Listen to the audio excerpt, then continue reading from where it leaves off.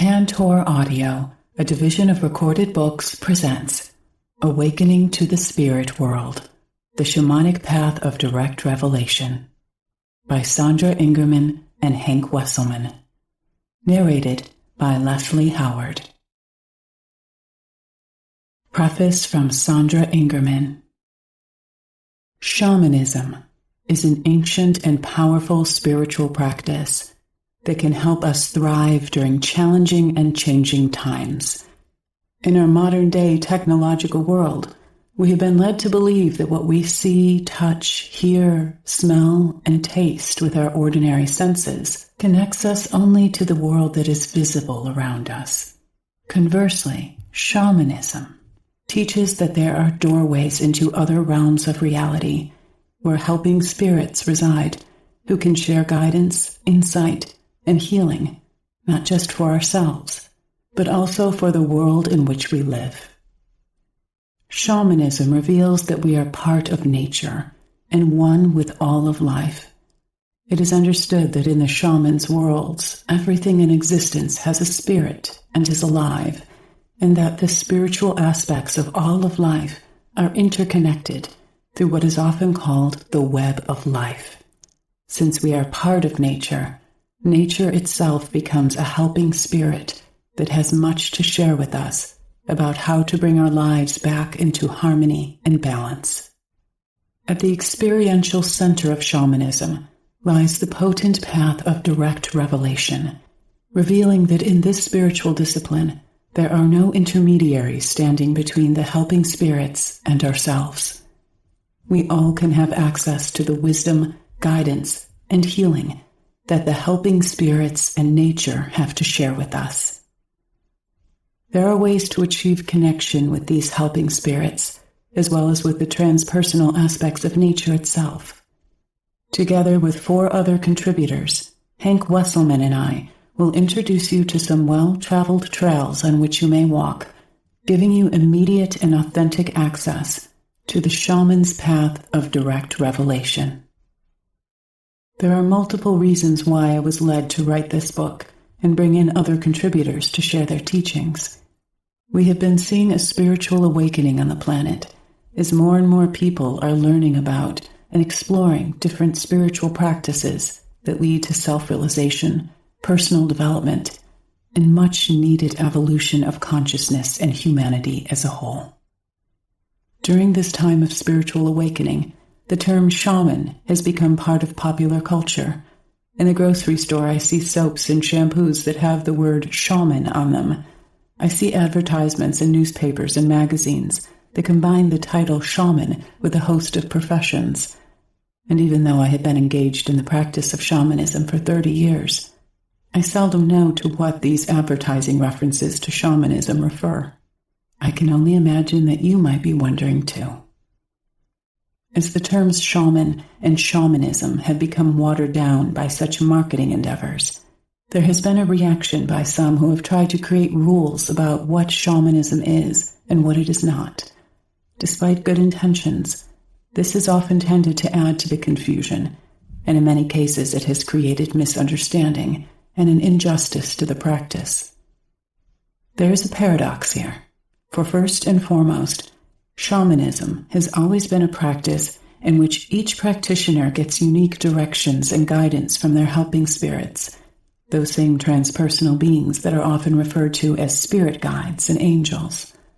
At the same time, there exist time-tested guiding principles for the practice of shamanism, and so we have created this book together to share with you some of these principles so that you will be able to determine what shamanism is without giving you hard-line definitions and directions.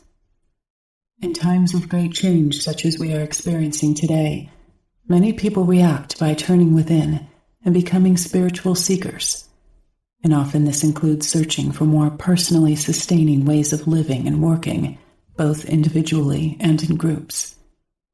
Among these seekers, some tend to be drawn to systems that create rules and regulations that tell them what to do, thinking that this will bring them safety and reassurance. In much the same way, there are people who turn toward the practice of shamanism who want to be given rules for contacting the helping spirits and wish to be told that there is a right way and a wrong way to do the work. There is also a pervasive tendency for people to give their power away to others. Such seekers often desire to find a teacher who will act as an intermediary between themselves and the helping spirits, a trait that is more characteristic of our organized religions, in which bureaucratized priesthoods stand between us and the sacred realms. This is not typical of the path of shamanism, and it is not a path of direct revelation. In my workshops on shamanism, I lead people into connection with their helping spirits, and I convey to them that once in connection, they can rely on their spirit helpers to teach them and advise them. When I offer workshops on powerful and effective healing methods, I advise my students that the best healers are inevitably those who abandon their workshop notes and rely instead on the guidance provided directly by their helping spirits.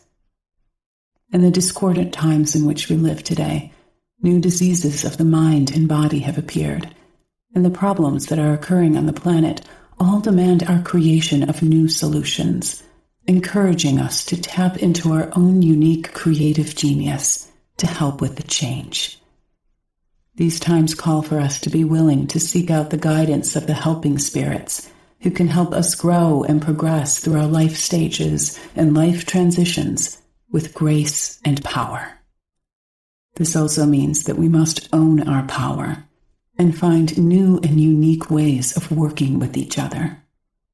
As I train some of my advanced practitioners to become teachers themselves so that they may carry on the shamanic tradition in our own time, I explain how I was guided by my helping spirits to teach, as well as why I use certain exercises in my shamanic workshops. I then ask those in my teacher training programs not to teach as I do, but rather to follow the lead of their own helping spirits, because it is in this way that the ancient shamanic tradition has come down to us across tens of millennia. And this is how it continues to stay filled with spirit, power, and meaning for those who practice it. The goal of any spiritual path is to bring us into connection with our own divinity and into awareness of our own creative genius. All of us have great creative potential. To believe that only some people have the answers will not necessarily move us toward creating a harmonious life on a healthy planet. We can all share different answers on different levels as we express our unique talents and gifts. We can all express different aspects of divinity in the same way that a diamond has different facets that shine together to create our own brilliant and dazzling light. By engaging in the shamanic path of direct revelation, our inner light is ignited, and when it is combined with the sparks of others around the world, I believe it will create the light needed to manifest a planet filled with harmony, love, light, peace, and abundance for all. I have been writing books on shamanism since the early 1990s, books in which I have expressed my passion about bridging this ancient practice into our modern-day culture in a way that addresses the issues and needs of our times. One book led to another, and then to another, and what I have found is that as the times have changed, my helping spirits have shared new forms of guidance and new ways of facilitating healing with me in order to help others as well as myself. My professional background as a psychotherapist has also encouraged my process of working with shamanism to be an organic one that has been and is ever-changing. Across the years, I have come to understand that it is our responsibility to upgrade this ancient tradition into a new form that is meaningful to modern spiritual seekers and visionaries today. The challenging times in which we live are calling us to work together as a community to create positive and enduring changes that will benefit us all. In this regard, I was guided to invite some other shamanic teachers to contribute to this book, for in doing so, I wanted to introduce you to different ways of working as you too are called to the path of direct revelation. In 2005, I became a founding board member of the Society of Shamanic Practitioners, whose purpose is to bring together a global shamanic community in which we might share what we have learned about bridging the ancient and time-tested visionary practices of the shaman into our modern-day cultures, an impulse that underscores the importance of this book.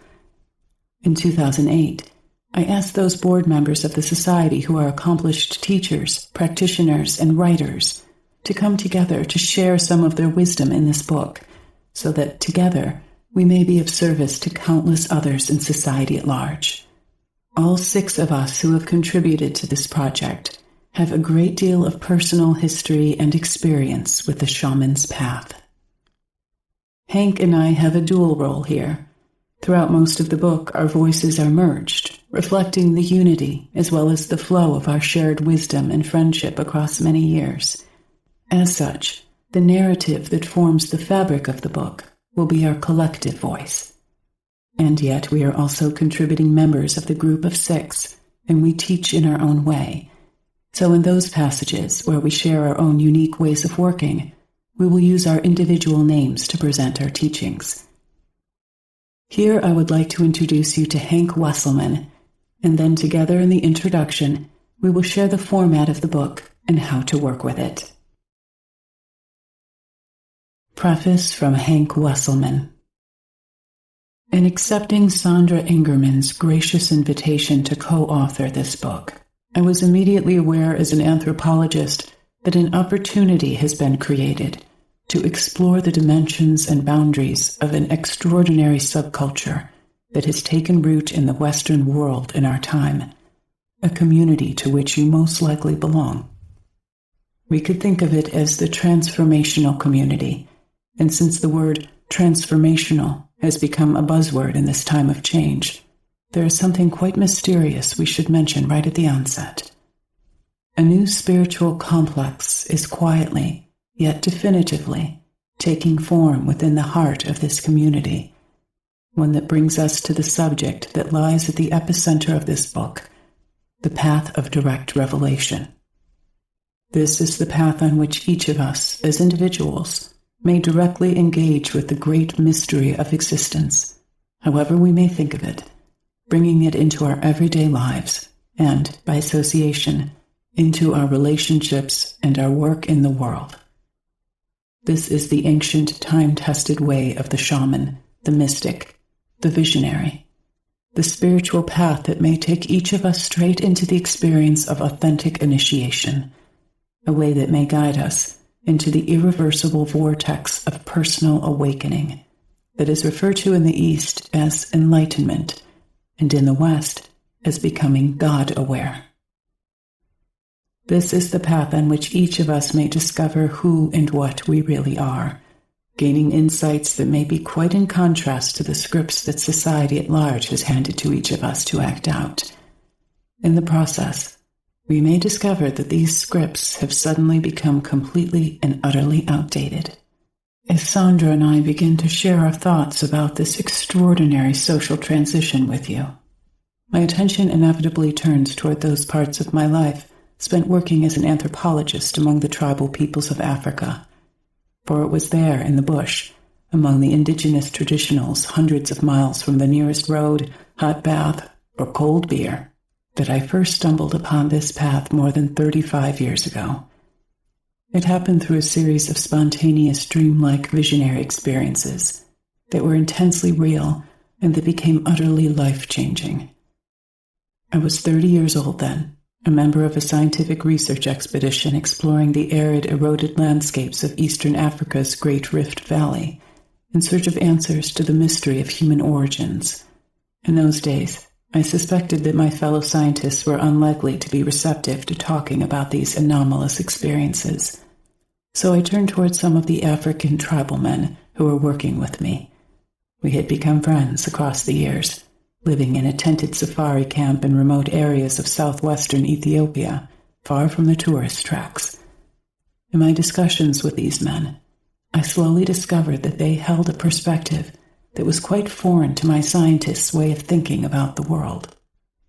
Right at the core of their worldview lay the perception that the multi-leveled field of the dream is the real world, that we human beings are actually dreaming 24 hours a day, and that the everyday physical world came into being in response to the dream, not vice versa. These assertions were always accompanied by a conviction strongly held that the dream world is minded, that it is consciousness itself, alive, intelligent, and power-filled, infusing everything that emanates from it with awareness, vitality, and life force. Of course, it took me many months, even years, to fully comprehend and assimilate what these indigenous men were talking about, but I did understand right from the start that this was not a philosophical theory for them, nor was it a concept. It was a percept, an absolute known based upon direct experience, upon direct revelation, if you will. It was also among them that I first encountered shamans. Interestingly, I was also to learn from them that shamanism is not a religion, nor does it conflict with any religious tradition.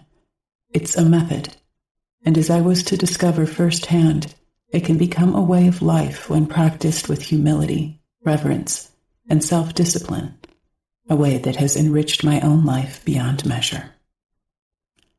So allow me to take up Sandra's invitation, and in the book that follows, she and I will share with you some of what we have learned along the path, something that may have provided us with priceless and quite unique pieces of the puzzle about who we are, how we got this way, and where we are headed.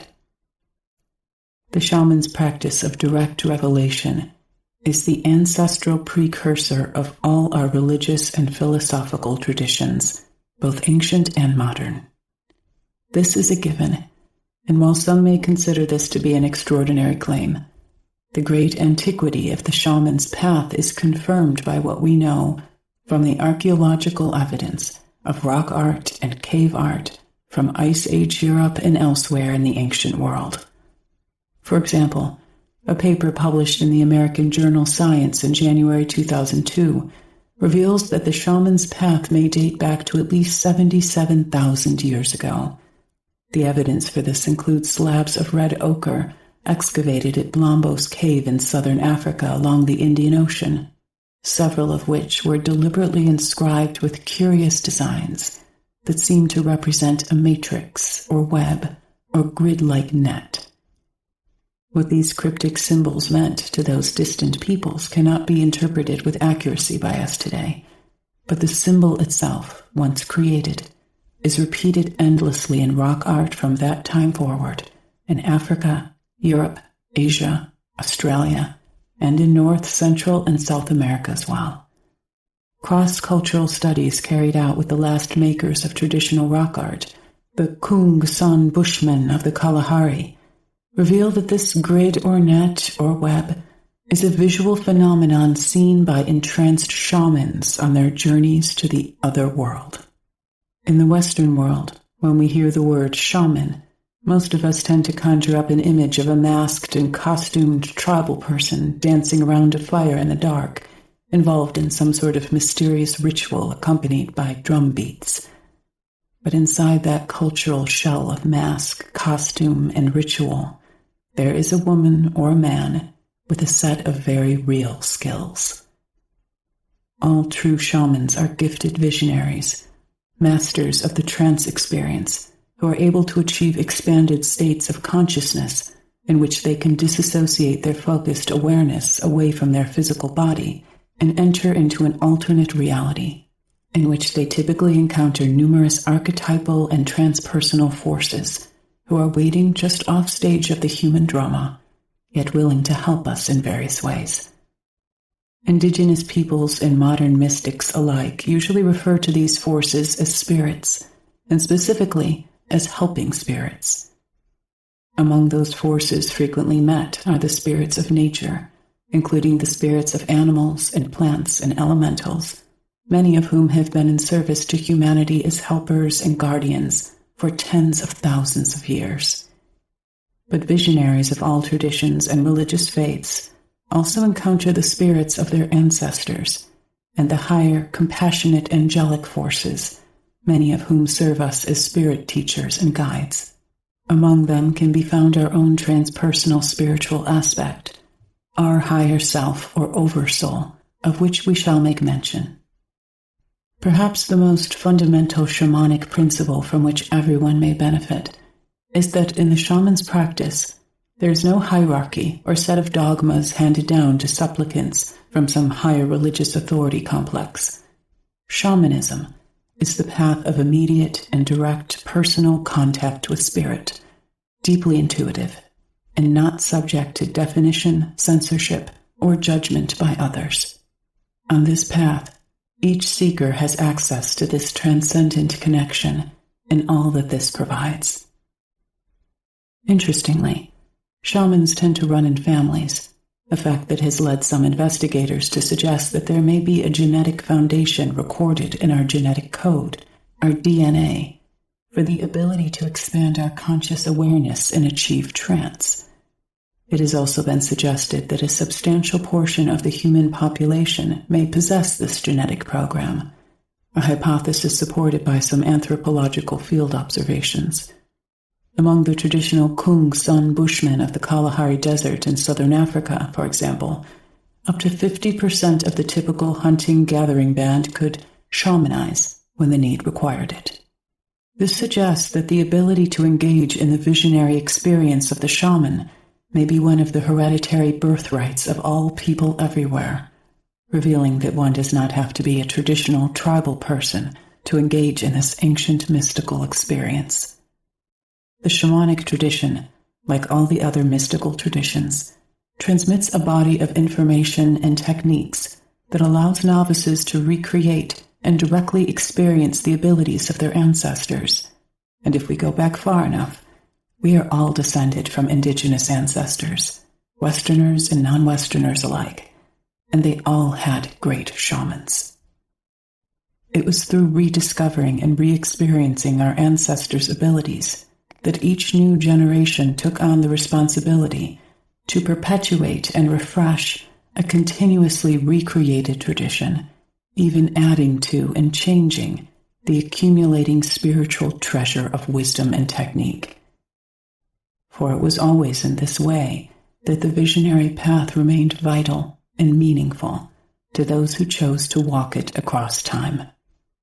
The growing body of cross-cultural ethnographic literature about shamans and their unusual abilities confirms that the path of direct revelation is part of the cultural heritage of all people, although it was largely lost in the West for more than 1,000 years due to ruthless and systematic suppression by our organized religions. Introduction. This book may provide you with a body of sacred knowledge that contains the key with which to open your own inner, visionary doorway into the sacred realms. Needless to say, it's not designed to replace the years of disciplined practice engaged by the mystics of the world's many visionary traditions, but it may serve as a catalyst in helping you embark upon an extraordinary spiritual adventure, assisting you by double-clicking the visionary program on your own inner hard drive, your DNA, so that you may find your way into connection with your own inner sources of wisdom, power, and healing.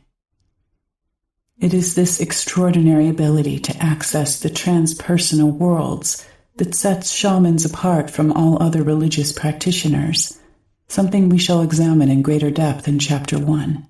Chapter 2 will explore the experiential centerpiece of the shaman's practice, the shamanic journey. It will also provide us with guidance in how we may utilize techniques such as monotonous rhythmic percussion combined with our focused intentionality, a safe and time-tested meditative way to access the sacred realms of the spirit world. And as we shall see, this practice is anything but primitive.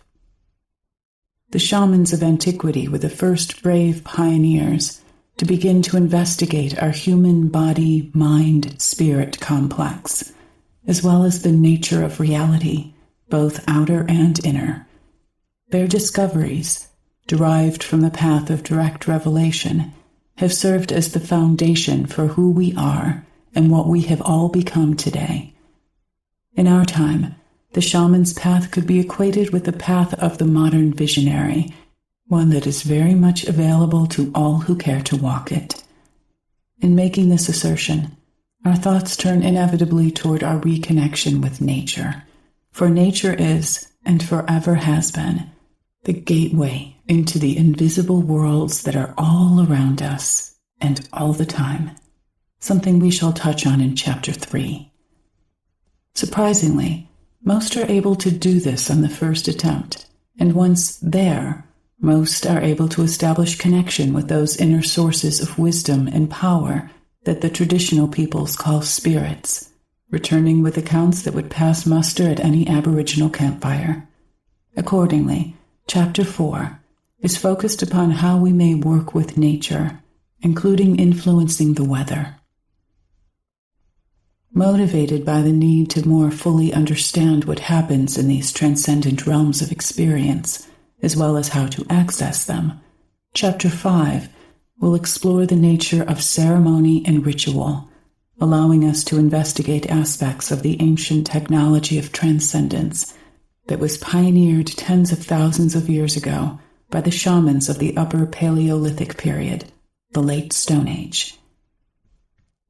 In Chapter 6, we will focus upon this process with respect to dreams, the nature of dreams, and the experience of dreaming while awake. In Chapter 7, we explore other ways of accessing the sacred realms of the transpersonal, specifically through the creative arts, that may serve us as another experiential bridge, revealing the various paths on which the participants in our gatherings across the years have been able to find that inner doorway through which they were able to make the journey into the dream worlds while very much awake. Allow us to add here that our many years of facilitating such groups have left us deeply impressed by the internal consistency of these experiences, as well as by the transformative effect that they obviously confer upon the experiencer. We have watched, fascinated, as our inner explorers are led toward an inescapable conclusion shared by the indigenous peoples, that the fabric of reality is composed of a multi-level vibrational field that is conscious and intelligent. And when conditions are favorable, this field can and does respond. In Chapter 8, we will explore how we may work with sound and light, and in this respect, we can observe with confidence that all authentic visionaries speak about the spirits and the states of consciousness that become available to us through them as the light beyond the form and the formless beyond the light. In Chapters 9, 10, and 11, we will discuss the death experience as a passage on the one hand, and as a necessary and omnipresent force in all the changes that take place throughout our lives on the other. The fact remains that 10 out of 10 of us are going to go through this experience, and it was always the job of the traditional shaman to scope out the dimensions of the death transit, returning to describe where we will find ourselves and what we will experience at this stage, enabling these gifted visionaries to prepare the living for the experience of dying. Chapter 12 is dedicated to our children as our connections with our future, bringing us into considering who we are today, who we are becoming, and what our responsibilities toward our communities and our children may be. There is absolutely no question that they and their descendants are our future. In Chapter 13, we will describe ways of working together in community from the shamanic perspective. In Chapter 14, we'll summarize and reveal who and what we are becoming as members of the transformational community. We will present an overview of those values and beliefs that we all hold dear, allowing all of us to understand more fully what the nature of our path through this life may be, the path on which we most likely chose to walk before we came into this life. And finally, In Chapter 15, each of the contributors, including ourselves, will share our visions for the future of the work, including the challenges that we face as practitioners and teachers, and the insights we have gleaned along the trail. How to work with the book. Shamanism is a spiritual practice in which you can have immediate and dramatic access to the wealth of knowledge, as well as the power and protection of the helping spirits. It is a practice that is difficult to learn by simply reading about it. You must experience it for yourself. Accordingly, all the contributors have shared different meditative exercises that are seeded throughout the chapters to help you engage in the shamanic path of direct revelation. As some of these exercises involve shamanic journeying, we recommend listening to audio recordings of drumming, rattling, and different instruments that will allow you to work with the practices in this book. Instructions for shamanic journeying are given in Chapter 2. Entering the Circle of Elders. In summation, we are going to explore the path of direct revelation as a personal practice in this book, and we will discover that it is essentially an ancient form of meditation. When practiced with humility, reverence, and discipline, it can give the spiritual seeker virtually instant access to many varieties of experience, including connection with the spirit world, if that is his or her intention. Speaking as highly educated persons who unknowingly stumbled onto this path decades ago, we can affirm with confidence that the ability to achieve the shamanic state of consciousness is a learned skill that improves with practice. We also know with absolute certainty that once the visionary program on our DNA is activated, this can enable us to ascend toward the luminous horizon of our personal and collective destiny as we travel across time in a completely new way. The wise ones among the tribal people would agree with this statement because they know a great secret. Any human activity or endeavor can be enormously enhanced through utilizing and eventually mastering this sacred technology. Another secret. If we go back far enough, as Hank has said, we are all descended from indigenous tribal ancestors, Westerners and non-Westerners alike, and they all had great shamans. The 6 contributors to this book are all accomplished professionals, writers, and fully initiated shamanic practitioners and teachers who walk the path. Sandra Ingerman, a psychotherapist. Hank Wesselman, a paleoanthropologist. Tom Cowan, a historian. Carol Proudfoot Edgar, a psychotherapist. Jose Stevens, a psychologist. And Alberto Violdo, a medical anthropologist. We all have different voices, and we all bring our shared wisdom for you to soak up and work with in the ways that speak to you.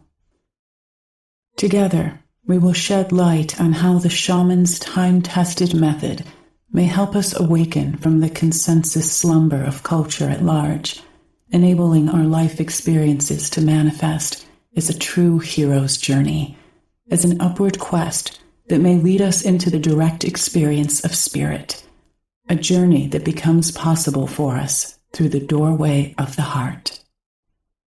It is through this gateless gate that we can personally experience reunion with unlimited power and a mysterious, godlike mind.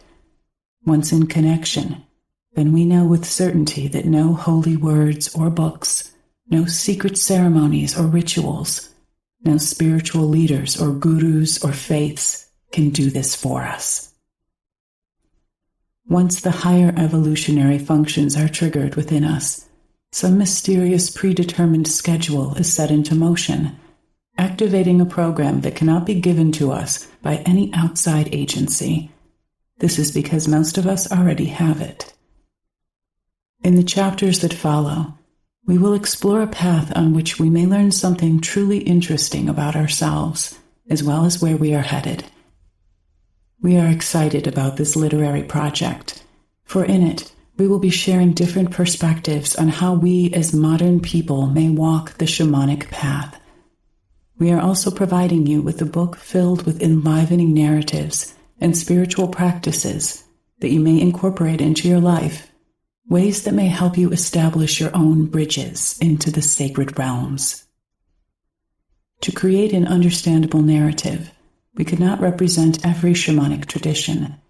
Rather, we are giving you a sprinkling of stories from some traditions, providing you with a foundation that hopefully will lead you onto your own path of direct revelation. Now imagine yourself sitting in a circle of elders, listening to each share his or her stories and teachings with you. As you listen to and absorb their words and thoughts, you will inevitably cross-reference them with your own experiences and your own dreams. And this is good medicine indeed. Chapter 1. What is Shamanism? An Inspired Visionary. Shamanism is the most ancient spiritual practice known to humankind, and it is the ancestor of all our modern religions. As a method, it is a form of meditation combined with a focused intention to accomplish various things, as will become apparent in this book. As a spiritual practice, shamanism can become a way of life that may utterly transform the one who practices it. The word shaman comes from the language of the Evenk peoples, a Tungusic tribe in Siberia. This is a word whose meaning has to do with esoteric knowledge and extraordinary spiritual abilities, and as such, a shaman is often defined as an intermediary between the human and the spirit worlds. In shamanic cultures, the word shaman has come to mean the one who sees in the dark, or the one who knows. Most of what we know about the ancient practice of shamanism comes from ethnographic fieldwork done among the tribal peoples of Siberia, Asia, Africa, Australia, Greenland, from North, Central, and South America, and from cultures of Northern Europe such as the Sami of Lapland. The existence of technical papers, monographs, and books about shamanism is only expanding, but suffice it to say that we have come to know that the shaman is a universal figure found in virtually all the world's cultures.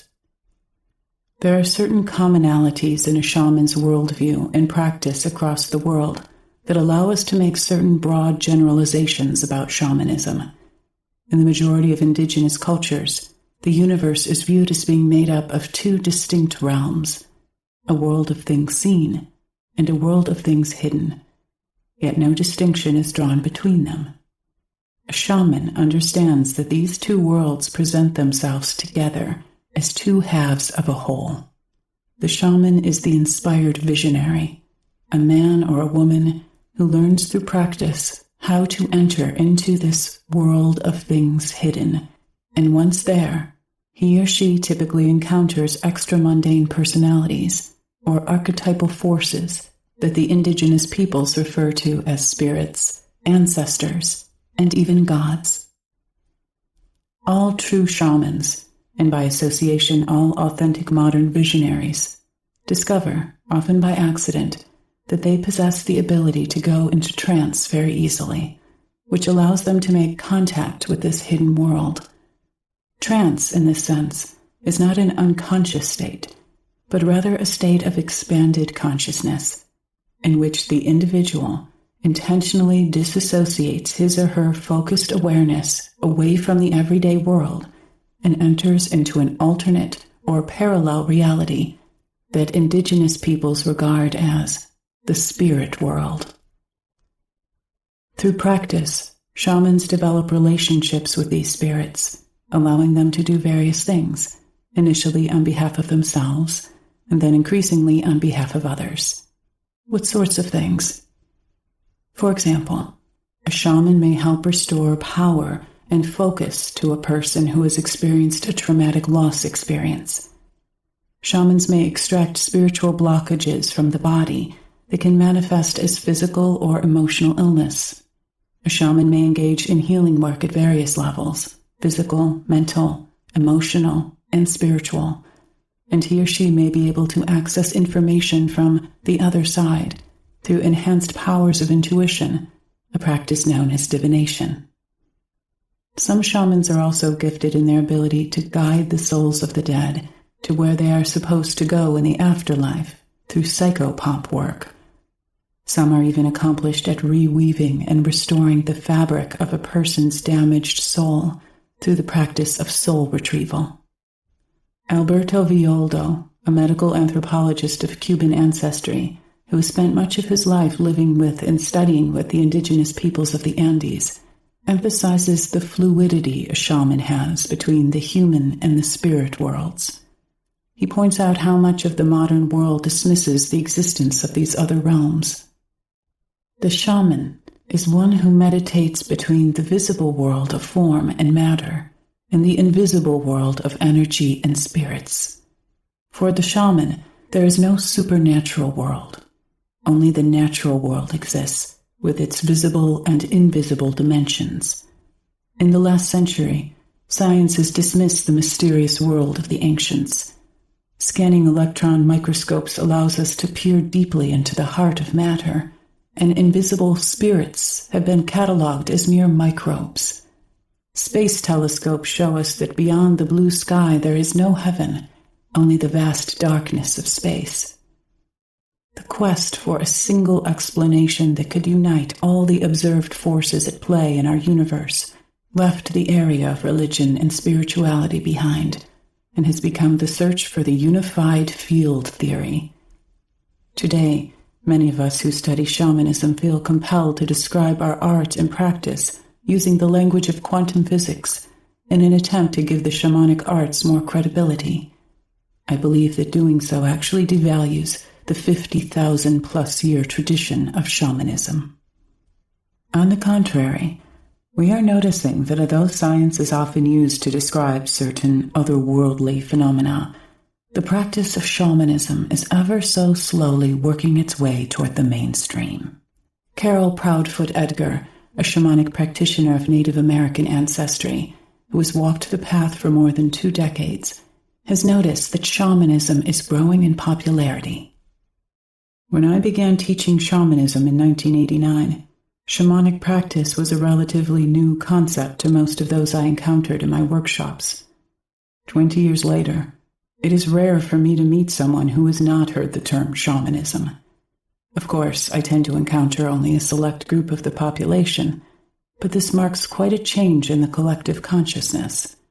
Shamanism is part of the popular culture.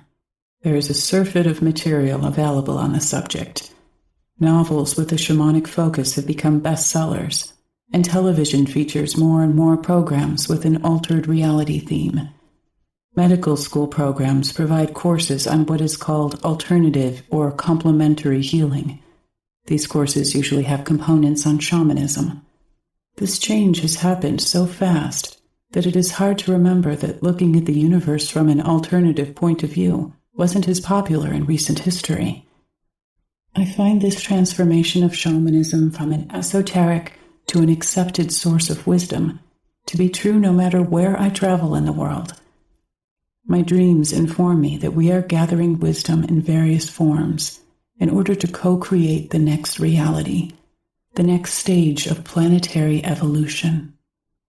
We don't know yet what paradigm or what visions will be decisive in this evolutionary process, but we do know that the practice of shamanism will offer us essential understandings by which to guide our actions. An ancient spiritual practice. Shamanism is the first spiritual practice of humankind and dates back tens of thousands of years. The fact that this spiritual practice of working in relationship and in partnership with the helping spirits is being widely used today speaks to the potency of the work. Alberto Villoldo, who has long studied the origins of shamanism, says that a lot of what we know comes from human excavation.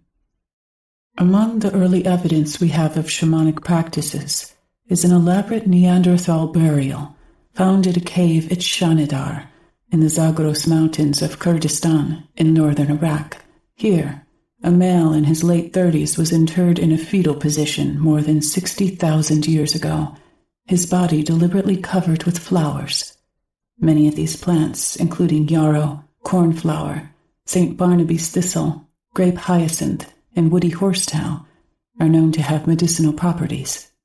So even prior to the appearance of modern humans, Homo sapiens, shamanic practices seem to have existed.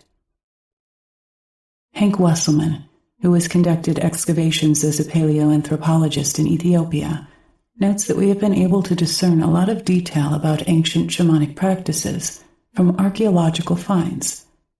From his ongoing research within the field of human evolution, he has been able to track shamanic burial traditions. There actually exists an even earlier mortuary practice that was revealed in the recovery of a fossilized human skull more than 165,000 years old from the Middle Awash region of northern Ethiopia, a modern Homo sapiens cranium, with some residual archaic features from our more primitive forebears, that reveals the distinctive patina and polishing of the bone surface associated with ongoing human care and handling over long periods of time. This scientific evidence, without doubt, exhibits a reverence for the dead that has obviously been part of human prehistory for a very long time. Although there must have been a great deal of ritual in ancient shamanism, Alberto Violdo points out that it is important to note that shamanism is not so much a religion as a spiritual path. There is a difference. He also notes that a shaman is much more than a mystic. He writes, "Spiritual practices are based on personal, direct experience and are replicable by others who choose to undergo the practices and initiations. Religion, on the other hand, is based on belief. My teacher, an old Indian man from the high Andes, once said to me as we were walking the edge of Lake Titicaca, the sea on top of the world, religions are simply concepts of spirituality, values, standards, truths, principles, communicated in the form of a story that uses poetry and metaphor to illustrate its wisdom. These stories have been told and retold until even their embellishments acquire profound meaning and the figurative is taken literally and the lessons are lost.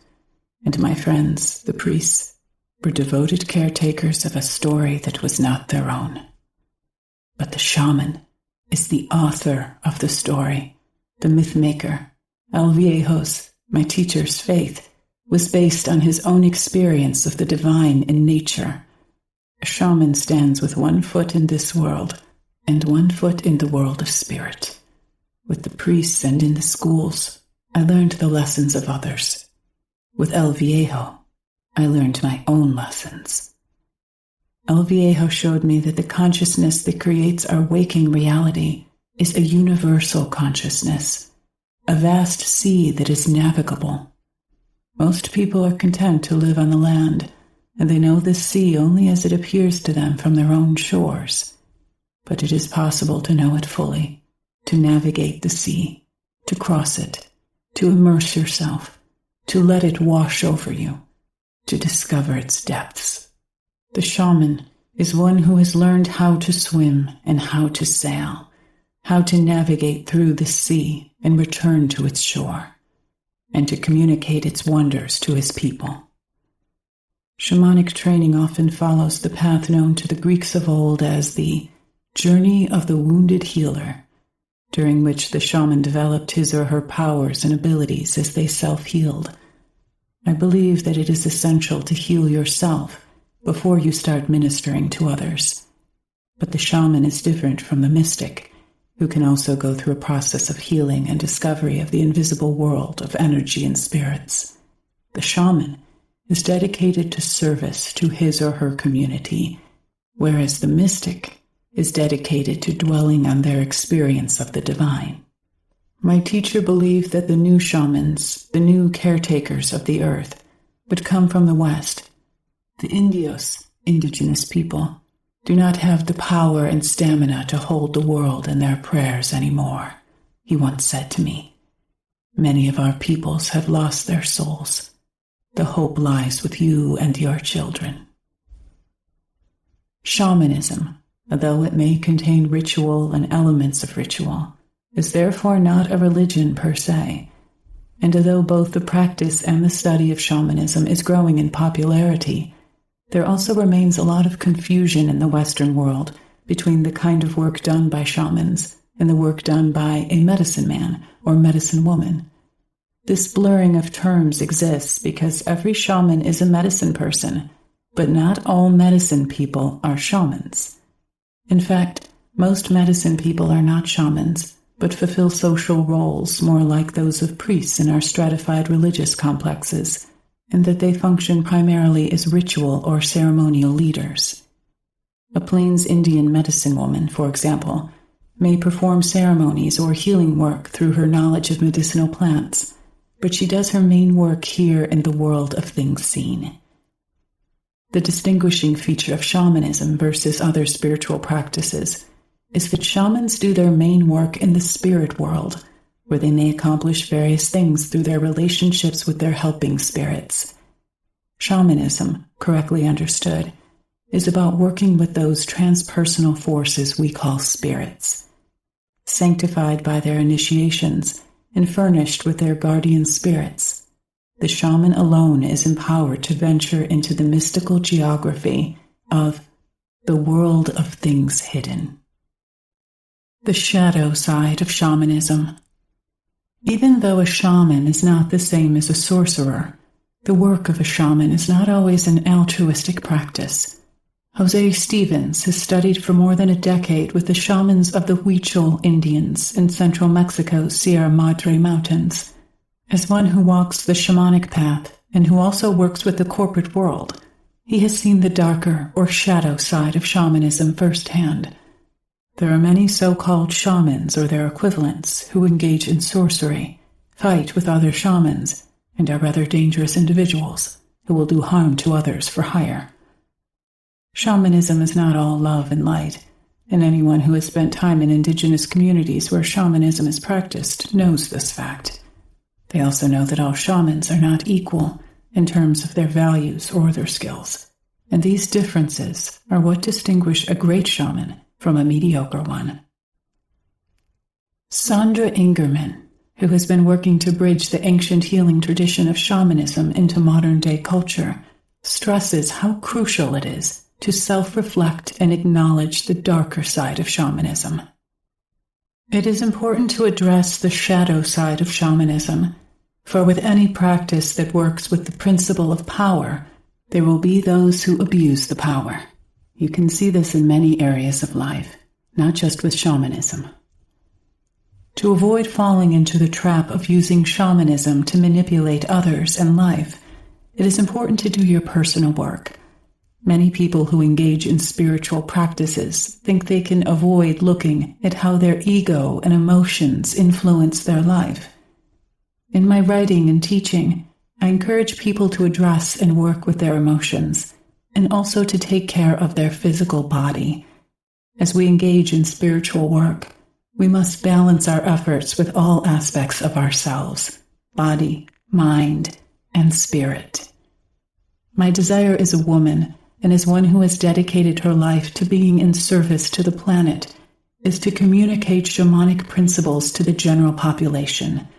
For one, the feminine principle of the visionary steers us away from seeing the practice as a series of techniques and methods to seeing shamanism as a way of life in which we honor and respect the spirit that lives in all things. This way considers how you live to be more important than what you do. This also embraces a way where you continue to be in awe and wonder for the life-giving power of earth, air, water, sun, and the beauty of who you are, as well as the nature of life that surrounds you. This includes the principle of experiencing power with versus power over. We do have to address the issue of the shadow side of shamanism to be truthful about the work, and at the same time, our focus is on how you can use the practice of shamanism to live your life from your highest potential, and that includes how to enjoy yourself. When we continue to work on our egoic and emotional states, we can stand strong in our integrity and work from a place of love, compassion, and wisdom versus using manipulation to get what we want. And this way, we can truly walk the path of a shaman who works with the forces of the universe in order to create positive change on the planet. The values of authentic visionaries. Jose Stevens emphasizes the importance of having the solid personal foundation of an authentically initiated visionary in order to be of service to oneself and one's community. Here he outlines 3 ingredients, or visionary values, that characterize a true shaman. All shamans work with spiritual allies in order to suspend or alter the world of ordinary reality to achieve specific goals. However, a person's motivations are the key to what type of shaman he or she may be: a dangerous one to be avoided, or a wonderful enlightened teacher who is a true healer. A shaman's effectiveness depends on 3 key ingredients: perception, values, and maturity. Once you understand these 3 interrelated ingredients, you have the key to understanding visionary shamans and people everywhere. What a shaman values and is interested in determines what the shaman perceives, and vice versa. If the shaman is compassionate and kind, he or she will both perceive and channel the compassion of the universe. If the shaman is suspicious and angry, he or she will perceive enemies and attack everywhere, thus attracting the dark side of the force. This, of course, is true of all of us. Similarly, what shamans value and then project into the world, they create. If a shaman is run by a distorted ego, then that shaman will be oriented toward personal fame, fortune, and status, and thus will perceive only those methods of achieving these things. Such a person will be aware of all the ways her or his ambitions are thwarted and will become competitive and ruthless. Finally, what a shaman values and perceives is based on his or her emotional and mental maturity, or the levels of self that can be linked to specific developmental and psychological stages, starting with infancy and ending in elderhood. When you observe indigenous cultures where shamanism is practiced, there are different roles that shamans serve in their communities and different behaviors shamans exhibit. Jose Stevens continues on and explains this. There may be varieties of shamans in the communities composing the tribe or nation of that people. The Navajo, Diné, the Inuit, the Huichol in Mexico, and the Shipibo of the Peruvian Amazon are all classic examples of shamanic cultures. They all have medicine men and women who doctor the people, perform ceremony, preside over rites of passage, and so on. And all of these societies have 5 distinct classes of shamans who perceive the world in dramatically different ways. First, there are those shamans who are considered dangerous, who perform the dark arts, send curses, make people sick, and cause death and misfortune to come to the people. They do this because in an infantile way they are truly fearful of the environment and strike out against it. They do not operate in a conscientious way, and they are willing to do anything to anyone if it so pleases them. These shamans operate from a survival-oriented value system.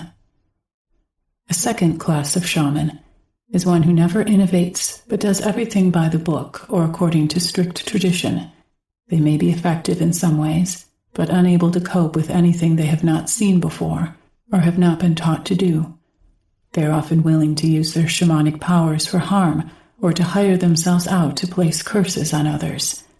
They like to be big fish in a small pond and are gratified by intimidating or exercising power over others.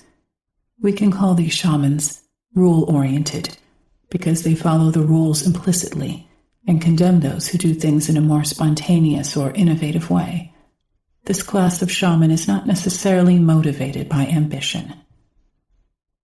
A third class of shaman is primarily interested in reputation and in being the most important individual in the clan, tribe, or nation. They like power and are willing to use it competitively to dominate and control. They take an instant dislike to anyone who takes the attention away from them and will seek to ruin or run off another shaman who competes with them. They often have big egos and like the rewards of their work, including sex, money, or power.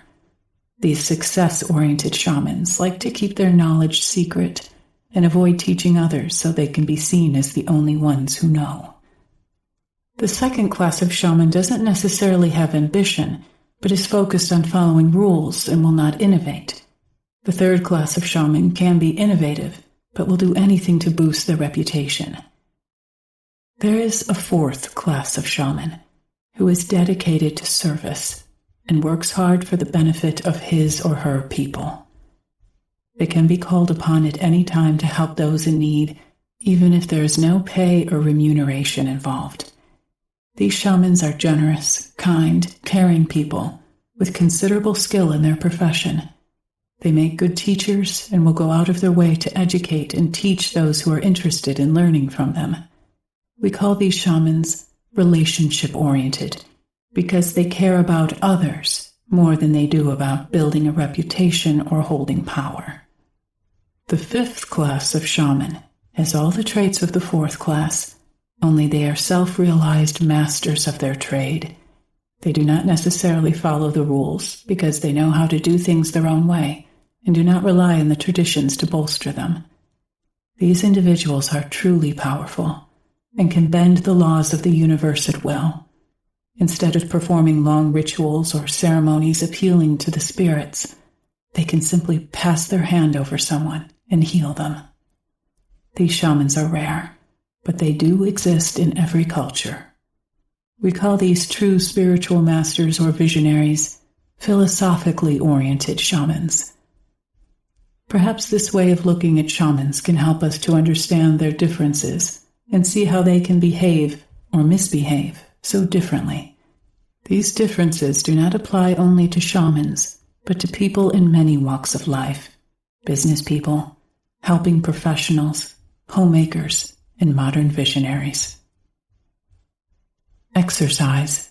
5 types of shamans. Consider the various teachers you have encountered throughout your life. See if you can evaluate their approach to their trade and to people according to Jose Stevens' 5 different shamanic categories. You may find this rather eye-opening. Differences between practicing shamanism and becoming a shaman. All authentic visionaries agree that it is destiny that calls one to be a shaman. Shamanism is a calling. This is not a profession that one seeks out. There are many experiences of initiation that may sculpt a person into a shaman or a visionary. Typically, an individual in an indigenous community will have a psychological crisis or near-death experience, or they will be called by a voice from nowhere. Sometimes a person will have a visionary visit from a powerful spirit being or ancestor in their dreams, or endure a life-threatening illness or a psychotic break. With these experiences, the initiate often achieves a momentary state of transcendence and experiences oneness and unity with the all. Among both Western and Eastern mystics, such experiences are termed authentic non-dual mysticism. Having had such an experience usually profoundly changes the experiencer and how they live thereafter. A direct experience of the true source from which everything originates changes them utterly, and they then achieve a vastly different perception of life. Often such initiates return from their visionary adventures with healing and clairvoyant abilities. This is especially true of those who have recovered from a life-threatening illness. It is because of this that the shaman is known in many cultures as the wounded healer. Having been grievously wounded or ill, and then having recovered after being at the point of death, the shamanic healer-to-be typically experiences a profound and enduring sense of compassion for the suffering of others. It is from this heart-centered compassion that he or she may become a great healer and even a world redeemer. As we've already mentioned, there is a resurgence of interest in shamanism in Western cultures, and increasing numbers of people are rediscovering the ease with which shamanic practices can be learned and practiced, bringing them into their lives for personal healing and problem solving. An important point needs to be made here. Bringing simple shamanic practices into your life is not to be confused with being called to be a shaman. We can all bring shamanism into our lives for personal growth and healing, but that does not necessarily mean that we are called to become shamans. Becoming a shaman is a practice that typically develops slowly across months and even years of time, a period during which many difficult initiations can literally sculpt a person into being a great healer and visionary for the community. In virtually all indigenous traditions, one never calls him or herself a shaman. This is seen as bragging about one's power. There are no certificates or diplomas in the shaman's world, and whenever you brag about your power, you tend to lose it. The term shaman is a mantle bestowed upon the practitioner by his or her community, and is based upon the individual's abilities to stand and deliver the goods as a healer or as a diviner of information on behalf of others. Jose Stevens points out that although it is difficult to come up with a concrete definition for a true shaman versus a healer of another kind, making these distinctions is not always what is most important. The debate about the exact qualities of a shaman, who can be a real shaman, and how one becomes a traditional shaman is an endless one for both academics and those who are interested in splitting hairs. We can leave these discussions for others so that we can focus on what is of greater importance: how to use the ancient art of shamanism for practical visionary purposes in our daily life without actually being a traditional shaman. Throughout recorded history, on every continent, people have rubbed elbows with shamans. Though not everyone who was guided or healed by a shaman became shamans themselves, they certainly learned enough to apply with great advantage the shamanic knowledge they had gained to influence their societies and cultures everywhere. Consider, for example, the effect on society at large of the literary works of Lewis Carroll, Alice's Adventures in Wonderland, J.M. Barrie, Peter Pan, and modern writers such as J.R.R. Tolkien, The Lord of the Rings, Carlos Castaneda, The Teachings of Don Juan, and J.K. Rowling, the Harry Potter series. All these writers are visionaries who understood the dimensions and the frequencies of the shaman's world from direct experience. People with shamanic knowledge have become healers, hunters, architects, builders, artists, actors, politicians, writers, or great leaders of their people. They are not shamans per se, but they certainly are aware of shamanic principles, attitudes, perspectives, and ways of seeing, which enable them to not only survive, but to thrive and to extend their knowledge to others.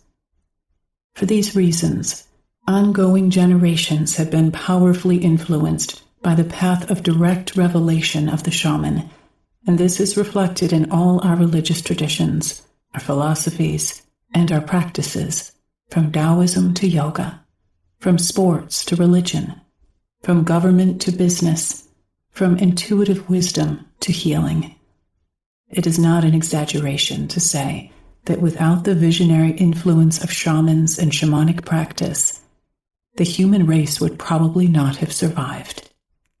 The truth is that humans everywhere share basic traits, abilities, and skills with shamans, visionaries who simply develop these skills to a masterful degree through their initiations and subsequent training. Although shamanic abilities usually remain latent in many people, everyone can make use of the shamanic approach to life because it is natural and basic to all humans everywhere on the planet. All humans have intuitive abilities at some level. All humans are capable of achieving trance states, comforting others, performing simple ceremonies or rituals, influencing others, dreaming, and molding their environments based on their imaginations and their visions. A technology of transcendence. Many who study and practice shamanism consider the ancient methodologies developed and refined by traditional shamans for achieving expanded states of awareness to be a form of technology, a technology of transcendence, or a technology of the sacred, in which each new generation has the responsibility to perpetuate and refresh a continuously recreated tradition, even adding to and changing the ever-accumulating trove of wisdom and technique. For it was in this way that the ancient path of the shaman remained immediately meaningful and vital to those who practiced it. Indigenous people know everything there is to know about their surrounding environment, and if there are psychotropic plants growing nearby, the ritual use of hallucinogens derived from these plant teachers is sometimes utilized for the purpose of expanding awareness and accessing the sacred realms. Many investigators such as Terence McKenna and Ralph Metzner, the anthropologists Michael Harner and Luis Eduardo Luna, and researchers such as Graham Hancock, Rick Strassman, and others have suggested that the use of plant-derived psychedelics, the word psychedelic means mind manifesting, may have been responsible for the beginnings of spiritual awareness in human beings. This implies that hallucinogens may have actually served as the genesis of religion in the first place, which explains why these plant teachers are often referred to as entheogens, meaning they release the deity within. The growing literature on hallucinogens reveals striking cross-cultural similarities in the reported effects of these natural substances on human consciousness. These include the capacity to channel the energy of the universe, discover the most profound secrets of nature, and acquire wisdom that may be used for magical, medical, or religious purposes.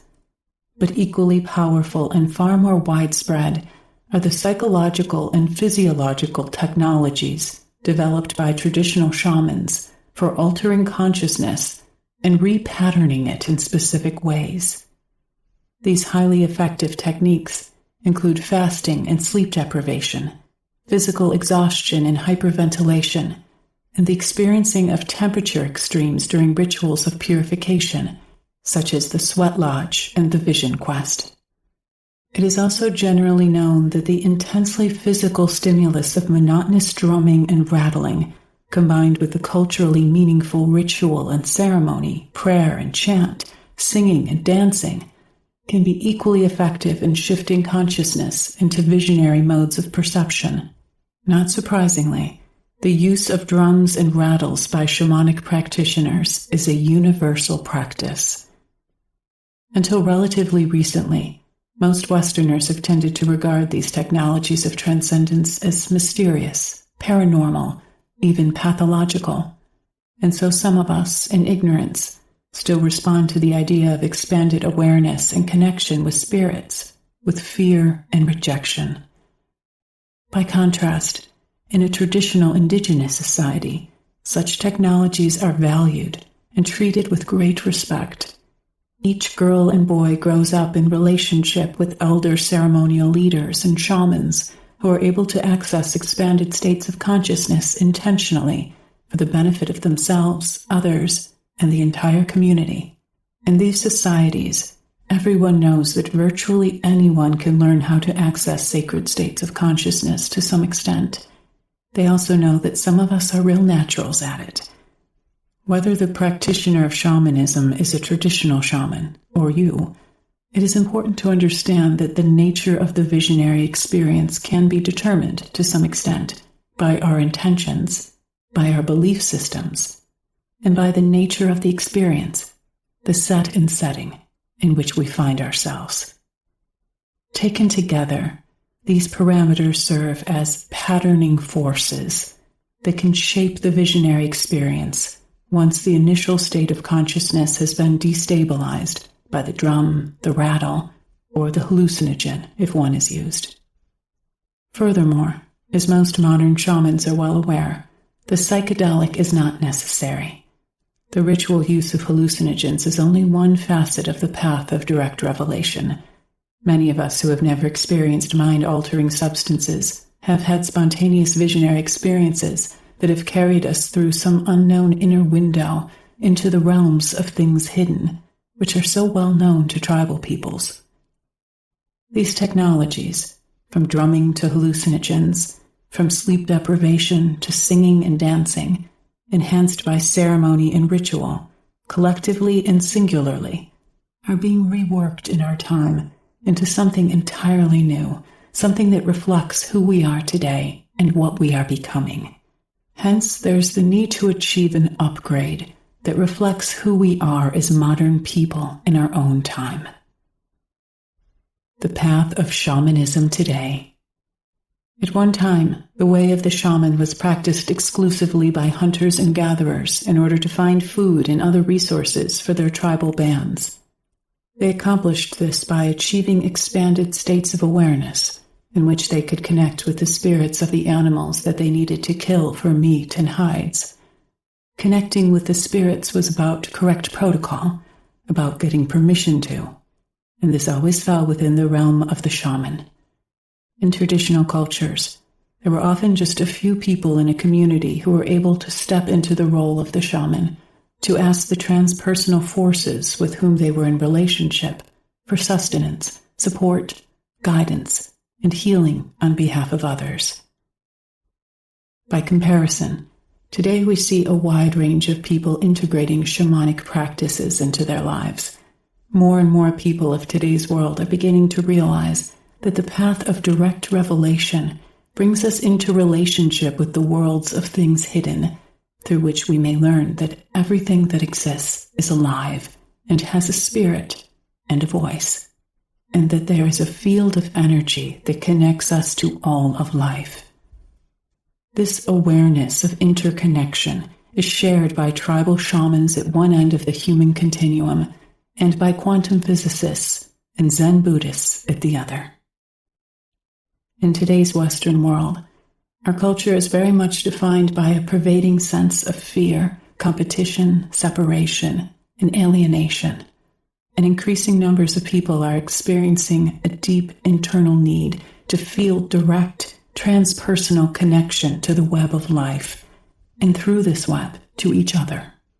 The visionary practices of the shaman bring us into this connection, awakening us once again to the knowledge that we are more than a body with an ego. Many have observed that we are actually spiritual beings inhabiting a body. When we engage with the compassionate spirits directly, everything, both healing and the assistance we need in life, becomes available to us. Dealing with these transpersonal others is not about worship, it is about relationship. The tools of the visionary. Through the experiential centerpiece of the shaman's practice, the shamanic journey, we can tap into our extraordinary nature as well as the nature of everything around us. But before taking this journey, we must prepare ourselves by making sure we have the things we will need for the road ahead.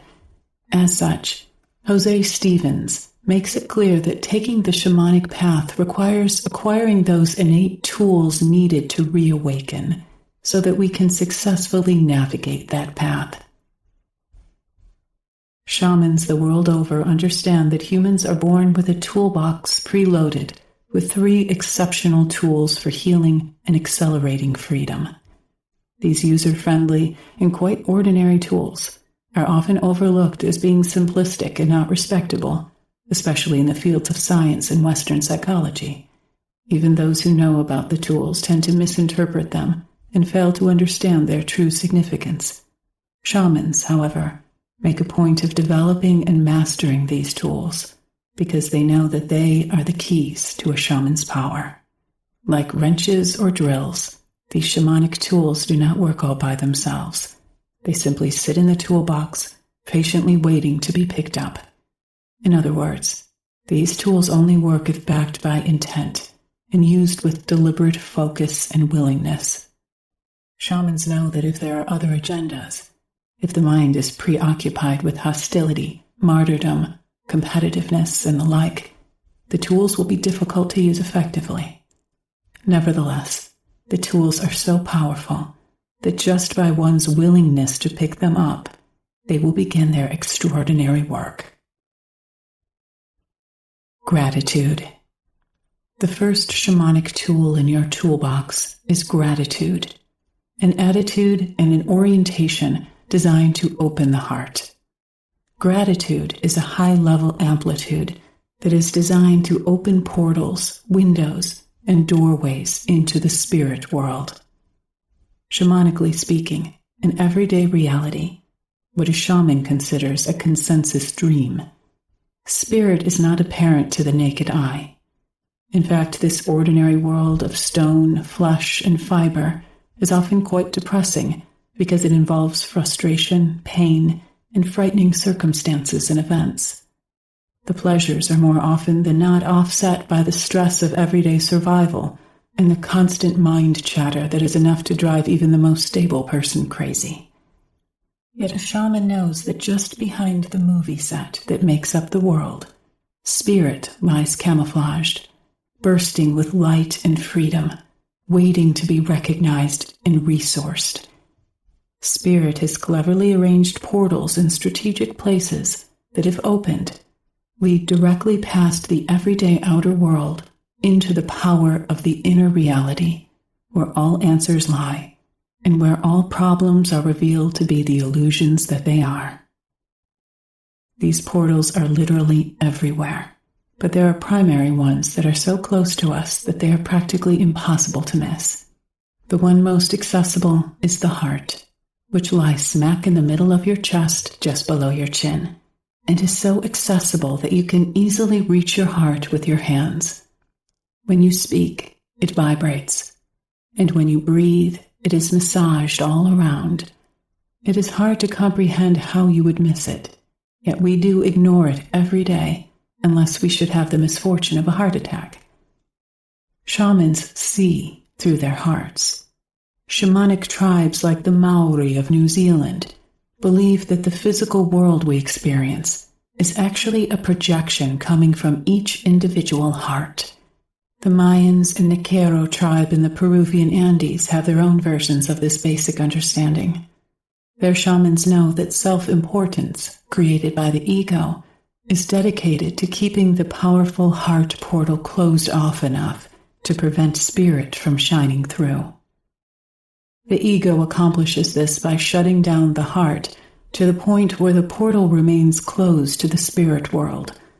The portals pop open only when a certain amplitude is reached, so keeping it below a certain level prevents opening. What keeps amplitude low are all the familiar maladies: fear, hostility, self-importance, depression, self-doubt, cynicism, and frustration.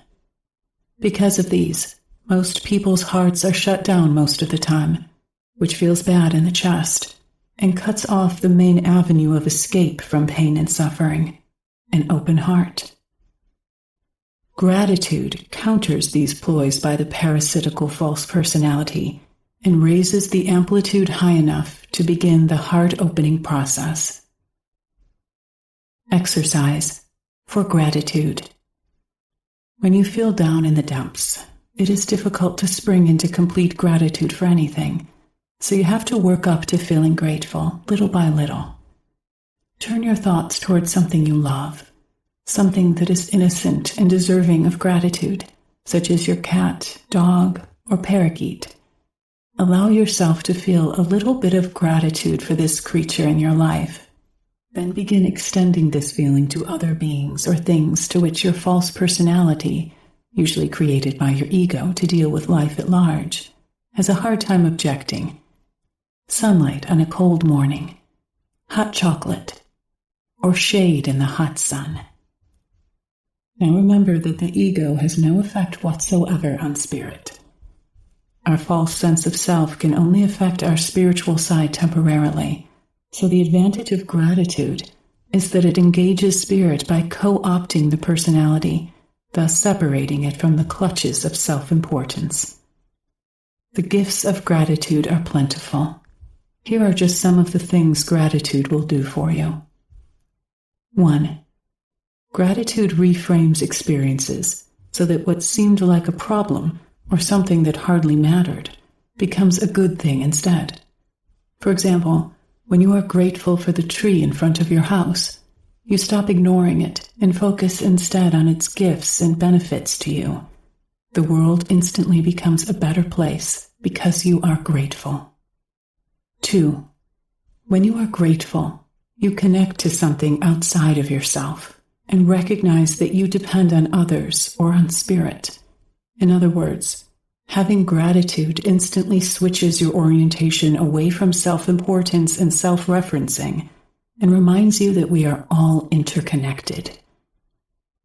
3. Gratitude reinforces what is benefiting you because spirit is always inclined to give you more of what you recognize and acknowledge. The greater your gratitude, the more you will receive that for which you are grateful. Seeing.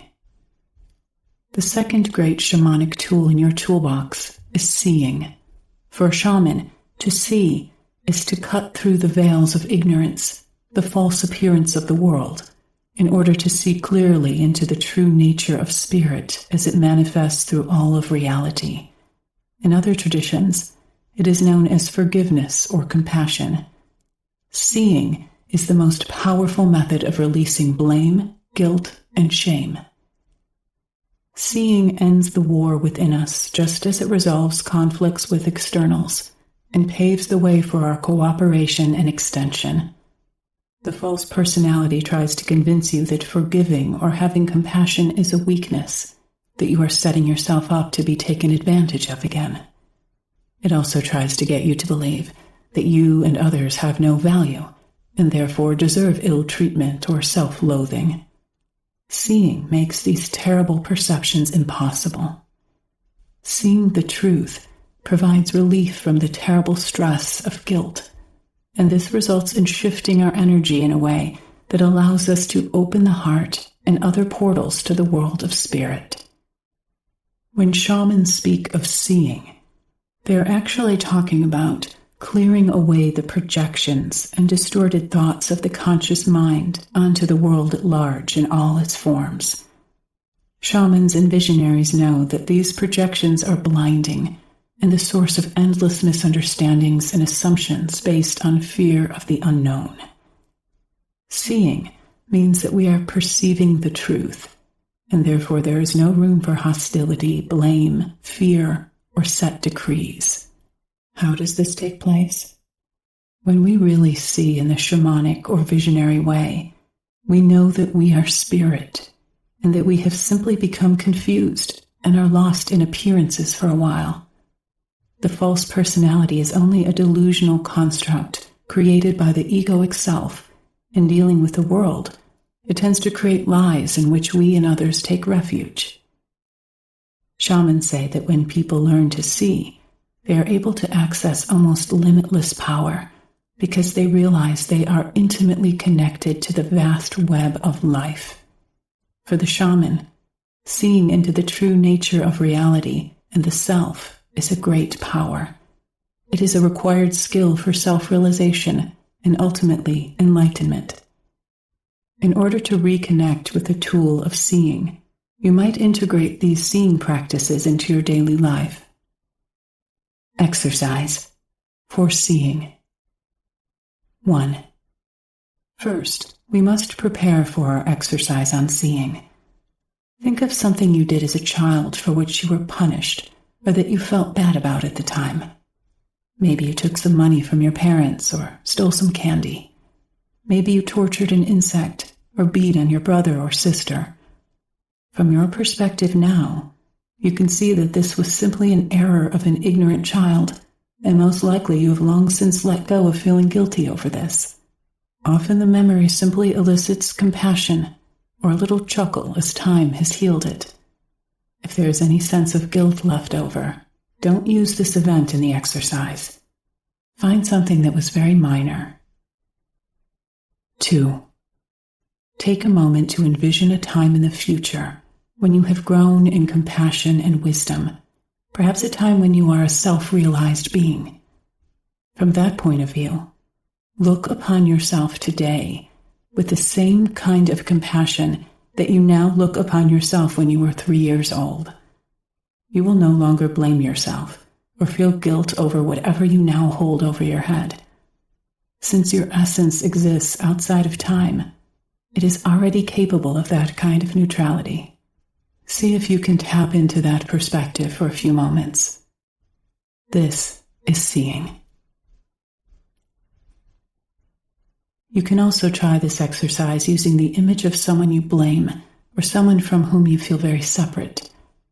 Try to see this person from a future reference point, looking back at the now as if it were the distant past. Realize that at some point in your evolution, you will let this blame and separation go because it only prevents you from achieving limitless power. Blessing. Now we come to the third great power tool in that shamanic toolbox that everyone has from birth, the ability to bless. In general, people do not know their function as human beings, and it never occurs to them that their job is actually to bless the world. Many people have been taught to bless their food. They consider a blessing to be a few words mumbled over the meal that lack heart and meaning.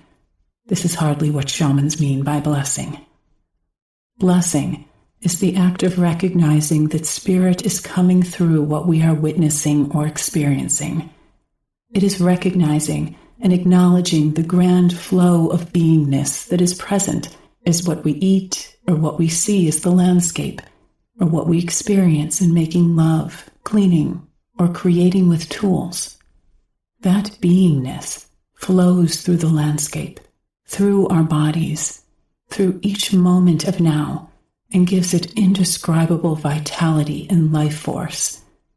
Yet the physical plane appears to most as a camouflage universe where spirit does not appear to exist. Shamanically speaking, many of us respond to the physical world by assuming a deep hypnosis, a deep sleep, where we no longer recognize that spirit is present.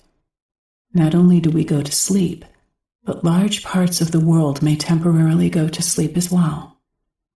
So it is our job to wake up and to awaken all that is around us. This act of waking up could be called blessing the world. Many of us have been taught to believe that only people who have gone to seminary or special training programs to become ministers, rabbis, priests, imams, or shamans have the right to bless. We invite the ordained individuals to come before us and bless ceremonies, fields, businesses, projects, meetings, and banquets, and we bow our heads while they talk to spirit for us. This is not a bad practice, but it is extraordinarily limiting. Many of those we invite to do the blessing for us are the most asleep of all, revealing that no one can do the work of blessing for us. Each human comes with that capacity, with that ability, and with the responsibility to bless. So what happens when we bless? And how do we go about blessing in an effective way? To bless means that you become conscious that you are alive and that spirit is flowing through you. This realization allows you to see that spirit is flowing all around and that what is coming through you is coming through everything, and that it is all the same. When you see or sense or feel this, you merely say something like, "I am spirit.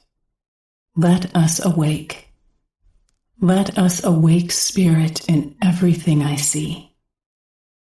While saying this, you can look around and bless with your hands and arms outstretched, waking everything up to the incredible power of spirit that flows through everything with great passion and peace. In response, everything receives a boost, everything celebrates, everything is grateful, and everything forgives its slumber. There are few practices as powerful as this awakening. If you want to add a little something else to your blessing, You may bestow upon everything that you are experiencing or witnessing the gift of well-being from the bottom of your heart. You might say, I give you great happiness and love. May all who come here or pass this way be blessed with joy, abundance, and wellness. What you give is what you get, so make sure you give the best you can imagine. Blessing is incomprehensibly powerful and is perhaps the greatest tool of all because it is the pathway back to spirit. Yet it is hard to bless if you have no gratitude and you have not seen the need to forgive. These three tools work together as a powerhouse trio. They are all important characteristics of the physical universe: truth, love, and energy, or Yachai, Wunai, and Yankai, the three Andean shamanic principles of living. Each tool works with all three components. Gratitude recognizes truth, transmits love, and enhances energy. Seeing tells the truth, generates love, and liberates energy. Blessing acknowledges the truth, radiates love, and releases phenomenal energy.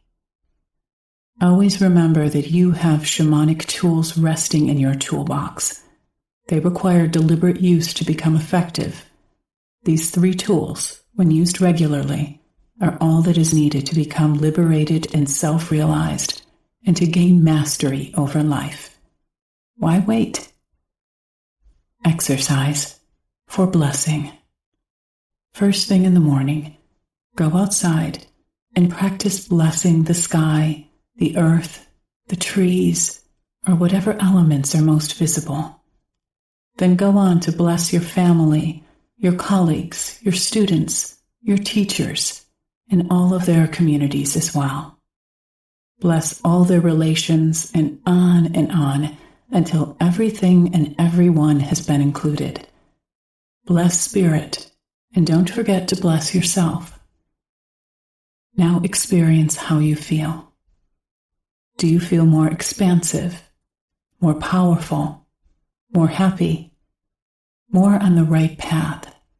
This is the true shamanic way and the way of the visionary. Chapter 2: The Shamanic Journey.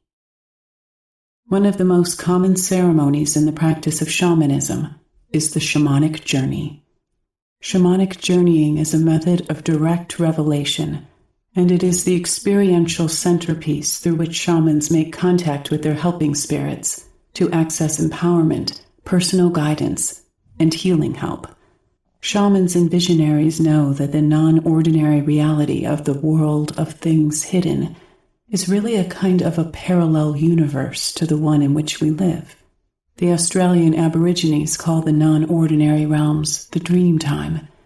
It is also referred to as the other world in Celtic traditions, or as the spirit worlds by many indigenous peoples.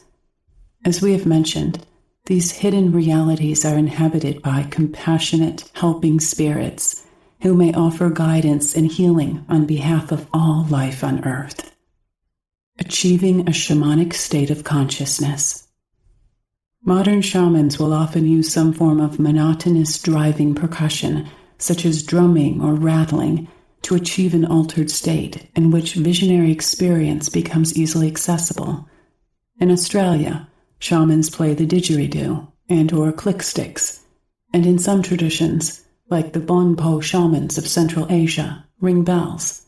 The Sami people of Lapland in Norway use monotonous chanting called yoiking. Research has revealed how the steady beat of the drum affects the brain to achieve visionary experience. When we are asleep and dreaming, our brain typically fires nerve impulses in the delta wave state at 1 to 3 cycles per second, or hertz. When we awaken, the brain typically moves rapidly toward alpha brain waves that fire at 8 to 13 hertz. This is a resting state in which we are awake and aware, but we're not doing anything in particular. When we have our first espresso of the day, our brain waves move into beta wave states that fire at roughly 13 to 20 hertz. These are high-frequency brain waves in which we concentrate, do our main work, and in which we function for much of our waking reality. During a typical day, the left hemisphere of our cerebrum, the higher brain that is the seat of our intellect, functions mainly in these beta waves. The right brain, which includes much of our emotional and intuitive functions, remains in alpha waves. We typically shift back and forth between these two halves of our brain, so we experience surges that involve our work in the world, beta, and rest breaks for creative reflection, alpha. Below the alpha state and above the delta state of sleep is an in-between zone, commonly called the theta wave state, in which the brain typically fires nerve impulses between 4 and 7 hertz. This is a deep, reflective, dreamlike state that has been recorded in Zen masters and transcendental meditators, in psychics and trance mediums, and in shamans in altered state of consciousness. In the theta state, the visionary experience is easily accessed, a fact that has been confirmed by investigators of higher states of consciousness. The drum or rattle is of great service in accessing this visionary state of consciousness. As we listen to the monotonous percussion of the drum or the dry whisper of the rattle, beaten or shaken at 4 to 7 beats or shakes per second, both halves of the cerebrum entrain to this rhythm, essentially following the sonic driving of the drum or rattle. In response, both halves of the brain synchronize, slow down, and start firing impulses at 4 to 6 hertz, thus allowing an individual to enter the theta state of light trance. It is precisely here that we may find that numinous space between the worlds. The spiritual worlds. The shaman is a universal figure found in all the world's cultures, and all shamanic traditions agree that the spiritual worlds are organized into 3 primary levels: the lower world, or worlds, the middle world, or worlds, and the upper world, or worlds. There are also numerous levels within each world. Although descriptions of these non-ordinary worlds are subject to cultural interpretation, we will describe some of the more common shamanic experiences of them. The lower world is usually reached in the visionary trance state by journeying through a tunnel or some other kind of cylinder portal that leads into the earth. This world is very tangible to the shaman and is characterized by caves, seas, dense jungles, forests, and deserts. The beings inhabiting the lower world are the spirits of animals, trees, plants, and rocks, as well as human-like spirits who are connected with the mysteries of the earth. The lower world is formed by the dreaming of everything that makes up the mosaic of what we call nature. The upper world is experienced as above where we are now, and it is more ethereal than the lower world. The lighting is bright and can go from pastels to gray to complete darkness. In these regions, many encounter crystal cities, cloud-like realities, and a variety of higher spirits. The upper worlds are formed by the dreaming of the higher gods and goddesses, the ancestors, the ascended masters, and the compassionate angelic forces that are willing to be of service to us, most often as teachers and guides. The middle world is the hidden reality, or the dream aspect, of the everyday world in which we live. This means that the middle world has an ordinary and a non-ordinary aspect to it. In the middle worlds, the shaman can travel back and forth in time. It is also a place where the shaman can journey to look for lost and stolen objects, to perform long-distance healing work, and to find the souls of the recently deceased in order to help them across to where they are supposed to go in the afterlife. It is also the level where the shaman can speak to the spirits of the rocks, trees, plants, wind, water, fire, and earth, because everything that exists in our physical world has its corresponding dream aspect in the middle world of dream. Here, the shaman can also communicate with the spirit that lives in all things. We should add that the middle world is also inhabited by a variety of spirits some refer to as the hidden folk, the fairies and elves, the trolls and forest guardians, who are present in so many myths and stories. The hidden folk remind us of a magical time in our lives before the veils between the worlds were closed to us through cultural conditioning.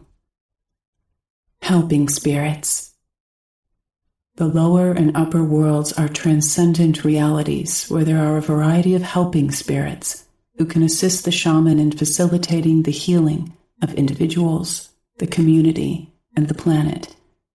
There are also helping spirits in the middle world that are the nature spirits we described a moment ago. Who are the helping spirits in the lower and upper worlds? The most common types of spirits who work in partnership with the shaman are animals, plants, or spirits who appear as teachers in human form. The ones who appear as animals, or as combinations of animal and human form, therianthropes, are commonly known as power animals. These spirit guardians provide us with power, protection, and support. Shamanic cultures believe that when we are born, the spirits of at least 2 power animals volunteer to remain with us, to keep us emotionally and physically healthy, and to protect us from harm. These animal spirits are akin to Christianity's guardian angels, and to the teddy bears and stuffed animals children bond with. They are much more than toys. According to the shaman, the power animal is not the spiritual essence of one animal, but rather the essence of the group oversoul of the whole species. So we don't have the spirit of a bear, a kangaroo, a snake, or an elephant as a power animal. Rather, the spirit of all lions, all owls, all eagles provides us with protection and power. It is also understood that one power animal does not have more power than another. The spirit of a mouse has just as much power as the spirit of a tiger, but mouse does have different qualities and abilities, as well as different lessons to teach from those of tiger. Once in relationship with the human, each power animal serves as a teacher in the initial stages of a fellowship, in which it reveals to its human friend the qualities and abilities, or as some would say, the medicine that it carries. Trees are also seen as guardian spirits, so we often use power animals and guardian spirits synonymously. Plants seem to provide help for very specific issues, so shamans often work with hundreds of plant helpers in their healing work. It is not uncommon for people to have a guardian spirit or power animal such as Pegasus or griffin, dragon, or unicorn. Although these creatures are mythical in our everyday reality, in the lower worlds they are real. And this is where they come into our conscious mythic awareness. The same holds true for species that lived in the past and that are now extinct. The group oversouls of these creatures still exist in the lower worlds. So some people may have a dinosaur, mammoth, or saber-toothed tiger as a power animal.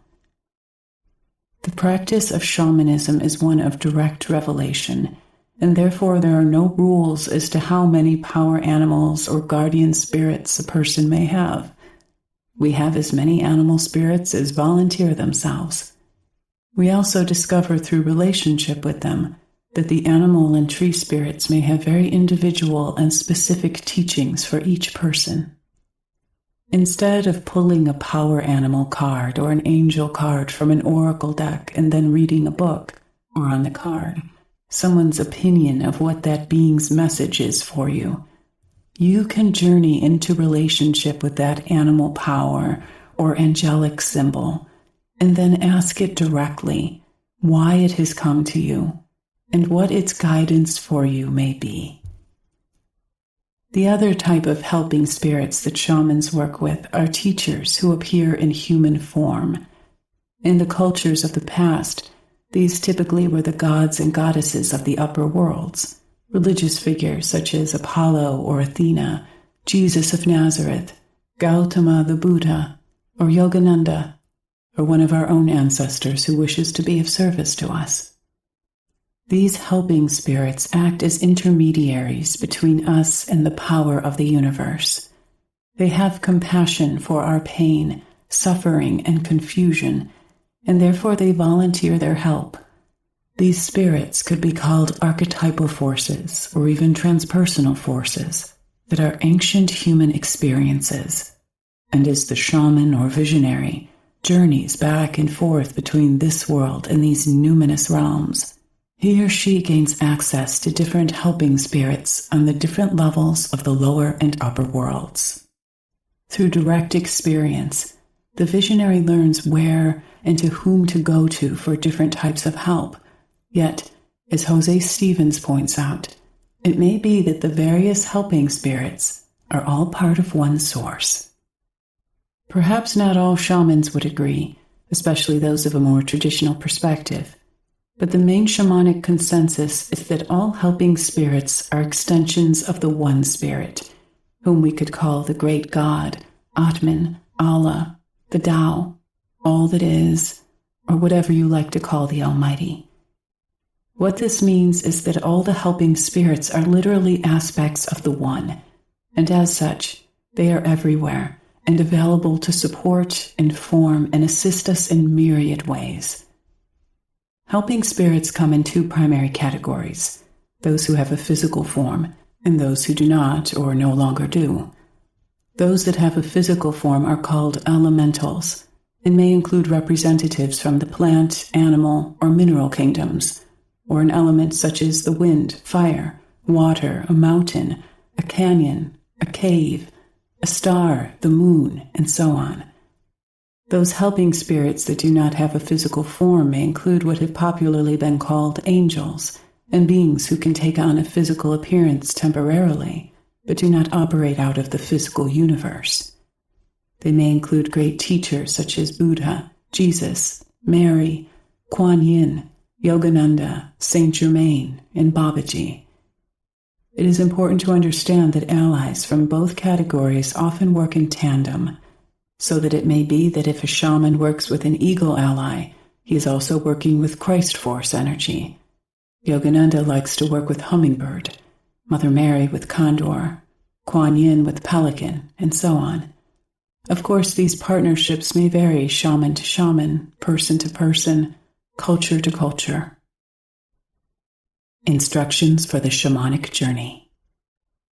In this section, we will provide step-by-step instructions for how to perform a shamanic journey, including how to prepare for such a journey, setting the intention, traveling to the lower world, middle world, or upper world, and how to return and interpret your journeys. Before you begin your journey, disconnect your phone or turn off your cell phone.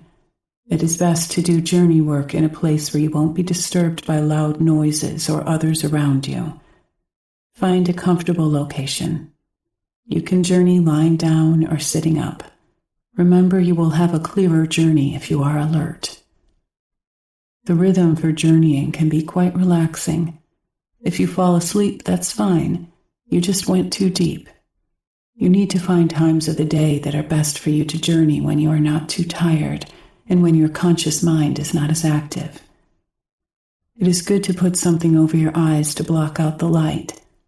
Shamans learn to see in the dark. This is because it's a lot easier to perceive subtle imagery on a dark visual field. In this vein, some people close their shades and curtains. Do what is comfortable for you.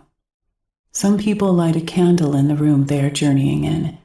The fire of the candle represents the light of spirit.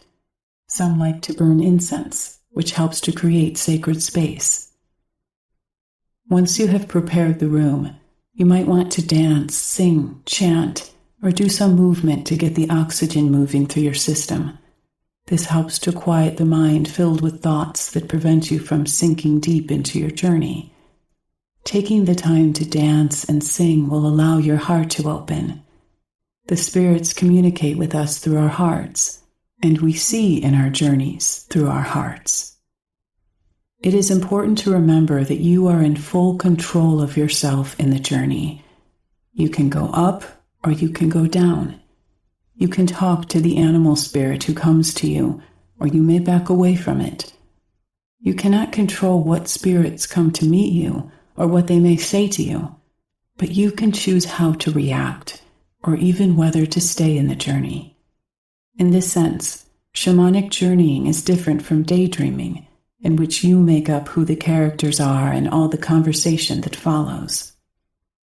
As you begin your journey, listen to drums, rattles, or other trance-inducing music, and intentionally breathe into your heart. Imagine your energy moving from your head into your heart.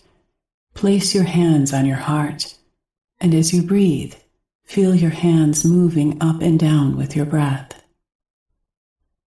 Setting an intention. In a typical shamanic journey, we set our intentions in advance, and these goals set up a resonance, a drawing power that will bring us toward that which we are seeking. For example, you might ask for guidance in your life, in your relationships, your health, or your work in the world. Or you could ask a question that will help you grow and evolve, such as, what do I need to focus on in my life right now so that I may maximize my potential at all levels, to make a living on the one hand, as well as work on my life lessons on the other? Other questions might be, how might I resolve the issues around this relationship? Or, what do I need to do in order to achieve a successful outcome in my business? You will note that we are not using the word should, as in, should I do this, or should I do that, in an intention-setting question. According to Hank Wesselman, it is important to stay away from should when asking a question of your helping spirits. The word should will not bring you into connection with that which you are seeking, intuitive guidance. This is because it's the job of your conscious self, your intellect, or as the Hawaiian kahunas would put it, your mental soul, to make decisions. Spirit, your higher self or oversoul, will not do that for you, because it is not its function to tell you what to do. But Spirit will provide you with an expanded perspective of the issue at hand, whatever it may be. And in my experience, my spirit teacher or oversoul inevitably provides me with the spread. For example, Spirit might tell me, well, you could choose this option or that possibility, and if you do, this or that might happen. Your intention for a shamanic journey can also involve questions for friends, clients, and for the communities that you live in. In doing so, be aware that there are ethical issues in the practice of shamanic journeying. It is important to make sure that you have permission to journey on behalf of someone else. If that person has not given you permission to work for them, do not proceed with the journey, because this could be considered a violation of that person's boundaries. Correct protocol involves the person in question asking for you to work on their behalf, because the simple act of their asking is the beginning of their healing process. Sandra Ingerman shares the ethics of journeying on behalf of someone else. As she points out, there are ways to ask for help from spirit guides when you feel compelled to journey for someone, but that person has not given you permission. If you are having a problem with someone, don't journey on what their problem is. Instead, you might journey on what you need to know for yourself in order to heal the relationship or the issue in question. Don't ask your helping spirits to send help to those who haven't asked for it.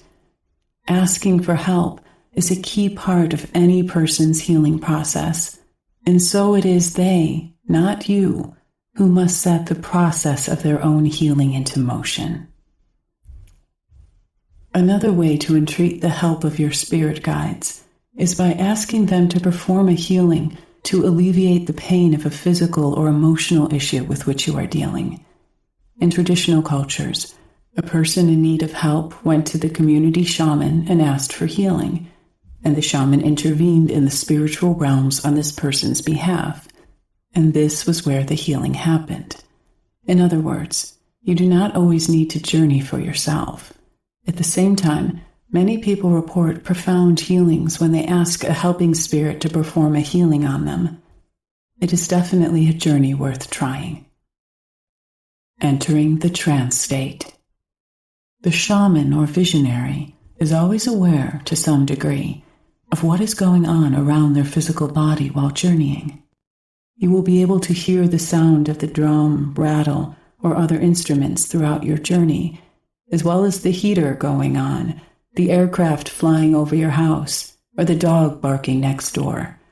Allow the rhythm to carry you into the spiritual worlds, and later to call you back. You could also drum or rattle for yourself while journeying, and this way you can choose the speed of the beat that works best for you. Journeying.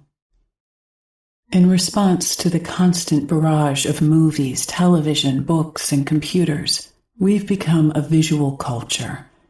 Life becomes richer when we can see, touch, taste, and smell, and when we can listen to the sounds of music and nature. As we learn how to use all our senses in this world, as well as in the inner worlds of things hidden, our intuitive abilities strengthen. The same holds true when we use all of our senses in a journey. This allows us to enter fully into the journey. In shamanic literature, the words shamanic seeing refer to seeing with our hearts rather than with our eyes. The shamans and visionaries of all the world's traditions know that the spirits make contact with us through the doorway in our hearts, and what we receive through that channel is sent to our higher mind, our intellect, our egoic soul or self, which then thinks about it, analyzes and integrates it, and makes decisions about it. Thus, our minds interpret and assign meaning to what is seen through the heart, and rather than being the villain to be demonized and dismissed, our egoic self is to be trained, uplifted, and brought into a new level of awareness. Everything that happens or is perceived in a shamanic journey is part of the answer to the question we have asked, and the intellect's job is to assign meaning to the symbols that we have perceived and to figure them out. The heart and the mind are thus in relationship. In fact, your ego, intellect, or higher mind is the source of your intentionality, as well as your creative imagination. It is your inner chief, your inner director, who, influenced by beliefs and convictions, steers you successfully or unsuccessfully through life. Even if you open all of your senses in your journey, you are still bound to face certain challenges as you begin journeying. Furthermore, we all have our own way of receiving information in our journeys. We live in a visual culture, and so people expect to see images in their journeys.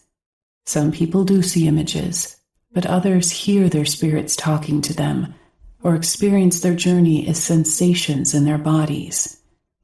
If you are not seeing images in your journeys, then notice what you are hearing or feeling. You may be more somatic in how you access information rather than visual.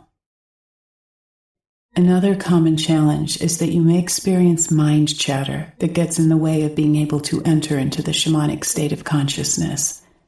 Shamans typically prepare to enter into trance, non-ordinary states, by singing and dancing to create a sense of separation between what is now here and what is in there. In this sense, it is good for each of us to find ways to quiet the mind. Perhaps begin your journey by taking a walk, singing or dancing in order to move your energy away from your mind and into your heart. It is easy for us to get lost in the challenges of our analytical thinking, a product of our egoic self that creates doubt. The higher mind often proclaims, at times with considerable authority, that we are making up our journeys. When doubt happens, we must have compassion and patience with ourselves and think about the nature of the culture in which we were raised. Most of our parents did not talk to us about helping spirits, and in fact, the presence of spirits was not part of our experienced reality in daily life. We were socialized in a manner that excluded the presence of helping spirits or the existence of the invisible realms. Think of how many years you have lived closed off to these worlds, and of how it is only now that you are discovering that the precious worlds that we visited often as children do in fact exist. When your analytical mind interferes during a journey and tells you that you are inventing all of your visions, Sandra suggests that you agree with your mind and keep on journeying. If you try to battle your mind, you will spend the whole journey in internal dialogue. According to Hank, it is also important to note that it is not the analytical mind that is doing the journeying, but another part of the self. The aspect of the soul that journeys is not the higher mind or intellect. It is the body-mind, or the physical soul, or what some call the subconscious, of which we shall say more shortly. Enough to say here that this physical soul observes, and it sends what it perceives to the mental higher intellect that judges and assigns meaning to. Yet this physical soul or self is not creative. It cannot make anything up. It simply observes and remembers what it has experienced for later reflection and analysis by the higher mind, as they are forever in relationship. As we journey and observe the results of our journey work over time, patterns become apparent to us, life lessons that may have extraordinary, even vital meaning to us. This is why the shamanic method of direct revelation has been passed down across the millennia as a time-tested system. For example, in traditional societies, if the shaman could not divine the location of potential food sources or perform successful healings, the community did not thrive. And if the individual could not divine the sources as well as the nature of their personal obstacles, he or she did not survive. In addition to learning how to shut off the intellect, there are several other things you can do to ease into your journey. Exercise. Journey work. 1. As mentioned before, always set an intention. This helps maintain focus and concentration so that you don't get distracted by mind chatter and the ever-present concerns of ordinary life. 2. Get in touch with the best times for you to journey. In other words, when you are fresh, awake, and rested, and when your mind is clear and uncluttered by details. 3. Nourish yourself prior to journeying. What you eat and drink affects your concentration and your ability to stay alert. Discover what kind of diet supports your adventures into the invisible worlds. If you eat a heavy meal before your journey, it might be difficult to concentrate and stay alert.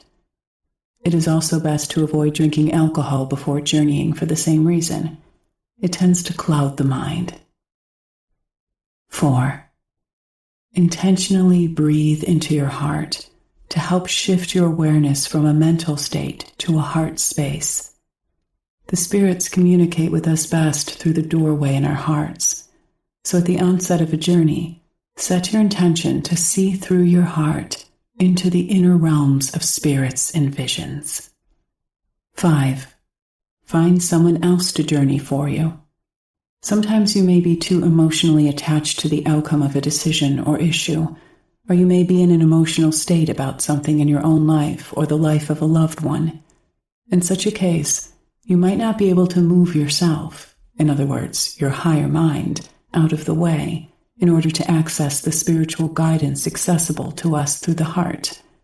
At these times, it might be better to find an accomplished journey worker who could journey for you. 6. Be innovative and try different ways of journeying. You might be surprised by how much using your body can strengthen your shamanic practice. As Sandra has noticed, there might be a way to go about your journey that will help release the higher mind. Lying down and journeying is actually not a traditional way of working. I find that many people cannot journey while lying down, as this way does not promote full disengagement from mind chatter and full engagement in the spirit realms. Many people need to move and dance their journeys, or sing or chant their journeys. Many people find that standing or sitting while drumming or rattling for themselves helps them engage more in the spirit realms.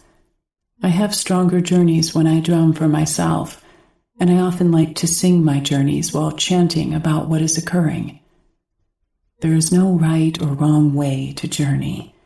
Shamanic journey work is a learned skill that improves with practice. Allow your journeys to the different worlds to be fluid and organic, and try to pay attention to what you perceive. Explore different levels of the other worlds, both up and down. You will meet new helping spirits along the way who will be willing to guide your path of discovery in your life. In fact, they will be honored to be of service to you in this way. Be an adventurer and accept the love, wisdom, and healing that the spirits and the universe are trying to share with you. Think of your shamanic journeying practice as a work in progress. It will deepen and grow as you continue the practice.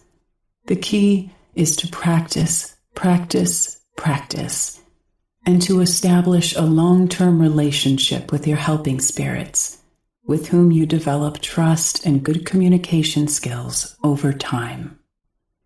You might want to experiment with a longer drumming session, or even drum for yourself, dance, or sing, as this can help a person move more out of their higher mind space and into the inner realms.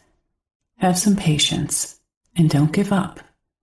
We live in a culture of instant gratification, but the shamanic journey requires a patient disposition. It is a learned skill that improves with practice. If you lose your concentration during your journey, make sure you are breathing into your heart and keep repeating the intention for your journey until you are back on track.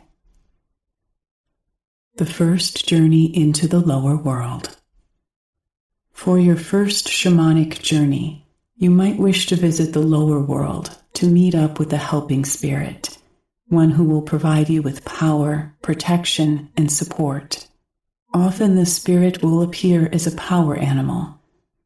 Before you begin your journey to the lower world, think about a place in nature that you can use as your entrance. Traditional ways of going to the lower world are through an opening in the earth such as a cave, a body of water such as a lake, river, or stream, or waterfall, a tree trunk, a volcano, or a hole in the ground.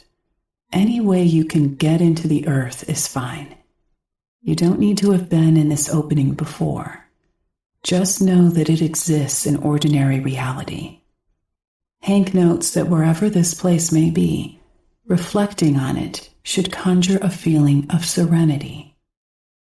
In my training workshops, we call this place the sacred garden, the memory of a place in nature with which we have formed a connection during life, a place where we feel a sense of peace and tranquility. At the beginning of our journey, we simply refocus our awareness into our memory of this place so that it can become a kind of grand central station for our shamanic journey work into the lower or upper worlds from then on. It can also become a personal place of power and healing in the dreaming of the middle world. Visualize yourself as you enter into the earth's opening in your place in nature.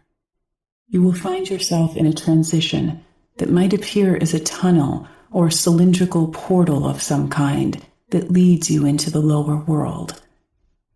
Follow the tunnel down and then out into the light while you keep repeating your intention to yourself. For example, I wish to meet a spirit helper in the lower world. As you emerge into the lower world, look around you. 99 times out of 100, someone or something will be waiting there for you. If it is an animal spirit, ask it, "Are you my power animal?" This will give you information on how your power animal communicates with you. It might answer you telepathically, or it might lead you somewhere or show you something.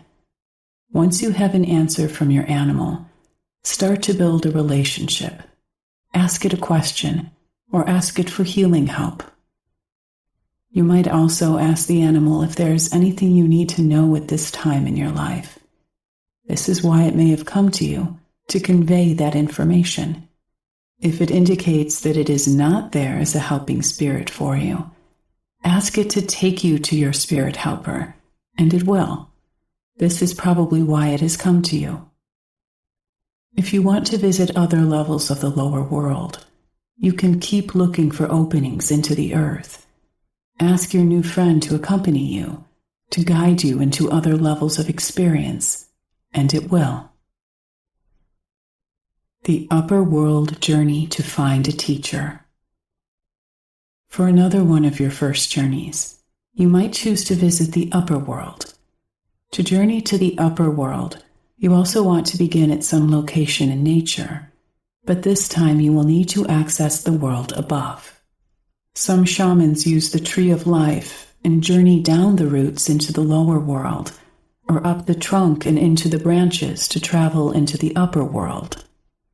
Other traditional ways of entering the upper world are by climbing a rope or a ladder, jumping off a mountain, going up on a tornado or whirlwind, climbing over a rainbow, ascending the smoke of a fire or chimney, or finding a bird or something that flies to take you up. Any way you can get up is fine. Some people have even used a hot air balloon to access the upper world. You can ask the power animal friend you met in the lower world to accompany you, and it will. If you are seeing planets and stars as you journey upward, you are still in the middle world. Keep focusing on your intention to meet a teacher in human form in the upper world. There will be some sort of transition that you go through that will let you know you have entered the upper world. For some people, it is a layer of clouds or fog. It is not a barrier. It is just a transition. Remember the story of Jack and the beanstalk, where Jack climbs up the beanstalk and encounters a cloud layer before he enters a new world. That's the transition space. Allow yourself to go through the transition into the first level of the upper world. Notice if there is a teacher waiting there for you. If so, you might ask this being if it is your teacher. If you get an affirmative answer, ask your teacher a question that is important to you right now, or ask for healing help. If your teacher is not waiting for you at the first level, keep searching through the different levels of the upper world until you find someone. Once again, stay in the journey until you are called back.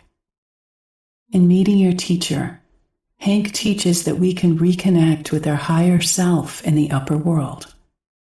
We may reconnect with our transpersonal aspect, our higher self, or what some call our oversoul in the upper world. This meeting can be extraordinarily life-changing, as we may find that our spirit teacher is actually ourself, but ourself in the upper world rather than ourself in ordinary reality. Many understand the oversoul to be our immortal self aspect, the source of our intuition and our inspiration, the higher self that may communicate with us through dreams and visions, ideas that appear in our minds in response to need, those hunches and slips of the tongue. It is the God self, or angelic self, or transpersonal witness, who loves us unconditionally, who listens to our prayers and works in mysterious ways. In the Hawaiian kahuna tradition, this oversoul is called Au Makua. Makua means parent, and Au means time, making this transpersonal being our parent in time. The Hawaiians often refer to their Au Makua as plural, as the ancestors, and through journey work, we usually discover it to be a mosaic composed of many personalities. Through relationship, We often discover these personalities to be our past selves in former lives, revealing our oversoul to be our immortal aspect traveling across time, growing, increasing, and becoming more in response to what we do and become in the middle world of physical existence. In this sense, the oversoul field that resides in the upper world could be thought of as one of our ancestral lineages, revealing that we have 3 ancestral lines: our mother's lineage, our father's lineage, and our own personal ancestral field. The middle world. The middle world is the non-ordinary realm of the world we live in. As is explained in this section, you can journey in the middle world to communicate with nature. Middle world journeying was traditionally used for finding lost or stolen objects. To do this, instead of journeying to the lower or upper world, you would experience yourself within the journey, moving outside of time and searching your house or outside for something that is missing. You will be able to travel very quickly through space rather than being limited by your physical body. You can also journey to the sun, the stars, and other planets in our solar system. In the middle world, we also have access to the fairies, devas, and elves, who are collectively known as the spirit people. For a journey in the middle world, you can visualize yourself walking out your front door and traveling to some aspect of nature with which you would like to communicate, a place that you know or have visited during your life. A place where you feel connected, at peace, and in tranquility. Sandra, who emphasizes the connection to nature in her shamanic practice, stresses the importance of communicating with the natural world as part of your journey. In shamanism, everything is alive and has a spirit. In our time, many of us no longer remember how to communicate with plants, trees, rocks, or weather spirits. Yet we can talk to them in their non-ordinary aspect. In this way, we can speak to the divine in all creation. Pick something in nature you would like to communicate with, such as a favorite tree or plant, the moon, a rock, or cloud. When you begin your journey, experience yourself walking out your front door and meeting the spirit you wish to speak with. Once you finish with your conversation, you can return to ordinary reality. Another way to reconnect to the natural world is by focusing on the image of the sacred garden. In other words, a natural place that holds great resonance for you, which Hank teaches about. According to Hank, the sacred garden operates by 4 primary rules. 1. Everything in your sacred garden is symbolic of some aspect of yourself or your life experience. 2. You can communicate with all the elements in your garden for personal divination and greater understanding. 3. You can change your garden. This means you can use your creative imagination to add things that you wish to have there: a waterfall, a great tree, a standing stone, or a bed of flowers. Conversely, you can delete elements that you do not wish to be there. You can drain that swamp or clear a beach of rocks to allow you to enter your turquoise lagoon more easily. 4. When you change your garden, some aspect of you or your life experience will change in response. This is how true magic works. Shamanism is a lifelong spiritual practice where you can journey into the hidden worlds time and time again. At yet another time, you can reverse these journeys and ask to meet a teacher in human form in the lower world and a power animal in the upper world. You can also continue journeying to visit the spirit of a tree or plant or an elemental spirit in nature with which you wish to communicate in the middle world. Or you might choose to do a middle world journey to find a lost object. The return. When it is time to return from a journey, there will be a change in the monotonous beat. At this point, say thank you and goodbye to whomever you are talking to. Even if you are not with the helping spirit, say thank you and goodbye. The reason for this is that goodbye signals to your psyche that something has ended. Saying goodbye will help you feel more grounded when you return from your journey. Coming back from a journey has to do with your intention and making a choice to do so. You can always take another journey at another time if you didn't finish getting all the information you need, or if you want to visit another realm of the inner worlds. Take notes after you return so that you have a record of your experiences. When we reflect on what we perceived during the journey, we receive a whole new level of information. It is almost as though our so-called subconscious or physical soul was aware of all sorts of things that our conscious or egoic soul aspect was not aware of during the journey. By remembering what was perceived or seen, our body soul gives us even more insight into what the journey holds. Use the information that follows to help you reflect on and interpret your journey. Interpreting your journey. It is most important not to ask others to interpret your journeys for you. Remember, shamanic journeying is a practice of direct revelation, and the only one who can interpret your journeys is you.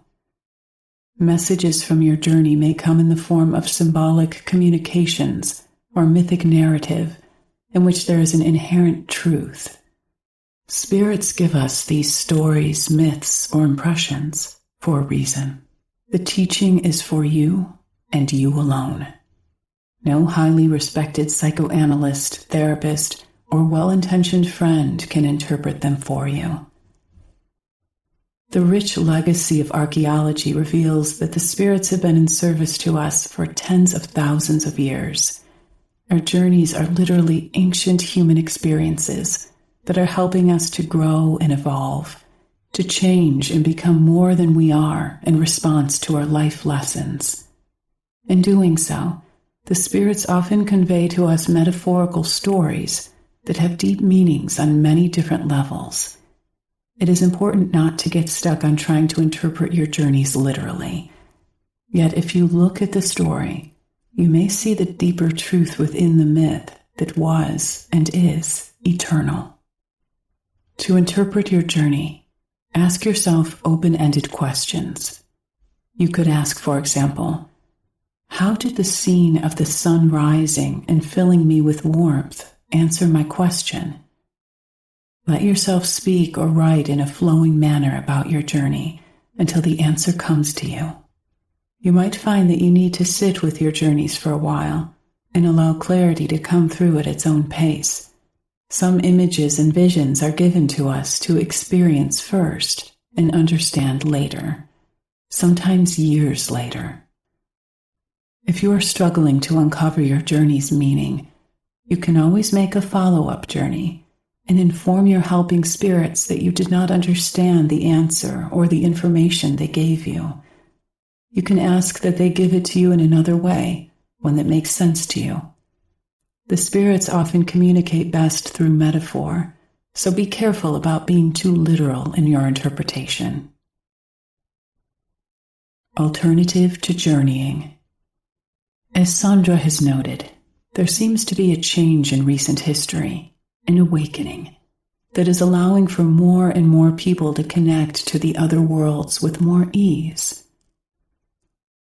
Many of us who teach shamanism today have found that people are having an easier time accessing guidance from the spirits than they were in the past. And some people find they do not always have to take a formal journey to receive direct revelation. For example, many of my students, especially those in their 20s, tell me they don't travel to the lower worlds or upper worlds. Rather, their helping spirits travel directly to them in a journey. Carol Proudfoot Edgar is one teacher who has found that a formal journey is not always necessary, and she has changed her teachings to reflect this change in consciousness. In past years, I required participants to have some shamanic training before taking my advanced courses. It seemed especially important that individuals be trained in the shamanic journey method.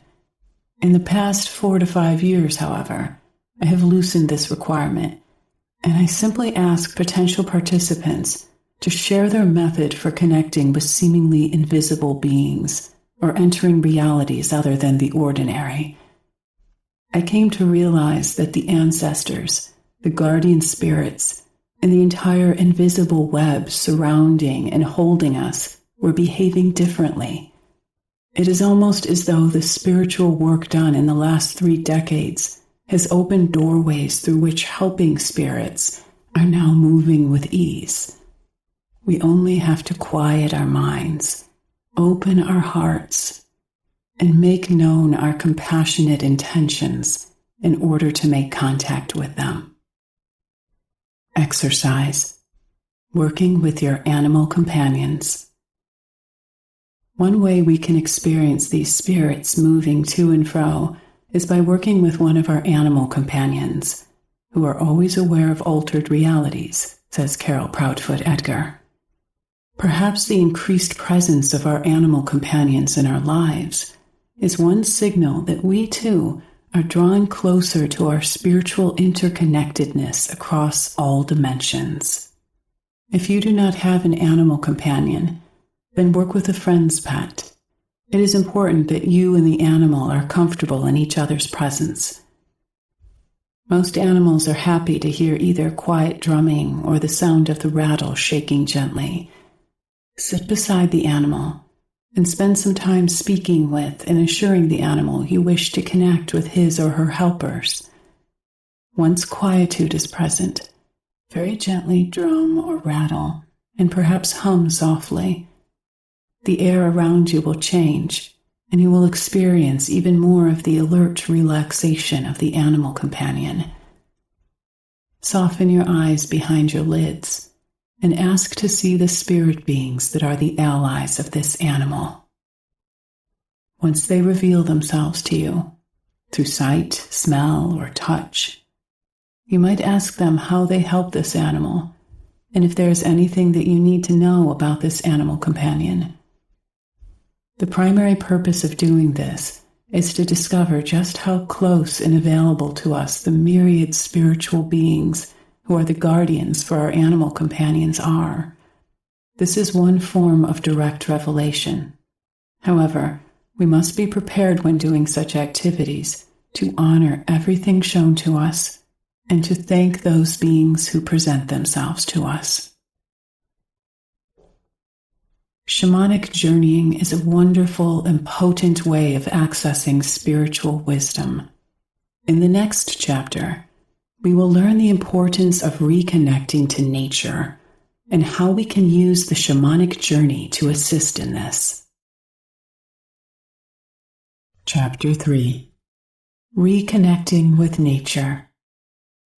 The path of direct revelation walked by the modern visionary finds its origin, as well as much of its meaning, in the way of the traditional shaman. Yet when we examine the traditional practice from our Western perspective, we find that it is much more than just a methodology or a set of rituals and ceremonies. When followed with humility, reverence, and self-discipline, the shamanic path of direct revelation becomes a way of life. We have revealed that the shaman is a man or woman who is able to see with the strong eye through the heart. Through this way of seeing, they discover an inner visionary doorway through which they can journey into hidden worlds, where they may enter into relationship with the spirits, gods, and ancestors who reside there. Our discovery of this path often begins with a spontaneous yet profound awareness of our direct connection with nature. Usually this happens in childhood, and yet it can occur and reoccur at any time of life. It is through this awareness that modern mystics may find themselves drawn into an intimate and compelling connection with the overarching web of life. All shamans speak of this web or net that connects us to everything, everywhere, as well as to the spirits that live in all things. The idea that we are separate from other life forms is simply an illusion. This is the initial underlying mystical insight of direct revelation, and it provides us with a profound sense of oneness, of unity. Acknowledging this idea that we are all connected, says Sandra Ingerman, is important for our well-being. The metaphor I use in my teachings is that we are like fingers of a hand that have dropped to the floor and who think they have a life of our own. For our health and for that of the planet, we must once again remember that we are part of a collective energy field, not separate from it.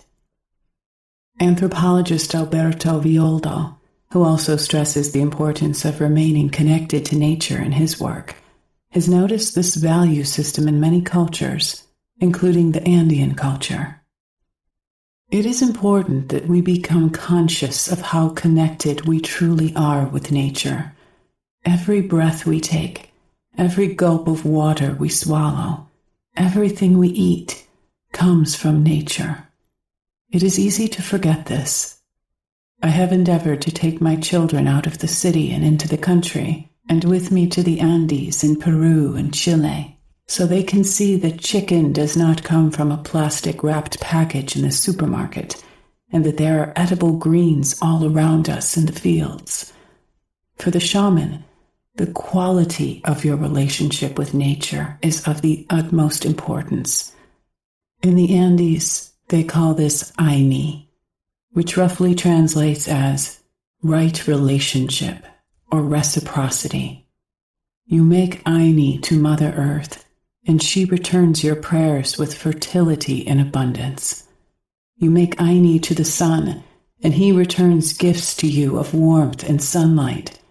You make Aini to the mountains, and they give you strength and endurance. There is a saying that the shaman lives in perfect Aini. My teacher once said to me, "The universe reciprocates the shaman's every action and mirrors his intent back to him as the shaman in a mirror to others." The shaman lives in synchronicity with nature because the shamanic world mirrors the shaman's will, intent, and actions. We begin by making Aini out of primitive superstition to please the gods. Later we make Aini out of habit as part of a ceremony. These forms of Aini are performed out of fear or convention, not out of love. Eventually, we make Aini because we must, because we feel it in our hearts. They say that only then is Aini perfect. But I believe that Aini is always perfect, that our world is always a true reflection of our intent, our love, and our actions. The condition of our world depends upon the condition of our consciousness and of our souls. Shamanism is an animist tradition. Animists believe that everything has a spiritual aspect or soul, and thus everything is alive and aware to some degree. The middle world is the place where the shaman communicates with the spiritual aspect of the land, the trees, the plants, the rocks, and the animals that exist on the earth. As we have mentioned, the middle world is also filled with hidden folk who are caretakers of the earth and who help the shaman maintain the balance with natural forces. You might wish to perform some journeys to trees, plants, rocks, and animals, as described in the previous chapter, in order to speak to and learn from what Jose Stevens calls the elementals with whom we share this earth. There are also other helping ancestral spirits with whom the shaman may work, especially those that serve as guardians of specific natural places and localities. You might discover that you need to ask permission from a spirit guardian before you can access its wisdom, which is what Hank Wesselman discovered when he returned to live in Hawaii in 2007. When my wife, Jill, and I moved back to Hawaii's Big Island, We discovered in our journey work that each land division, or ahupua, that runs down from the mountain to the ocean, has a spiritual caretaker or landlord. As we engaged in journey work on different parts of the island, it was revealed to us that the correct protocol involved inviting the guardian of that district to approach so that we could announce who we are and what our intentions were for being there. It was about asking permission, and once that protocol was established, it brought our visionary fieldwork to a whole new level. Asking permission also brought us into alignment with the power and support of the spiritual guardians who live in the dreaming of the island and the ocean. Whenever you move or travel to a new place and find it difficult to feel at home there, you might need to connect to the spirit of that place, teaches Sandra. When I first moved to Santa Fe in the early 1980s, I had a very hard time adjusting to living here. Everyone kept talking about the magic of Santa Fe, yet I could not experience any magic here. Nothing I seemed to do to make life better worked, and I was going on a deep downward spiral. Finally, I decided to try to meet the spirit of Santa Fe in a journey. I journeyed and met a female spirit who shared with me a list of 5 changes I needed to make to improve the quality of my life here. Once I followed the spirit of Santa Fe's directions, my life changed for the better. After this journey, I could fully embrace and feel the magic of this land. Since then, whenever I travel, I journey to meet the spirit of where I am teaching. I introduce myself and explain I am bringing a wonderful group of people to the land who want to improve their lives and be in service to the planet. I ask permission to enter the land along with my group. I know that I will be given permission. I have found that this is common courtesy, and that the land always embraces my groups with love. Exercise. To meet the spirit of the land. Try to journey to meet the spirit of where you live, and also try this journey before you travel. From Sandra's experience, you will then notice yourself moving into a place of deeper harmony with these places. Spirituality of place. People around the world have always recognized that the place they live has a spirit. The spirit of this place was honored and called on in healing ceremonies and for celebrations. Once again, to live in harmony, the spirit of all things must be recognized on all levels. According to Carol Proudfoot Edgar, the indigenous spirituality of place includes every aspect of a landscape. I have come to think of the indigenous spirituality of place when focusing on our relationship with nature.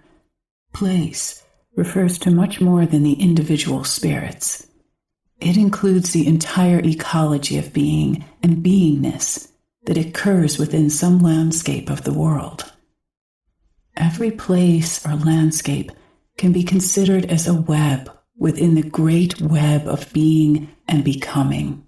Within this great web, each of the smaller webs has its own purpose, its own intention, and beings living within each web participate in the unfolding of a larger purpose.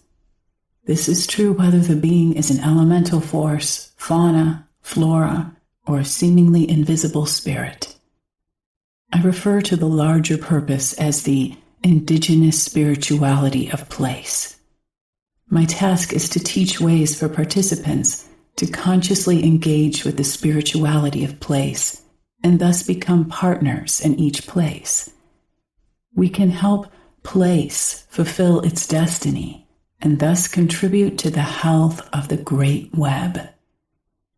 By practicing the indigenous spirituality of place, some people become aware that what they are doing resonates with what people did in that same place for decades, if not centuries. That's because shamanism arises from place, and spiritual practices are profoundly influenced by what is allowed within the environment. For example, certain winter ceremonies will only occur where winter is a distinct season, and this is true of all seasonal ceremonies. It is through such ceremonies that we are able to build a bridge between ancestors and place and ourselves. Exercise for connecting with place. Go to some place in nature, preferably a locale you have not visited before, suggests Carol Proudfoot Edgar. Do whatever activities assist you in entering a deep meditative or trance state. Drumming, singing, or rattling with your eyes closed are some suggested ways. Once you have entered this altered state, ask the place to show you its spirit and some of the beings living in it. Accept whatever you are shown and make a note of what you experience. If possible, return to the same place 4 different times in 4 different seasons. This allows you to have direct experience of how place responds to the greater weather patterns that sweep across the globe. After you have done this, whether once or 4 times, sing a song of thanks to the place, and if possible, sing this song into a stone or some mineral in the place. Minerals are wonderful holders of sound energy. By singing thanks to place into a stone, you leave notes of gratitude. By its nature, gratitude amplifies health. You can also try Proudfoot Edgar's ritual for honoring the spirit of the land where you live. Find a place and time when you can acknowledge the spirit of your locality and request in the process that your life will become more harmonious. Every day when you leave your house, you can simply leave a small offering outside in your surroundings, a shell, a bead, a pebble, or you may simply say words of thanks. You might say something like, I give thanks to the spirit of this place, this house, this land, for all that I receive. I give thanks to the spirit of the earth, the air, the water, and the sun, for the life you give me so I may thrive. I give thanks to my ancestors for my life. Through building relationships with the natural world and connecting to place, shamans may also be given omens as messages from nature, communications that help us choose auspicious times to undertake activities such as hunting for food or planting our gardens. Shamans usually respond to such omens with ceremonies to celebrate and honor the ancient spirits of nature. These observations reveal that it is the shaman's role to mediate between the community and the forces of nature. In this sense, a shaman is the harmonizer between humankind and the natural world. Many of us today sense a deep need to reconnect with nature and its cycles and rhythms. Living as we do in a technological, urbanized society, many of us experience the natural world only through television or the golf course. Yet there is within each of us a deep aspect of our soul that knows that we are part of nature. And in response, increasing numbers of us yearn to see the stars once again, to hear the calls of migrating birds, and to feel the wind on our skin. We yearn to flow once more with the river of life, and it is precisely this that the shaman's practice of direct revelation and the spirituality of place enables us to do. Working with the directions. Part of working with the spirit of the land and the spirit of nature is honoring the directions. Most shamans honor the east, north, west, and south, the earth below and the sky above, as they begin any ceremony. Each direction has a different meaning in different shamanic cultures. For example, shamans usually begin by honoring the east, the direction where the sun comes up. In indigenous cultures, it has never been assumed that the sun will rise every day. For this reason, indigenous people welcome the sun each day and give thanks for the life the sun will bring. In that sense, ceremonies begin by honoring the direction of east. Some shamanic traditions honor the north for the power of wisdom, and the south for the power of protection, and the west is honored as the place of the setting sun. In other traditions, different qualities of life are assigned to the directions. There's no cross-cultural agreement to the qualities that each direction represents. The earth is honored for its abundant life, and the sky for the sun, the stars, the moon, the planets, and the spirits that live in the earth and sky that shamans call on for assistance. Sandra teaches the importance of finding personal significance in what each direction brings. When we honor the directions in our work, it is important to do this with heart and meaning. If you copy another teacher's or tradition's way of working, your work will not be as potent as when you understand for yourself why you are honoring a direction and how to do this. Nature cycles. We are all affected by the change in seasons and by the cycles of the moon. As indigenous peoples know, the earth has a heartbeat, and we are one with it. As we have become dependent on modern technology, we have become hypnotized by the glitter of our new gadgets, and in response we have separated ourselves from nature's rhythms. We have alarm clocks to tell us when we should wake up, instead of relying on the cycles of the sun and our dreaming to tell us when it is time to rise. The homes we live in isolate us and keep us from living in accordance with the change of seasons. Many of us no longer watch nature signs so that we know when the seasons are changing. We rely on calendars to do the work for us. Our cycles of activity and rest do not always flow with nature's cycles. Think of the flow of a river. If you are wading against its current, this may create a very stressful journey marked by ever-increasing effort. This is what we see in the world today. As we separate ourselves from the cycles of nature, we move against the river of life, and this may cause a wide variety of emotional and physical illnesses. One way to align with nature is to observe how you feel with the change of seasons and cycles of the moon. Today, people rely on books to tell us how we should feel during these changes. But the truth is that we are all unique individuals who react differently. According to Sandra, for example, we all have different times of power in relation to the seasons. I have written in some of my previous books that I am happiest and in my full power during fall and winter. I tend to want to hibernate like a bear during summer. Summer is not a time for me to be social. I was surprised by the hundreds of letters I've received from readers saying they felt the same way. We can't put everyone in a box and say that winter is a time to go within, for not everyone feels that way. We also cannot proclaim that everyone should feel a particular way at the new moon and full moon. We know the moon affects the ocean's tides, and the human body is mostly water, so we can say that we are affected by the moon's phases in a most dynamic way. As Hank has discovered, the moon has a deep and profound effect on everything on Earth. In Hawaii, a revered kahuna elder once told me that the moon is the foundation for the Earth. He didn't explain. He just left me to ponder this. Another time, when I observed that at the physical level we are mostly water, he informed me that the spirit of the ocean is called Kanaloa, a name that means the great peace, or alternatively, unconquerable. And he said to me on that day, "There is only one thing in the universe that is unconquerable, and that is aloha, love."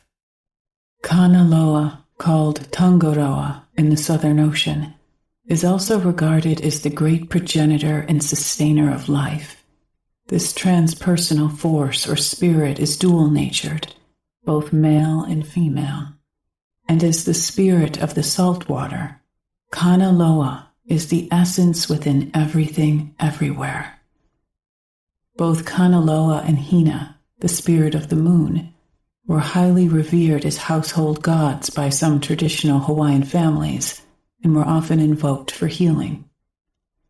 That same Hawaiian elder once took me to a cinder crater far up on the side of the great mountain Mauna Kea. There was a simple shrine dedicated to Hina, the moon goddess, on the crater's floor, and there I received an extraordinary healing by praying to that spirit and listening to what she said. Sandra notes that the phases of the moon, like the seasons, can affect people in a variety of ways. I used to live with a friend who was very sensitive to the change in phases of the moon. During the full moon, he would get depressed and lose his energy, and then at the new moon, he felt regenerated and refreshed. I am the opposite. I thrive during the full moon, and I am less energetic during the new moon. When we rely on others to tell us how to feel at different seasons and phases of the moon, we further separate ourselves from our connection with the cycles of nature. Again, simply observe how you feel at different times. It is understood that you cannot call in sick every time the moon is at a phase where you do not feel energetic, but you can start to organize your life in a way that allows you to rest more during the seasons and phases of the moon that require you to go inward. You can choose to take more time for yourself when you need it, and schedule social times with the cycles that support you in being out in the world. One way to harmonize with nature, suggests Sandra, is to gear your journeys toward looking at your own cycles. Journey to a helping spirit to help you look at how you can harmonize with the cycles of nature. When I journeyed to the moon showed me how I flow with her cycles, and she gave me wonderful advice about changes I could make in scheduling my life in order to create harmony with her different phases. A merging journey is another wonderful option. To do such a journey, you simply hold the intention that you want to merge or become one with the earth where you live. In this way, you learn about earth by becoming earth. Merging with the earth where you live at the change of each season can reveal a great deal about the effects the seasons have on you. In returning from a merging journey, remember to disconnect from the earth quality with which you are merged. Merging with the elements. As we start to honor and respect the earth, air, water, and sun for the life they give us, the elements will enter into relationship with us and reflect back to us a state of balance. Right now, pollutants are dumped into that which gives us life, and we no longer honor these incredible elements for their life-giving energies. We receive so much beauty and nurturance from earth. We depend on water for our life. We are bonded with air from the very first breath we take, and air is the last element we say goodbye to at the end of our lives as we release our last breath. The sun is a great teacher of unconditional giving as it continues to give the energy we need to thrive. There would be no life without our connection to these wonderful beings that nurture and sustain us unconditionally. According to Sandra, one way to reconnect with nature is to merge with an element when we journey. Exercise, merging with an element. The best way to learn about the elements is to do a merging journey to an aspect of an element. In this way, we learn about the elements by becoming an element. Here are just some examples that will inspire you to find an aspect of an element with which you would like to merge. For earth, you can merge with the desert or forest floor. For water, you can merge with the ocean, a river, a teardrop, the morning dew, or cleansing rain.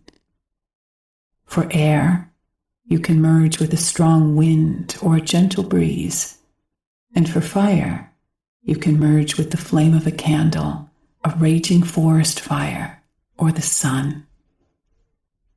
Another interesting journey is to merge with your internal fire. I find that people who suffer from anxiety need to learn how to manage their inner fire, while people who are depressed need to learn how to stoke their inner fire. I've been doing merging journeys for years. Each time I merge with an element, I keep learning more about myself and the world around me.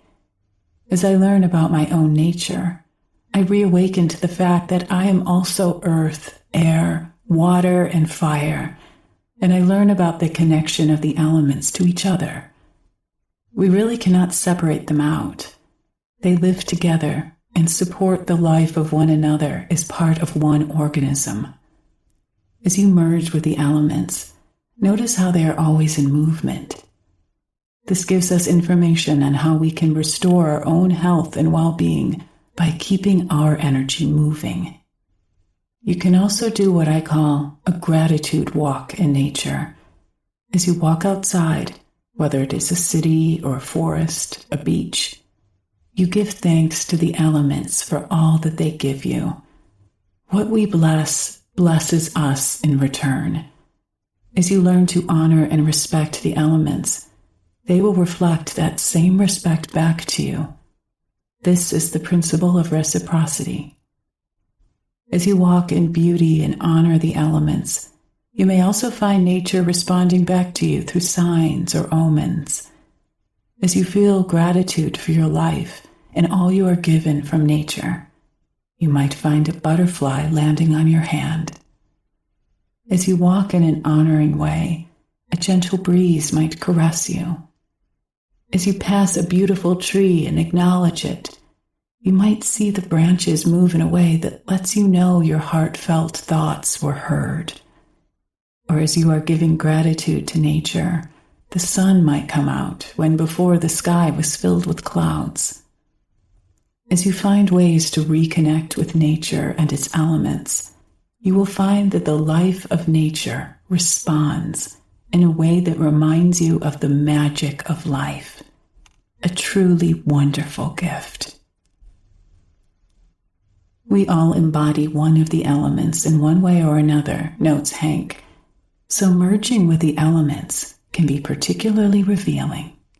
Within the indigenous cultures of West Africa, where I lived for many years in the 1960s as a U.S. Peace Corps volunteer, it is widely understood that we as individuals are born embodying one of the elements as part of our life essence.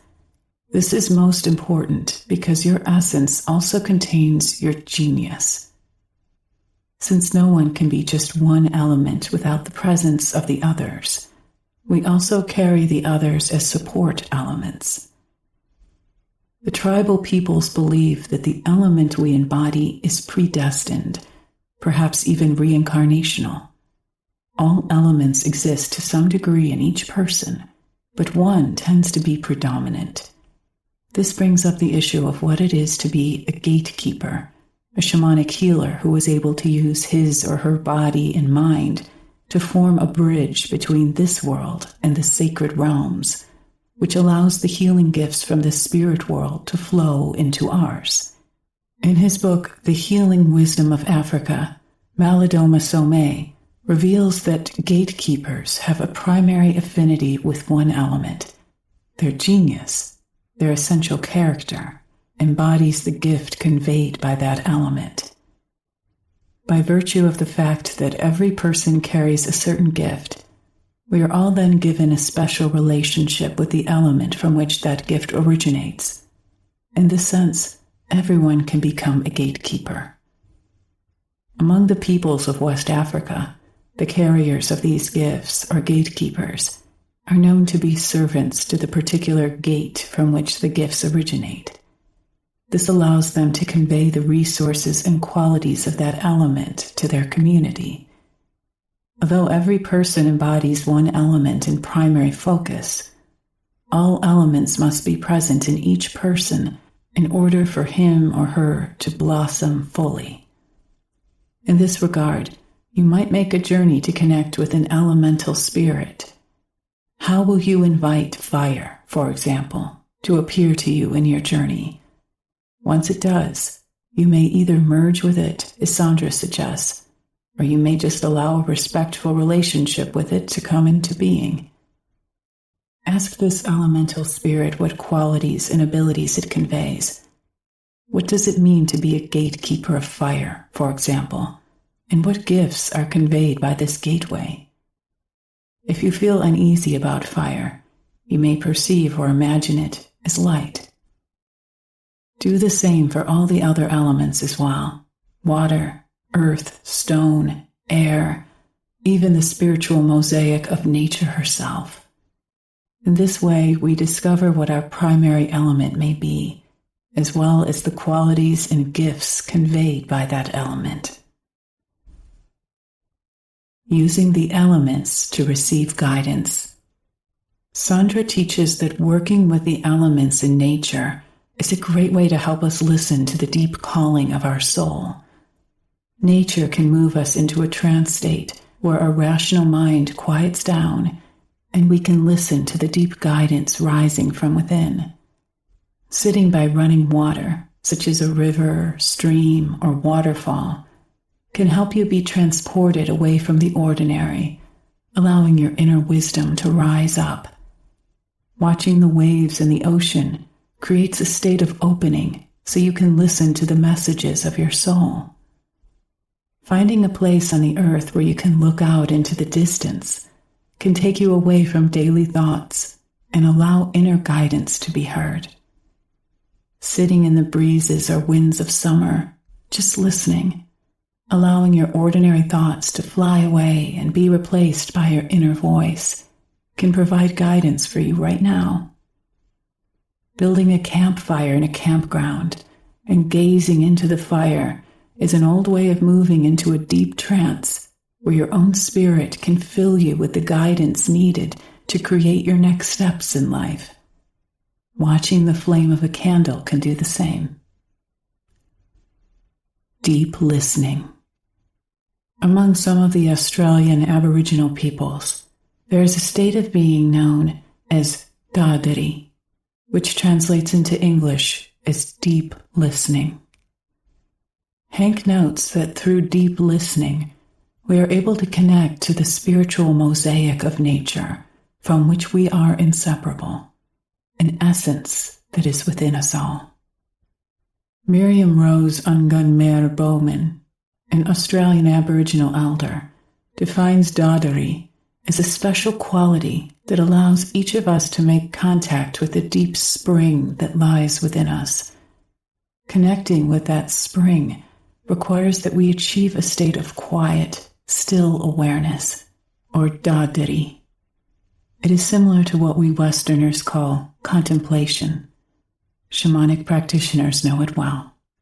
Miriam Rose proclaims that this contemplative focus permeates the Aboriginals' entire way of life, their whole being, that Dadari continually renews them on a day-to-day basis, bringing them peace, creating harmony where there is disharmony, producing balance where there is imbalance, and restoring health where there is illness.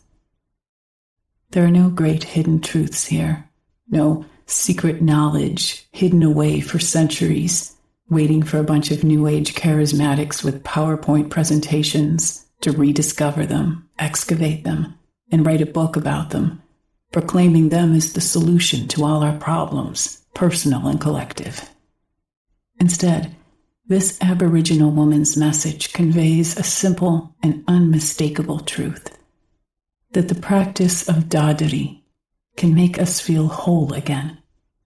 She shares that the Aboriginals cannot live good and useful lives unless they practice Dadari, and that they learned how to do this from their ancestors. As a Westerner who has spent considerable time living and working in the Indigenous world, I can appreciate this traditional woman's words. During my years spent among the tribal peoples of Africa, for example, I learned that those still living in their traditional lifeways are not threatened by silence. Rather, they are completely at home in it. Their ways have taught them how to be still and how to listen to the silence. Accordingly, they do not try to hurry things. They allow themselves to follow their natural courses, like the seasons, and they wait. Following the natural courses of existence removes worry from their life. They never worry. They know that in the practice of dadari, the deep listening and quiet stillness of the soul, that all ways will be made clear to them in time. The Aboriginals are not goal-oriented in the same way that we Westerners are programmed to be from childhood, nor do they attempt to push the river, which they know with absolute certainty is an exercise in futility. In Miriam Rose's words, "We are like the tree standing in the middle of a bushfire, sweeping through the timber. The leaves are scorched, and the tough bark is scarred and burnt.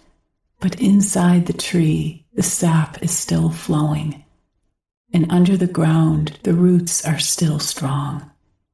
Like the tree, we have endured the flames, and yet we still have the power to be reborn." Miriam continues, "We know that our white brothers and sisters carry their own particular burdens. We carry burdens as well. Yet I believe that if they let us come to them, if they would open their minds and hearts to us and hear what we have to say, we might lighten their burdens. There is a struggle for all of us, but we, unlike them, have not lost our spirit of dadiri. I believe that the spirit of dadiri will help you Westerners blossom and grow, not just within yourselves, but within your nation as well.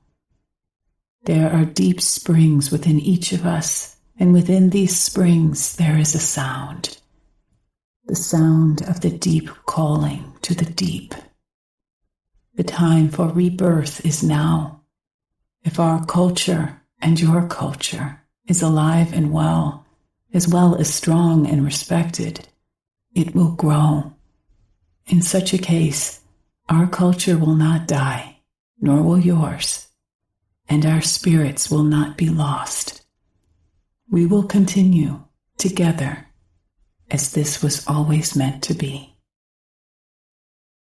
Chapter 4. Visionary Work with Weather and Environmental Changes.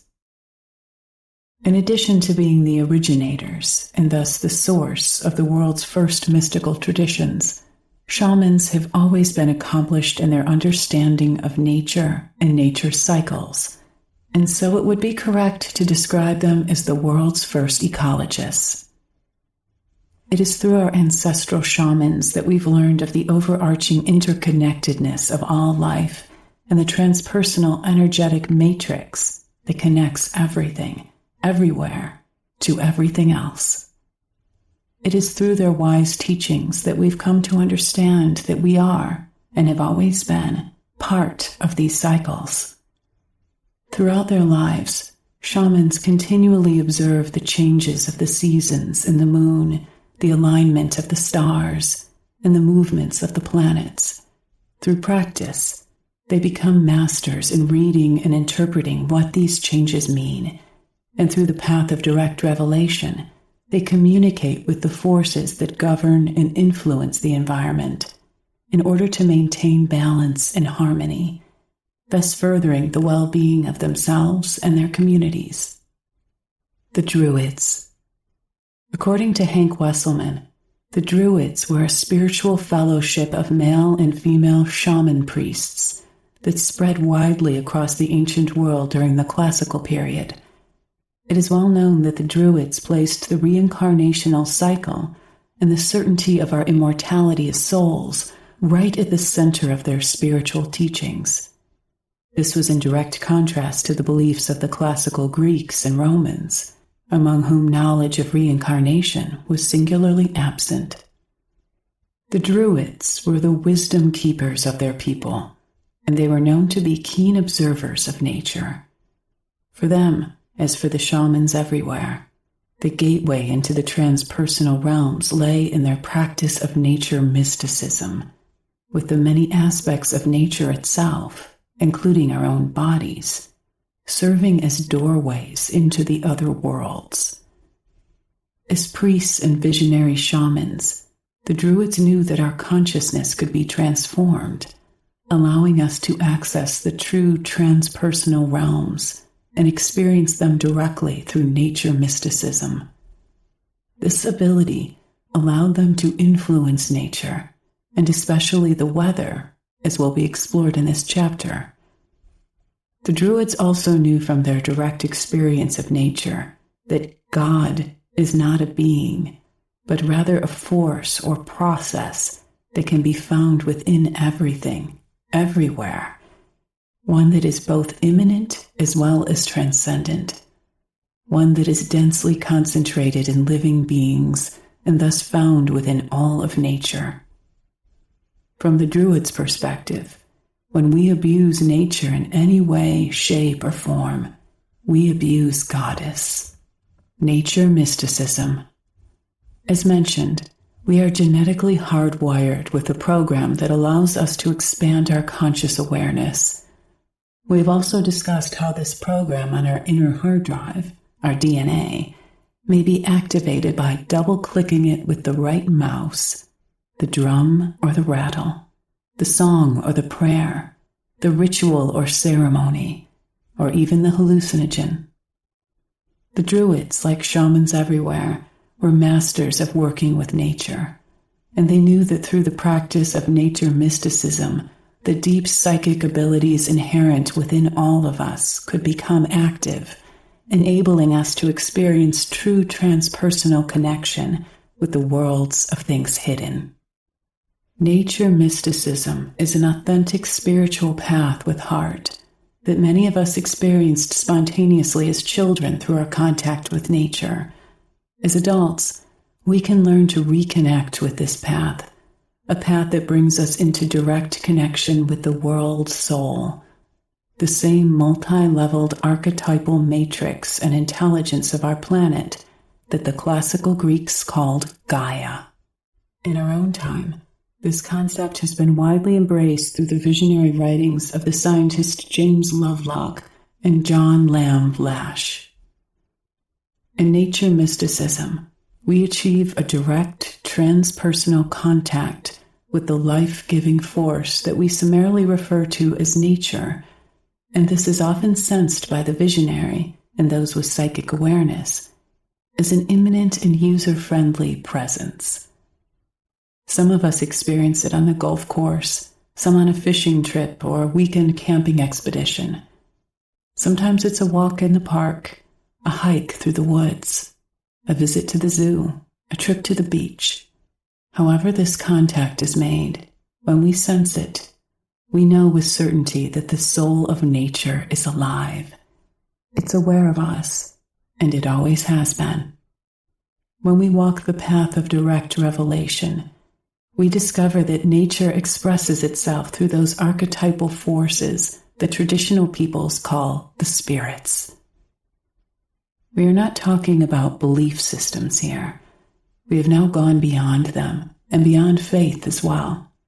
We're talking about direct connection with the real thing.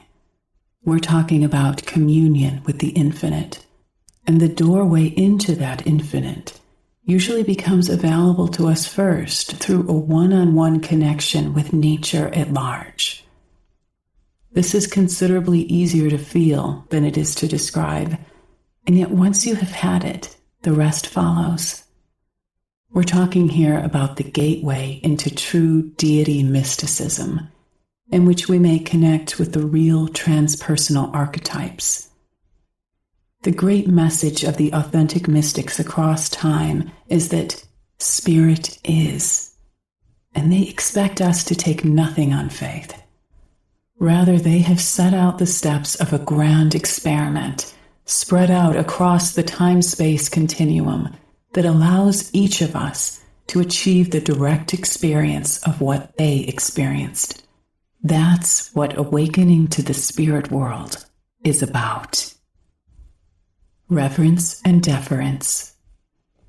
Celtic shamanic practitioner and teacher Tom Cowan teaches that we should show not only reverence and respect toward nature, but also deference. I think deference is the key word here because it means that we put someone or something else ahead of ourselves. We usually defer to an elder or superior, which means we concede to their wishes rather than to our own. While it's important for practitioners to respect and realize our oneness with nature, I think underlying this attitude should be deference. In other words, we can acknowledge that nature is superior to and far older than us. We can then understand that nature is fundamental to our own activities, needs, and well-being. We live in an age in which we assume that human ingenuity and technology can control nature to a great extent, at least tempering or eliminating its unpleasant and uncomfortable aspects. We don't like inconvenience, and we have become addicted to being comfortable. But if we really stop to think about this, we understand that we are not in control. As the world becomes ever more unstable due to global warming and human activities that disrupt natural rhythms and patterns, nature is responding by becoming extreme. Weather and seasonal patterns are disturbed, defying our so-called weather predictions even more than usual. Rather than gripe or sulk over this, I think all people should consider actually reconnecting with nature's cycles by choosing acts of inconvenience and discomfort. For example, we could walk rather than drive, dry clothes on a line rather than in a dryer, set the thermostat lower in winter, and wear heavier clothes. Learn to live with summer's heat as much as possible. Find recreation outdoors rather than in malls or indoor recreation centers. Through such conscious acts, we could each become more fully aware of our current lifestyle, and we could come up with several practical, concrete changes in how we live that would make us come face to face with respecting nature. Such deliberate acts will put us more in touch with the indigenous mind and heart that we still carry within us. We often forget or ignore the fact that nature is immensely more powerful than we are. As shamanic practitioners, we like to work with nature in its more gentle aspects. The gorgeous sunset, the flowering garden, the starry sky, or the gentle brook. But nature is also the hurricane, tornado, forest fire, earthquake, and flooded river. Faced with these inevitabilities, we then stand in awe of these forces, recognizing their power and even their terrible beauty, as we pray they do not damage our homes or kill us. The power that we witness in these and other natural events is far older and stronger than we are. These primordial activities happened before we humans arrived in this world, and they will most likely continue after we are long gone, revealing how small we really are in this great drama of the natural world. And knowing this, we can defer to these natural events. We can feel confident in conceding that they are going to happen, that they in some way are necessary in some grander scheme than we can readily imagine. We can then accept with grace the discomfort and inconvenience they inevitably produce. And if we have already been disciplining ourselves by choosing to experience the less than comfortable, the less convenient ways that humans have traditionally related to natural conditions, then we may have greater understanding, appreciation, and acceptance of these more serious disasters when they occur. We will then be living more in alignment with our indigenous mind and heart, rather than the foundation of our modern Western mind that seeks dominion and control over nature. The weather. We have all become aware over the past decade of the global changes that are occurring within our planetary weather machine. We now know as well how these climatic shifts are being exacerbated, even caused, by the activities of industrialized humanity. These changes are now well documented and have been validated by countless scientific studies and manifestos from the National Academy of Sciences in the United States, as well as from other industrialized nations. It is vitally important for us to understand and accept that every change, great and small, entails a death of that which was before.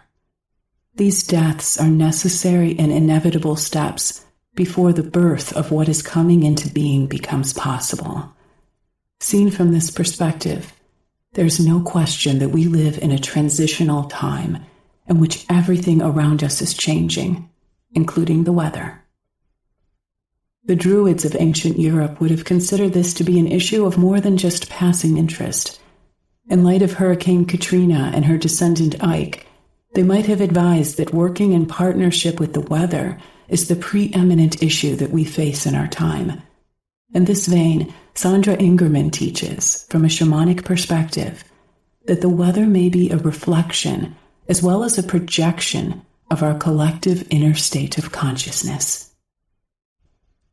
There is an aspect of the weather that is simply part of nature and its cycles.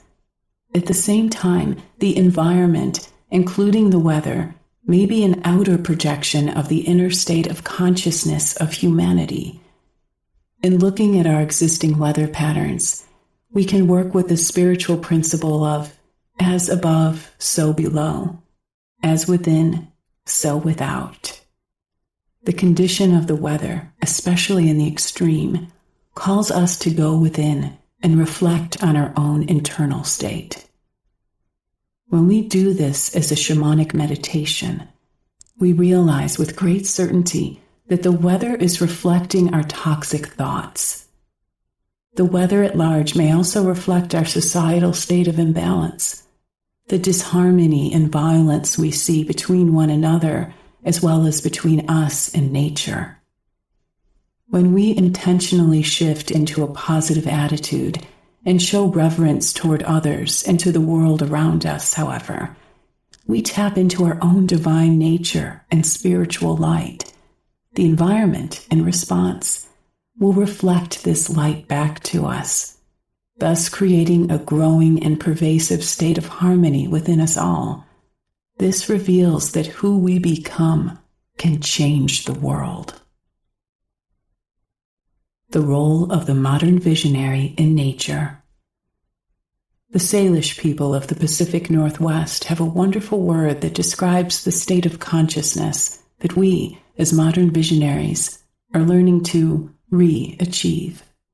Scalatitude means when the people and nature are in harmony, there is magic and beauty everywhere. It has always been the role of the shaman to mediate between the community and the spirits of weather. There are many stories of shamans bringing rain when it was needed, or sending sun to areas dealing with flooding. When we consider the role of the modern visionary in this process, this does not mean trying to manipulate the weather for trivial or personal reasons, such as not wanting an outdoor wedding reception to be rained off. The weather works on a regional, even planetary scale, and the key to working with these truly awesome primordial forces lies in asking for the highest good for all of life in the particular region where you live. In other words, it's not just about you. This is most important to understand, for we do not want to use our spiritual practice to work with power over nature. Rather, we want to use our spiritual awareness and abilities to bring us into alignment with these natural forces. According to Hank, the Hawaiian kahuna elder Hale Kealohalani Makua was fond of observing that the foundation stone for Western mind, which is the same as colonial mind, is dominion. By contrast, the foundation stone for indigenous mind is respect. Thus, the first step for the modern visionary in working with nature is to show our deep and abiding respect. As modern visionaries working with the weather, teaches Sandra, we must remember to stay humble. When and if you choose to utilize shamanic methods to connect with the spirits of weather, and if you do have success in working in partnership with the spirits, it is important to not take credit for it. When we brag about our power, we lose it.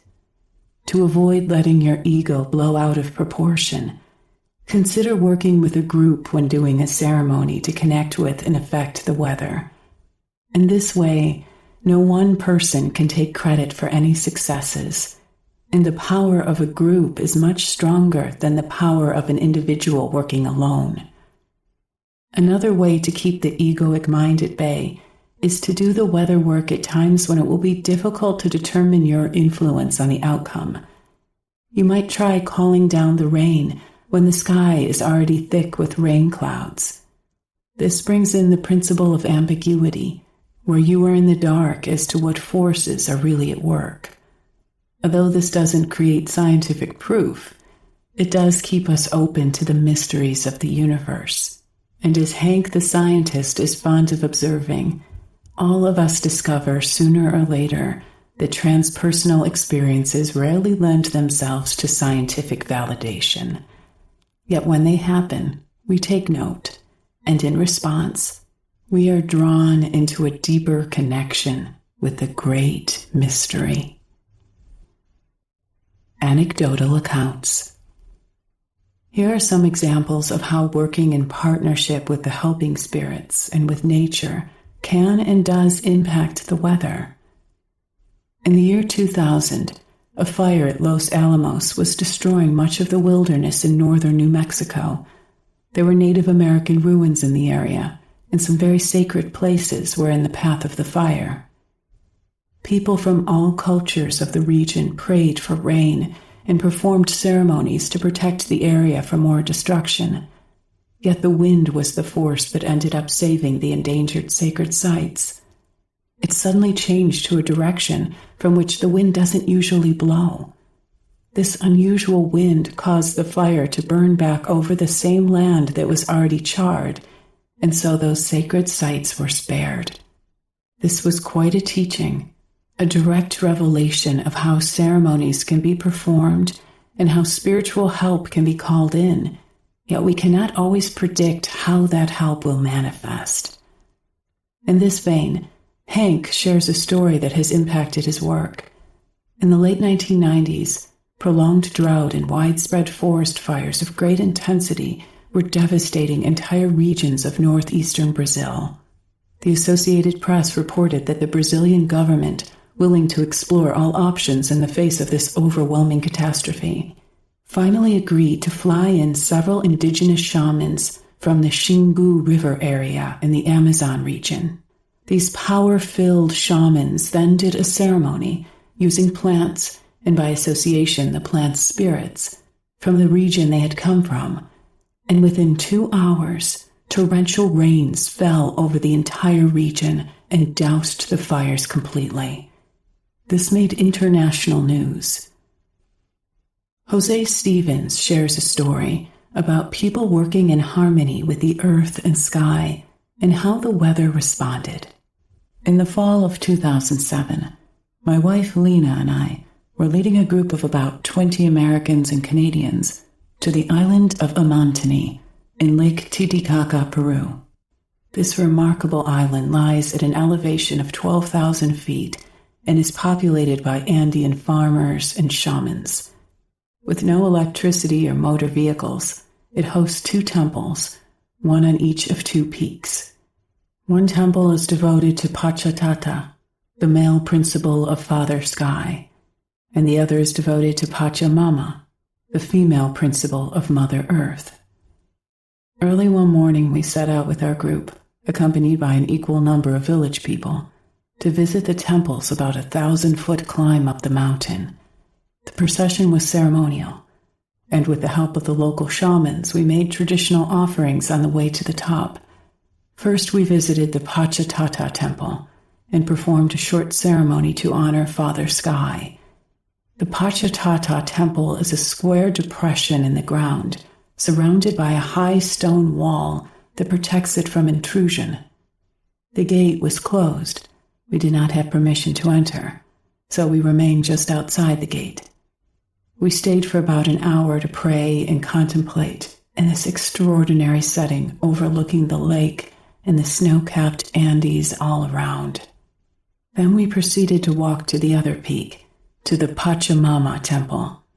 Upon arrival, we were amazed to find the gate wide open. This temple is a round depression in the ground, surrounded by a round stone wall. After serious consultation with the villagers and the shamans, we determined that the gate was open for a reason, and we had permission to enter.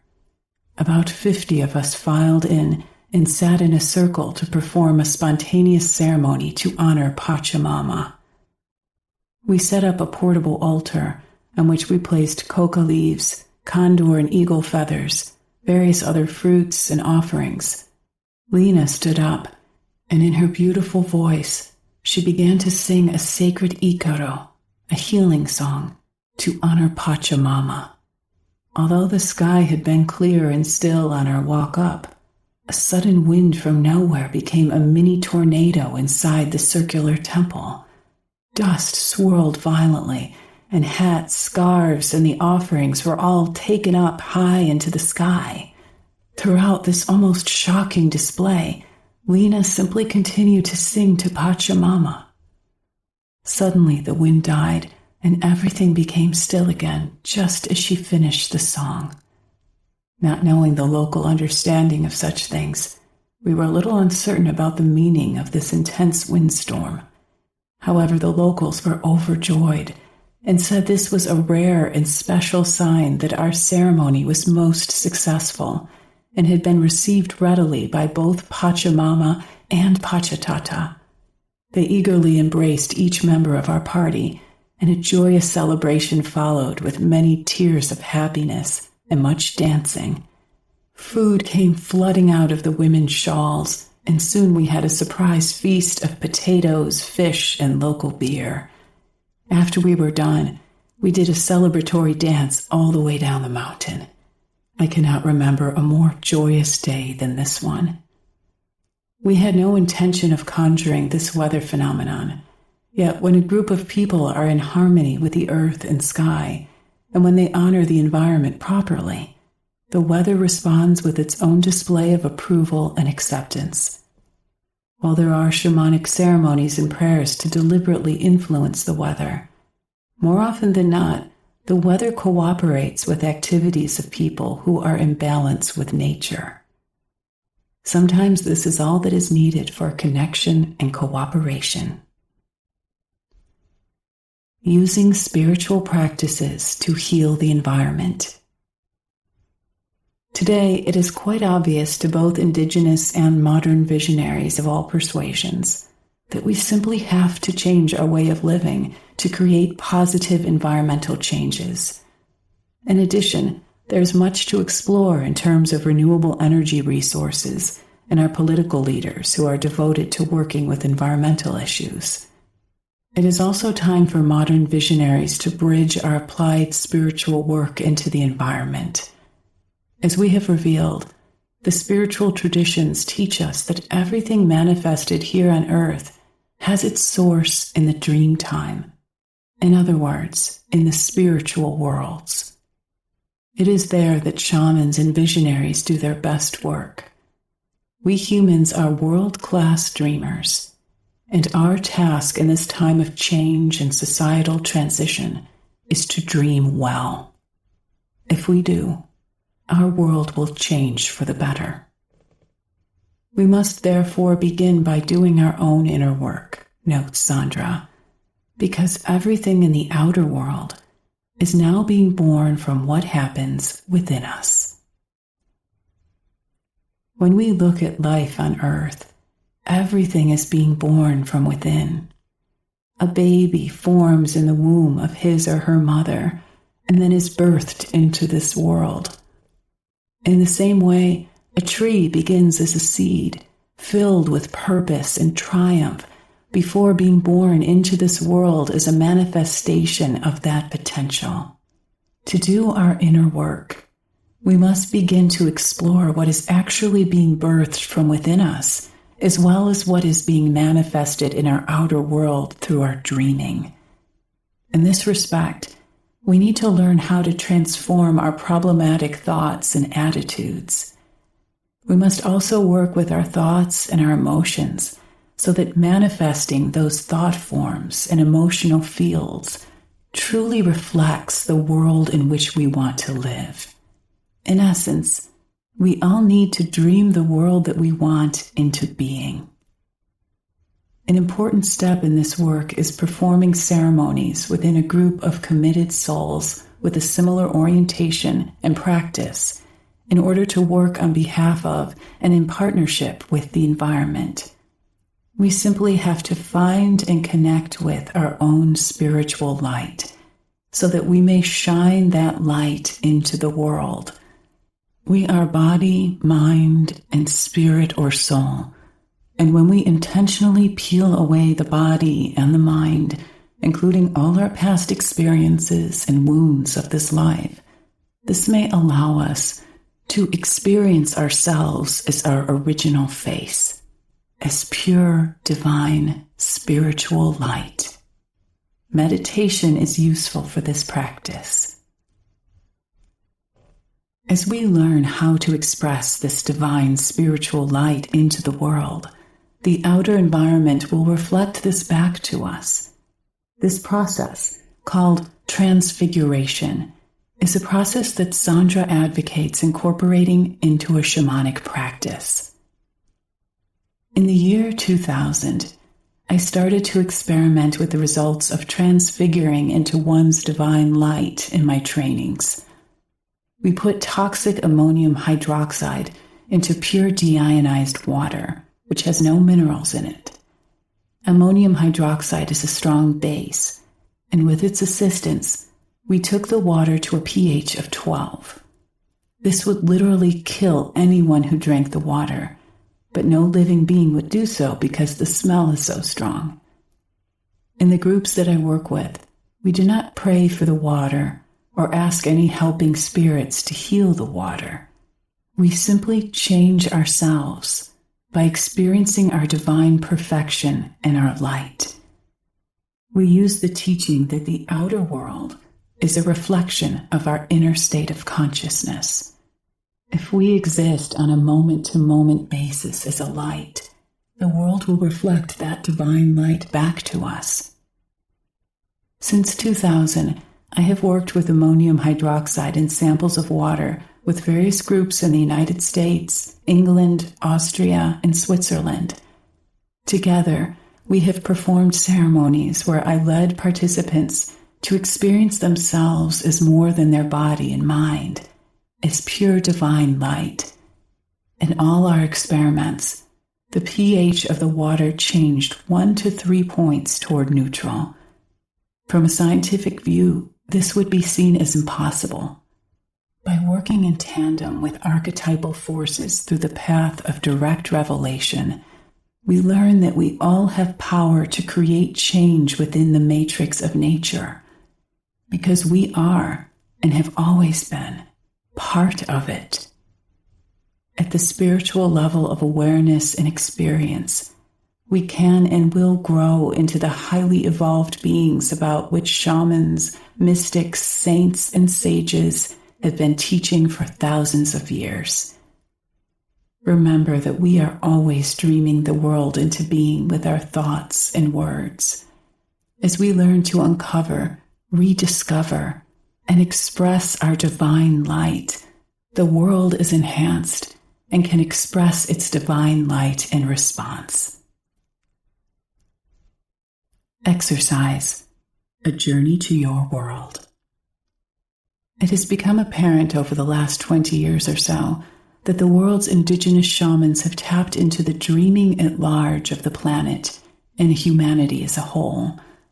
In response, cultures such as the Quiero peoples of the Altiplano region of the Andes have sent representatives to the lowlands to inform us Westerners that we are dreaming the wrong dream. To change our distorted dreams, and by association the world that we live in, the shamans say we must learn to use the power of our thoughts and our creative imagination. It would be good to journey on those qualities of the world that we want to see, qualities that create balance and harmony.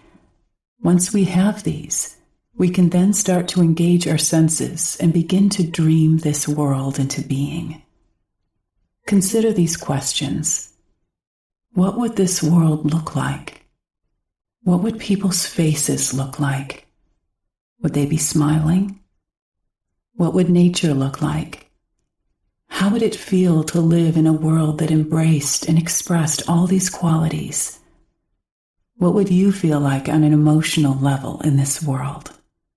In your journey, walk around and touch all the various healthy life forms with your awareness and even with your dream fingers. Feel how good it is to be alive in this world. What do the sounds in nature sound like? Can you hear children laughing? What are the fragrances filling the air? Can you smell them? How does the food taste? Imagine yourself tasting and eating the most delicious and nutritious foods. Taste the clean, pure water. Smell the fragrant, clean air. Listen to the sounds of nature that surround you. Feel the warmth of the sun on your skin. By engaging all your senses, you may work with an inner process that engages your body-soul, a process that can be expressed into the physical world. It is important to see, hear, feel, smell, and taste this world as it already is and as it is coming into existence. Otherwise, you are always creating it in the future.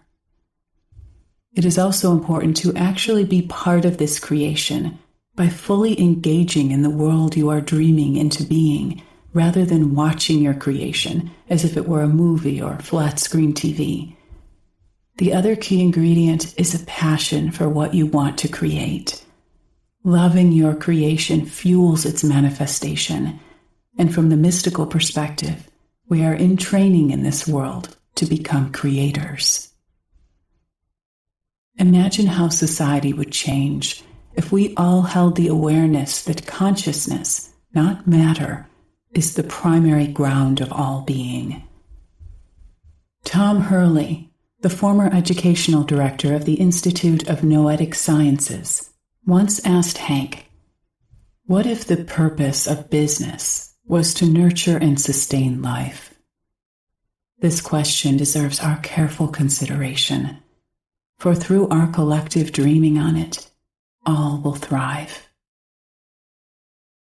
Chapter 5. The Power and Ceremony of Ritual. The Role of the Visionary. Ceremonies and rituals are performed to honor the spirits, to celebrate life and changes in nature, to acknowledge rites of passage, to give thanks, and to create change. Performing a ceremony or ritual creates transformation. Shamans are inspired visionaries who are able to access information through their invisible allies for the benefit of themselves, their families, and their communities. This process is known as divination, and it is usually accomplished through ceremony and ritual. The ability of shamans to communicate with the spirit realms enables them to act as healers and doctors, priests or priestesses, harmonizers and psychotherapists, mystics and storytellers. Throughout the group process of ceremony or ritual, visionaries are advised by inner sources of power and wisdom, their helping spirits. Through their relationship with these transpersonal forces, shamans are also able to retrieve lost power and restore it to its original owners, and remove spiritual blockages in those who are crippled by them. A shaman can also address the spiritual aspects of illness and mend the fabric of damaged souls through the performance of soul retrieval rituals. Ceremony is a vital part of this healing process, and it doesn't matter if the healer is wearing a white lab coat and stethoscope or body paint and feathers. This is because the subconscious body-soul is very impressed by anything physical. In this sense, it doesn't really matter what you do. What matters is that you do it, whatever it is, and that your intentions and your ritual come from the heart. By acting from this heart space, teaches Alberto Viola, you can more easily access a transcendent state of mind. Shamanic rituals are different from ordinary rote practices, in that they often create a collective group experience of the transcendent realms and their inhabitants that may utterly transform the experiencer. Rituals are at the core of all religions, but unlike religious ceremonies that must be repeated the same way every time until higher authorities mandate differently, as happened with the transition of the Catholic Mass from Latin to English, shamanic ritual is always different in that its outer form is suggested, not prescribed, by tradition. Sacred ritual, properly guided by an experienced shaman, can create a whole brain experience that awakens the curiosity of the neocortex, satisfies the need for safety of our more primitive limbic brain, and makes ecstatic states accessed by the frontal lobes of the higher brain possible. Ritual performed wholeheartedly allows us to transcend our limiting roles and beliefs and experience more elevated states of being. A shaman, then, is a facilitator who, through ceremony, can help others achieve a new mind state. According to Jose Stevens, this is one of a shaman's main tasks. The ceremonialist is one of the 7 main functions of a shaman's work. The others include artist, storyteller, healer, warrior, leader, and keeper of knowledge. Each function contributes to the others, which makes for a rich and comprehensive array of skills. While all shamans know something about ceremony and ritual, some shamans make this their specialty and are called in for special occasions to preside over larger, more complex ceremonies that may last several days and nights. These may include songs that go on for many hours, complex dances, prayers, and the blessing of hundreds of people. But anyone can incorporate the shamanic approach to more simple ceremonies in their daily practice. The primary definition of a spiritually oriented ceremony, offered by Webster, is a formal religious or sacred observance. Shamans too observe sacred occasions such as solstices, equinoxes, new and full moons, fertility days, initiations, dedications, annual pilgrimages, births, marriages, and so on. But in addition, they create formalities around healing practices, such as plant medicine ceremonies and the like. Often shamanic ceremonies are created for the purpose of blessing children, families, animals, sacred power places, and homes. Ceremonies, in the generic sense, honor the different transitions we make in life. In shamanic cultures, ceremonies are also used to mark transitions. They are performed when children are born into the world, to mark different stages of life, including marriage, and to honor our final transition back into the spirit world at the death of the physical body. There may be ceremonies to mourn the death of loved ones, and to mark important rites of passage involving transitions in a person's life, especially those initiations that sanctify moving from childhood to adulthood. Ceremonies are often performed to revere our ancestors who gave us life. Shamanic ceremonies also honor the cycles of nature. For an agricultural community, for example, ceremony is done at the time of planting to honor the ancient spirits of nature and invite them to support the people with a good crop. Then, at the harvest, ceremony expresses the collective gratitude for the abundance with which these natural forces grace the community, abundance that allowed them to live and thrive for another year.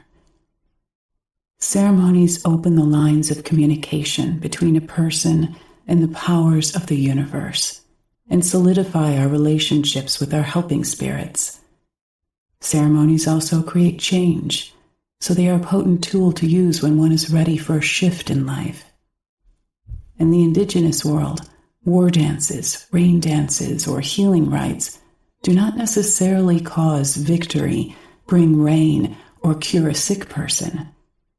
But the ceremony can and does bring about a remarkable and measurable physiological change in members of the group, as tension and excitement rise, peak, and then subside.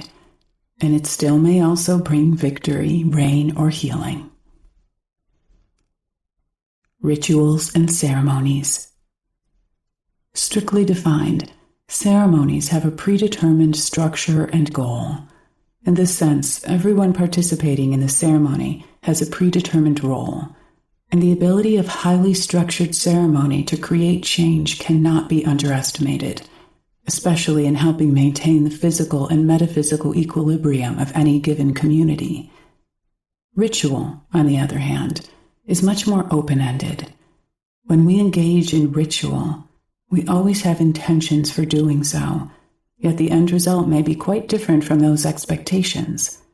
This is because there comes a point in every authentic ritual in which the spirits arrive, and then any predetermined structure or form may go right out the window. In ceremony, the practitioners are in control from beginning to end. In ritual, the spirits run the show, and the results can be truly startling as well as life-changing. Jose Stevens, who spent years training with the Huichol Indians, was able to see this spontaneous aspect of ritual firsthand.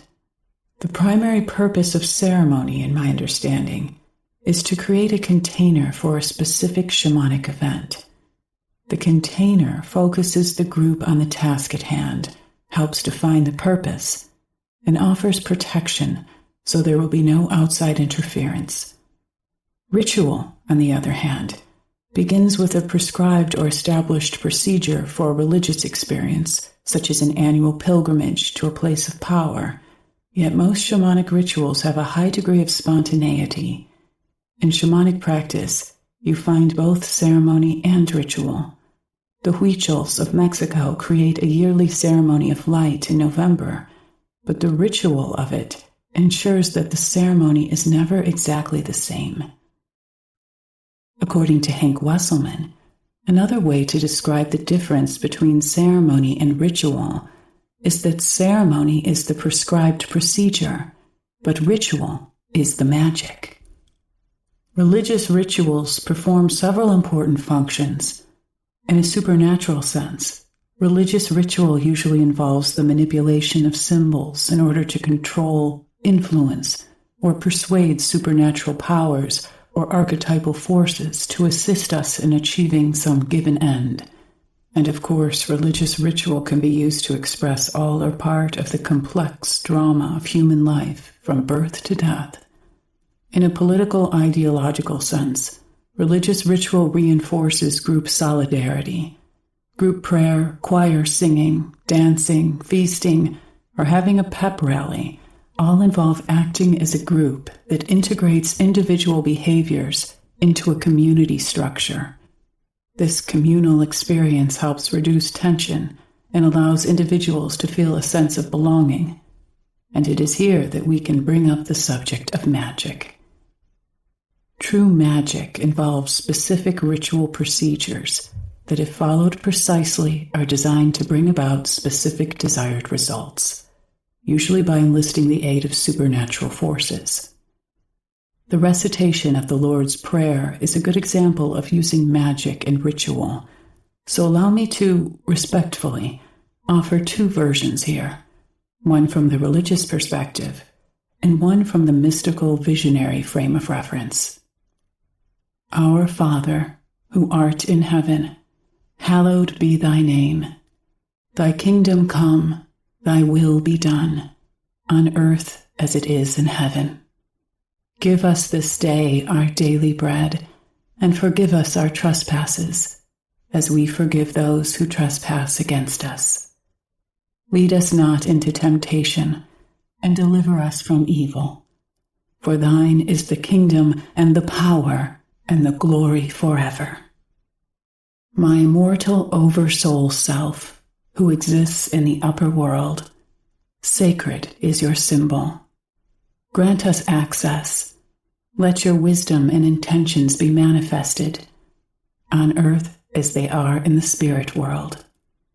Nourish us, be forgiving of our departures from the path, and help us to be forgiving of others. Protect us from craving, protect us from the dark forces, for you are the source of my power and my being forever.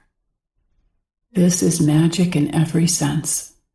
We invoke the archetypal forces, in this case our own higher self, to be of service to us, state what it is that we need, want, and then honor the source. And as is true with any authentic ritual involving magic, we have no idea of what the outcome may be, but we hope for the best. And when this takes place in culturally meaningful ceremony, in the company of other like-minded folk, it enhances both the process as well as the power of the process. In summary, true magic involves a ritual in which an accomplished practitioner accesses or even steps into the transpersonal realms, connects with the power that is available there, and then bridges this power back into our everyday world to manifest something. Healing, for example. Another way to distinguish between ritual and ceremony, teaches Sandra Ingerman, is that ritual can be as simple as a healing process that is incorporated into your life on a daily basis. In my own practice, I use the word ritual to imply healing work that will be repeated every day, once a week, or once a month. For example, I might have a ritual that I perform daily to honor the helping spirits who reside where I live. A ceremony is something I might perform once by myself or with a group, usually for a desired result.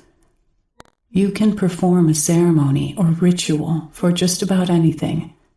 In my workshops, we perform ceremonies in order to curtail beliefs and attitudes that prevent us from using our creative energy to create a good life for the planet and ourselves. We use ritual to create agreement between ourselves and the power of the universe for what we wish to create in our lives. When we use ceremony for manifesting something we want, we can add to the power of our creative potential by working in partnership with the creative forces of the universe. Key ingredients of ceremony and ritual. There is no correct way to perform a ceremony or ritual. What is important is that you use your own creativity to come up with a ceremony to perform. Here are some key ingredients. 1. Set a strong and clear intention about what you want to accomplish. 2. Concentrate and stay focused on what you are doing. If you become distracted, your energy becomes disconnected from the spiritual forces within. 3.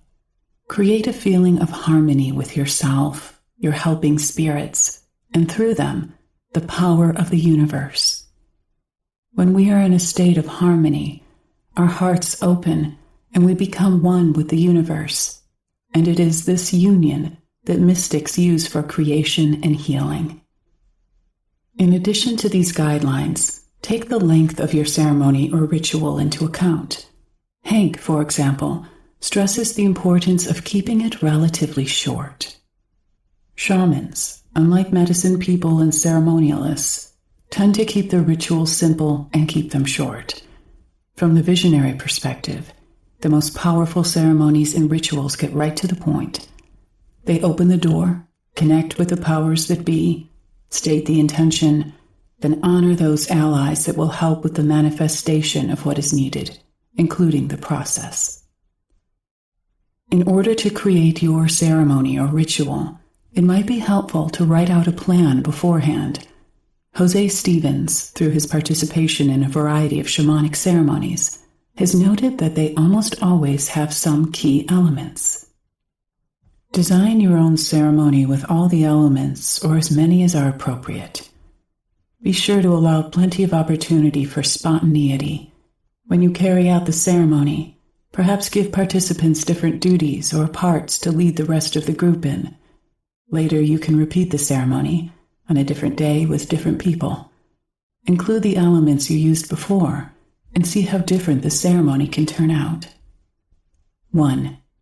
An opening song or statement that greets all the participants and makes the purpose of the ceremony or ritual clear. 2. An offering of gratitude to Spirit for the good fortune to have come together. 3.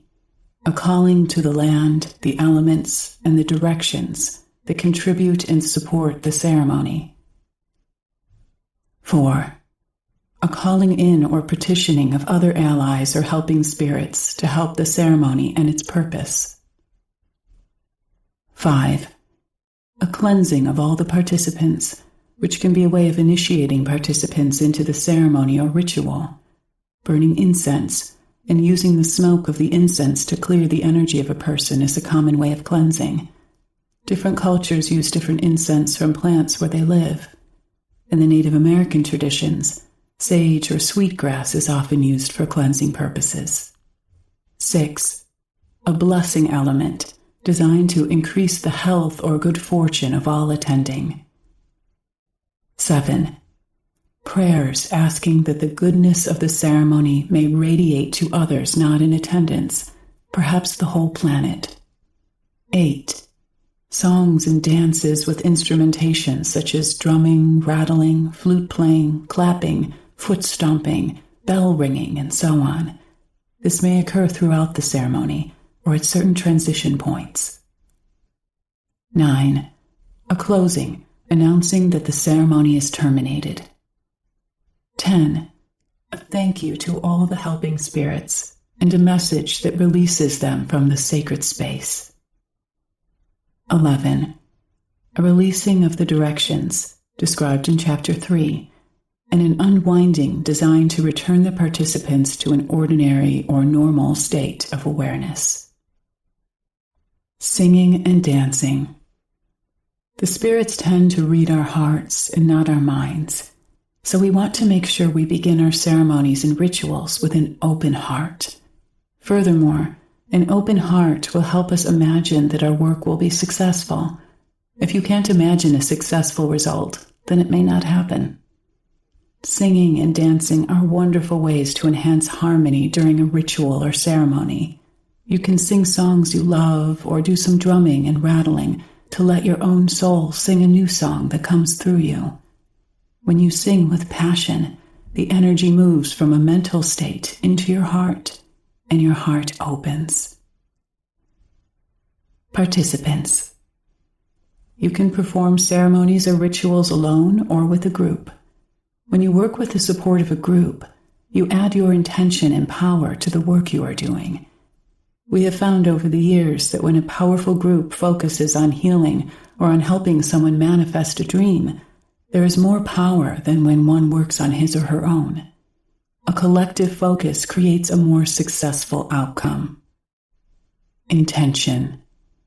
Though the number of participants plays a strong role in the outcome of a ceremony, according to Sandra, it is not the most important ingredient. She emphasizes the need to be clear on your intention and wording when performing a ritual or ceremony. In my practice, sometimes I work alone and sometimes I work with a group.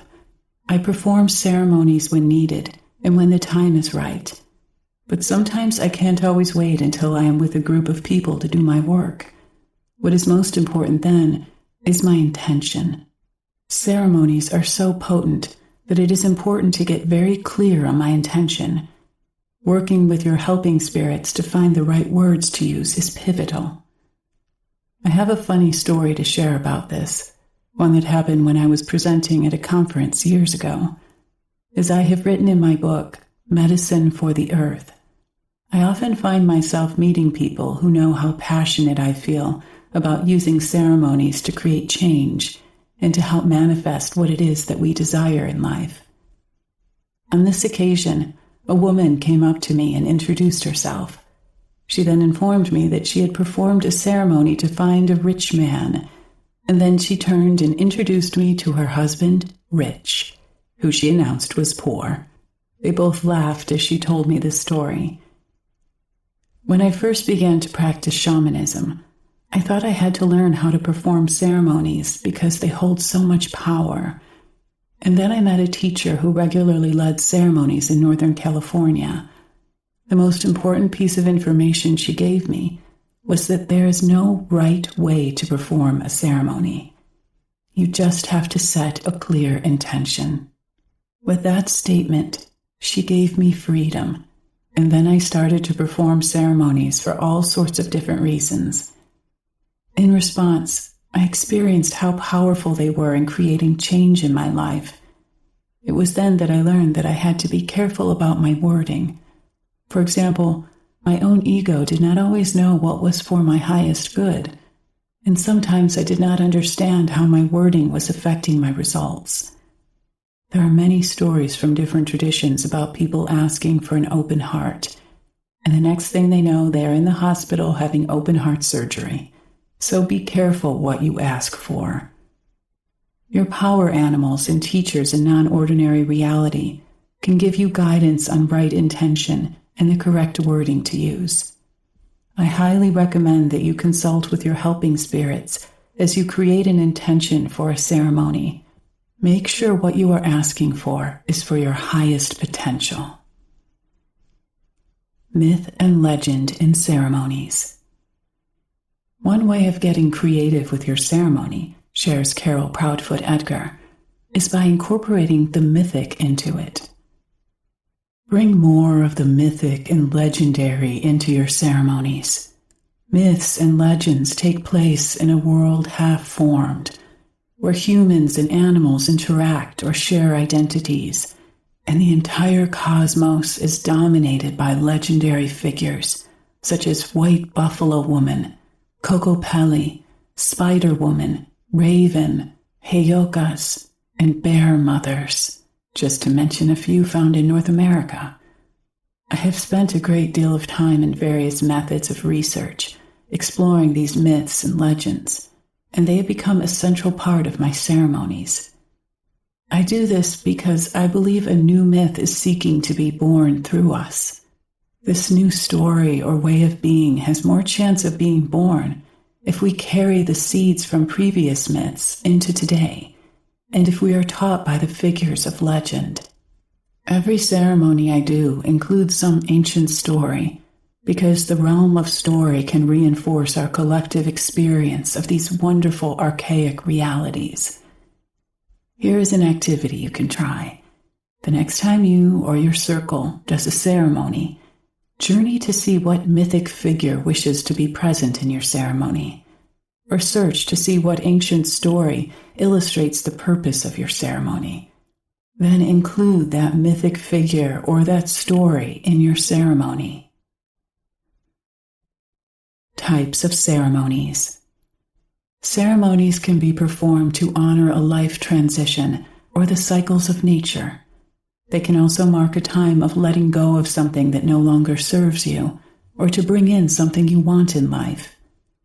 Here are examples that might inspire you to find your own purposes for a ceremony or ritual. You can perform a ceremony at an important birthday when you feel you have reached a new stage of life. You can perform a ceremony at each solstice or equinox to honor the change in seasons. You can perform a ceremony when getting engaged, or to break the connection between you and another if you are getting divorced. You can perform a ceremony if you want to manifest a new job or a relationship. You can perform a ceremony when a death of a friend or loved one has occurred, to wish them well in their journey back to their spiritual home. At the end of the chapter, we will give you an exercise to create a ceremony that will speak to something you personally need right now in your life. One especially helpful subject for ceremony, teaches Sandra, is to release blocking beliefs from your life.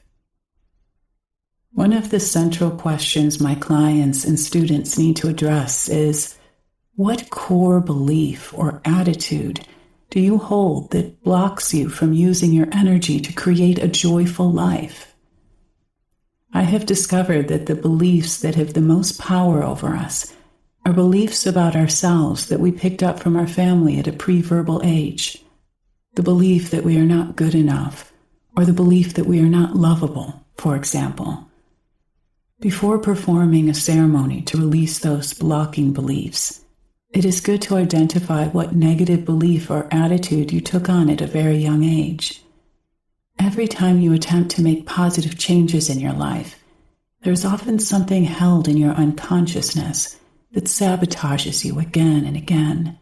In response, we can journey to a helping spirit with whom we have developed a good relationship and whom we trust.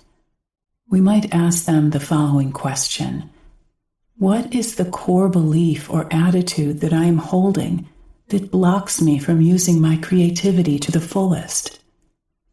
The reason I insert the word core into this question is that this is the key word in uncovering what you picked up at a nonverbal age. Once you have diagnosed the nature of your block, it is your choice to let it go. For this purpose, I like to work with fire ceremonies. Another possible theme for your ceremony is fire. From a visionary perspective, fire is a living being whose nature is to transform and transmute. In this sense, we can ask the fire elemental spirit to work in partnership with us to transform the energy of our blocking belief into pure light. A fire ceremony. You can perform a fire ceremony alone or in a group. Ceremony done in a group magnifies its power. You can work with just a few other people. The group need not be large to experience an exponential effect. The first step is to create a power object that will embody or symbolize your blocking belief or attitude. Have fun with making your power object, suggests Sandra. Let your intuition guide you when developing your power object. For example, you can find a stick in nature and wrap some yarn around it. When you wind the yarn, it symbolizes the unwinding from your held belief. Some people draw a picture, some write a letter. I have found that people are infinitely creative in coming up with a power object. Just make sure that you always treat whatever you take from nature with honor and respect. Once you have made your power object, you can journey on how to fully infuse the power of the belief into your object. One way I work is to rattle and sing and really shake out of me what I want to get into my object. Again, it is important to understand that the shamanic art you create does not represent power. Shamanic art is power. Next, bring the fire into your ceremony, which, Sandra notes, can be done in a myriad of ways. You can use a fireplace for your ceremony, or, if conditions are safe outside, you can build a fire on the ground or use a barbecue. In one group I worked with years ago, we could only use a sewer grate on a street on which to build a fire. While working in the darkness, we felt that we were in the middle of the wilderness. The power that the group generated was so strong that the location of the fire no longer mattered. Be responsible and avoid building an outdoor fire where there would be any danger of sparks creating a major problem. Always put out the fire after you are done, and do it with gratitude. While building the fire, tell the fire what you are doing. Remember that you are working in partnership and collaboration with the element of fire in your ceremony. You also might want to burn some incense or sing or meditate to create a sacred space. In North America, sage is often burned. In South America, copal or special tobacco is used. And in Australia, eucalyptus is an effective incense. Some people are sensitive to incense smoke, so there are sage sprays that you can buy or make. You can also use organic rose water sprays where the fragrance dissipates quickly. For many, including Hank, burning incense is an integral part of any ritual or ceremony. Incense cues the subconscious body-soul that you are doing sacred work, separating what was a few moments ago from what is now. Remember, the body-soul is very impressed by anything physical. Ritual, ceremony, and incense will alert your body's soul, and in response to your focused intention, it will obligingly open that inner doorway in your heart so that the rest can happen. Remember once again that intention in a ceremony or ritual is the most important key.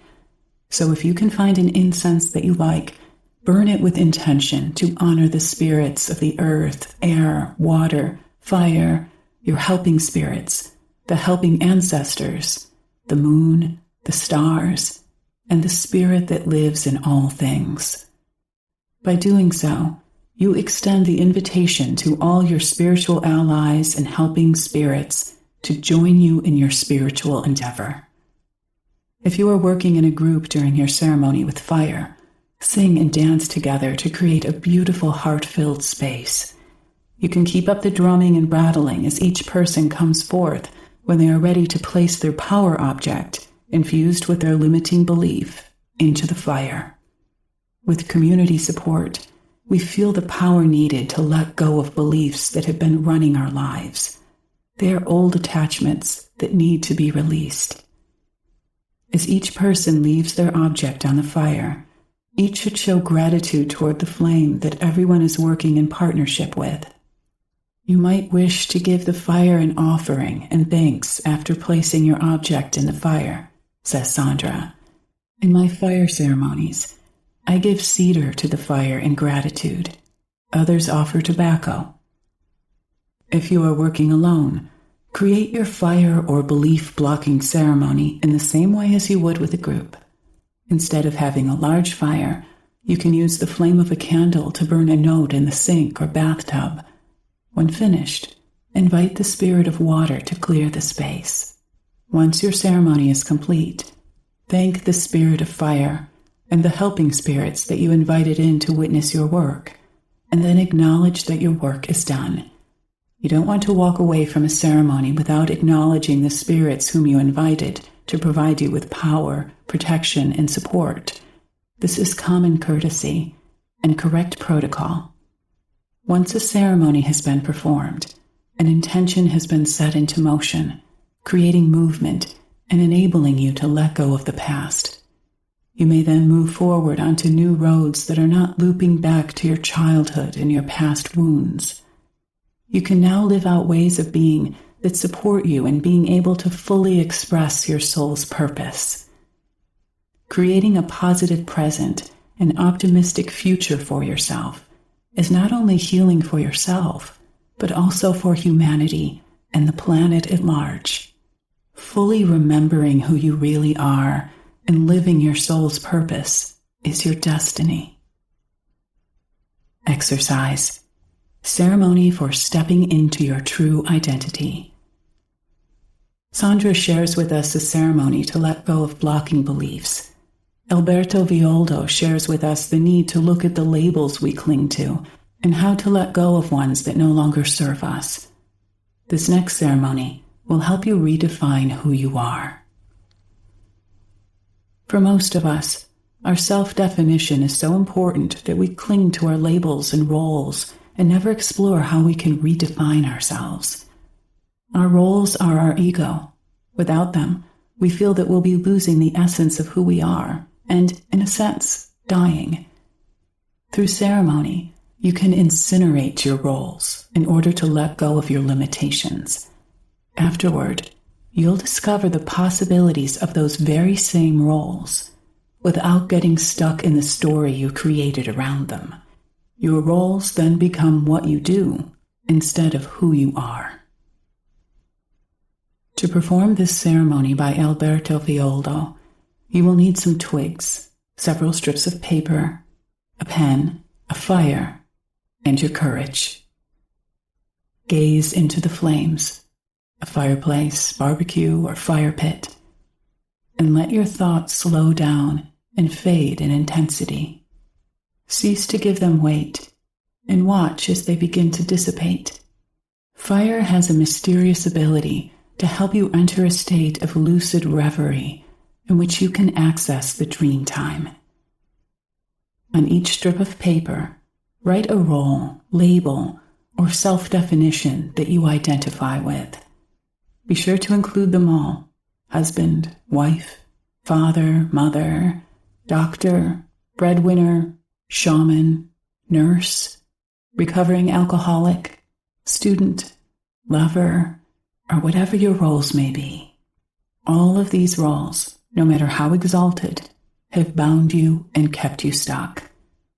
Wrap each strip around a twig and thank each role for the lessons it has taught you and the powers it bestowed upon you. Bless each role and then place the twig in the fire and watch it burn. Continue this process with all your roles and know that you are creating a sacred ritual for yourself. Feel the heat as each twig burns, making sure that you witness this from a still place. Imagine the demands of your roles disappearing into smoke and ash as you're freed from playing the part of mother, spouse, son, or employee, and open your heart to receive the gifts that each of these roles present to you. Know that you cannot be defined by your roles, but you can perform them with beauty and grace. Cairn Ritual. As we have said, ceremonies can also be performed to honor ourselves and nature. Historian Tom Cowan, who teaches workshops and writes about Celtic shamanism, shares a ceremony that you can perform to honor yourself and a symbolic force in your life. In some of the Celtic shamanic work that I do with groups, we honor and journey to the dark mothers, such as the Cailleach, or the Old Bone Mother, by building a cairn to her and using that as the entry into her world. Each person in the group brings a stone about the size of a computer mouse and places it on the pile in a ritualistic way, usually accompanied by soft drumming. Then we bless the cairn by crumbling sage or dried leaves over it and sprinkling it with water. We might also smudge it with the smoke of burning sage. We build this cairn in memory of our most ancient ancestors, who built cairns over passage tombs and dolmens in Western Europe, many of which still stand today. The pile of stones contains numerous cracks and entries, so when we journey, we allow our spirits to enter at one of these openings. Each person then wanders through the crevices and spaces inside the cairn until a room is found.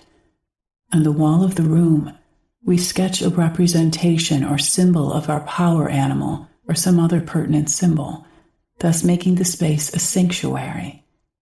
Then we return and dance around the cairn. Next, we make plans to re-enter the cairn to meet the Dark Mother with our intention, whether it be to gain knowledge, wisdom, insight, or spiritual help in our lives. If we are in a workshop of several days, we leave the cairn in the center until we are finished.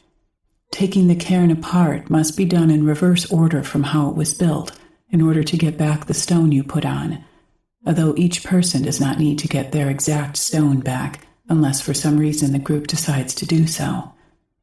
An optional follow-up is to scry the stone you take back for a symbol or message of peace. Each person then speaks the message of peace either in a circle or outside, where the cairn can be rebuilt as a peace cairn that will remain as a beacon or permanent prayer for peace, and as a memento of the shamanic work you did there. Working with ceremony will bring a richness into your life and will lead you back into a place of appreciation, awe, wonder, and connection with the invisible worlds. The ceremonies described in this chapter are meant to be an inspiration so that you can use these principles as guidelines in creating a powerful experience. They will allow you to apply your own creative brilliance to come up with a ritual for the healing and transformation of yourself and your community. Exercise. Designing your own ceremony. Now that you have learned some key elements that go into performing a ceremony and have seen examples of ceremonies, it is time for you to design a ceremony you can use for yourself. we suggest that you perform a journey to a power animal, guardian spirit, or teacher, and ask them if there is a particular ceremony that would be helpful to honor yourself or nature, to bring something to you, or to let go of something that no longer serves you. Ask your helping spirit to assist you in coming up with the right wording for the intention for your ceremony. Then ask your helping spirit to help you design a ceremony that you can perform. You might find that it is important to invite friends to your ceremony, or you might wish to perform it alone.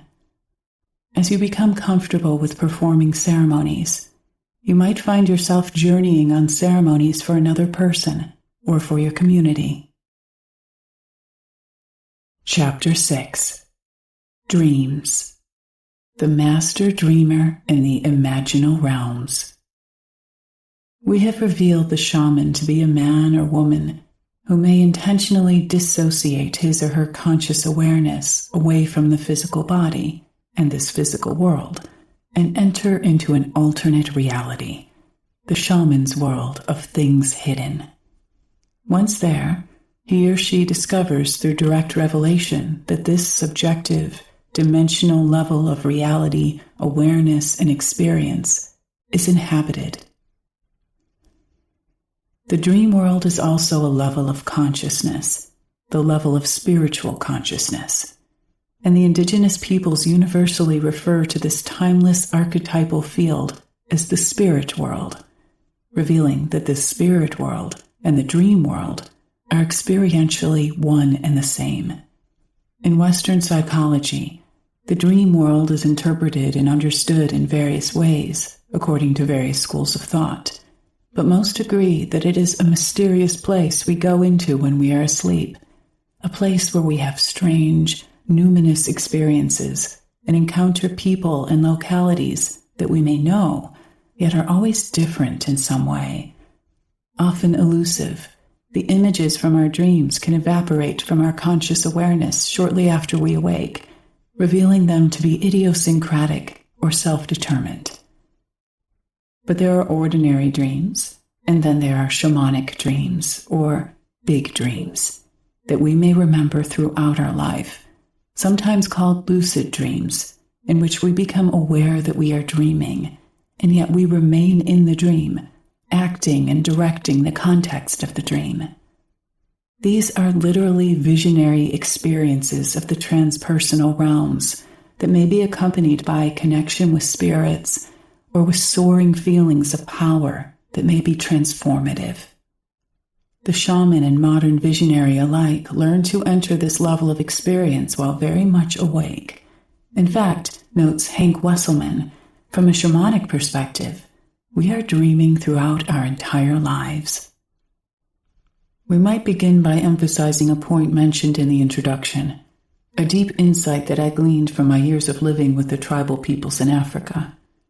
Right at the core of their indigenous worldview is the perception that the multi-leveled field of the dream is the real world, that we are actually dreaming 24 hours a day, throughout our entire lives, and that the everyday physical world came into being in response to the dream, not vice versa. These assertions were always accompanied by a conviction, strongly held, that the dream world is minded, that it is consciousness itself, alive, intelligent, and power-filled, and that it infuses everything that emanates from it with awareness, vitality, and life force. This means that we are always dreaming, even if you hear these words wherever you are. It also means that the experience of dreaming when we are asleep and the experience of the shaman who journeys into the dream worlds while very much awake are experientially and phenomenologically the same. Both paths give us access to the same levels of reality, awareness, and experience, revealing that the dream world serves as both the source of this physical reality in which we live, and yet it can be affected by what we dream as well. This reveals that our relationship with the dream world or spirit world is a co-creative one. The process involves shifting the focus of our awareness from here to there, This is a learned skill, and a shaman's ability to do this through their focused intentionality reveals why the shaman is called the master of dreaming. Because we are always dreaming, Sandra Ingerman notes, we have great power over our lives. It is with our creative imaginations that we dream the world in which we are living into being.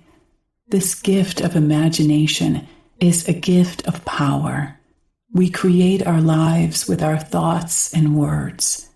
In our culture, few are encouraged to use their imaginations in a way that helps develop creative abilities.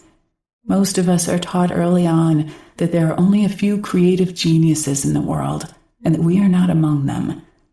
Throughout our lives, we are taught to give our power away to authority figures, who then determined the shape of our world according to their wishes. Well, that was what was. We live in a time of great change, and now is the time for us as modern visionaries to own our power, to make our lives better, and to use our creativity to find solutions for what is happening in our world. All of this becomes possible through our focused dreaming. Both shamanic journeying and dreaming are very creative endeavors, and they are experientially similar, yet there are differences between them. According to Sandra, many students of shamanism don't always see this difference, but it is important to make the distinction. In a journey, for example, you might choose to go to the lower world or to the upper world, where you may engage your helping spirits for healing and problem solving, ask questions, and receive answers. In our ordinary dreams at night, we do not typically have that kind of conscious control. Such dreams are idiosyncratic, unique to the dreamer, and usually quickly evaporate upon awakening. In ordinary dreams, things happen without much conscious choice on the part of the dreamer. Lucid dreaming, on the other hand, is a kind of in-between state in which the dreamer's body is asleep, but their mind is awake and aware that they are dreaming, allowing them to direct the dream to some degree. Such dreams, like shamanic journey work, can be life-changing, with the dreamer remembering all that occurred in great detail, often for the rest of their lives. So, from a Western perspective, dreams and journeying are different activities. From a shamanic point of view, nighttime dreaming while asleep is not viewed differently from the shamanic journeys we take while very much awake. Shamanic journey work is, in short, a form of dreaming, but dreaming while awake. A shaman thus places great value on the world of dreams. According to Hank, there are many names for the dream place, and the world of dreams is honored throughout all shamanic cultures. As we have mentioned, the dream world is the level of reality called the dream time by the Australian Aboriginals, the other worlds by the Celts, the Po by the Polynesians, and the spirit worlds by the shaman. It is often simply referred to as the sacred, and as such, it is the astral level in which our personal oversoul, our higher self, lives as an immortal being of pure energy rather than as form. This is the plane of realization in which there is nothing to gain and nothing to experience. Yet it is also a level of consciousness in which the knower, the knowing, and the known are one. It is in this manner that perception, knowledge, and action can occur simultaneously, and in these dream worlds, all space is here and all time is now. This is why it is often referred to by the indigenous peoples as the timeless, and why we here are often referred to as the people of time. The dream aspect of shamanic journeying. The great three-leveled world system of non-ordinary reality is the shamanic dream world. As discussed in Chapter 2, these beautiful, awesome regions in which the shaman connects with the spirits are perceived in every shamanic tradition, and all shamanic cultures agree that these worlds exist in layers. The various levels are distinguished by their density, as well as by who and what may be found within them. As we have already mentioned, they are commonly known as the upper worlds, the middle worlds, and the lower worlds. Right in the center of the stack is the middle world, the locale of human dreaming. This is also where we find ourselves right after the death experience, the post-mortem bardo states of the Tibetans, and the purgatory of Judeo-Christianity, regions populated largely by the souls of recently deceased humans. The Tibetan Book of the Dead reveals that when we die, it's like going into a dream and not waking up. And the dream that we go into is our own unique dream, the one that we create for ourselves during our soul's transition from the physical world into the dreaming of the spiritual worlds. This reveals that the middle world has two aspects, an ordinary physical aspect and a non-ordinary dream aspect. And everything that has a physical aspect here seems to have a corresponding dream aspect there. Nobody really knows why this is so. It just is. And as such, it is part of the great mystery of existence. Our sacred garden, discussed previously, is usually found on this dream level of the middle world. As we remember places in nature where we have felt connected, at home, or at ease in a spiritual sense, we are actually connecting with the dreaming of that place. And this dreaming is a fluid and ongoing process associated with that place that emanates power. Below the middle worlds, we find the lower worlds, which are formed by the collective dreaming of the spirits of nature. This is where the shaman journeys to connect with the spirit of wolf or bear, raven or tiger, eagle or deer, oak or corn, healing herb, or even with the elementals, the spirit of fire, water, earth, or stone. As we have discussed, shamans and visionaries of all traditions across time have discovered that many of these spirits are willing to come into relationship with humans as spirit helpers, providing us with protection and support, and by association, with the power that they possess. The shaman, as the master dreamer, may work with everything in creation dreams, or even manipulate the dreaming to create effects in this world here, revealing the accomplished shaman to be the master of dreaming, as well as the magician who can manifest a wide variety of effects, healing, for example. Above the middle worlds are the upper worlds, which are formed by the collective dreaming of the gods, goddesses, angelic forces, and the spiritual heroes and heroines of the past. These dimensional levels were brought into existence by these highly evolved beings or organizing intelligences. Within these luminous, light-filled regions, we may find connection with our spirit guides, ascended masters, and the members of our council of elder spirits. Many of the beings who exist in the upper worlds may serve us as spirit teachers, and it is among them that we have a very special connection indeed, our personal oversoul.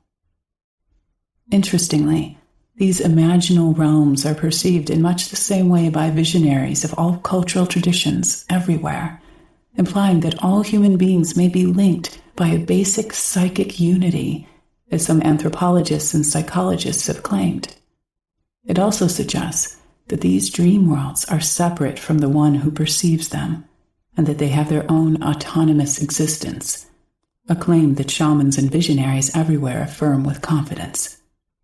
In our time, it is remarkable how the spirits who reside in the dream worlds, upper, middle, and lower, may often appear spontaneously to Westerners in psychotherapeutic sessions.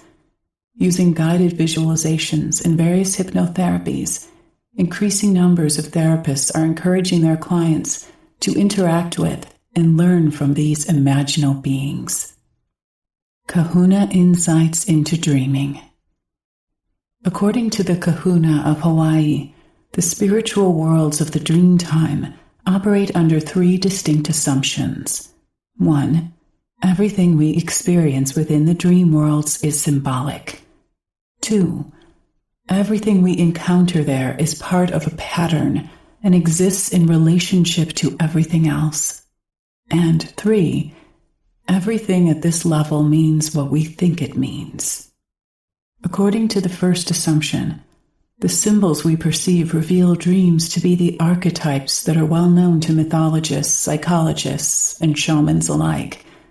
According to the second assumption, the pattern is the great tapestry into which these archetypal forces are woven. The fabric of this tapestry, spread out across the continuum of the dreaming, is the spirit world. Part of the great mystery of living involves the realization that the dream world and the spirit world are actually one and the same. Last, the third assumption presumes that everything in your dream means what you think it means. Thus, each of us must interpret our symbols, as well as our dreams, for ourselves.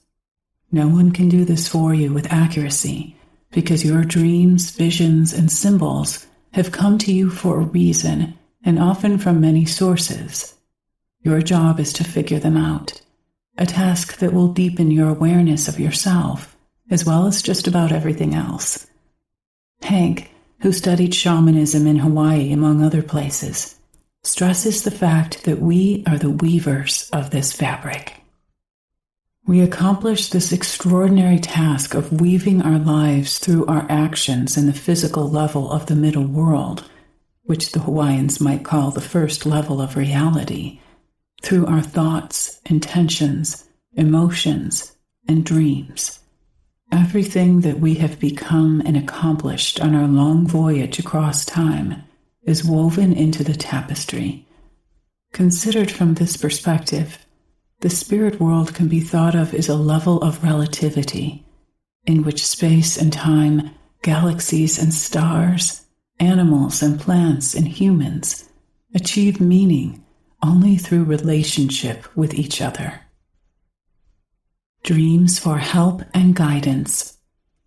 We can also begin to learn how to ask for help in our nighttime dreams, just as we do in setting an intention in a shamanic journey. Sandra, who receives a great deal of guidance from her shamanic journeys, gets the same kind of information from her night dreams as well. This began when I was a child, when I regularly received a tremendous amount of information in my dreams to help me find solutions to issues in my life. In 1998, I started to write my book, Medicine for the Earth: How to Transform Personal and Environmental Toxins, just before taking a travel group to Egypt. When I returned, I had a very powerful dream in which the Egyptian god Anubis introduced himself. He shared with me that the missing piece of my work in reversing environmental pollution was transfiguration, and then he disappeared. I woke in the morning and discovered that transfiguration means shape-shifting. Transfiguration became the foundation of my work in Medicine for the Earth, using light for healing others and the planet. I will share more about this in Chapter 8 on Sound and Light. This is just one example among many of how my work was guided by information that came in a dream. Hank adds that with this perspective, consciousness becomes geographied when journeying. It becomes the spirit world in which the shaman will travel. And shapeshifting, in this case, consciousness becomes objectified in some other thing or being. Shapeshifting is consciousness as object. Journeying is consciousness as landscape. How to ask for guidance and healing in a dream. When you begin a new project or need some advice, you can simply ask for a dream to provide you with guidance.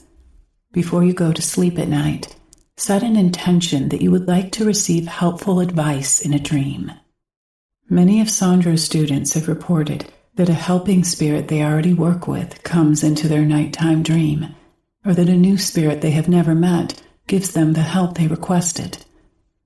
As with the shamanic journey, write down a dream you have received that gives you guidance. Sometimes the answer will be very clear to you, and sometimes you have to sit with the message you received in order to understand the meaning. As with a journey, keep working with how the symbols or message answer the intention you set for your dream. Dreams can help you solve major dilemmas, and they can bring on healing, even on the physical level. Sometimes you need to be patient with your dreams. They don't always bring healing right away, teaches Sandra. In the 1980s, I had a physical condition that created a great deal of pain. Many medical doctors told me I was going to have to learn to live with the pain. I went to my helping spirits and asked for help. I had others journey on my behalf. I collected quite a lot of spiritual information, but no relief came. Every night before I went to bed, I asked for a healing dream.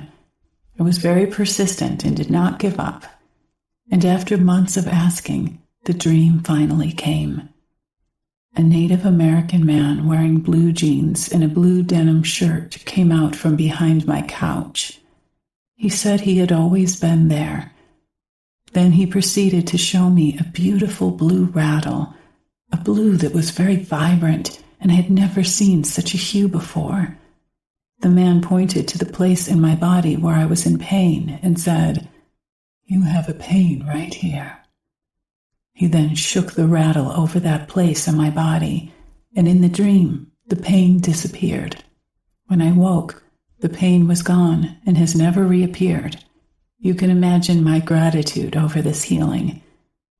Ever since that dream, I have instructed people dealing with an emotional or physical issue to ask for a healing dream.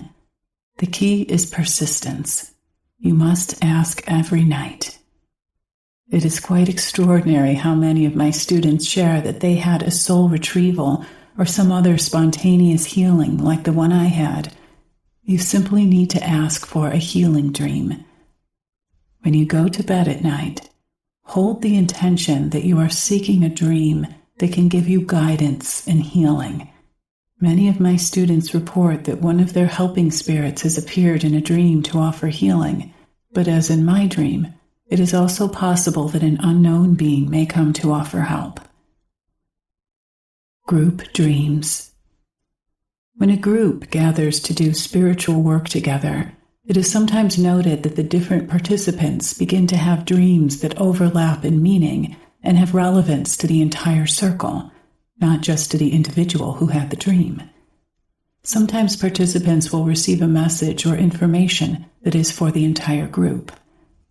Carol Proudfoot Edgar, who encourages group interaction with dream work in her workshops, notes the value of sharing dreams in a community. In every workshop I teach, no matter how long, I ask participants to journal and then share their dreams in circle during the next morning session. In workshops of more than 15 participants, we form dream clan groups. Within these groups, we speak and draw our dreams. Each dream clan has a dream keeper who notes the similarities among the dreams.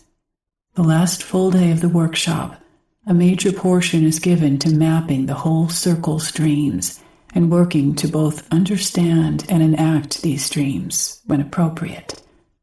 As images appear in our dreams, it is helpful to draw the images in the same colors as they appeared in the dream. Once the drawings are completed, we can see where images overlap.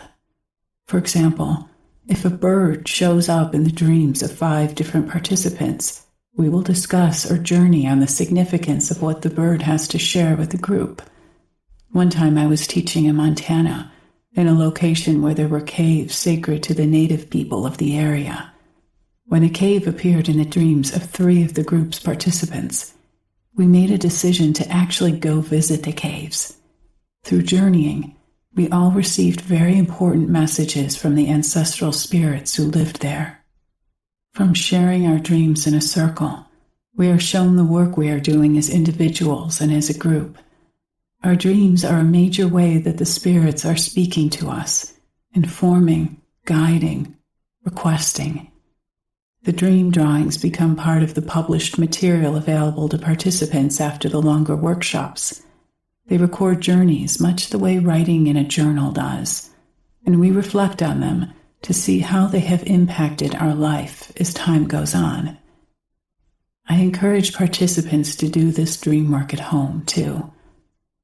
We also construct dream gatherers, usually using natural materials in the landscape where we are meeting. Dreams are a doorway into another world, and the dream gatherer is the door. Think of the wreaths that people make at Christmas and hang on their doors. There is a circle within the wreath. The dream gatherer is made from things from nature and has a circle that represents the doorway into the dream world. These are then placed somewhere close to each dreamer and used to entice the dreamer and the dream spirits to join one another in mutual collaboration. Exercise.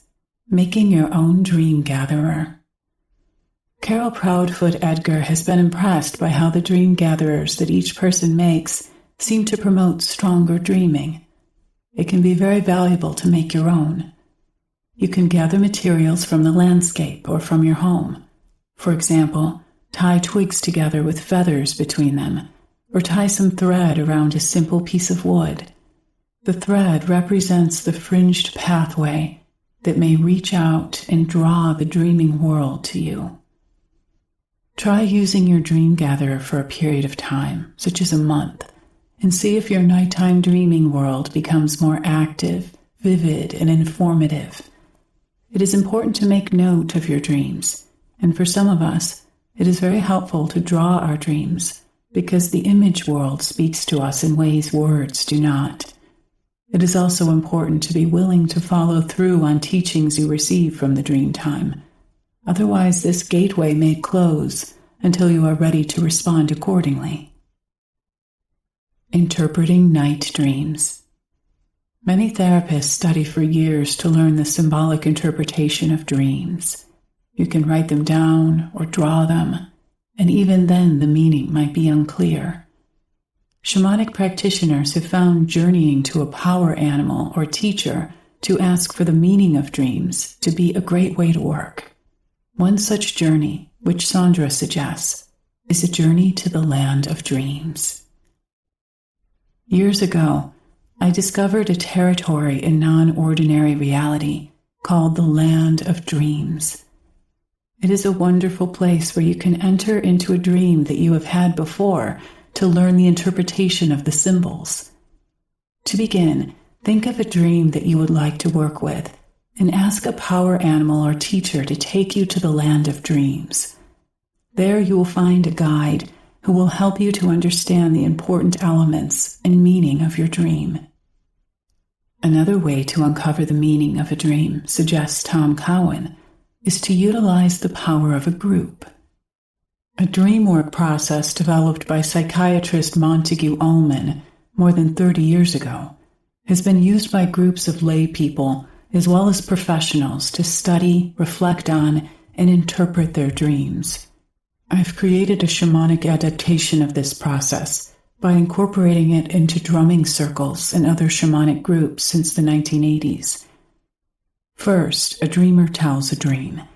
Others take notes for two reasons. For one, it helps the others remember the key parts of the dream. Second, it slows down the dreamer in the telling, so there is more time for elements of the dream to sink into everyone's unconscious. Next, people can ask the dreamer clarifying questions. These help the others see the dream more accurately. Examples of clarifying questions are, how many people do you think were in that crowded room? What kind of street were you walking down in the dream? What did the man, woman, child you saw look like? Clarifying questions are not interpretive questions, such as, what do you think the crowded room means? Did the man remind you of anyone that you know? What is your relationship with your mother? At this point in the process, the people in the group do not want to know how the dreamer would interpret the dream or anything in it. Such interpretations from the dreamer will cloud and confuse the others working with the dream. Furthermore, the point of working with the dream is to find ways to interpret it. The dreamer will probably not be sure at this point what the dream means. Next, each person journeys into the dream as if it were his or her own dream. So if the dreamer sees his mother in the dream, each person journeying would see his or her own mother in the dream, not the original dreamer's mother. This way the dream becomes personal for each individual. On the journey, each person can talk to anyone or anything in the dream because everything is conscious and can communicate. For example, we can ask the elements of the dream why they are in the dream. We can extend the dream beyond where it ended for the original dreamer to see what happens next. Similarly, we can journey to the events leading up to the dream to see what happened before it began.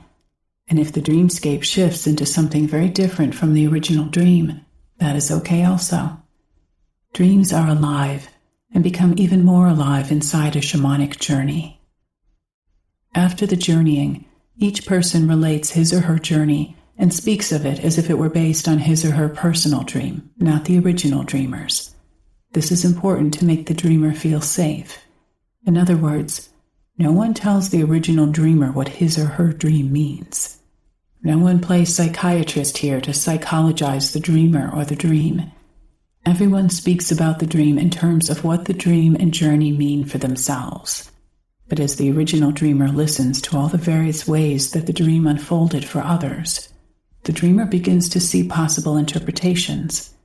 From this smorgasbord of interpretations, the dreamer will find those meanings that make sense. Ultimately, only the dreamer knows what the dream means. This process respects that. After all the dream journeys are related, then the original dreamer, who also journeyed into the dream, shares with the group what he or she thinks the dream is about, based on what happened in the dreamer's journey, as well as from the possibilities that emerged in the dream journeys of others in the group. Working with nightmares. People in indigenous traditions take nightmares and dreams of tragedy and great difficulty very seriously. One way to work with a dream of this nature is to gather a group of friends or peers and then tell them the dream in great detail, leaving nothing out. Then you may ask your friends to create a drama in which various people take an active role in the dream and then act it out like a play. According to the shamanic path, once the dream is acted out, it is done, the prophecy fulfilled, the objective accomplished. For example, if you have a dream that your house is burning down, you might engage your circle of friends to build a miniature representation of your house using cardboard. Once it is done, have someone light a match to it. Have some people act out being the fire crew coming to put it out. Douse the fire with water. Feel your emotions and say out loud all the words that go along with seeing your house on fire. Breathe a sigh of relief when the fire is out. The act is now done, and you no longer have to worry that the prophetic dream will come to be, that your actual house will be destroyed. The dream has been manifested, and it is done. A healing nightmare. If you are struggling with a serious illness, addiction, or chronic affliction, you might encounter it in your dreaming in the form of a nightmare. This experience can be disturbing to say the least, or terrifying at its most extreme. However, the shamanic perspective allows us to take a more informed look at what the message of the dream may actually be. It also allows us to take an active role in our own healing. You can turn the tables, so to speak, by meeting with the spirit of your illness or affliction in your journey work, in your sacred garden, for example, and there you can confront it directly. This could also happen spontaneously as a healing dream. Hank is one of many who has been able to resolve an issue through a vivid and potent dream.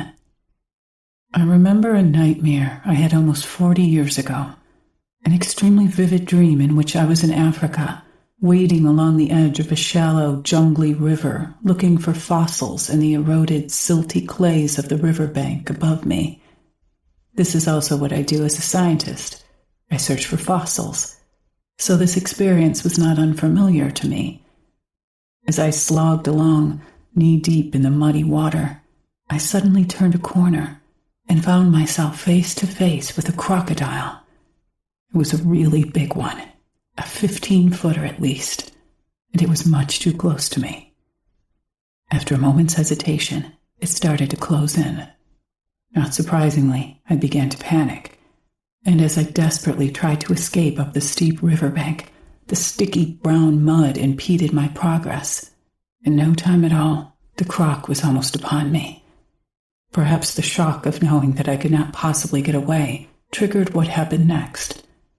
While my physical body continued to sleep, I woke up in my dream, which means I entered a state of lucid dreaming, and I realized that the whole scenario, the African river, the mud, the crocodile, was a dream. With that understanding, I swiveled around, and raising my arm, I pointed at the giant reptile and shouted, "Stop!" The croc slid to a halt an arm's length away. I stared into its yellow eyes and demanded to know why it was pursuing me. A telepathic response came immediately. "I am your tobacco addiction." Stunned, I stared at the creature and noticed for the first time that the brown mud caked all over it looked like the tar I cleaned out of my pipes. Suddenly, I smelled that familiar rancid tobacco odor emanating from the croc. Then something unexpected happened. The reptile shifted somehow, transforming itself from pursuer into pal, appearing more like a pet or a harmless circus animal. But it was too late. I had seen it for what it really was. My resolve formed, and I proclaimed with absolute authority, "You're out of here. I no longer need you in my life." And instantly the croc was gone. This was the turning point in my battle to give up smoking. From that day forward, I never had another cigarette, and I never looked at crocs in quite the same way either. From the perspective of the shaman, I confronted the spirit of my addiction in the dream world, battled it, and won. Even though it tried to shapeshift into an ally, I saw it for what it really was and remained steadfast. I have not smoked tobacco since that dream. A fantastic dream, perhaps? Then again, maybe not. If you are dealing with an addiction or illness and you haven't found solutions through your dreams, here's a suggestion for how to journey to its spirit. While listening, go to your inner place or your sacred garden and practice relaxation. Feel the tranquility of this wonderful place. Allow it to calm you. When you feel settled, call for your most powerful spirit helpers to come. If you're not sure about who your spirit helpers are, you should journey to find them first. When your spirit helpers arrive, tell them that you plan to confront the spirit of your illness or addiction and that you need their support. We are not meant to go through things like this alone. Ask them to provide you with power, protection, and support. When you feel yourself become power-filled, find a trail at your garden's edge, one that leads off through the foliage or trees or grasslands down into another lower area that is clearly separate from your personal place of refuge. This will be your battleground. Ask your helpers to accompany you, and then go there. This is where you and your helping spirits will confront the spirit of your illness. Hank stresses the fact that the more vividly you envision everything in your dream, the more powerful your battle with your addiction or illness will be. Pick a spot that appeals to you in some way, a place of advantage, perhaps a large stone with a flat summit upon which you can stand high up above the ground. Then call for the spirit of the illness to come. Remember, everything that has a physical aspect here in this world has a dream aspect there in the other world, and this includes illness. When the spiritual aspect of your illness or addiction appears, observe it closely. What is it? How does it look? Does it seem threatening? Friendly? Remember, your helping spirits are with you, and so there is nothing to fear. You are safe and just about to reverse the course of your illness or addiction. Enter into a brief conversation with it, just as I did with the crocodile. But don't be fooled if it shifts to appear charming or amiable. This is not a good guy. This is not someone you want connected with you. Think about your spirit helpers and how they have filled you with power. Allow your inner director, your inner chief, to emerge. Bring up your full power and confront the illness spirit. Order it to leave you. In your mind's eye, see it diminished, beaten down, and defeated, and banish it from your life forever. If there is any resistance, ask your spirit helpers to flex the spiritual muscle for you, and they will. Don't be surprised if someone unexpected shows up to assist. If your illness spirit has chosen to manifest itself to you as a crocodile or a dragon, the new ally could be St. George, or even Archangel Michael with his sword of light. This doesn't mean that crocodiles or dragons are evil, by the way. It is simply a form that your illness has chosen to take in confronting you. The spirit of your affliction could appear as anything, even as a sacred being, a saint, or a prophet, or an angel. Your task lies in seeing through its shape-changing trickery, and seeing it for what it really is, and remaining firm in your resolve. When the sickness spirit has vanished, return up the trail to your garden. Does anything appear different?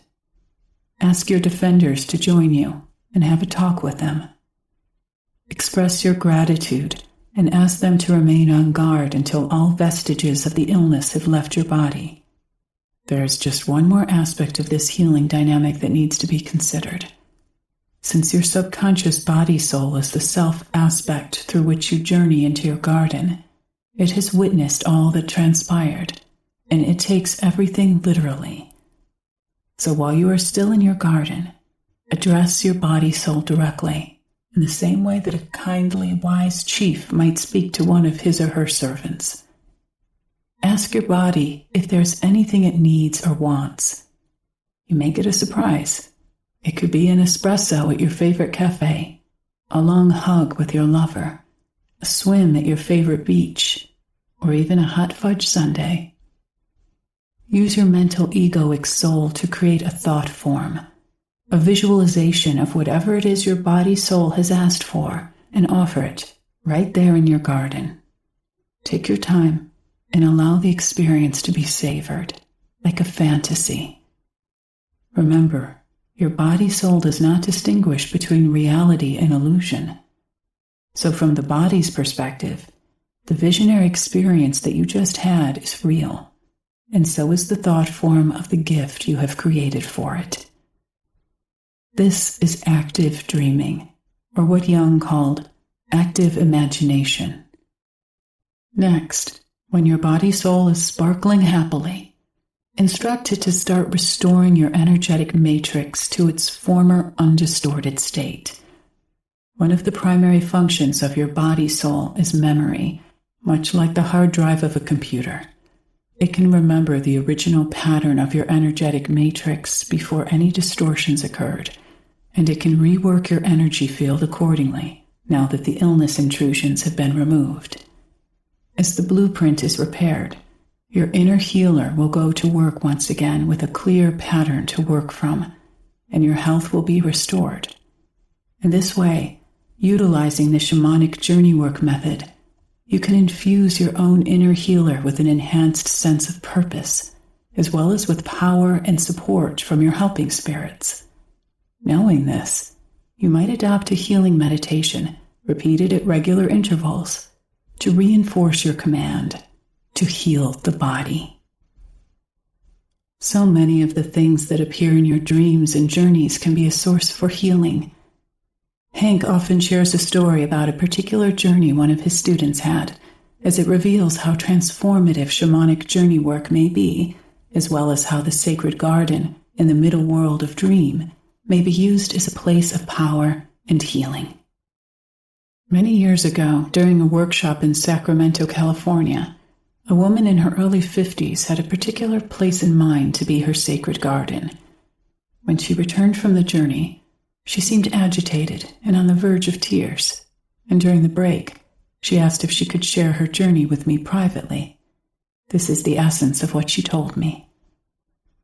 She described how since childhood, this particular locality was her special inner place where she had daydream-like adventures with her imaginal friends.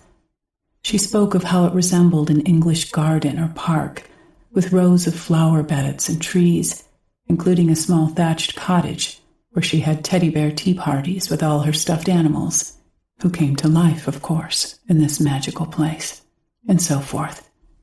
On this day, she had journeyed back to this locality, but it was not as she remembered it.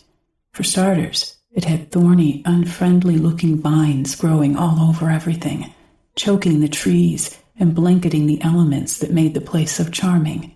They were actively growing even as she saw them, and as I listened to her account, a message arrived in my mind, a download from my oversoul or spirit teacher. On impulse, I took courage and asked her if she had cancer. Her eyes widened as she confirmed my intuition. She told me that she had recently been diagnosed with this dreaded disease and that it was metastatic in nature and dangerous. She was still in the denial phase, and only she and her husband, and of course her doctor, knew. Now, from the shamanic perspective, the unrestrained growth in her garden was symbolic of the out-of-control cell division in her body. Remember, everything in the garden is symbolic of some aspect of yourself or your life experiences. I asked her another question, and again her answer confirmed my suspicion. A series of traumatic life losses had recently created a profound sense of disharmony within her. "What shall I do?" she asked me, with fear growing in her eyes. "Well," I responded lightly with a reassuring smile, "you've come to the right person. You could begin by sharpening up your metaphysical machete, and then go back into your garden and start chopping the vines out. Or you could do what I do. I was born in New York and lived in an apartment during my early years. I'm great with plants and pots, but I'm not skilled at full-fledged landscaping. So when something really big in my own garden needs my attention, I invite master gardeners to help me." She laughed as I suggested that she do the same. Invite a team of spirit gardeners into her garden to help her chop all the vines out. And at that moment, her laughter is when her healing began. She followed my advice in the journeys that followed. Yet when the weekend workshop came to a close, she and her gardeners were still chopping. The vines were still growing, and they had barely made a dent. I then suggested that she go to her garden at least twice each day, as time allowed, and that she continue to work on chopping out the vines with help of her spirit gardeners. She followed my advice, journeying to her garden twice a day and 3 times on Sundays, calling in her spirit helpers to help her chop vines, in addition to her chemotherapy. A letter arrived from her several months later, and it contained good news. She and her spirit helpers had finally succeeded in removing all the vines from her garden. Not a sprout or shoot or sprig remained. Not surprisingly, when she next visited her oncologist, it was discovered that she was cancer-free. And as far as I know, in the 12 years since her healing, she still is. Your life as a dream. So far, we have talked about the dream aspect of shamanic journeying, working with nighttime dreams, and how a group can use their nighttime dreams as a way to work on a collective level. As we mentioned earlier in this chapter, our ordinary everyday life can also be seen as a dream. Jose Stevens, who says that shamans worldwide believe dreaming is central to their reality, describes how to use the principles that go into working with dreams to navigate our lives. Shamans see the world as a dream and view the art of dreaming as a tool to be mastered to navigate infinite states of reality. Although the details of dreaming may vary from culture to culture or from shaman to shaman, the overall understanding of dreaming is basically consistent.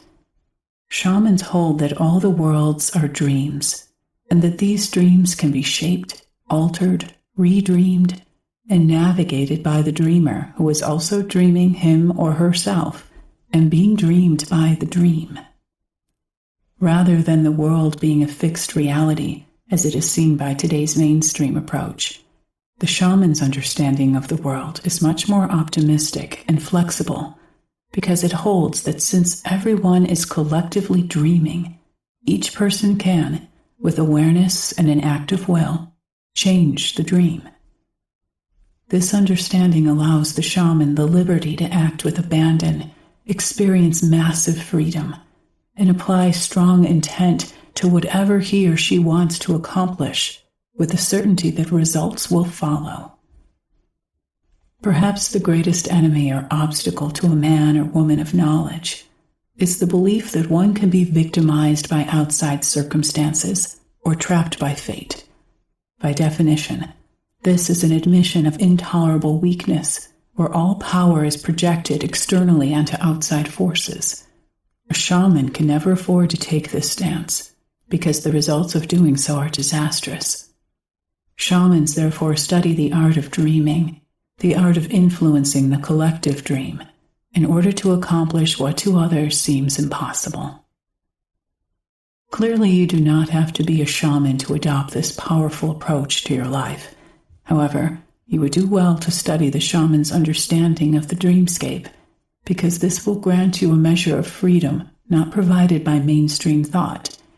Here are some shamanic notions about dreaming that you may find useful. In the deepest of terms, all of life consists of a range of dreams, some with more solidity than others. Your house and your car are dreams of great solidity, whereas your daydream about winning the lottery is more fluid and may or may not take physical form. Your house or car is more of a collective dream, because your neighbors and friends dream that you have a house too, but they may not dream that you have won the lottery, so that is more of a personal dream. Sometimes, with enough intent and focus, a personal dream will become a collective dream. This in fact happens all the time. Shamanically speaking, dreams have so many functions that they cannot be lumped into one or two categories. Dreams are communication highways through which much information is exchanged and processed at all levels of reality. This information from all parts of the universe moves about through wormholes or pathways that make travel over great distances in the universe possible and that connect everything to everything else. When you dream, you make use of these wormholes, and this is often accompanied by a rushing feeling. Dreams connect your everyday personality with your soul, and soul is defined as your essence. Dreaming carries the experiences of the body to your soul and conveys your soul's guidance to the body personality. These very same dreams can be influenced by your allies and spirit helpers to assist with plans or visions. Dreams also connect individuals separated by space and time. They allow you to maintain friendships with beings who are not currently physical or may never be, to communicate with friends who are a long distance away on this planet, to exchange information with your own other personalities and other time frames and probabilities. Through a dream, you can receive help from a future you in this lifetime, or a future you in another lifetime. You can also send help to a you in trouble in a past lifetime. Through a dream, you can retrieve lost parts of yourself or restore that which has been temporarily misplaced by another. In fact, conscious dreaming is what makes soul retrieval possible. Dreams are a projection of consciousness via the language of symbols. As with shamanic journeying, it is important to learn how to work with and interpret the symbols you receive in your dreams. The better you understand the symbols, the better your exchange of information via dreams. However, even under the best of circumstances, some dreams fail to communicate information because the symbols used are obscure or not understood. That is why you often have recurring dreams, or dreams with similar themes but different circumstances. They are being resent by your spirit self, your oversoul, in hopes that the communication will be gotten right this time. The symbols of your dreams are the alphabet of consciousness, the art of thinking in images, vessels of energy, the language of emotions, multi-leveled carriers of information, transforming agents, magnetic in their ability to draw attention to themselves. Dream symbols draw things together of like rhythm and frequency, unite paradoxes, shape and determine perception, and are used throughout the universe. Symbols unite the spiritual with the physical, as in the age-old statements, as above, so below, and as without, so within. Symbols can become worn out or go out of date with changing times.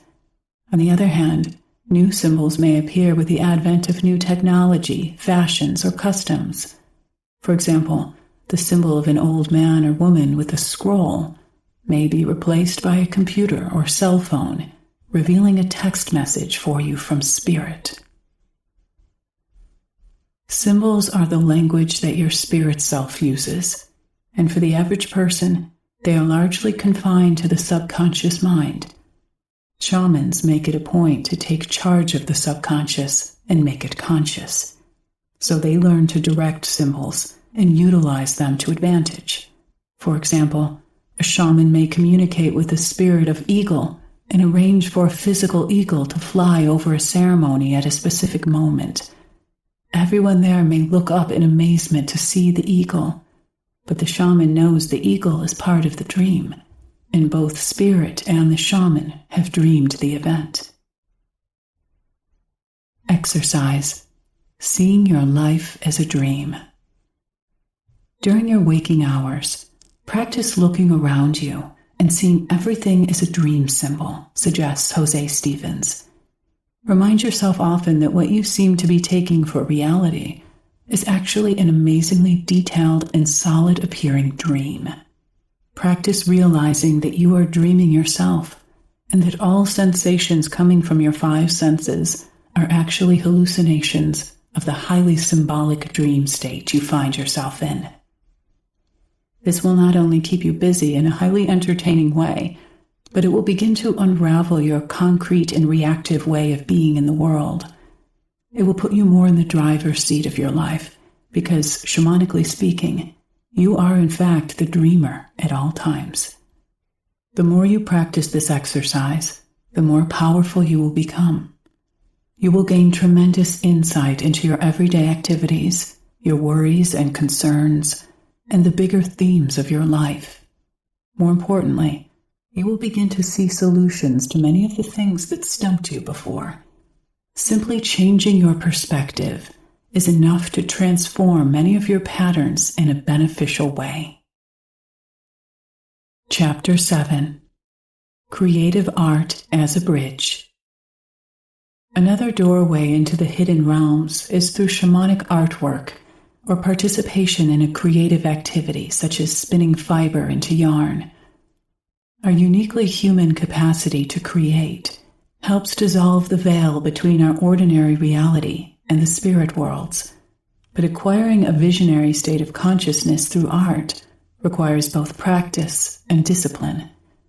It also requires balance between the mental egoic soul that is the source of our creative imagination and the subconscious body soul, the self aspect that manifests the painting or drawing, sculpture, or poem or song.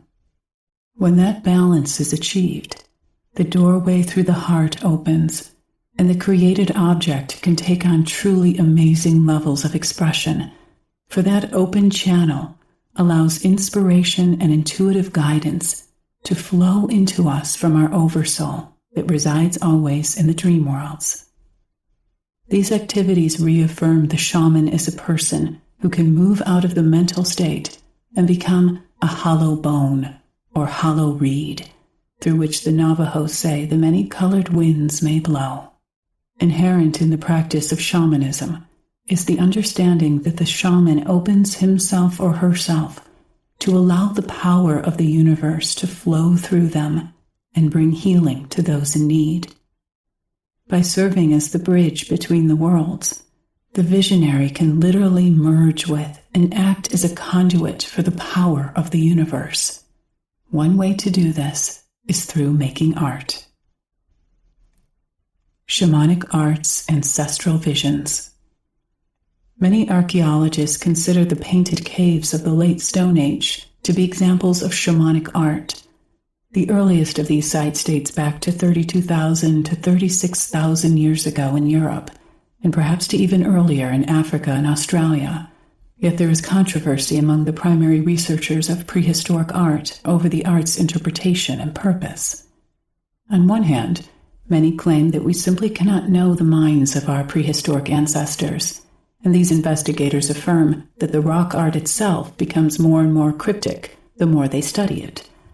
On the other hand, others proclaim with equal fervor that as far back as 36,000 years ago, the artwork, such as that painted on Europe's cave walls, depicted the visions of entranced shamans, suggesting that the art makers were the shamans themselves. From this standpoint, French archaeologist Dr. Jean Clotte and South African researcher Dr. David Lewis Williams have suggested that the purpose of making the art was magical, that it gave the shamans access to the spirits of the animals, who provided them with food, meat, clothing, leather, and shelter, tents, across tens of thousands of years. Animals completely dominate these earliest compositions, the human figure is almost absent. An exception can be found at Grotte Chauvet in southern France, where a sketch in charcoal, deep underground, depicts a human animal figure with the head and shoulders of a bison and the lower body of a human.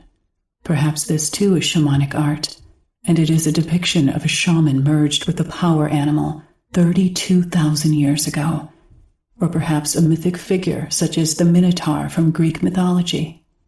Peoples of the Gravettian culture, which dominated Ice Age Europe 30,000 to 20,000 years ago, carved into rock, ivory, and antler what appear to be fetish objects of animals, as well as images of pregnant women, like the famous Venus of Willendorf, found in Austria.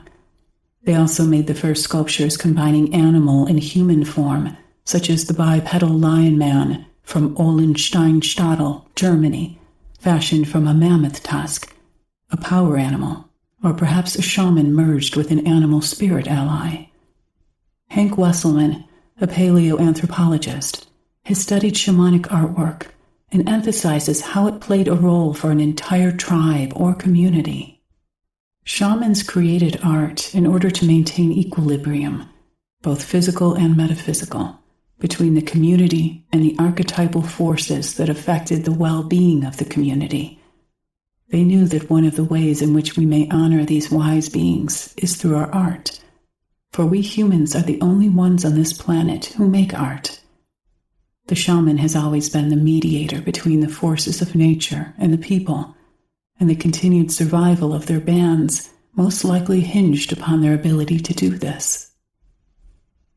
Today's modern visionaries must play a role similar to that of the visionaries and shamans of ancient cultures. In a world that is increasingly out of balance, most of us live in a state of ongoing and pervasive disharmony for much of the time, and so the role of the visionary in restoring equilibrium and harmony, and thus contributing to the greater good of their communities, cannot and should not be underestimated. Art in shamanic healing. The shaman is the master healer in the imaginal realms, and is able to perform a variety of healing rituals and ceremonies on behalf of individuals in his or her community who are emotionally or physically ill. From Hank once again. For the shaman, the emotional or physical manifestation of the illness is not the primary issue. The spiritual healer is concerned first and foremost with the cause of the illness, with the loss of personal power or the damage to the fabric of the soul that allowed the illness to enter and manifest itself within the body in the first place. Drawing on her study of the Ulchi shamans of Siberia, Sandra Ingerman notes that shamans often bring about healing by journeying and using artwork in the same session. There are many different ceremonies that can be done to restore power and, by association, harmony within the client. The Olchi shamans in Siberia, for example, might work for a person who is ill or suffering from a loss of power in a way that incorporates shamanic art. The Olchi shaman will journey into the spirit worlds on behalf of the client to find a power animal or helping spirit who is willing to come into relationship with the client to help restore the client's personal power and provide him or her with support and protection. Then the shaman will commission a carver in the village to make an image of the power animal, a bear, for example. From the traditional perspective, shamanic art does not represent power. Rather, it is power. The carving of the bear becomes the vehicle, the embodiment of the spiritual power of the bear. So the next step is for the shaman to imbue the carving with that power.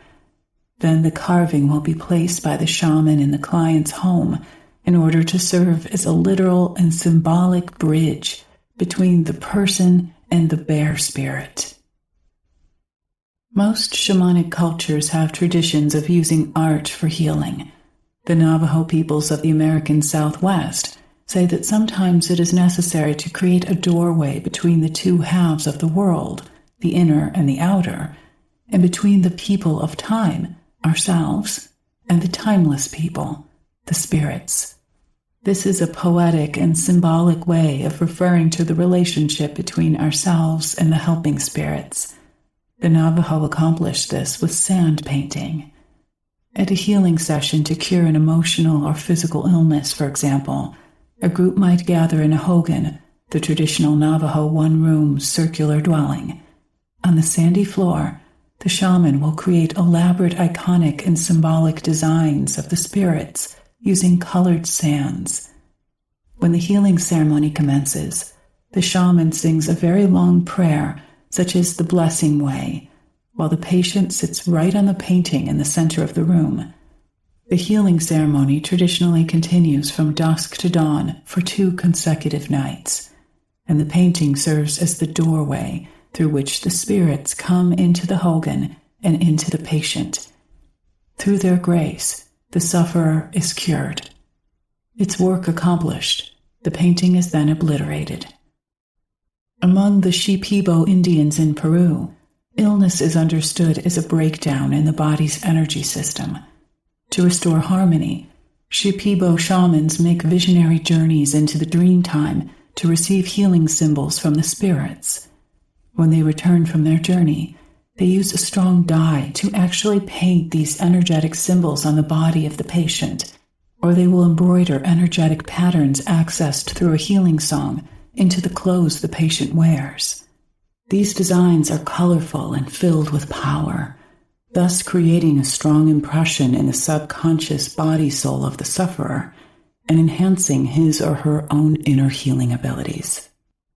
Jose Stevens, who has worked for a number of years as an apprentice to Erlinda Arevalo, a Shipibo woman in the Peruvian Amazon, notes that some visual shamanic art works hand in hand with musical art. Most of the Shipibo women, as well as many of the men, are highly skilled artists and craftspeople who embroider their textiles with brightly colored and distinctive designs of many varied shapes. According to Erlinda, these designs are in actuality ikaros, healing songs, embroidered right onto the cloth. She and other shamans are able to sing these songs in a beautiful, melodious voice as they trace their fingers along the designs, like a musician reading notes from a sheet of music. Sandra adds to this. Through Jose's work, I have heard many beautiful ikaros and have seen many examples of how the songs of the Shipibo have been embroidered onto their textiles. It is quite a wonderful process, and the designs are passed down through their families. For example, a song that would bring protection would actually have a design that is embroidered onto a cloth. The design is akin to how we use musical notation to record music. As Jose has stated, when the Shipibos sing their icaros, they might use their fingers to read the song. It would be like reading the words as they sing. So far we have talked about the Navajo use of sand paintings, carvings made by the Uchi, and icaros, or healing songs, embroidered into cloth, to give you some examples of how shamans use art for healing. We continue on with a method for healing used by the Kuna Indians of Panama. The Kuna create wooden medicine dolls called uchos in order to perform soul retrievals for patients. Uchos are figures carved from sacred trees by a medicine man or blessed by a medicine man. The spirit of the tree, as embodied by the ucho, travels through the spirit world to find and retrieve the lost soul part needed to heal the patient. The uchos may also travel into the world to help heal the earth and to retrieve messages for the Kuna people about how to cope with the changes affecting their lives. The Kuna honor and respect their uchos because, to them, they are alive. In gratitude for their protection and healing help, they sing to their uchos and ceremonially bathe and feed them with the smoke of cacao beans. They are seen as extended family members. The Kunas are only one culture of many who consider some of their art pieces to be alive. The Zuni people of the American Southwest, who are known for their carvings of animal fetishes, utilize different forms of stone, bone, and shells to create power-filled objects that not only represent a spirit, but actually hold a spirit. They treat these fetishes as living beings and believe that they will bring protection to those who own them as long as the fetishes are fed and nurtured. The Zuni often feed their spirit creations with blue cornmeal or tie turquoise or coral onto them as an offering. A hunter, for example, might use a fetish to invoke the presence and power of Mountain Lion, the guardian of the north in their mythology, the elder brother of all the animal spirits, and the master hunter as well. We have given you a variety of examples of how different shamanic cultures use art for healing.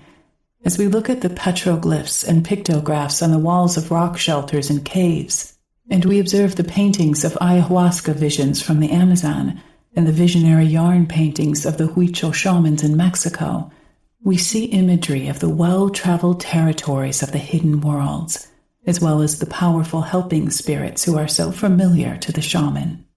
Through shamanic art, we are touched by the mystery and are given the opportunity to heal and discover more about ourselves. Working with craft in your practice. You too can make shamanic art. This might take the form of a painting, drawing, or a carving out of wood or bone, or a creation from ceramic or stone.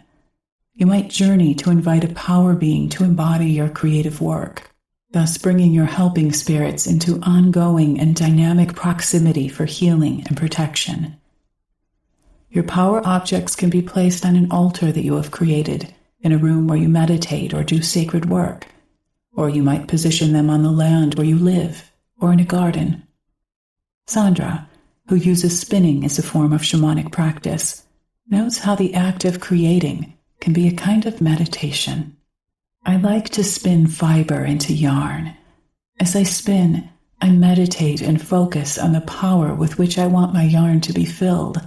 For example, I might repeat the words love, light, joy, beauty, and peace as I spin. Then I take what I have spun and crochet a blanket or scarf for someone. With each crochet stitch, I focus on the words of power I am placing into what I am making. In this way, what I create is truly filled with power and healing. Many people use knitting in the same way. Wearing an item of clothing made with this kind of mindfulness brings power, life, and immortal spirit back into the material world. It is time to once again be surrounded by objects made with love and intention. You can do this with anything you make, including food. Through daily activities such as cooking, making a bed, or ironing a shirt, we can focus our thoughts on a healing intention, and love will fill our lives with power, harmony, and beauty. Drawing on his own experience with making shamanic art, Hank emphasizes that with patience, the spirit of what you are creating will come through. More than 20 years ago, when my shamanic practice was taking form, I was inspired to make a large oil painting of one of my primary spirit helpers, the one I call the Leopard Man. In creating this image, I accessed a light trance state and waited. Slowly, the image began to take form in my mind. I sketched it onto the canvas, then began to work in color and value. The painting was completed quickly over a series of sessions, and it graces the cover of Vision Seeker, the third book in a trilogy, in which I wrote an account of how I use this image as a doorway to access the power of my spirit helper.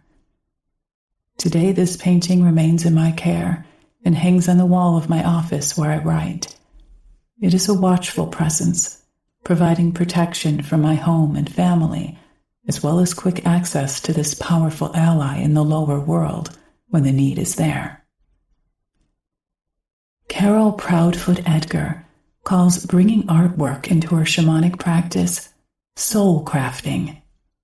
In some guidance I received in the mid-90s, I was shown how soul crafting through the hands was vital to shamanic practice. Following this guidance, I began focusing on crafting activities that would deepen our group work and circle. Some of the crafting we do allows individuals to take their items home, and some crafts are done and left on the land where we are gathering. The range of crafting activities is varied. You can make masks, prayer sticks, totem poles, medicine wheels, prayer beads, designs on the body with paint, shamanic garments, medicine bundles, dream gatherers, healing quilts or blankets, stone pictographs, animal clay footprints, and much more. Something happens in crafting such items that joins all senses with the heart, mind, hands, and the landscape wherein the circle is gathering.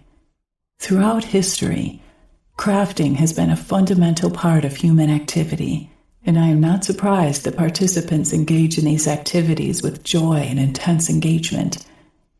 After the objects are crafted, they are empowered, blessed by the whole circle, and used according to the intention with which they were formed. But the main intention of this work is to craft our souls through our hands, to create art and objects infused with spirit power. Exercise for crafting. Meditate on what area of your life you would like to infuse with a more spiritual vitality. This could be your garden, home, or a relationship with one of your helping spirits, says Carol Proudfoot Edgar. Ask your heart and hands to join together in creating something that will remind or assist you in accomplishing this infusion. With soft eyes, take a walk through the landscape of your home and see what materials you are drawn to for creating a reminder for you. Do this walk without preconceptions. Sometimes unusual materials wish to be joined. Gather the materials and set aside some time to work with them. Crafting is the art of shaping forms. We cannot fail in such explorations. The very activity of crafting imprints body and soul with ancient memories as we shape modern materials.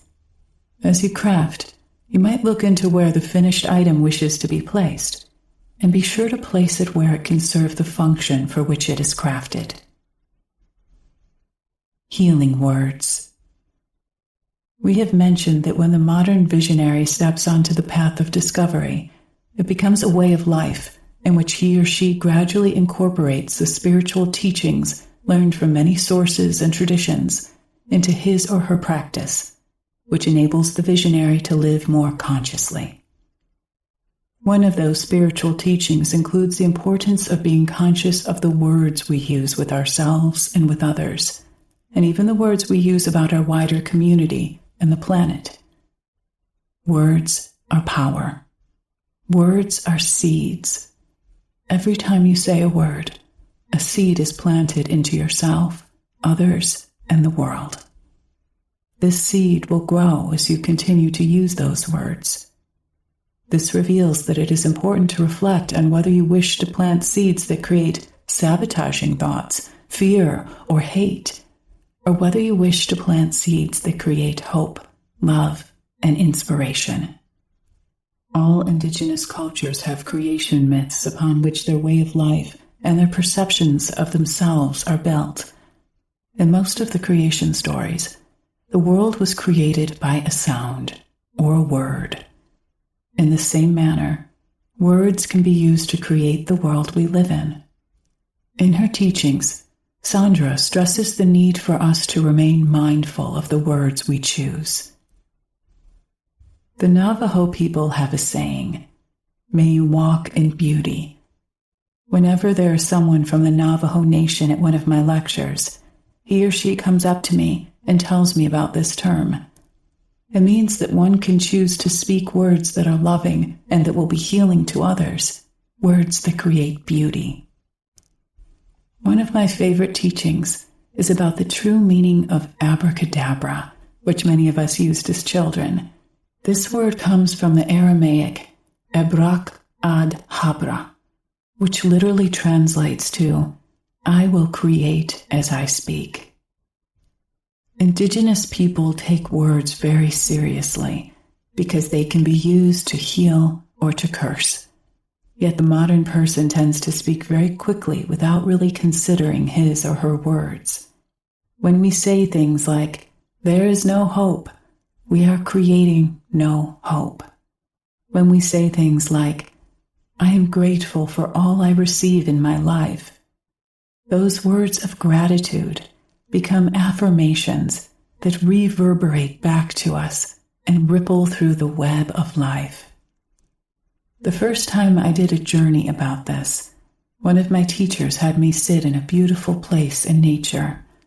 He asked me to say the word brilliance out loud and watch as the vibration went up into the universe and then rained back down on me. Then he had me repeat words to create a vibration that I would rather not see the manifestation of. I have guided many on such a journey, and it has always been an eye-opening experience. Exercise: journeying on the power of words. Journey to a beautiful place in the middle world, perhaps to your personal place of power and healing, your sacred garden, suggests Sandra. Ask your power animals and teachers to meet you there, and request a teaching about the power of words. Next, begin saying words you commonly use out loud.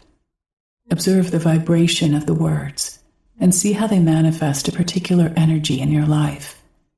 Notice if the intention behind the word creates a different manifestation. In your daily life, you might start to make lists of words that you would like to incorporate into your daily vocabulary. Be conscious also of those words that you would like to avoid using. Incorporate healing, loving, and inspiring words into your life as you speak about yourself, others, and the planet. When you engage in conversation, always be conscious of the seeds you are planting. Another powerful journey to make is to actually merge with the seed. Seeds are very potent. They contain the code for the manifestation of a living being and are an expression of the collective wisdom of the universe. They are small packets of the universal life force itself. When you can experience the true power of a seed, you will receive a real appreciation for the power of the words you are planting into yourself and others. Word blessings. Shamans are masters of the power of words, and they know what words need to be spoken aloud to create change and healing.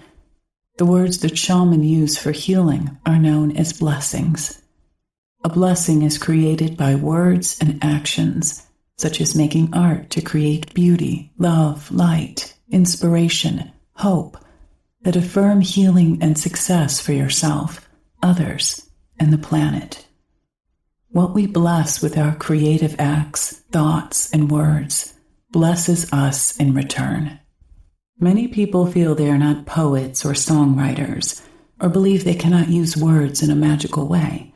But, as Tom Cowan teaches, each of us has the poet or songwriter in us. We just need to learn how to encourage that part of us to express itself. One way to do this is to find short prayers or blessings that can be used as formulas for your own words and sentiments.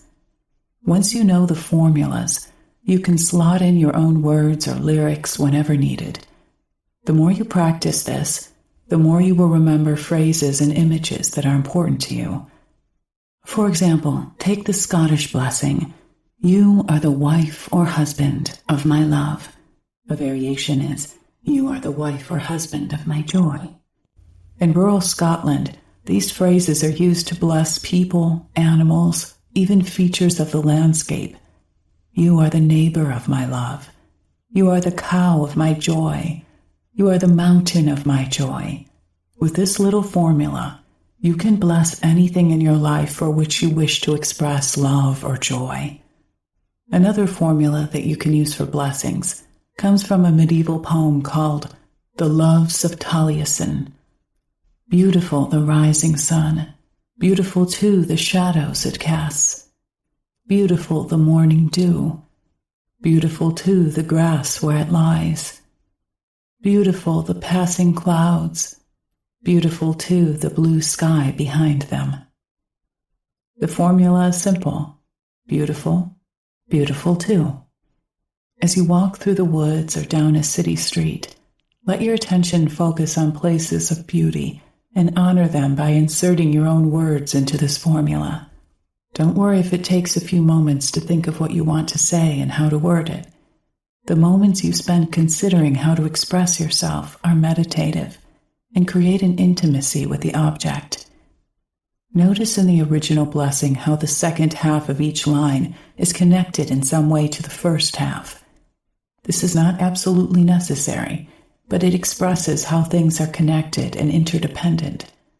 A third blessing you might use comes from the Scottish Highlands. "As the mist scatters from the crest of the hills, may each ill haze clear from my soul, O God." The formula is to notice something happening in nature and then find an analogy to something that is happening in your soul or life. The following are some samples. "As the sun rises and warms the earth, may my soul warm with gratitude for the good things in my life. As the rain falls gently on the grass, may any hardness in my heart soften and grow moist. As the stars shine brightly overhead, may my heart sparkle with gratitude for all that blesses my life. As the road stretches to the horizon, may my life go forward with joy and hope. As the bird sings in the tree, may my heart sing with joy for my life." The idea is not to memorize these examples, although you can to get started, but to create your own blessings from them. When you use the same blessings over and over, they become second nature to you, and you can always create a new one based on what you are doing or the place you find yourself at the moment. Again, if it takes a few minutes to come up with words and phrases that please you, don't get discouraged. These are meditative moments when your attention is deeply focused on something. Such deep attention can be prayer in itself. Those are just 3 examples of formulas, but as you find poetry, prayers, chants, or sacred song, look for the formula in them and learn it. Then find ways to put your own words into that formula to create magic. In this vein, we might say something else about prayer, for these are words of power that we speak aloud or in our hearts when we wish to talk to the gods or our own immortal self-aspect. Interestingly, the word for prayer in Old English is bead or bed, the origin of our word bead. When you string your beads, You string your prayers or blessings, and the beads then become objects of power imbued with your words and intentions. This, of course, is no news to anyone who uses a rosary or prayer beads. The practice of truth. There are many ways that we can use words to create blessings. It is also important to remember that the words we use in our daily life make a difference in what we create for ourselves and for the planet. In his book, Courageous Dreaming, Alberto Villoldo teaches us how we can change our self-talk so that we can live from our highest potential. The discipline of self-talk is one of the most difficult to practice. It states that when we practice truth, everything we speak becomes true. Whatever we say comes to pass because our word is golden. When we don't practice it, everything we say becomes a lie. The practice of truth requires vigilance, honesty, and acceptance of ourselves and others. It begins with mindfulness and with not pretending that little acts of cowardice are unimportant. When we are not mindful, we are sleepwalking. When we are, we notice when something isn't sitting right with us, which opens us up to ask the question, why am I so uncomfortable? What thought is making me unhappy? And what unsettling feeling am I experiencing? There are a few core practices within the discipline of truth, including those of non-judgment and transparency, that help us understand how little control of our lives we actually have, and how Spirit is always in charge.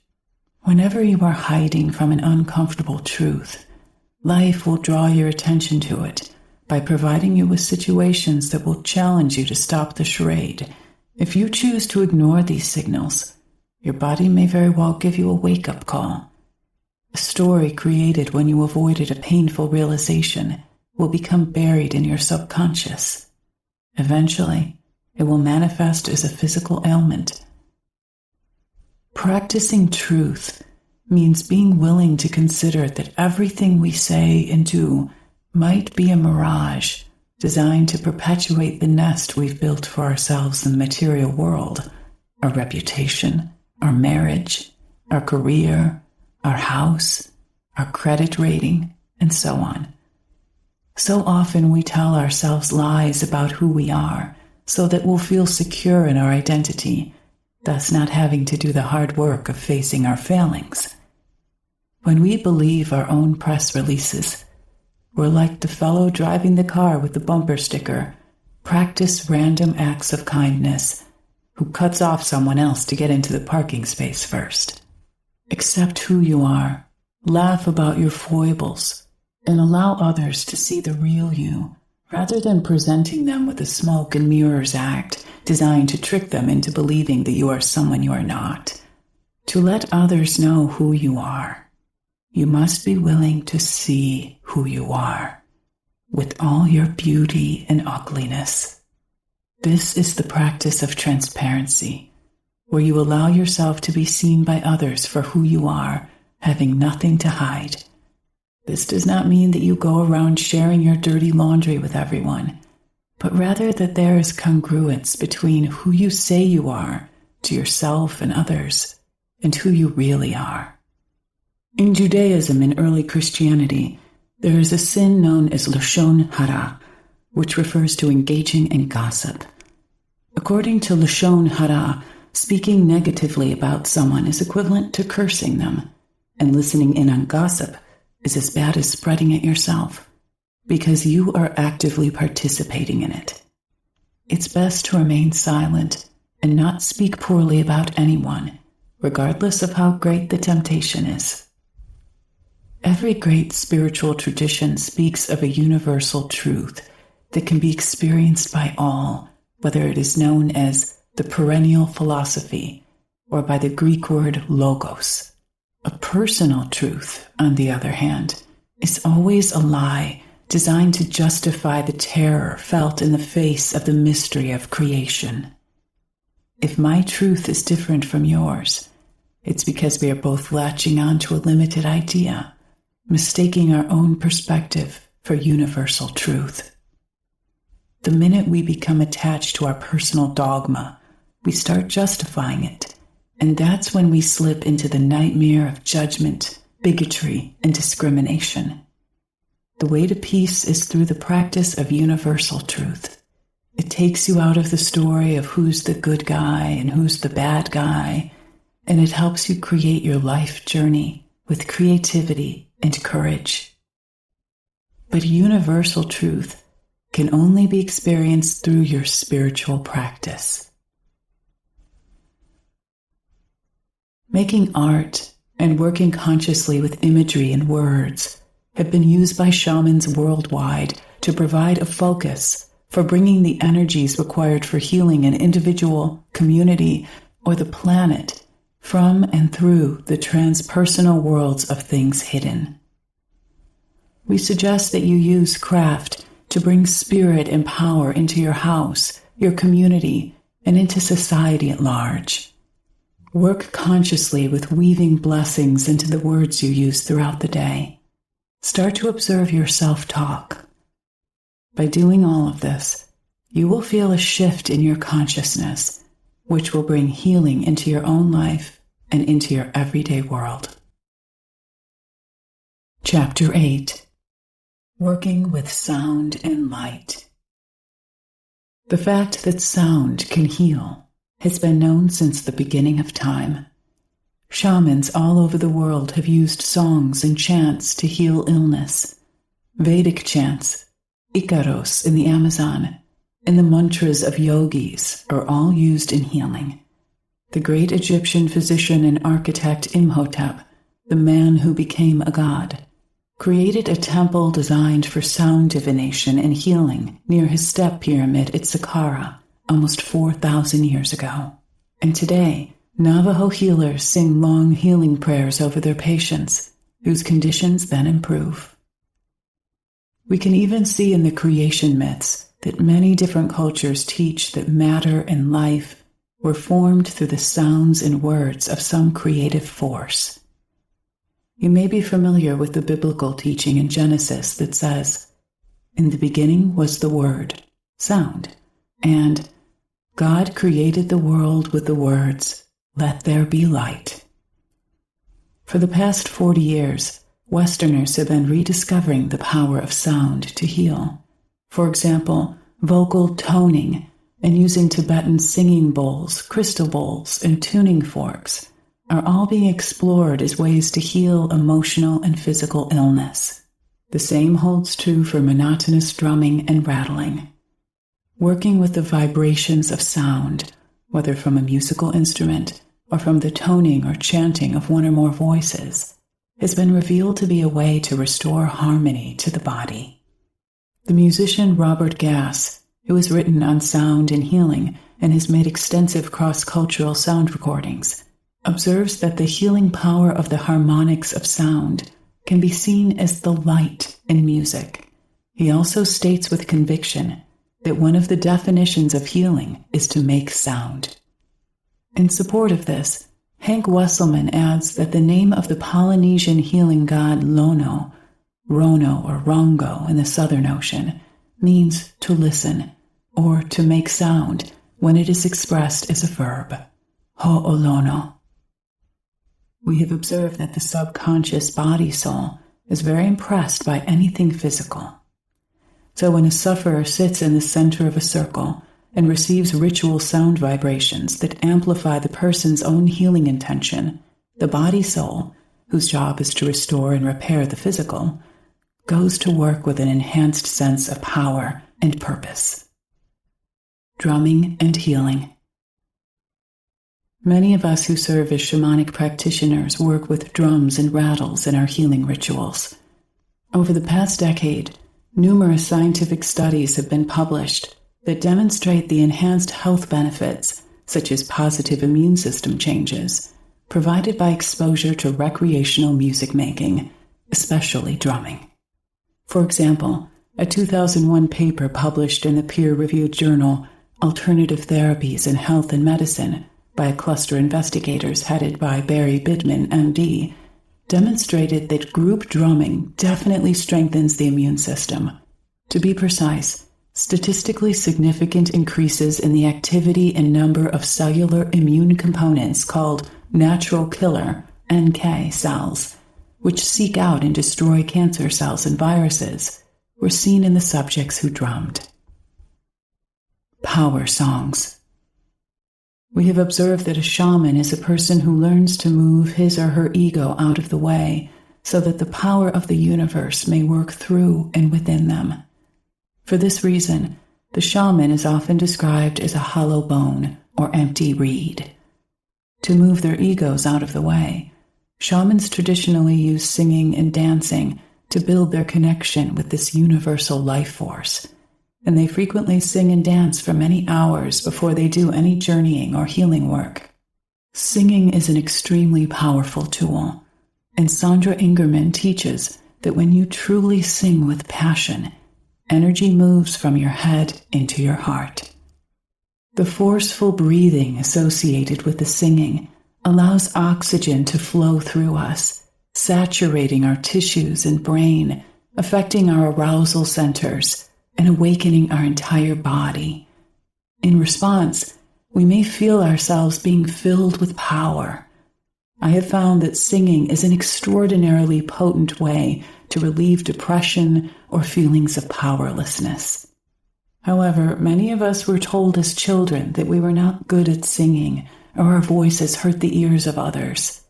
And accepting this belief, we lost our power, for we are powerful when we sing.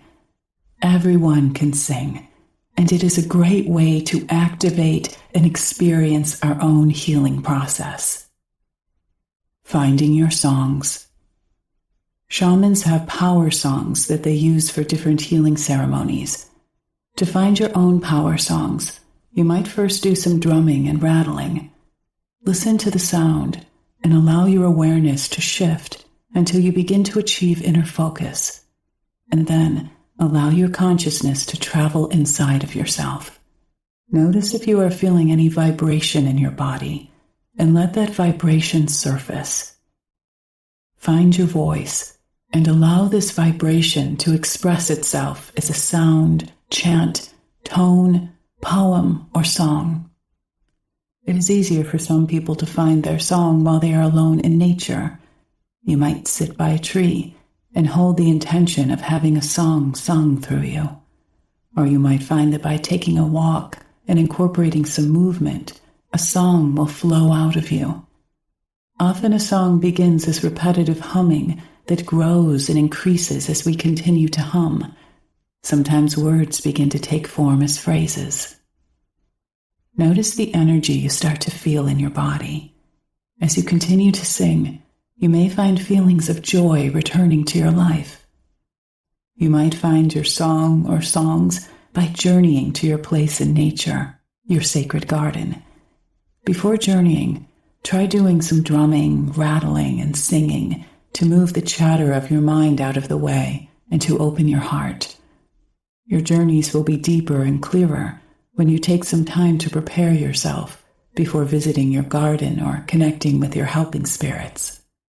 As your conscious awareness geographies itself into this place, literally reforming itself as though you are actually there, allow yourself to settle. Then create your intention to capture a song and move into a state of deep listening. Just wait and let the song come to you. Once it does, allow yourself to hum along as it takes form. Repeat it over and over so that you won't forget it. As Hank has discovered, sometimes your song can come to you at an unlikely time or place, such as in a car. I received my first song in the 1980s when I happened to be driving around the big island of Hawaii.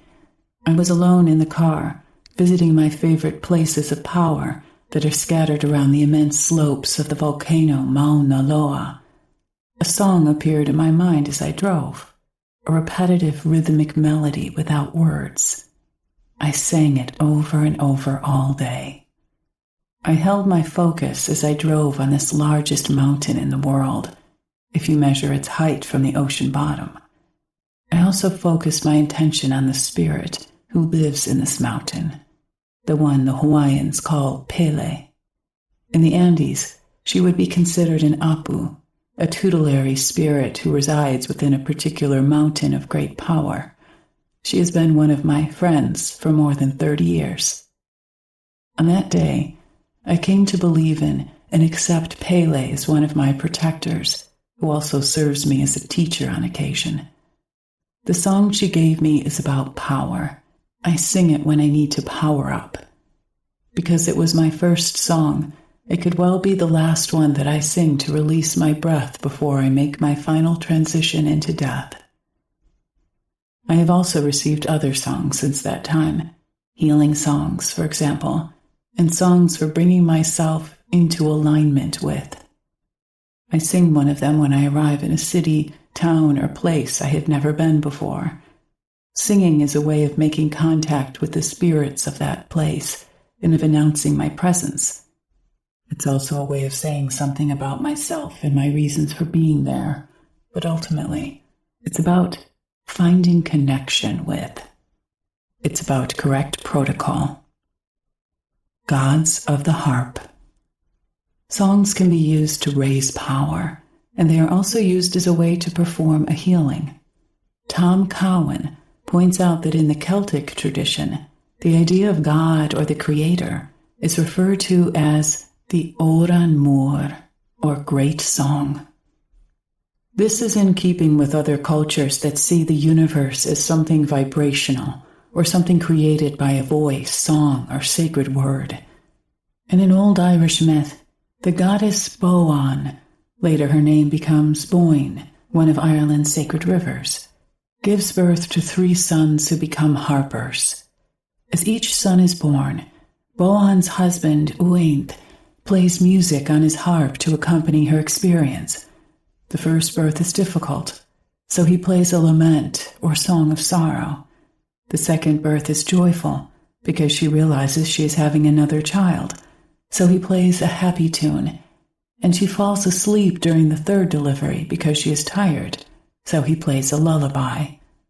When the boys become harpers, each specializes in the type of music he heard when he came into the world. I think of them as the gods of the harp. In many myths and folk tales, we hear about a harper who knows how to play these 3 strains of music as a healing technique. The harper plays laments, and listeners weep, then songs of joy, and listeners laugh, then the lullaby, and listeners fall asleep. Later they wake, healed of their sufferings. My take on this is that these 3 categories of music reflect the matrix in which we live, which is composed of sorrow, joy, and peace. I interpret the sleep lullaby music as a means for creating peace, not necessarily sleep. This is in keeping with the non-dualistic, we are one with the web of life, teachings of the Druids.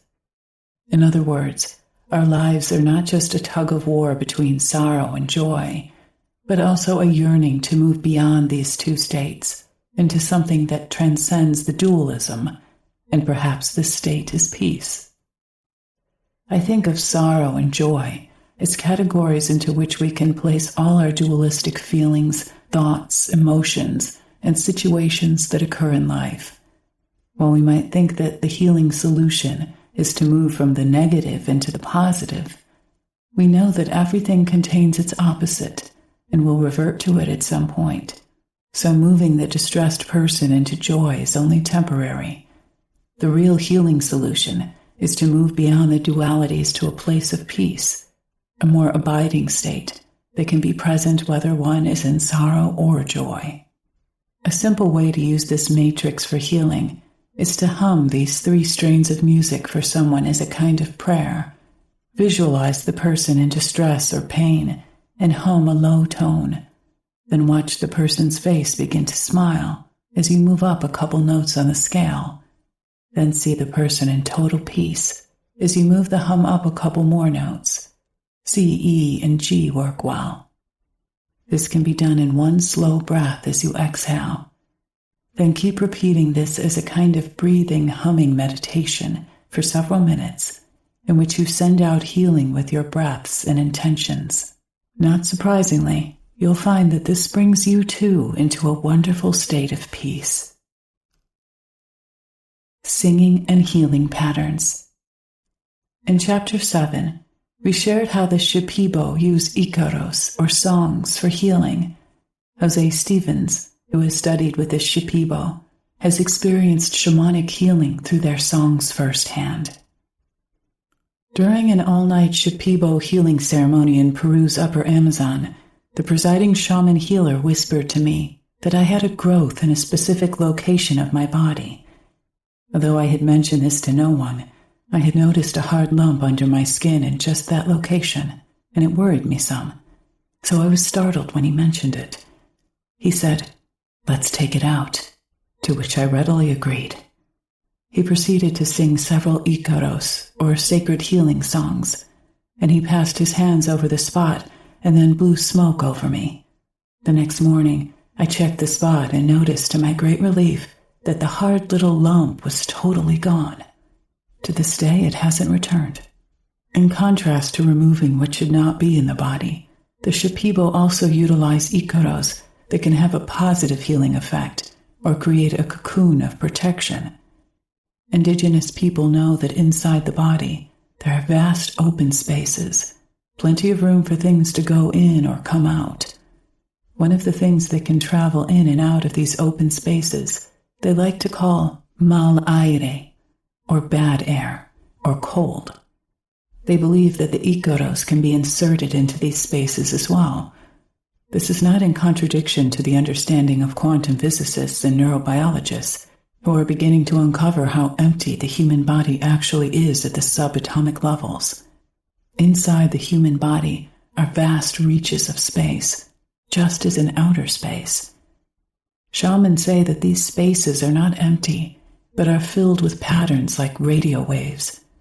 These waves can have a positive or negative impact on the person. In these terms, mal aire inserts itself in the body just as song patterns that penetrate the subatomic structure of the body and impact it at the subtlest of levels. As the shaman removes the mal aire, he or she burps long and loudly to help release it.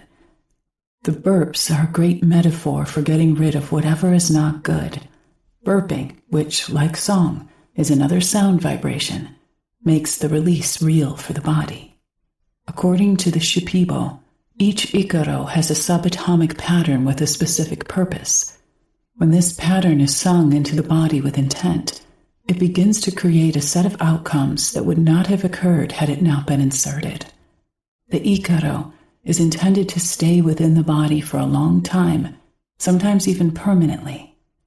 A shaman or healer can actually see the ikaros in the body. They say, "Oh, I can see the ikaro placed in you by Shaman X, or by me 6 months ago. It is still there, working away." In order to reinforce the inserted ikaro, they might sing into a bottle of water and tell the patient to carry this water with them and drink a little out of it every day or two. They also might provide the patient with a bottle of ikaro infused with perfumed water to sprinkle on the patient's head, or they might give the patient some mapacho, tobacco, with ikaro sung into it to be smoked a little each day and blown around the body. Anyone who knows about the latest research into water understands that water responds to chants and prayers by changing its molecular structure. Although this has not been scientifically proven, the same is true for tobacco. Healers and shamans actually create changes in reality by singing their intent into the now point, or what quantum physicists call the quantum field. Shipibo healers use their heartfelt intent and subatomic vibratory patterns carried by ikaros to extract negative or disease-oriented patterns from the body, and they replace them with positive, harmonious ones. They are effective only to the degree that the patient goes along with the program. If the patient does not believe in the process or does not accept the healing, they can easily counteract the effects of the ikaro and remain sick. This is the bane of some people who say, "How could that work?" For the Shipibo, The universe is made up of songs that the healing plant, animals, and elements teach them. One can make a point of learning these songs and then become a co-creator with Dios, or God, in shaping reality. Thus, the Shipibo culture is filled with singing, just as is true for most of the indigenous peoples of the world. Many shamans say that because we have lost touch with our songs, we are experiencing grave troubles. For those in the know, it is anathema to go songless, for then one has no capacity to shape his or her world, and one is at the mercy of delusion and less than beneficial forces. I asked the Shipibo to help me learn to sing, which has always been difficult for me since I am so intellectually centered. They provided me with a cloth embroidered with specific ikaros, which I was to wear over my shoulders in ceremony to help me learn the songs. Then they sang some ikaros into me that would help me learn more rapidly. At first I had doubts, but I was amazed at how quickly I began to learn. Songs started flowing through my head morning and night, and I found myself singing them over and over, even when I tried to stop. According to the Shipibo, everyone has a song, everyone can sing, and Spirit gives everyone songs upon request. All that matters is that you are willing to sing. These songs may or may not have words. Often they begin with just a simple repeated melody that can be whistled or hummed, and over time becomes more complex with words and content. Many ikaros are dedicated to gratitude or honor a spirit helper. Others are used for establishing protection, requesting assistance, or giving direction to an ally to carry out a desired task. The Shipibo, like most shamanically oriented peoples of the world, believe that if one does not sing, even poorly, then one is prone to depression and fearfulness. They say we must sing every day without fail, and this will keep us healthy, happy, and protected from harm. If you wish to follow the shamanic path, then you will not be able to avoid songs, just as you will not be able to avoid nature. Carol Proudfoot Edgar speaks more on how important it is for all of us to find a way to use song. The use of sound in shamanic practice is as necessary as breathing is to human life. We can't live without breathing, and we can't follow the shamanic path without working with sound healing in some capacity. Sounding ourselves and sounding with others is part of all shamanic practice. She shares the following way of working to start to incorporate this teaching into your work. Exercise. Finding the song of a plant. Find a plant in your landscape. It can be any plant, including a tree, suggests Carol Proudfoot Edgar. In altered consciousness, sit beside the plant. Close your eyes, quiet your mind, open your ears, and listen to the sound or song of this being. Let that sound begin vibrating with you, rising up from the base of your spine through the top of your head. This is similar to sound rising through the stem or trunk of a plant. You will know when you have found and become the sound this being makes, because you will sense a deep oneness. When you are done singing the song of this plant, tell it how beautiful its song is, and thank the plant for sharing with you. Working with stones of light. Crystals have been used in all cultures where they exist in the land. The Manang shamans of Southeast Asia call quartz crystals stones of light. Carol Proudfoot Edgar, who has found crystals to be effective tools for healing, sometimes combines them with sound healing in her practice. Crystals are great holders and conductors of sound light. The main way I use them is to sing songs into the crystals, soak them in appropriate light, sun, moon, complete dark, then sing again. Once this is done, I place them in various ways on or around the body to bring healing. A special method is to use the crystal for spreading sound light around the auric body, the energy field of a person. Such activity seems to energize the individual, and to bring forth their own light, their own sound. Working with light. In today's world, we say that we are a composition of body, mind, and spirit, but often people don't understand what we mean by spirit. If you take away the body and the mind, you are left with the spiritual aspect of yourself, and that aspect is spiritual light.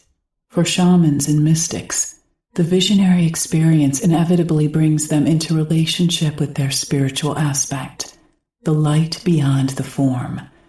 Not only are we in relationship with this light, teaches Sandra, but we are spiritual light. The light we are talking about here is a transcendent experience. In one of my past dreams, I met the Egyptian god Anubis, and he shared with me that the missing piece of my environmental work was transfiguration. This dream led me to stories about the miraculous healings that were performed when Jesus transfigured into light, stories of mystics such as Ramana Maharshi, Krishnamurti, and Krishna transfiguring into light and affecting people by their luminosity are quite common. Iconic images of Christian saints are often portrayed with a nimbus, a halo, a symbolic expression of their ability to transfigure into luminous beings, into solar beings. The most highly gifted shamans are masters in healing others and creating harmony between the environment and the people. These shamans have had a deep and powerful initiatory experience that comes through a vision, from recovering from a life-threatening experience or through a near-death experience. In this type of initiation, everything that keeps the shaman separate from the power of the universe is stripped away, the body and ego, so the shaman becomes formless and pure spirit. The shaman transcends his or her ego and allows the body, mind, and emotions to be bypassed by spiritual forces, so she or he can be reunited with the source of life. This is called a shamanic dismemberment, and we talk more about this in Chapter 11. The dismemberment experience is a level of initiation followed by a feeling and vision of the body being renewed, and by the acquisition of magical or healing powers. After a shamanic dismemberment, Inuit shamans are filled with light, which gives them their psychic and healing abilities. During initiatory experiences among the Aboriginal Australians, a creator being in the dream time gives these shamans their psychic sight by placing a crystal in their body. Experiences of being transformed by light are spoken of among shamans in Siberia, Malaysia, and North and South America. Rock art all over the world repeatedly shows depictions of shamans as human forms with solarized heads, with the head literally replaced by a symbol of the sun. This transformation of the physical being into light is seen everywhere as a spiritual rebirth, in which the visionary becomes a luminous being who has access to the spirits and spiritual realms. Knud Rasmussen, a well-known Arctic explorer, shares that the Eskimo shamans believe that the light within the shaman's body enables them to see in the dark into things that are hidden and into the future. In case after case of miraculous healings, the message is quite clear. True healing is not about encountering luminosity, but rather embodying it. By transfiguring into divine light, we convey the luminosity needed to heal others and ourselves, our societies, and our planet. The light that is in us, Hank points out, is the light and love of the universe. To make the direct transformative connection with our immortal spiritual aspect through the path of direct revelation is to experience a sense of extraordinary perfection, accompanied by an overwhelming feeling of love. When Jesus of Nazareth proclaimed, "I am the light," the message was actually, you and I and all of us are the light.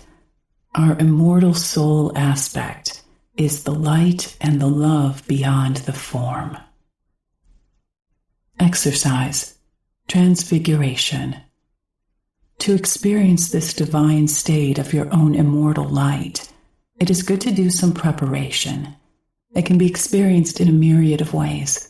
According to Hank, many discover that it is like a tightly woven basket or cloud composed of lines of light that create an elongated, orb-like luminous field. For some, it is the bright darkness of the void. Some will see this field visually. Others simply sense utter peace and tranquility, in which they often feel the light expand within themselves or perceive it behind their closed eyelids. But each person will have a unique way of experiencing it. First, find some music that you can listen to that will relax you, but also give you a sensation of expansion. It is important not to feel burdened by ordinary reality.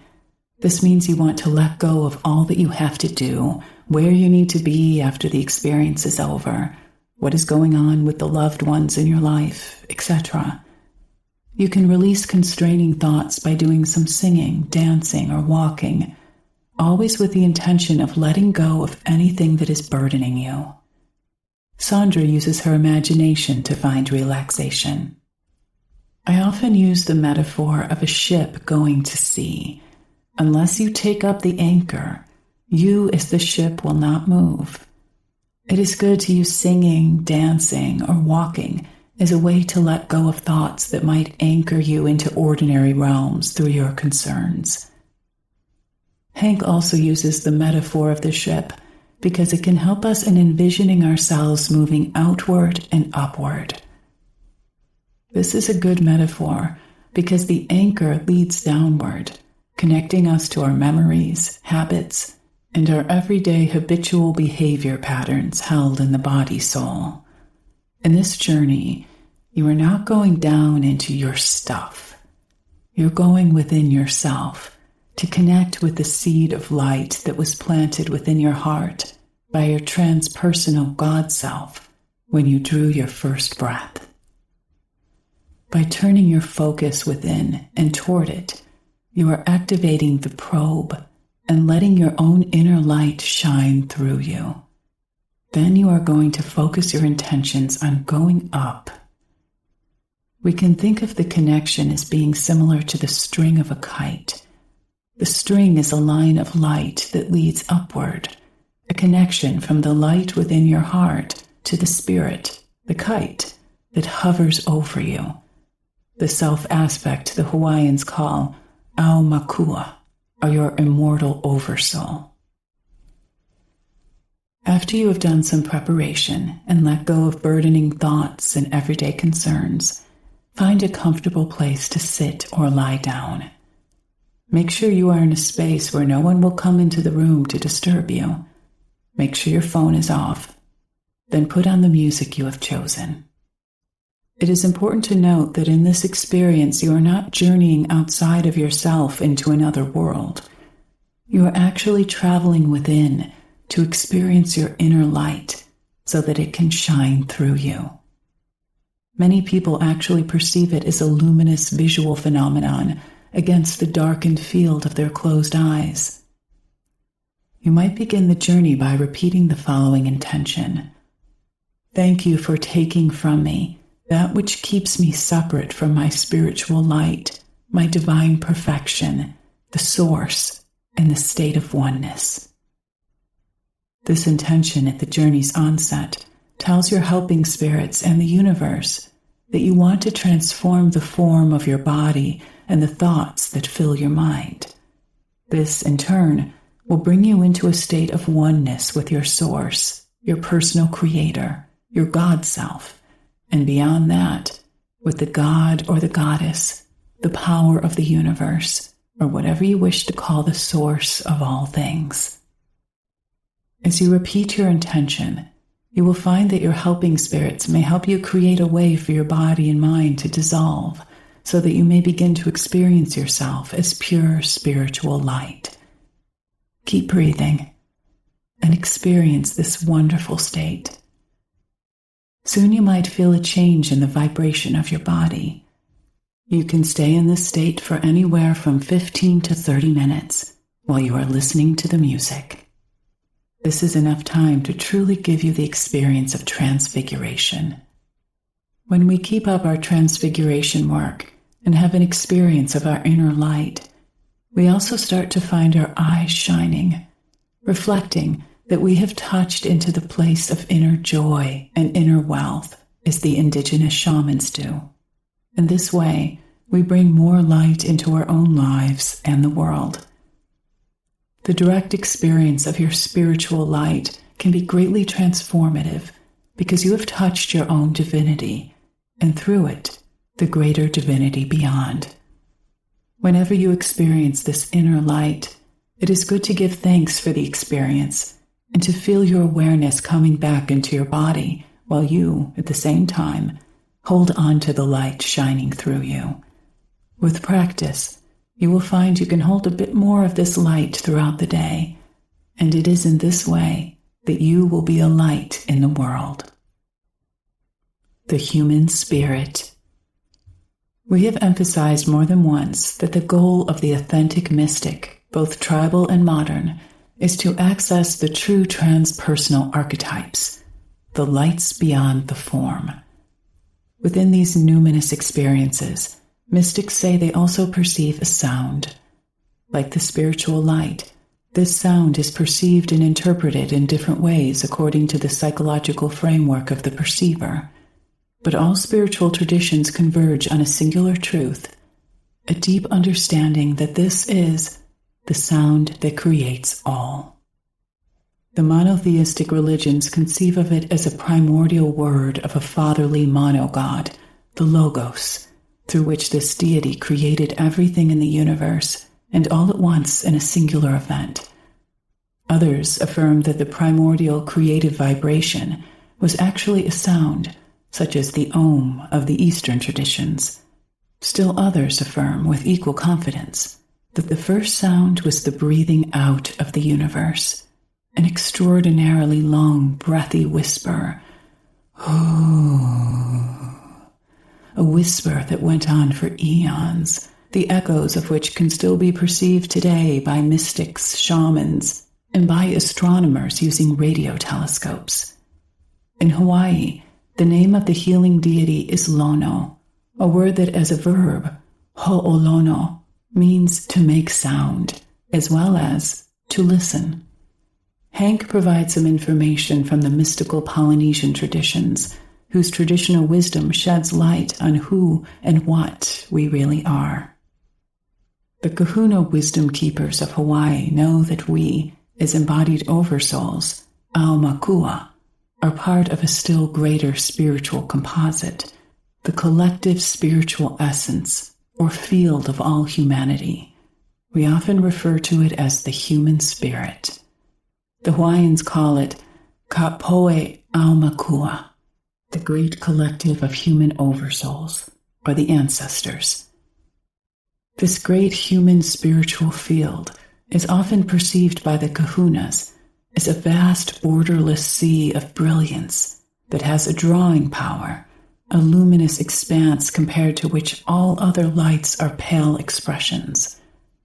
It can be thought of as an entity or being, a collective mosaic of billions of oversouls that carries within itself the composite spiritual essence of our entire species, Homo sapiens. The psychologist Carl Jung thought of it as the collective unconscious, a hidden field of awareness to which all of us theoretically have access, a field that contains within itself the so-called Akashic records, an Eastern concept of the collective wisdom and experience of all humanity in our long journey across time. Contact with the greater human spirit is achieved through our personal oversoul, a smaller spark of that still greater light. Interestingly, these insights of the Kahuna mystics are very much in alignment with those of the quantum physicists who claim that each human being, our physical embodiment, can be thought of as a particle that exists within a greater personal wave field, our oversoul, and that in turn exists within the still greater collective wave field of the human spirit. From this view, several conclusions can be drawn. Conclusions that can be verified by each of us using the shamanic journey work method. First, each of us is truly a microcosm within a macrocosm. Second, we are all interconnected to one another forever. And third, when we are embodied, each of us exists as a point of focus within which heaven, our spiritual oversoul, and earth, our physical aspect, achieve unity to become one. From the Kahuna perspective, through our personal God self, each of us can thus make contact with an unlimited sea of energy. This is the power that shamans, mystics, and medicine makers have always been able to access through the spirits. This is the energy that Hawaiians often refer to as Ke Akua, Te Awe, or what we call the Source. In monotheistic religions, this power is usually thought of as God, Yahweh, Jehovah, or Allah. In the shamanist traditions, it is considered to be the life force itself, highly dispersed throughout the universe, and found within everything, everywhere. The life force is not a being or personality to be worshipped, nor is it a thing to be revered. It is not a noun. Rather, it is a verb, a process that flows through life everywhere and forever, an energy in action with which we all may come into a more intimate relationship through the shamanic path of direct revelation. This life force that the Hawaiians call Mauli Ola is available to us at all times, providing us, on request, with access to tremendous energy, enough energy to heal any illness, from aggravating chronic afflictions to serious life-threatening conditions. In relation to this, it is important to return from a journey that provides us with a transfiguration experience in a way that enables us to function once again in the world. We need to learn how to ground ourselves in ordinary reality, yet without totally disconnecting from this transcendent light. We want to continue to embody this light as we go on with our lives, because by embodying and experiencing our light throughout our days, we change. And as we change, this will also change all those who come into contact with us. This light, flowing within and through us, creates a vibration that ripples throughout the entire web of life, ultimately healing us, those close to us, the rest of society, and even the planet itself. When we work in this way, we are working with divine essence of all of life, including the divine light of the planet. Once we tap into the divine, we go beyond physical and emotional pain. For when we transcend our body and its emotions, we move into a spiritual state where pain does not exist. The shamans of antiquity knew this and drew upon it. It's just that we have forgotten. Maintaining a spiritual state. It can be difficult to maintain a state of spiritual light if our thoughts break our concentration. You might find yourself being in a true transcendent state, in both states at once, both here and there, and all of a sudden your mind invades your serenity with lists of things you need to do later on that day. The experience of mental chatter is a common problem in all spiritual practices. According to Sandra, there are tools to enhance your ability to practice transfiguration. I have found that by toning, you can deepen this experience of transfiguration. Toning is where you sound out a vowel, A, E, I, O, U, and hold it. Allow one vowel to flow into the next and keep the reverberation of sound going. Most of us are familiar with sounding out Om. You can use the sound of Om and hold that too. As we've mentioned, Hindu scriptures teach that Om is the sacred symbol from which the entire universe is manifested. When I teach the practice of transfiguration in my workshops, lectures, and conferences, I have the group stand up and tone once they are in a transfigured state. I find this helps maintain a divine state of consciousness while keeping out interfering mental thoughts. Try doing some toning and experience how the vibration affects your consciousness and state of well-being. This is a way to combine the healing power of sound and light together. A journey to a descendant. The use of sound and light is becoming more and more common in the healing modalities of today. Many healers believe that there will be a time when using sound and light becomes the predominant form of healing. We can actually journey into the future and learn from descendants how they have evolved with their healing practices and how they incorporate sound and light for healing. In the shamanic traditions, it is understood that when you journey into and through the dream time, you are outside of the time-space continuum of the physical world. This means you can journey back in time to meet with ancestors, or even forward into the future to encounter descendants. Sandra, who leads these time travel journeys in some of her workshops, loves to see what the future has in store for us. Since the early 1990s, I have been leading journeys in which my workshop participants are encouraged to connect with descendants. This can be quite an experience because our descendants may have evolved beyond where we are now, and in the process, they may have learned a great deal about how to thrive. In other words, we may find that they are a wealth of information. Even if you don't have children in this life, you will have spiritual descendants. So when you do this journey, you are asking to meet with descendants on a general level. Hold the intention to journey into a time in the future when life is good and harmonious. You might journey into a time where sound and light are predominantly used for healing. There might also be other advanced healing methods used in the future. Ask to meet with a descendant or a group of descendants who can show you how they use sound and light for healing. Then ask for something simple you can bring back into your practice today. One time when I was journeying to descendants, they tried to show me a musical note to use. They felt that I would not be able to get to this pitch using my voice. They suggested that I get a tuning fork of the pitch A, which I could use in place of my voice. This is an example of something simple and practical the descendants shared with me. I have led descendant journeys throughout the United States and Europe. People often report having similar experiences.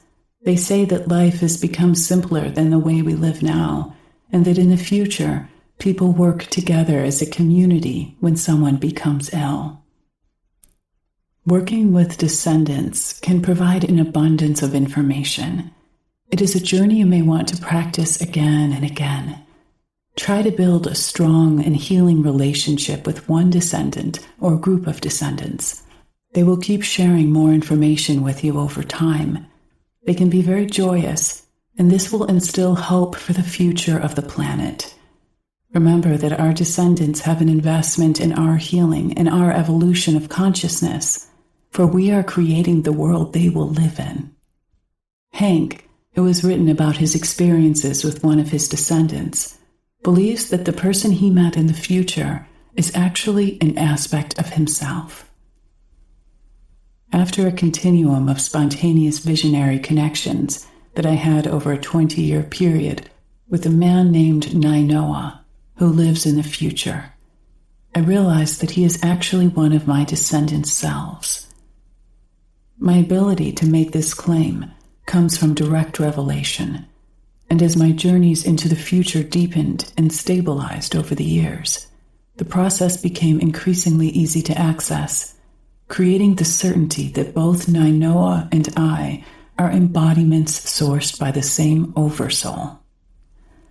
Although these visions began spontaneously, much like lucid dreams in which I could act and think and maintain my own integration as a personality separate from him, both he and I were eventually able to bring the process under our conscious control.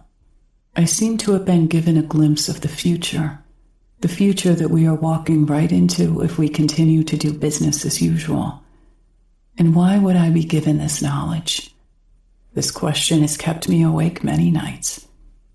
My recent connections with the indigenous world have suggested that when the hand that writes all reveals the future to a prophet, shaman, it is for one reason only, so that this potential future can be changed. Needless to say, this assemblage of visionary narratives is quite unique, further revealing what is possible using the shamanic method. On the path of direct revelation, there are no limits. Chapter 9. Death is a rite of passage. In traditional societies, the visionary abilities of the shaman, refined and deepened over a lifetime of practice, enable her or him to explore the spiritual realms into which we pass when we die. The shaman knows that death is not an ending, but rather a natural passage into a transcendent level of reality that occurs at the culmination of life. Their knowledge, gained through direct revelation, allows them to prepare the dying for what they may experience, thus easing their transition into the afterlife.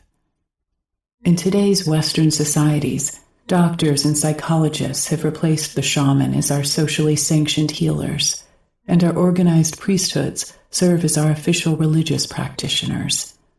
Yet most members of these professional hierarchies lack the shaman's visionary abilities, and nowhere is this reflected more strongly than in our fear and ignorance of the death experience. This has created a lot of pain and suffering for the people facing death and their families and friends. When someone starts to speak about impending death, the usual social response is, "Don't talk like that. You're going to get well, and you will be back on your feet before you know it."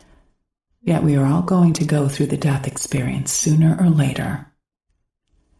Denial that a big change is coming, and that this change is inevitable, blocks understanding. It also blocks true loving and supportive communication on all sides.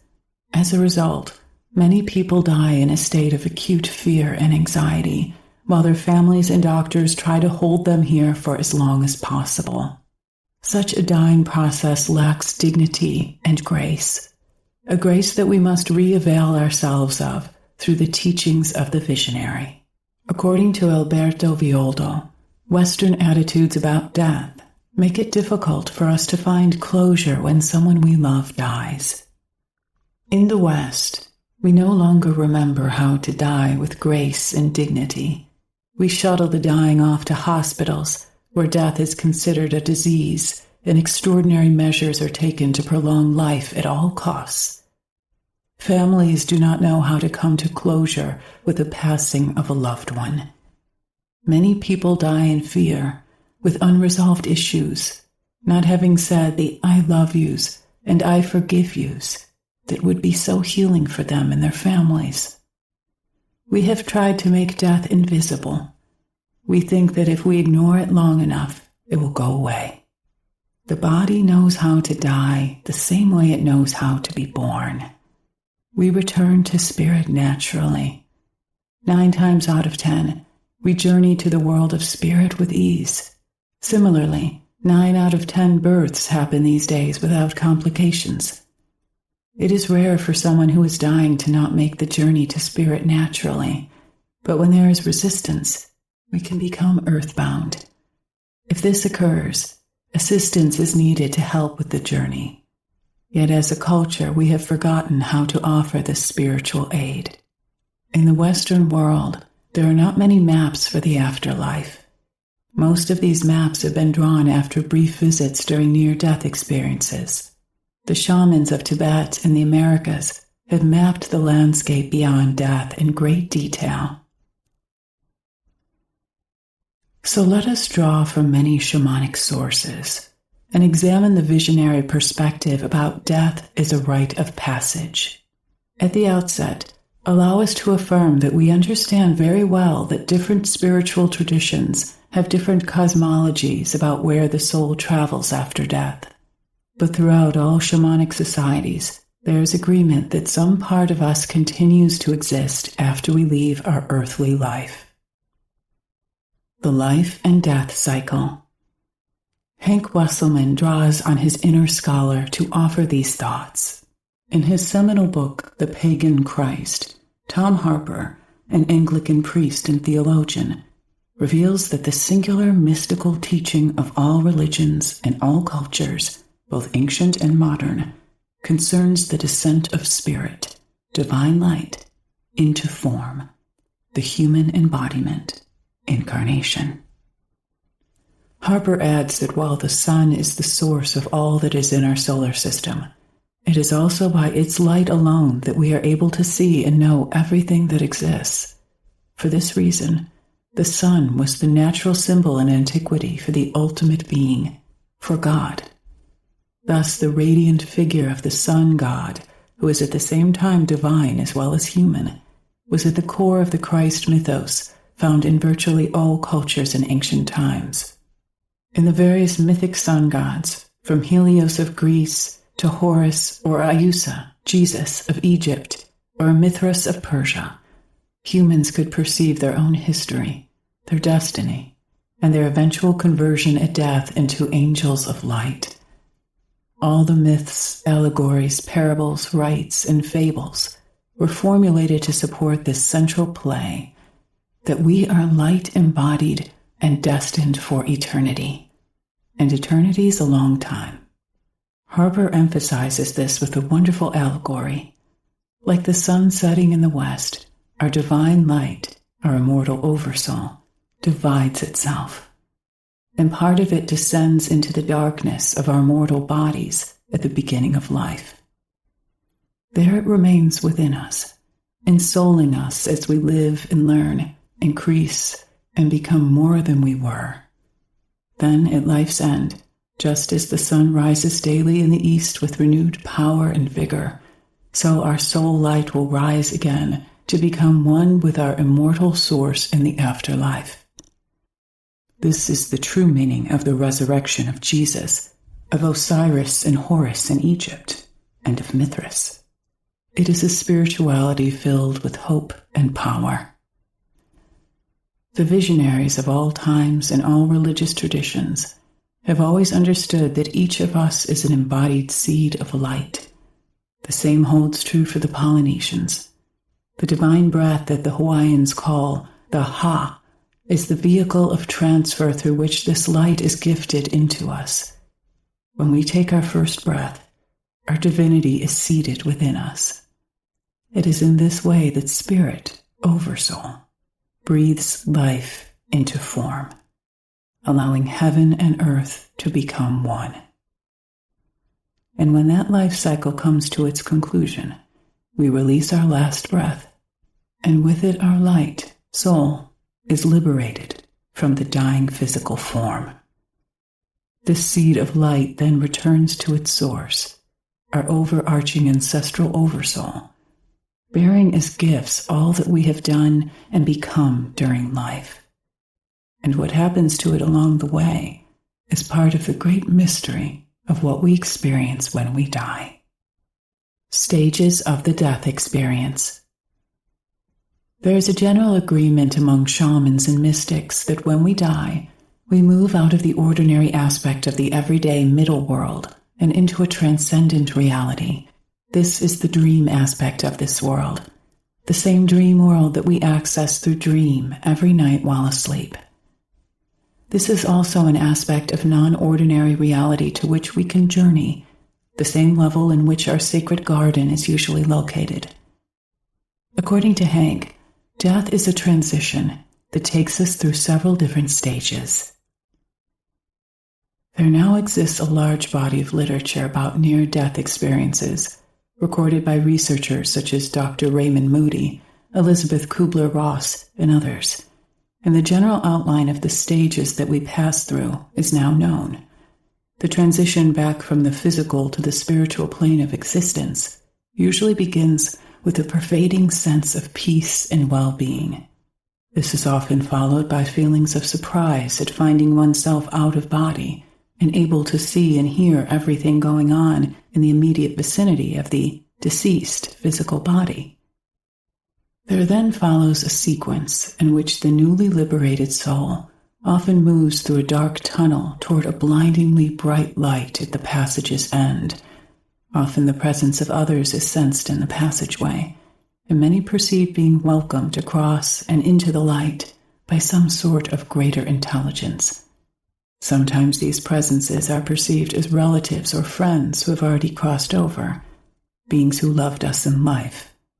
Sometimes they are seen as spiritual figures derived from the dying person's belief systems, such as Mary or Jesus, Moses or Muhammad, the Amitabha Buddha, or the communion of saints, or the company of angels or one's own ancestors. With help from these transpersonal beings encountered in the passing from this world to the next, the discarnate soul journeys through the light and into the dream world of spirit. In many cultures, such as that of the Tibetans, collective wisdom about the death experience is recorded in extraordinary esoteric documents, such as the Tibetan Book of the Dead, a literary work more than 1,000 years old that reveals the Tibetans' culturally determined perspectives on the transition from life through death. Tibetan visionaries know that when we die, it's like going into a dream from which we don't wake up. And the dream that we go into is our own unique dream that we dream for ourselves. The Tibetans call these post-mortem dreams the bardos, or in-between states. The bardos, the after-death realms and the middle worlds of spirit. It is understood by shamans and visionaries alike that the bardo dream states exist in the non-ordinary aspect of the middle worlds, the same mysterious regions that we go into when we dream at night. In the Eastern mystical traditions, these states are sometimes called the Kama Lokas. In Judeo-Christianity, they are known as purgatory. The modern mystic and visionary explorer Robert A. Monroe calls this place the Park, a locality that serves as a waiting stage where we may get used to our new out-of-body state and where we may do our life review. The Tibetans say that these in-between states last for only about 40 days, and so the Tibetan Book of the Dead is accordingly a long prayer that may be recited over the deceased for the full 40 days in order to remind the discarnate soul, who may maintain a connection with his or her physical body and be able to hear all that is said, that all he or she is experiencing in the bardos are illusions and dreams. The main job of the discarnate soul in the bardo is to remain calm and unmoved by what it may be experiencing, much like the Buddha in deep meditation. It is during this period that the discarnate soul may be approached by many spirits, including his or her spirit guide, a godlike being of grace and profound wisdom, the keeper and teacher of their oversoul, who therefore is in partnership with the deceased. Then, with the life review accomplished, the deceased being, now a soul spirit, ascends in the company of this higher spirit into the transcendent realities of the upper worlds, heaven in Judeo-Christianity, paradise in Islam, where it remerges with its source and becomes one once again with its immortal soul aspect, its evolving God self, higher self, or oversoul. Maps to the landscape beyond death. As we mentioned earlier, the cosmology of where we go after our own death varies in different shamanic or mystical traditions. Yet we offer just a couple of examples of the landscape that awaits us beyond the death of our physical bodies. Many shamanic traditions, teaches Alberto Violdo, believe that this landscape beyond death is like the dawning of a new world. In the Amazon, there are shamans who claim to have journeyed beyond death. Their stories are very similar to the ones told by Tibetans who have mapped the journey across thousands of years. The first stage of merging into this landscape is the experience of the sun rising as if it were the very first day of creation. This is the dawn breaking on a cloudless morning, a state of primordial purity, immense and vast. The blackness of death, caused by the collapse of the senses, is dispelled by the light of spirit. At that moment, you perceive the dawn as if from the top of the world itself. Not only is the breaking dawn occurring outside you, but you simultaneously feel the sun rising in your belly, and all of creation is stirring within you. You recognize that you are one with the dawning of the light. You surrender to the luminosity around you. You are enfolded by it and become one with it. Inca legends say that we are star travelers. At this point in the dying process, we can embark on our great journey through the Milky Way. In the second stage, the shaman recognizes his own luminous nature and is no longer identified with his or her body, but with the light. If the person fails to recognize the dawn as the awakening of consciousness, the sun continues to rise in a million dazzling colors. All of nature comes alive in a stunning display of sound and light. On this stage, the forces of nature manifest in their pure essence. Water appears as both fluid and light. The earth itself appears as light, and all of the elements are represented in their luminosity and coalesce into balls of energy. In this stage, we have a second opportunity to recognize that we are not separate from the dazzling light and the energies around us. These two stages are where the person attains freedom and has the opportunity for their great awakening. If these two opportunities are missed, then everything shifts back into form, and this usually happens for most of us in a flash of light. Total and complete awakening, if not acknowledged and recognized in that eternal moment, becomes a lost opportunity. And then the next stage begins. The next stage is the dawning of the light of awareness, where the sun rises and the day breaks within you. The windstorm of death is so mighty that many people become awakened only at this stage of their journey through existence. So death allows us to sense the totality of our being, and in this state, we realize that everything around us is alive. After this, we are met by celestial beings, our spirit guides, for our life review and our return back home to the original source. Our goal is to die consciously. My mentor, Don Antonio, joked to me that the purpose of all the shaman's training is to learn how to get out of this life alive. Again, all shamanic cultures have their own way of speaking about where we go after the point of death. In truth, none of us will really know until we get there, but it helps to have guidelines. It may be, teaches Tom Cowan, that we each have our own unique experience of the death process. Death is the center of a long life, is an old Druid saying that continues to intrigue and even haunt our consciousness today. From the earliest Upper Paleolithic graves with their elaborate grave goods and ritual layouts of corpses, it appears that humans have always had some sense that not everything ends with the death of the body. Over the centuries, various cultures and religious systems have worked out different explanations and descriptions of what happens after death. And I like to think that the rich diversity of opinions reflects the fact that there may well be diverse experiences awaiting us. In other words, whatever fate awaits us on the other side will not be the same for us all. Collectively, human beings have had intimations of immortality that cannot be described as one size fits all. Certainly, life on Earth is a unique experience for each of us. We are not all leading the same life shapes, except in certain broad strokes. Maybe life after death will be a unique experience for each of us, even though there may be some general similarities in format or structure, just as our earthly life is created for us.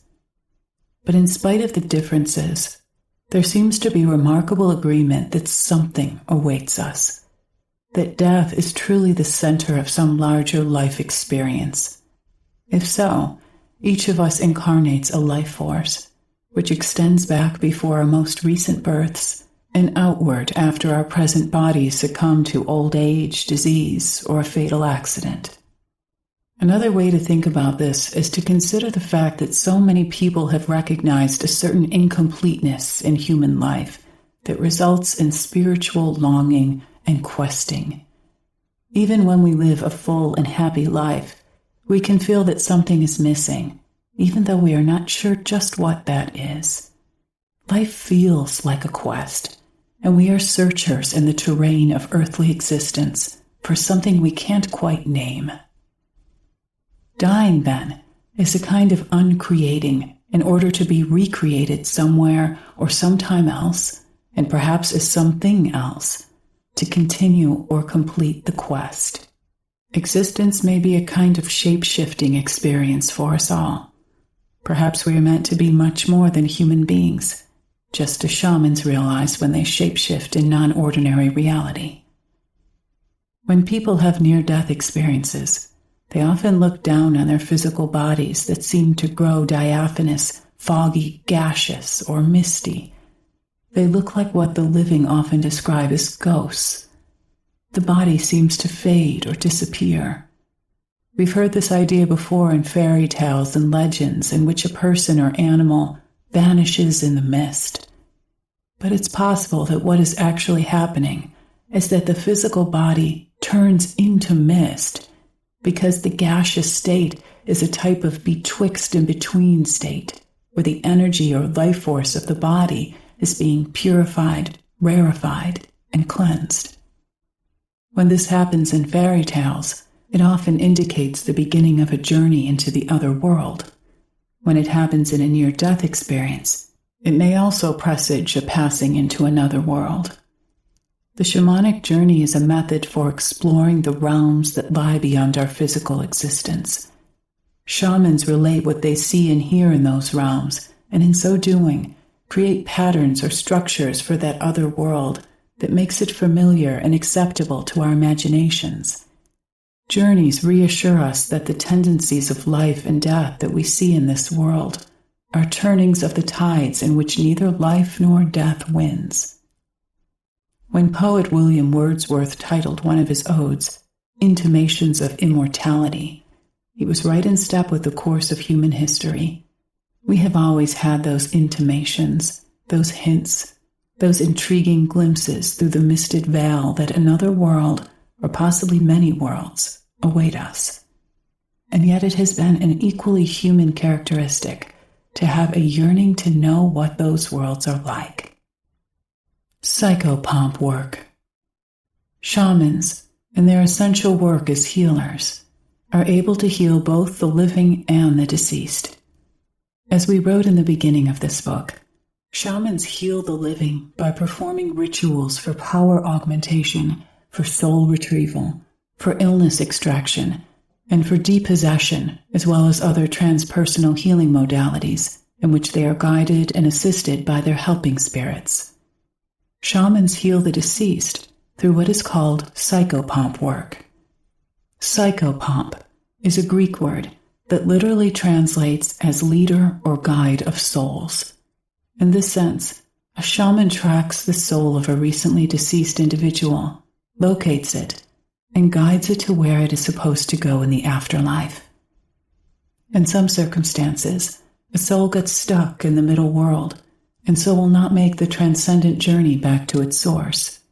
This might happen in response to a traumatic or unexpected death from murder or suicide, a plane, auto, or train accident, or even a war death or a drug overdose.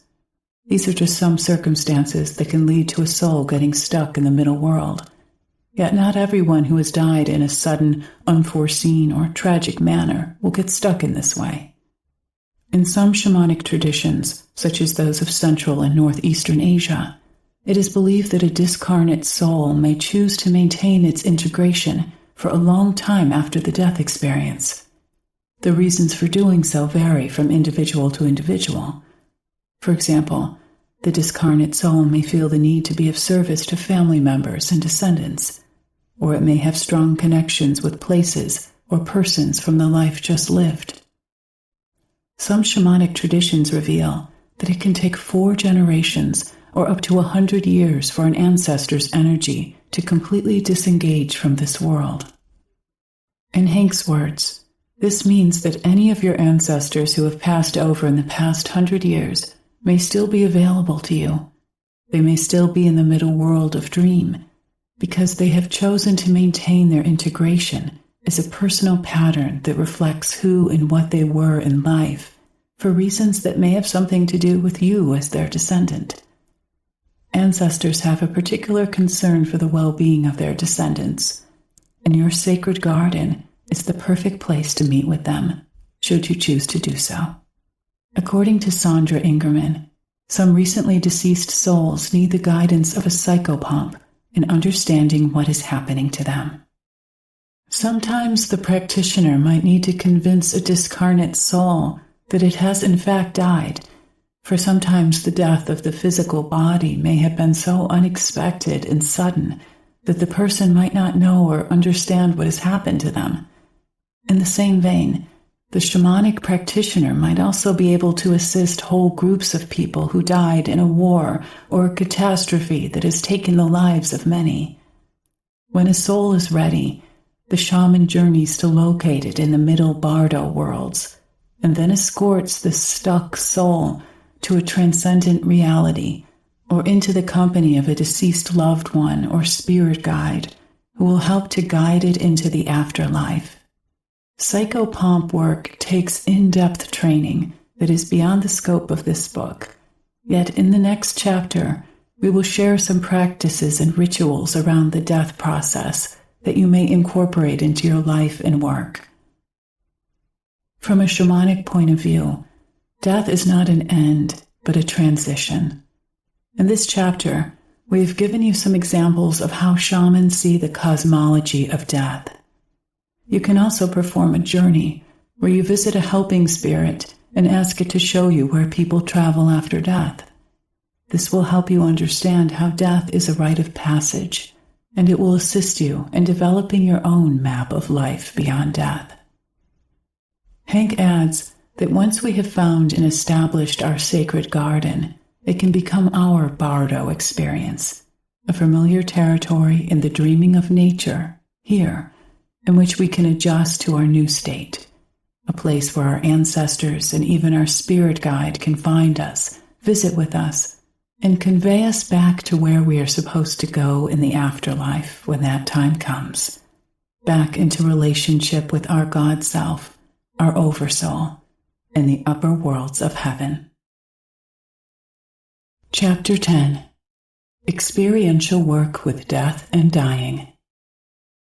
As we bring more consciousness to the dying process, there are different issues that are important for us to look at and work with. There are ways for us to speak truthfully with others as they are dying, to help them transition gracefully. There are ways for us to share our feelings with loved ones who are dying, so that we feel complete in our relationships.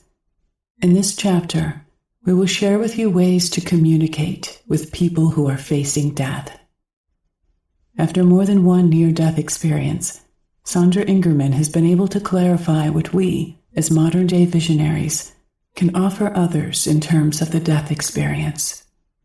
In my own life, I have had 3 near-death experiences. The experience of losing my ego and sense of self, and the peace and beauty of being once again with the source of life, has allowed me to feel very comfortable with death. There was no fear or suffering once I left my body. During these experiences, I had the direct revelation of being held in complete and unconditional love. My experience with dying has made it very easy for me to talk to people about death. The best gift we can give someone in this end stage of life is to listen to what this person's feelings are and offer support and comfort. I teach an experiential workshop on death and dying, in which I offer spiritual practices to help participants understand death for themselves. Part of this involves engaging in shamanic journey work in order to be shown through direct revelation the cosmology of where we go when we die. I also teach simple spiritual practices that can help people facing death establish their own spiritual connections through which they may receive spiritual guidance to help with their process. I have also found that for some, the next step in their healing process is actually their transition into and through the death experience. And usually that person is given assistance and support by the helping spirits in letting go of their body. For others, spiritual help sometimes comes through to actually cure the person of illness, and life is the next step in their healing process. No one, not even a shaman, knows when it is someone's destiny to die physically. In 1990, I was teaching a workshop in which one of the participants was dying of leukemia. She was getting ready for a bone marrow transplant, so she had not given up on life, but she was preparing herself for her eventual death. This woman shared in our group that she had phoned all of her friends and family. To each person, she announced that her death was imminent. She told them, "Let's say everything we need to say to each other now, so that you are not left with unfinished conversations and feelings. And then we need to say goodbye." What a gift to give her loved ones. I have found in my own counseling practice that the grieving is often extended because of all the unfinished conversations and feelings that were not shared. There was no closure. To be able to truly share what is in one's heart and to have closure is such a gift for all concerned. It helps everyone move on after someone dies. Without that closure, the soul might have trouble in its transition, as it is still tied emotionally to people here. Those who walk the path of direct revelation know with absolute certainty that even if a person is in a coma or unconscious, the person can still hear you. So you can sit by a dying person's bed and speak the words that are in your heart. These words can bring great peace to a loved one who is making a transition. This is also true when someone has actually died. For a period of several days after their release, this person can still hear words that are said in the presence of his or her physical body. From a shamanic point of view, there might be a loved one already on the other side who shows up to help with the transition of the one dying. Often people who are very close to death speak about seeing a loved one who has already made the transition by their bedside. This person is there to offer comfort. We can validate such a person's experience by knowing and accepting that this is a possibility, although we may not perceive this ourselves. As Sandra points out, we must remain patient and open-minded with someone who is dying. We might not be able to see or feel what he or she is experiencing, but we can validate it through our witnessing. I had a student who shared that before his grandmother died, she spoke about seeing her mother by her bedside, whispering words of comfort. The family became frightened by this and called for the doctor. The doctor ordered medicine for her to stop the hallucinations. What a tragedy! A very beautiful scenario would have been created if the family members understood enough to say, "Yes, your mother has appeared to help you." Another example of this comes from a brilliant retired hospice worker named John, who studied with me. John once shared a touching story of working with a dying priest. On a visit one day, the priest said to John, "Tell me what is going to happen to me when I die." He responded, "Father, you know what is going to happen to you." The priest said, "That's just in the books. Tell me what is going to happen to me." John replied, "At the point of your death, someone who you once loved dearly will be there to meet you and help you. Can you think of someone you would like to see again?"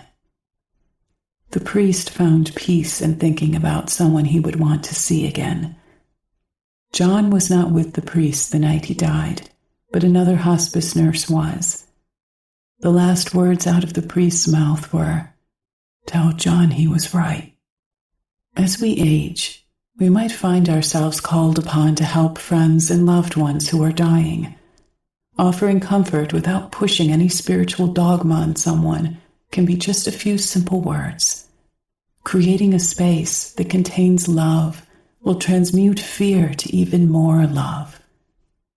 When speaking to someone who is dying, engage the person with your heart. Death is not an experience that we can intellectualize. Although there is a lot of spiritual information on what happens to us after we die, we really will not know until we die. Yet we can die and help others die, knowing that we and they are held in love. Love and a sense of calmness are the only things you need to bring to the experience of death, teaches Sandra. People who are close to death are hypersensitive to the energy around them. If I am in a place of fear or discomfort about being in the room, the person I am with will pick this up. It is important when sitting with someone to get into a centered state.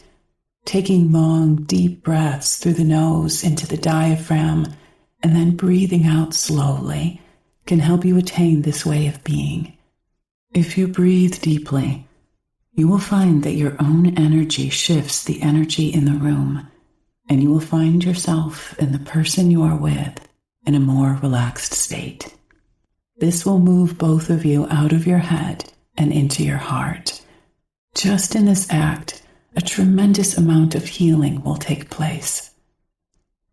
When I speak with someone who is dying, I stay away from dogma and theory. If I don't know the person well, I try to create a conversation that will give me an idea of his or her philosophical and religious beliefs. From there, I use vocabulary that will fit into my client's own belief systems. For example, I will speak to them of guardian angels if they hold strong Christian beliefs. By listening closely, we can find words that will match anyone's belief system. In this way, we can use words that heal instead of creating conflict, confusion, or fear. I might begin by asking a person how he or she is feeling emotionally and physically. If a person says that he is afraid, I don't want to invalidate his feelings by saying there is nothing to fear. This is not a healing action. Just allowing a person to speak what is in his or her heart will allow the nature of those feelings to change. Sometimes the most healing action to take is to be fully present and witness whatever comes up. This act creates a space where change and healing can take place. If a person complains of being in pain, again, I want to acknowledge and validate what is being expressed. I might not have a solution to the problem, as a solution might not exist. But being a listening ear always creates healing energy. From the shamanic or visionary perspective, there are spiritual forces around us at all times that hear our call for help and have compassion for our suffering. These forces might take the form of guardian angels or spirits. They may also take on the form of God, individual gods or goddesses, our own personal God self or oversoul, or even of deceased loved ones and ancestors who may appear to us as angels, light beings, or ordinary people. Another way to support people who are making transition, teaches Sandra, is to teach them how to journey. Depending on a person's spiritual or religious beliefs, I might encourage a dying person to call on a spiritual force that she or he believes can offer assistance. Through the use of prayer and asking divine forces for help, a variety of effects can be achieved. A person might feel peace of mind, or divine intervention might come through to alleviate the pain and suffering experienced in the body. One of my students taught his father, who was dying of cancer, how to practice shamanic journeying. He gave his father a cassette player with a drumming tape. He educated his father about the shamanic belief that we all have power animals that love and protect us. His father took to shamanic journeying very easily and found a power animal with which he developed a strong relationship. Over time, the power animal removed all the father's pain so that he could stop taking pain medication and live the rest of his life pain-free. This, of course, happened through regular journeying, and his father did keep up the practice until he passed on. When I have presented the idea of teaching people who are facing death how to journey, the typical response in workshops is, "The people I know who are dying would never agree to learn such a practice." Yet I have found that when people are in fear, it is often surprising what they are open to. Hank Wesselman, who also believes that it can be very helpful to teach someone who is dying how to journey, sees particular value in helping the dying access their sacred garden. When a person who is dying revisits the memory of his or her sacred garden, the dreaming of a place in nature in the middle world that they have loved in life, they often discover spontaneously that the spirits of power animals or deceased loved ones, or even ancestors, will come to visit with them there. Then one day or one night, they journey into their garden for the last time, and they don't return. In such cases, their inner garden becomes their bardo, their personal afterlife transition place, to which they may withdraw and resettle, a place in which their soul in transition may restore itself energetically and adjust to its new state. This is a place in which they may accomplish the past life review and where they may await their guide to escort them back to their source.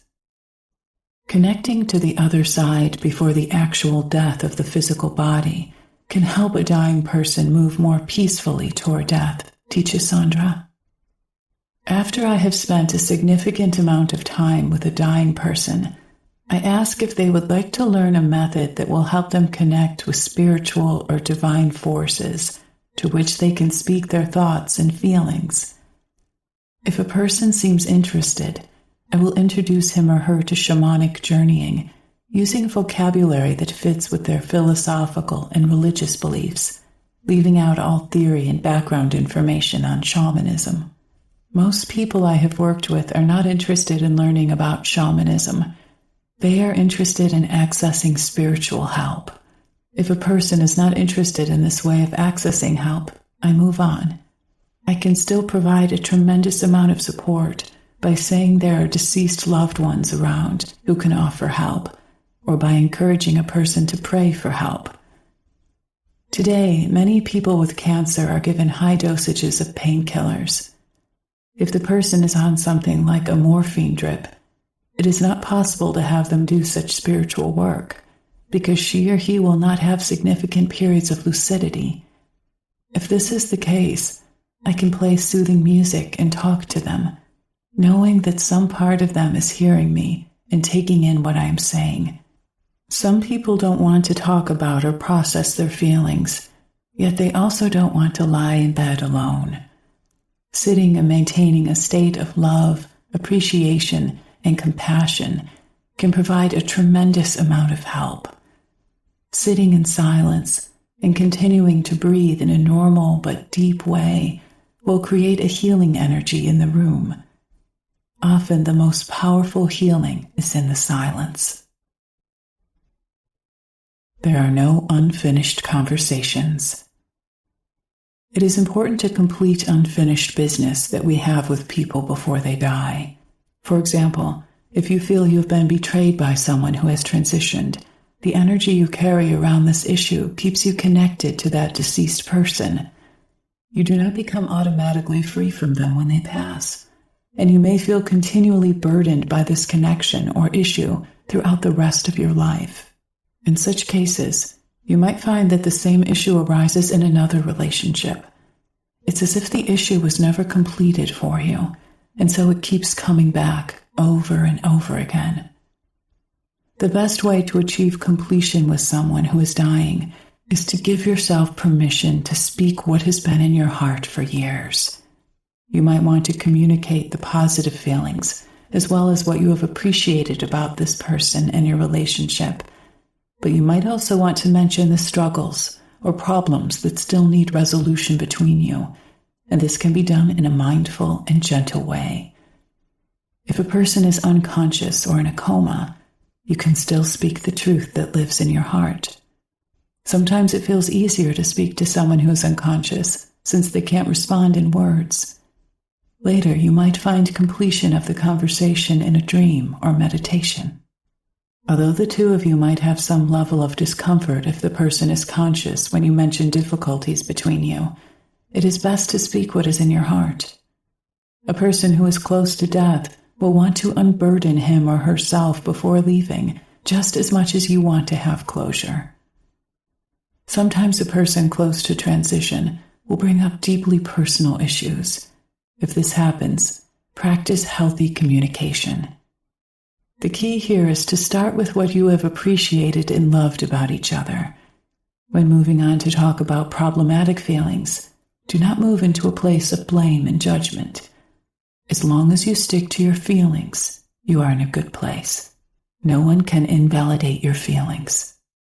For example, communication expressed as, "You hurt me when," can be changed to, "Your behavior and your actions hurt me when." Another way of saying this would be, "I felt hurt when." Saying "you hurt me" is an attack and can create a reaction that could set up a situation where you feel invalidated.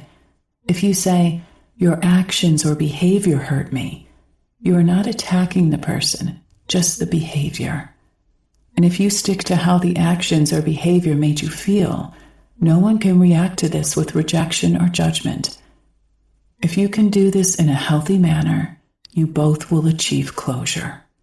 If the intensity of the conversation is too high, and you can only communicate in a way that throws you both into a place of blame and judgment, a call to a helping professional who can mediate a healthy conversation might be useful. It is vital to acknowledge and honor your feelings without feeling guilty about them. We often feel guilty about the feelings we have, especially when we are around someone who is dying or very sick. We can get into blaming ourselves for not having more compassion. But the truth is that these feelings are real, and they live inside of us. Either we express the energy, or we repress the energy.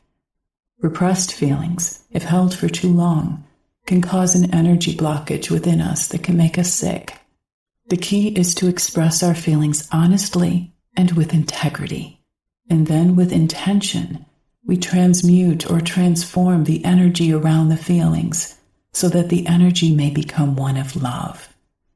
When we do this, all involved are liberated. It is always best to communicate what is in your heart and mind with people before they die. However, you can do this with the person who has already died through the use of a shamanic journey. How to journey to meet someone who has died is described later in this chapter. Soul stealing. From the shamanic perspective, when we can't forgive someone, we are stealing part of his or her soul. It is as though we hold on to a part of their essence. The tricky part about this is that we cannot force ourselves to forgive someone. Forgiveness is something that happens. It is not something we do. But we can set our intention to finding a way for forgiveness to happen so that both parties are set free from each other. As we put our attention to this task, we create an energy where forgiveness can slowly begin to happen. One way to invite forgiveness into your heart, teaches Sandra, is to create a ritual. Exercise, creating closure. Performing a ritual to break the connection and ask for forgiveness can be very helpful. This can create closure with the person who is still alive or who is deceased. You can do something as simple as walking out into nature and finding a stick that can symbolize your relationship, breaking the stick and asking from a place of love that the ties between you be broken sets an intention that will now have its own momentum. It is best not to perform rituals while you are angry, as this energy will prevent closure from happening. You might also build a small fire or burn some incense with the intention of releasing the connection between the two of you. This helps send the essence of this person on to a good place. In addition, you might write a letter expressing your feelings and then burn it. Allow the fire to transform all the energy of your feelings to love. This can help break the connection with another where closure is needed. It is best to attain closure while a person is alive, but sometimes this is not always possible. You can always journey to the person with whom you need resolution. Use deep breathing to center and change your awareness. Listen to journeying music. Ask your power animal or teacher to take you to the friend, relative, or loved one with whom you would like to visit. When journeying to the person with whom you need resolution, it is helpful to meet them in your sacred garden, says Hank.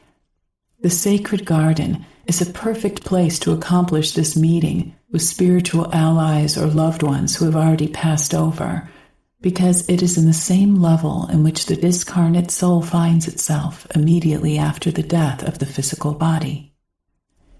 If you are not successful in finding the person you are looking for in your journey, you can still find ways of making a connection to them. According to Sandra, you just need to remain firm with your intention. If it is not time for them to have human contact, they will not show up. This has nothing to do with you. It might be a time out for spiritual healing, or their soul might have transitioned to a place where they don't want any human contact. If they are capable of contact, your intention, as well as the connection that you had with them in life, will establish a line of communication. Tell your loved one what is in your heart. Share what is unfinished for you. Although you might miss them greatly, when you are done with the ritual, wish them well and release them energetically from you so that you are both free to follow your own destiny.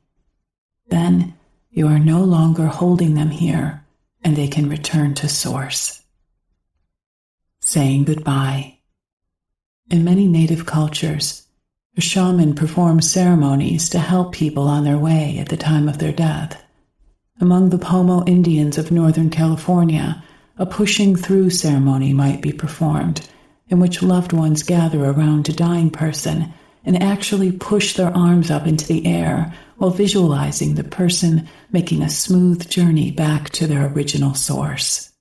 This ceremony adds power to the shaman's guidance at the time of death, but, as Sandra teaches, having a community of loved ones around someone at the time of death is a wonderful gift. A friend of mine who practiced and taught shamanism called in her community to help her with her own passing. She was at the end of a long battle with cancer. She was very lucky in that she had a loving and supportive community of friends, clients, and students who had helped her with her physical needs as she became too debilitated to care for herself. My friend taught her community a song that she wanted to hear at the time of her death. The song was about a river flowing back to the source. It was clear to those people who helped with her care that the time had come to call on the rest of her community. Everyone showed up and drummed, rattled, and sang my friend into her transition. Being able to be present in community or with family creates closure for all concerned. What a great way to start on the journey back to our spiritual home. And by bringing consciousness and mindfulness to the dying process, the more consciously the rest of us can live. Recapitulation.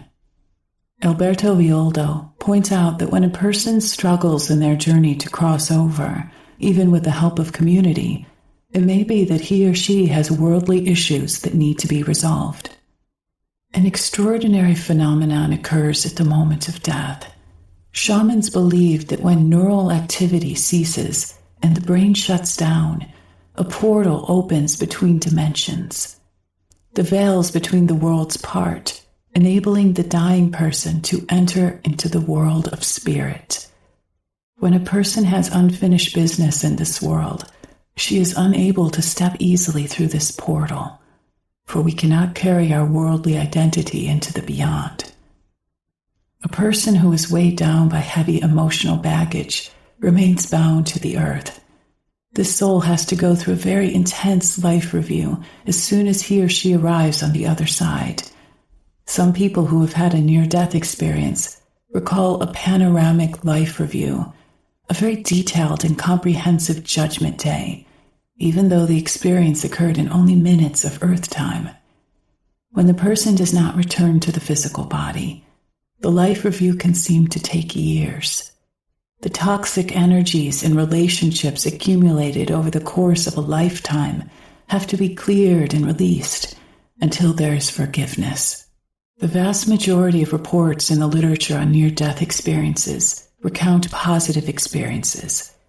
Yet when cardiologist Maurice Rollins interviewed patients who had died and been resuscitated on the operating table, he found many people had ghastly experiences. They reported encounters that were frightening, fearful, and painful. And then, within a short period of time, the patients forgot about the painful parts of the encounter. Many of their descriptions were similar to the Bardo plains, or hell realms, written about in the Tibetan Book of the Dead. This leads us to believe that these patients still had some unresolved business. Raymond Moody, one of the foremost investigators of near-death experiences, states, "The judgment in the cases I studied came not from the beings of light, who seemed to love and accept these people anyway, but rather from within the individual being judged." This means that our own self-judgment is what causes us a tremendous amount of suffering. Each and every person is the accused, the defendant, the judge, and the jury all at once. How ready are we to forgive ourselves? Forgiveness and closure while we are still living is the focus of recapitulation, a method to heal emotional issues you have with another person so that you can disconnect from them in a healthy way. In the Tibetan Book of the Dead, the life review occurs in the Bardo plains, or what Westerners call purgatory. We go through a dark tunnel and are met by beings to face our judgment day. It is in these domains where we cleanse. If we don't have a physical body, this is a very slow process, a time of suffering. It is important for the family to give voice to the forgiveness they wish to extend to the dying person, and the words of love that have not been expressed during the course of a lifetime. You will be surprised at the healing power of a simple "I love you." This is not always easy, of course, yet a lifetime of mistakes can be undone through forgiveness, even at the end of a life. Thus, the recapitulation journey at the time of death is about saying, "I love you," and "I forgive you." It is a form of life review process that we can do while the person is crossing over to the spirit world, and it saves everyone involved from great pain and effort. According to a lot of near-death literature, for some people who are going through their review, time seems to stand still, but it actually happens in just a few minutes. In our panoramic life review, every action, word, and deed we have performed appears before us and must be accounted for. We observe it, feel it, and relive it. The sooner you commence the recapitulation and the more extensive the life review you accomplish, the easier your transition will be. Sometimes it is difficult to begin this conversation, especially if you have not had an intimate dialogue with your loved one in years. Find an entry point for dialogue. A way to initiate or frame the sharing may be to imagine you are both sitting next to a river and that the memories between you are floating by. Always assist a person who is telling his or her story. Be a sacred witness without judgment or comment. Just listen to their sharing. When were the times this person felt self-disappointment? When was this person of service, loved, or regretful? What does he or she remember? Look at the ways he or she could have honored others and didn't, or ways he or she hurt others. Help them to forgive themselves. Again, it's not about your forgiveness, but that this person forgives him or herself. Help your loved one recognize that they are the hardest judges. Recapitulation offers your loved one the opportunity to tell you his or her story, which has cathartic and healing power. It is the equivalent of doing your life review before you have actually died. Recapitulation is not a time for recriminations about past events. It is a time to listen to your loved one's life. Whom does she need to forgive?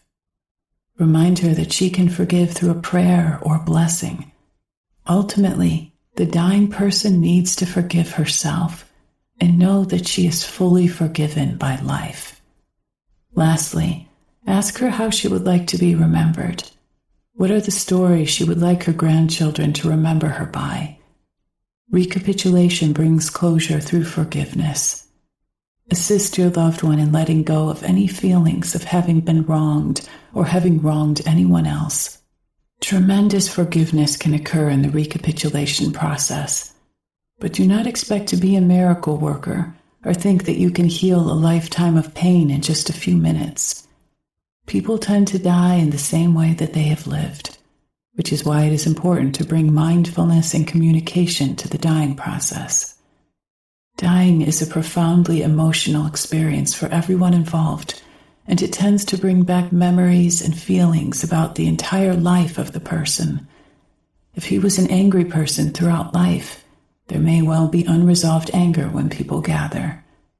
Family dynamics of the past tend to be magnified in such stressful circumstances.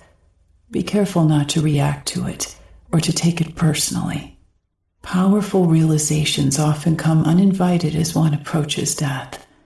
It is possible that the dying person will wish he or she had lived differently, loved more fully, and forgiven more readily.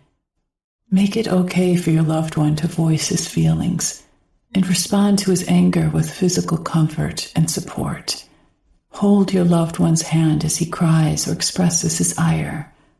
Be an unshakable source of love and unconditional support, even in a storm of rage. The more willing your loved one is to forgive himself, the more quickly his rage will turn into compassion.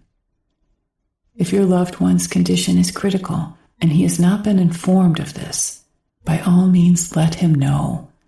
Most people know anyway. They can feel the change among the family members present, the new quietness in the room, the hushed voices, the forced smiles. It is best to be direct, yet gentle and compassionate. Your straightforwardness will give your loved one permission to be open and disclosing with you. He will know that he can count on you to speak the truth. Granting permission to die. Some people have a hard time dying if they feel a responsibility to stay and help loved ones. According to Alberto Villoldo, giving someone the permission to die is necessary, and it can also be a tender, loving gift. An important step in the dying process is that the dying need to feel that they have permission to die. We need to let the person who is dying know that there is no reason to worry about those who are staying behind. Without your permission to die, your loved one might cling to life for months, enduring unnecessary suffering and causing great anguish for the family. Permission must come from the immediate family, and ideally there should be a consensus. If there is a dissenting family member who won't let go, encourage that person to express love and forgiveness nonetheless. Many times the family members who have the hardest time letting go are the ones who have the most unfinished business with the dying person, or who are the most frightened of their own death. Make sure that all immediate relatives voice their feelings to the dying person. Permission from those closest to the person carries the most weight, even if it is a personal friend or confidant and not an immediate family member. Countless shamans talk about the importance of this step. I had a student who sat beside her dying mother for weeks. The older woman was unable to let go, despite the fact that she was in a great deal of pain and could no longer eat. The student had cleaned her mother's chakras, her energetic centers, and she and her sister had begun to forgive each other and heal the lesions of the past. She finally said, "Mother, we are here with you and love you very much. We want you to know that we will be okay. We will look after each other and keep our family together. Even though we will miss you, it is perfectly natural for you to go. We will treasure all of the beautiful moments that we had together, but we don't want you to suffer anymore or to continue clinging to life. You have our full and complete permission to die. You know that we will always love you." A few hours later, her mother took her final breath and died peacefully. All God's creatures grieve. Death is a rite of passage that involves a new journey beyond this life. For the person who is leaving, it can be a time of celebration, for in a sense they are graduating. For those of us left behind, it is a time for grieving, and feelings of sadness and loss are natural. Humans grieve, animals grieve, and even plants grieve. At Stanford University in California, in a long-term study that has been extensively published, a female gorilla named Coco learned American Sign Language from her keeper, Penny Patterson. Through singing and gesture, she's been able to communicate many things, including her grief about the hunters who killed her mother, as well as the loss of the kitten who became her companion in captivity. The observance of such behavior in other animals, including elephants, wolves, birds, and domestic pets, suggests that all creatures experience a period of grief when a mate or offspring dies. Grief is a natural process that we all experience with a loss. In our busy lives, we don't always give ourselves the time to grieve our losses.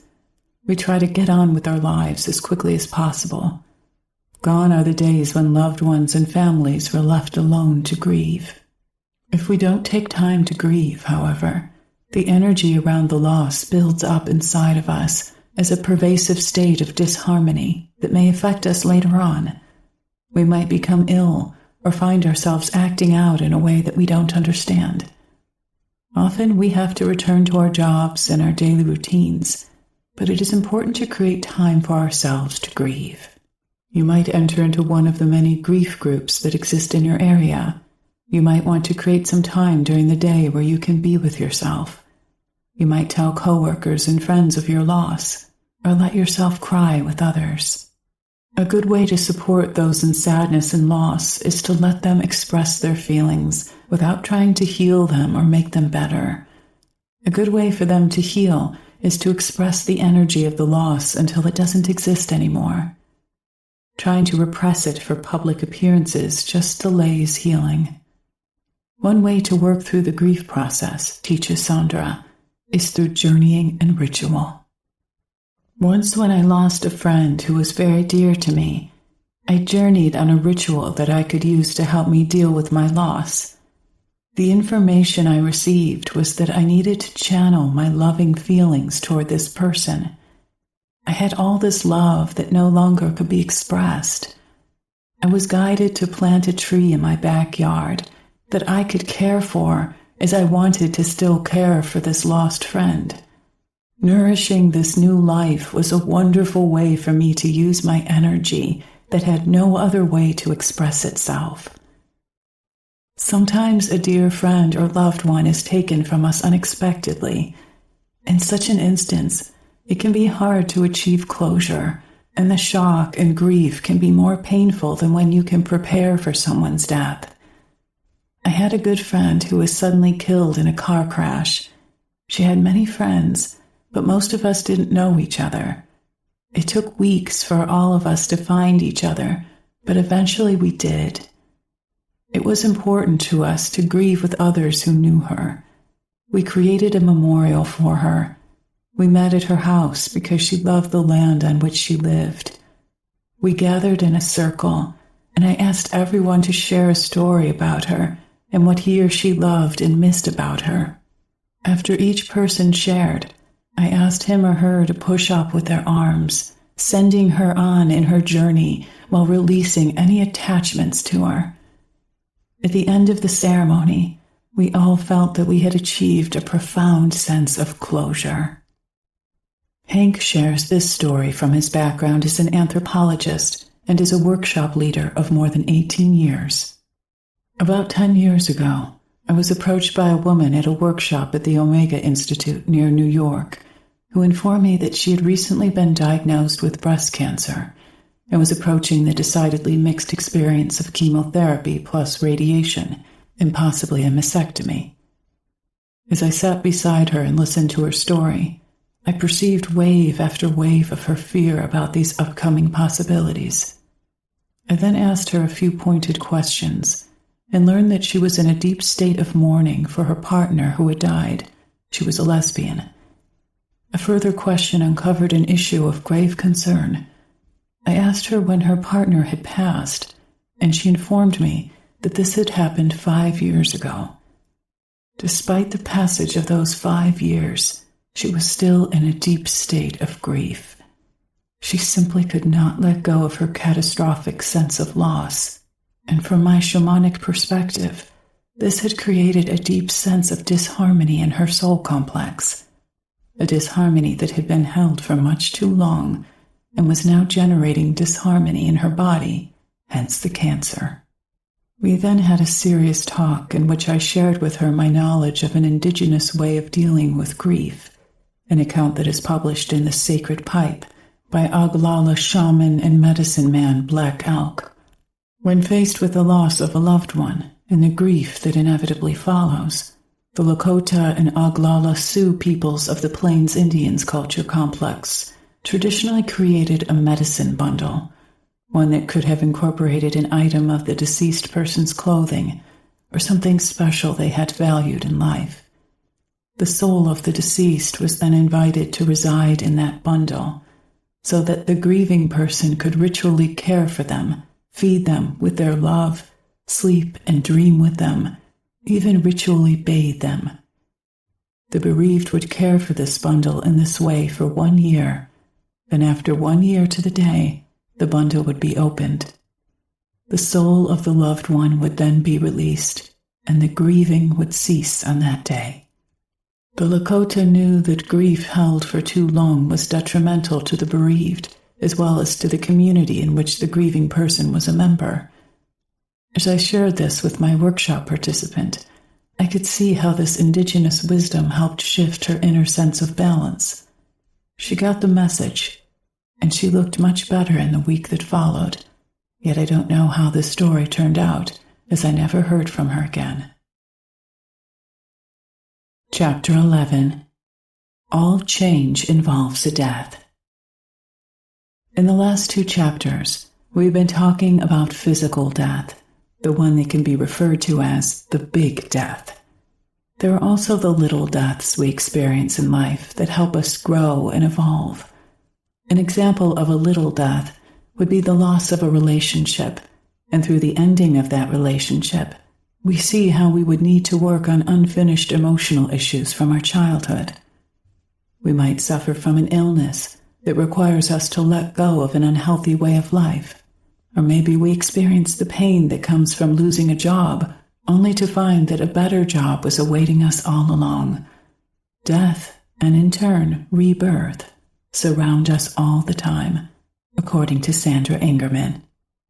When we change jobs, end a relationship, move into a new house, graduate from school, or launch into a new time of life, we are experiencing little deaths. It is through such deaths that change happens. It is through the death of the old that something new can be born. Death and change are not something to fear, for they allow the birth of the new. By learning how to gracefully let go of the old and accept change, life can become the adventure it was intended to be. Death is an initiation in which we move from the known into the unknown, and from separation to the possibility of oneness. All deaths require that we surrender to the gifts that life has brought to us. Shamanism is a path filled with initiations, and it is through the process of initiation that shamans grow, allowing them to move into their visionary abilities and healing gifts. Initiations are a way for the powers of the universe to shape the ego of the shaman, thus creating a person who remembers the power of the universe and the truth of who he or she truly is. There are always new doorways to open when we enter into a new spiritual path, and typically there are things we need to leave behind as we cross over these thresholds. Shamanic initiations often occur without our having to ask for them. The spirits will create new life experiences to help you move into a new level of awareness. You can also ask a helping spirit to provide you with an initiation through a journey. Dismemberment, which we mentioned in Chapter 7, is one of them. Dismemberment as an initiatory journey. The experience of dismemberment is a classic initiatory experience in shamanism. In a dismemberment experience, the initiate is usually attacked in the non-ordinary dream reality of the middle world, an experience in which a helping spirit or some force of nature literally destroys your dream body. Dismemberment isn't given much credit by academia, yet it is an experience that has been reported by many. There are many ways in which this dismemberment experience can occur. For example, a bear, dwarf, or giant might appear in your visionary journey and suddenly set upon you and rip you apart, or a large bird might peck out your eyes and proceed to reduce you to bare bones. You might be eaten by an animal, or a powerful sandstorm might strip off all your skin, muscles, and organs until you are just a skeleton. Although the process sounds violent, there is no pain. This is an initiation into the shamanic path, and it provides a formidable form of healing, because at the end of a dismemberment experience, you are reassembled once again by a helping spirit, but with all the distortions and illness left out. It's a classic way to achieve a new luminous energy body that is free of the burdens you have been carrying for much of your life. In a dismemberment experience, you may also lose your ego and your sense of separateness from the power of the universe. It is literally a death experience, yet it is one where you are reconnected once again with the source of life. Through dismemberment, you are able to recall that you are in essence pure spirit, and that you are able to remember your true origins.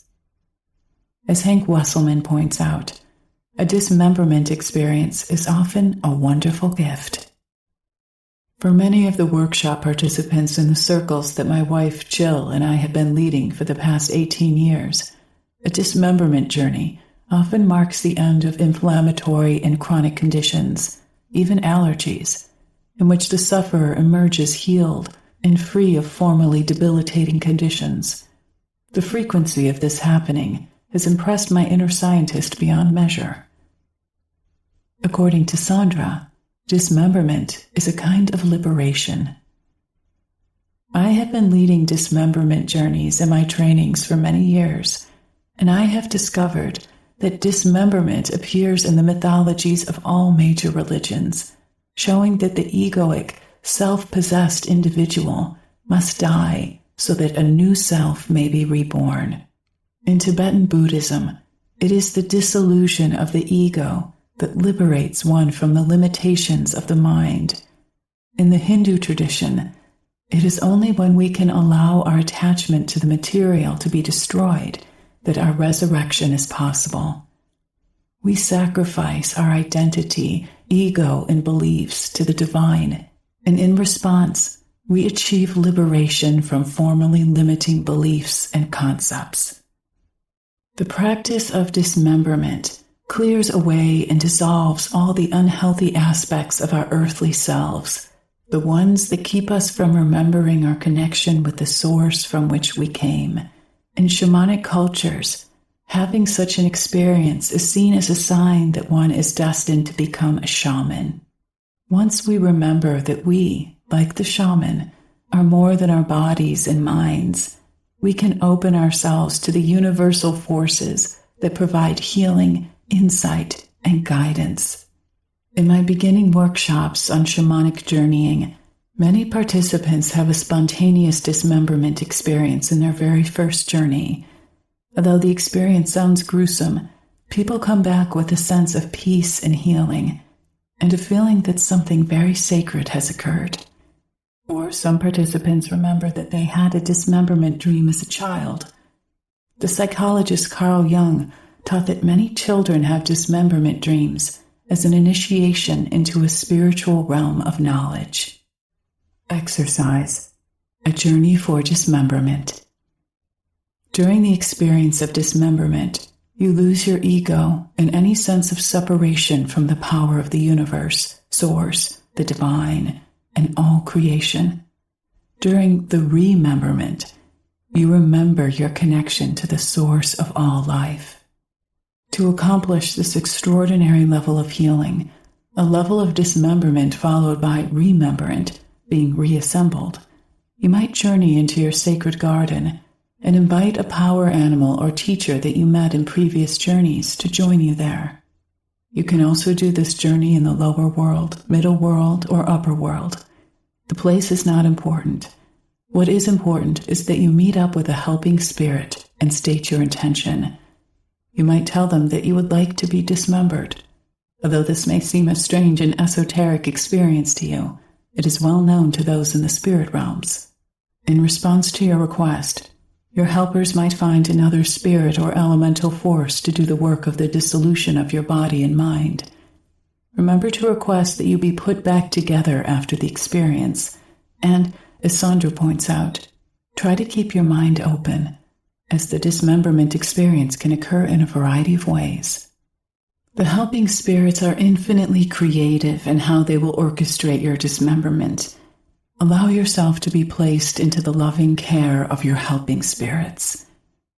You might find that you get put back together at the end of the journey, or you might find that the spirits have some more work to do on your behalf, and they don't reconstruct you fully at the return. You will come back, and you will live your life as usual. But on a spiritual realm, the spirits might keep working on you. You can continue to journey to your helping spirits from time to time and check on your progress. Remember that everyone's experience is different. According to Jose Stevens, a dismemberment experience can liberate us from our limiting beliefs and habits, and it can free us from our past. To the shaman's way of seeing, attachment to personal history is the most restricting obstacle that confronts an individual as he or she aims to become free as a human being. Our personal history is the story we tell ourselves about who we are, where we've been, and where we are going. Through dismemberment, we are given the opportunity to erase our personal histories. Personal history consists of every memory that you have acquired thus far in your life, both conscious and unconscious. It includes memories of people, events, places, and experiences recorded through your 5 senses, whether positive or negative, as well as your evaluation of them. These memories are chained together to form your story, your identity, your personal dream that entwines constantly with the mass dream that humanity is collectively dreaming. This narrative is what each of us constantly references when we make decisions. The narrative determines our self-worth, our willingness to take risks, our confidence, and our sense of shame and guilt. From a shaman's perspective, personal history also figures in how we age, our health status, and how long we live. Our stories are so powerful, where we think we came from, who we believe we are, what we believe we are capable of doing, that all of our lives are completely overtaken by them. To a shaman, the story of our lives is a trap, because even if it is positive, it circumscribes our true limitless potential. Thus, our personal history holds us hostage to an enormous store of energy that, if liberated, could be used for powerful and productive endeavors such as healing, traveling to other dimensions to gather knowledge, and working with the spirit world for the liberation of people everywhere. For a shaman to make progress, personal history must be erased, which will set the shaman free to fly, to enter the great mystery, and to be extraordinarily powerful. A shaman therefore wants to erase the load of emotion that his or her history carries, to render it neutral. This is what is meant by erasing it. It is helpful to remember that your history is nothing more than a collection of thoughts with emotions attached. When the emotion is gone, the story loses its punch and becomes completely neutral, thus freeing us from feeling compelled to act out or react due to these emotions. Shamans know that we each have an official storyline, one that we believe is the way it is for us. Yet upon close examination of our stories, we can see many possible perspectives on the same set of experiences that make up our storyline. For one person, flunking out of college is a disaster that ruins his life. For another, flunking out frees her to pursue a much more interesting life. The events themselves mean little. The conclusions and assumptions are what dictate our lives. And shamans even question whether these events have any reality at all. The stories we tell ourselves about our experiences can shift and change through time. Every storyline comes with a complete set of memories that seamlessly move into place depending on what we want to believe, so that the story seems correct and right to us as we reflect on it. In one story, we were neglected and abandoned, and in another, we were loved but given freedom to roam and explore. Exercise: erasing personal history. Shamanically speaking, there are various methods of erasing your personal history. One method is to inventory your life in some kind of organized way, perhaps according to decades, or according to places you have lived, or however it makes sense to you. What method you use does not matter as long as it works for you. This process may take weeks of remembering and making lists, and it can be quite remarkable because it brings up so many charged memories that have been forgotten. Next, gradually go through each memory and pull the emotion out of it. The simplest technique for doing this is breathing. As you contemplate each memory, breathe in while mentally saying, accepting. And as you breathe out, mentally say, releasing. While you do this, you can turn in a complete circle to unwind the emotion, a Mongolian shamanic method for releasing emotions. Or you can simply rotate your head from side to side, a Toltec method from Mexico. Shamans the world over have noticed that whirling, rotating, or moving from side to side tends to erase a mental construct and pull the energy out of it. This is why the psychological technique called eye movement desensitization and reprocessing, EMDR, which involves sliding the eyes from side to side, tends to help people with post-traumatic stress disorder, PTSD. Another method for erasing personal history, which is used by the shamans of the Mbuti pygmies in Africa, involves ingesting a hallucinogenic plant that helps the person to recall his or her entire past, including genetic history. The Shipibo of Peru use a plant to accomplish the same thing. As a memory comes to consciousness, a person will look at it and then release it with the help of the plant spirit. Sometimes a session like this can accomplish in one 24-hour period what other methods take months to do. The Huichols of the Mexican Sierras make use of Grandfather Tatewari, the god of fire, to burn away memories and negative emotions. They build a ceremonial fire and then throw into it strings with memory knots tied into them. Sometimes they simply talk to the fire, and in this way release past events. These are only a few of the potential methods for releasing the past. Psychoanalysis tries to do the same thing, but from a shamanic perspective, the psychoanalytic approach tends to reinforce memories because they become such a focus with each session. You need not be a shaman to benefit from releasing your story. Story only reinforces the ego or the false personality created by the ego, the parasite that we may believe is real and that tries to control us. Although it may seem strange, you do not need a storyline to live. Zen masters live very successfully without any attachment to the past. They rid themselves of attachment to personal history by penetrating to the core of who they are in deep meditation. What is most important in achieving acceptance and detachment is the deep desire to do so, as well as the willingness to let it all go. Shamanic initiations such as dismemberment help us evolve and grow into a deeper understanding of our connection with the web of life. They help us remember that we are more than our bodies and our minds, that we are spiritual light embodied and are connected to all of life.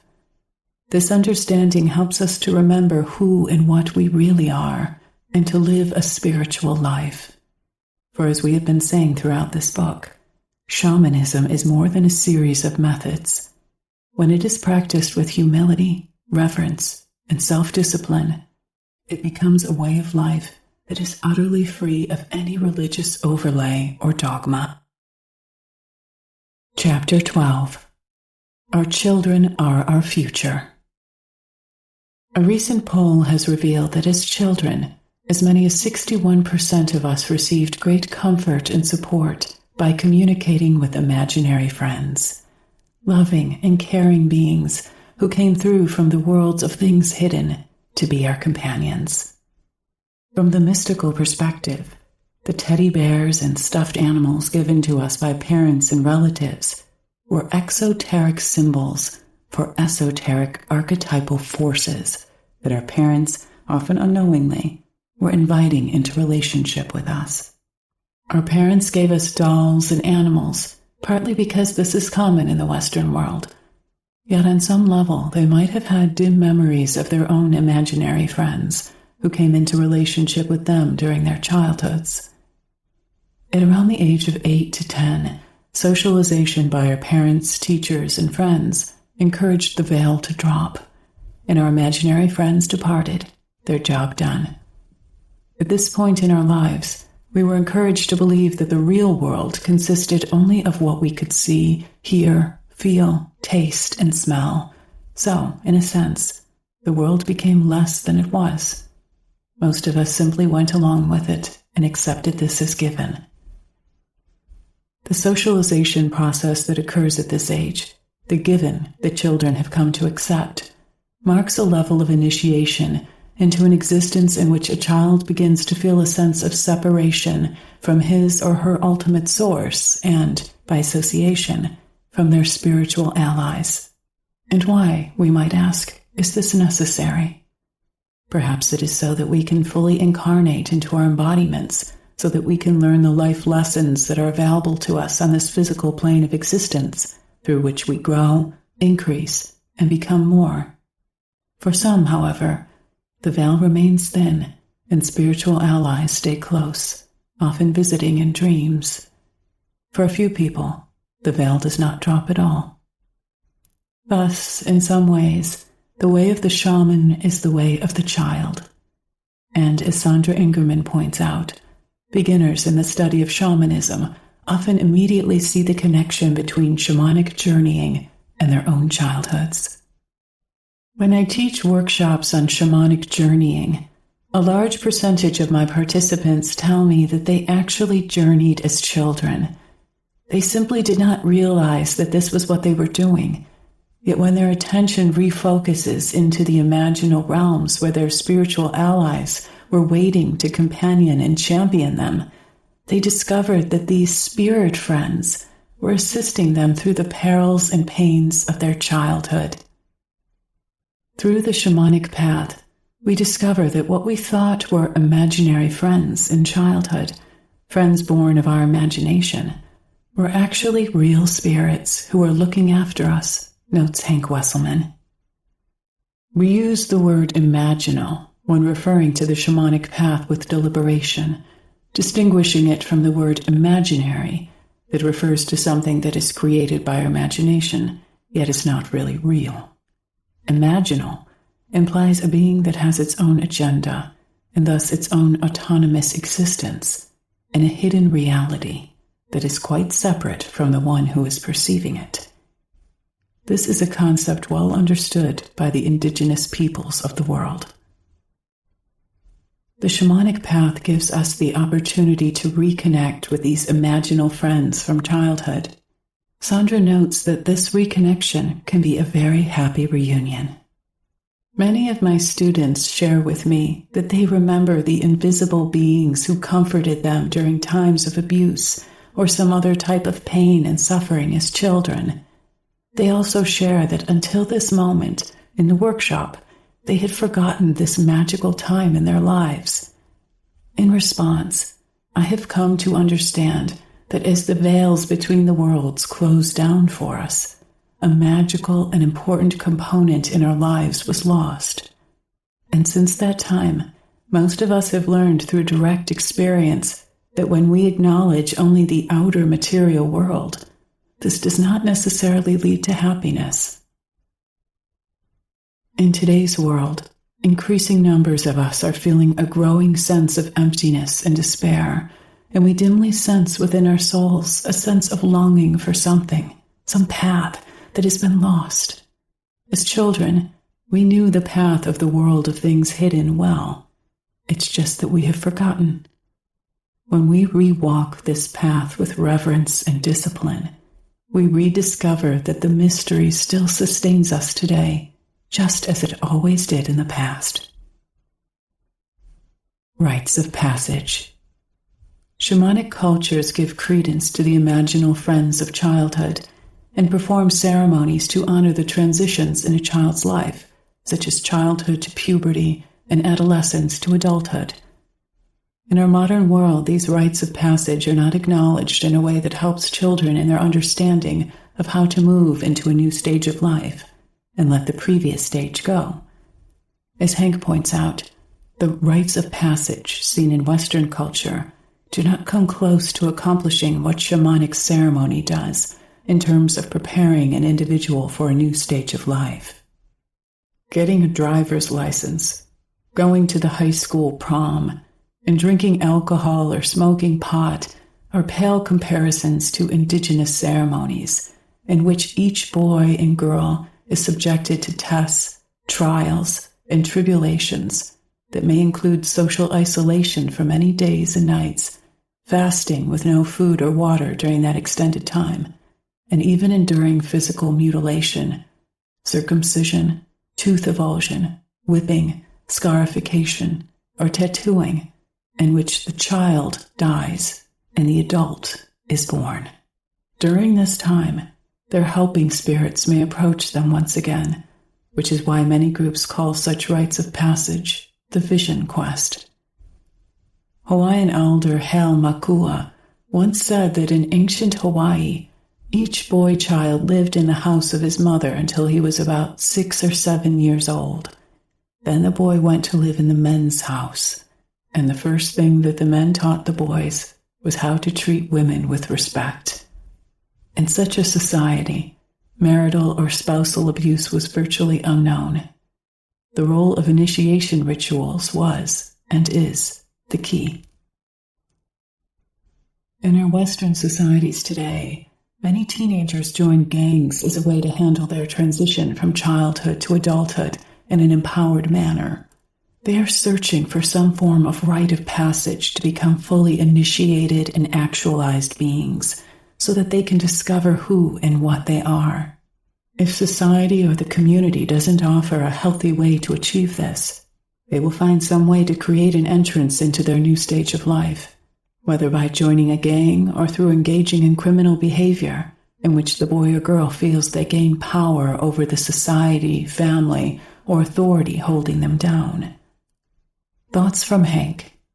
If we were to consider today's world from the male perspective, our young boys are unrelentingly influenced by films, news and social media, peer groups, and by cultural ideals to become warriors.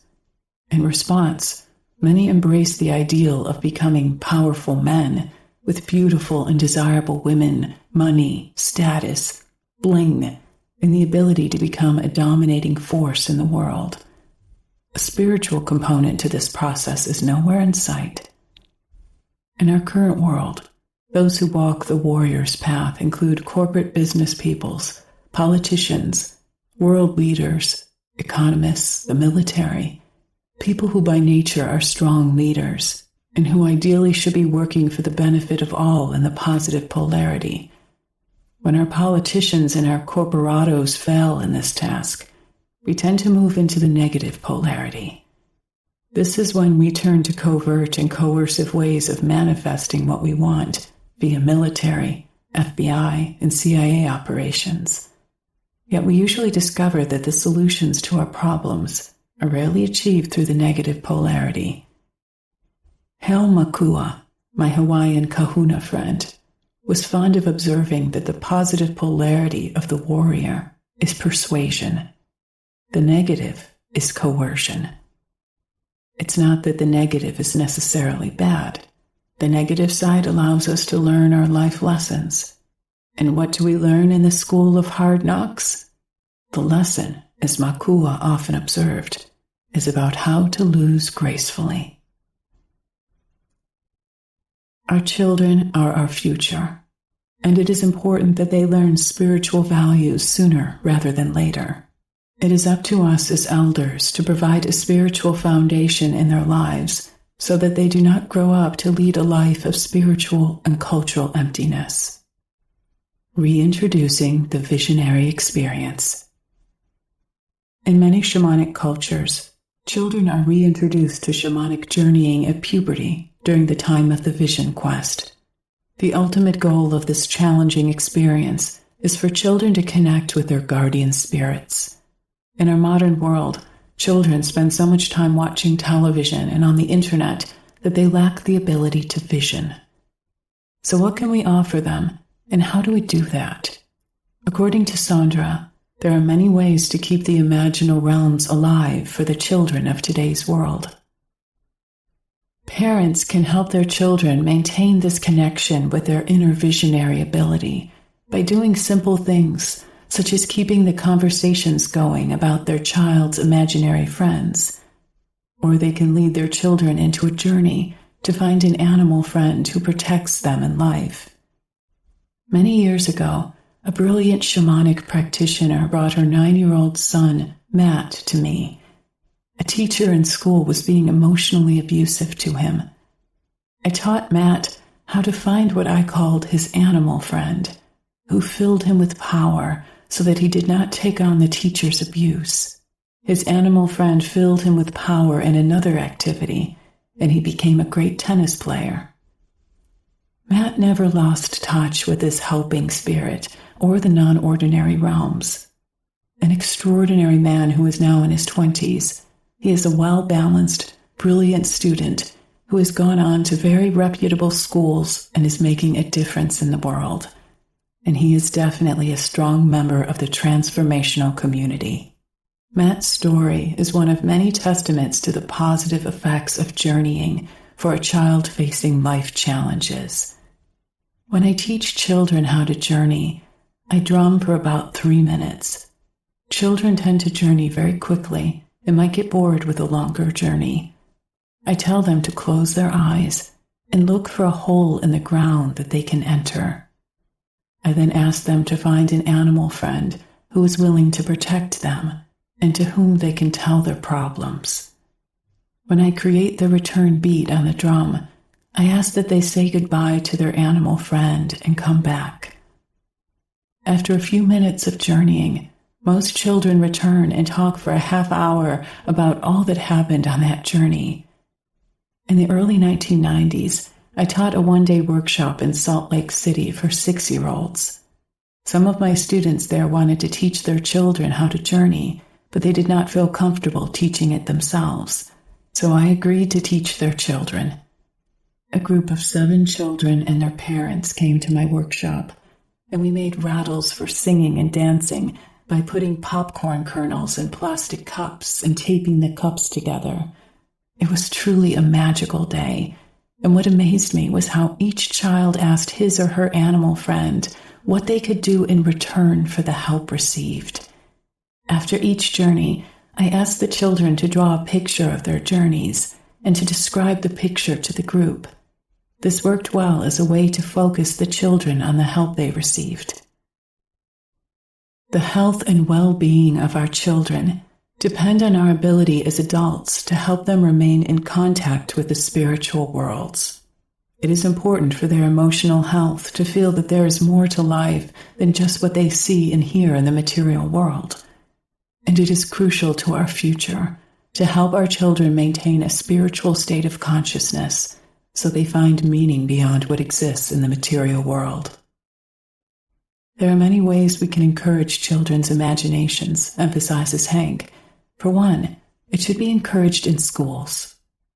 One of my former students who teaches in the public school system created what she called imagination time and worked it into her 6th grade curriculum. She began by telling her students that she had read an article in the newspaper stating that today's kids lacked imagination in large part because of television and video games. She then informed them that they would all be working on their imaginations during the course of the school year to help improve their creative writing skills. She began very simply by having her students close their eyes and imagine picking an apple and tasting it. She then asked what color apple everyone saw and pointed out that she had not told them what color apple to see.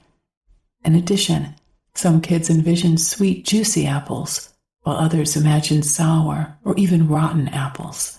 Then they discussed whether what they had seen was a message just for them, reflecting something about their lives. This allowed them to discuss how our imaginations, that is, our dreaming, often communicate with us best by using symbols. As the semester progressed, the teacher began using a sacred garden exercise with the students. They began by imagining a meadow, and then they found a path in the meadow that led to their own special place where they could meet an animal who was there just for them. The animal could talk, and the place was somewhere they could plant seeds for the future, a wish for themselves, a wish for the planet. The children would water the seeds every time they went there, and after each imagination journey, they would write creatively about what they had experienced. Some days the teacher asked them to imagine sliding down a rainbow to see where they would land. While studying ancient Greece, they made an imaginal trip to Mount Olympus.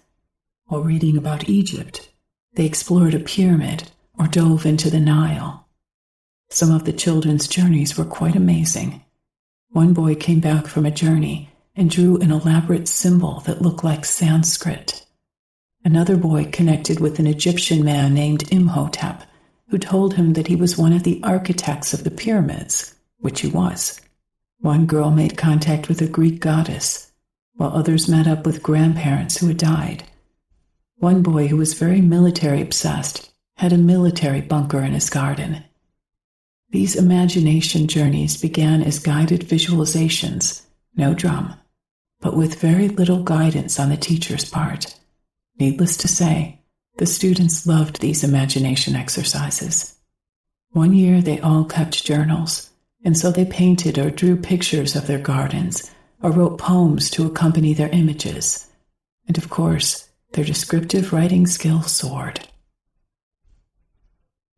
A boy's spirit and rite of passage.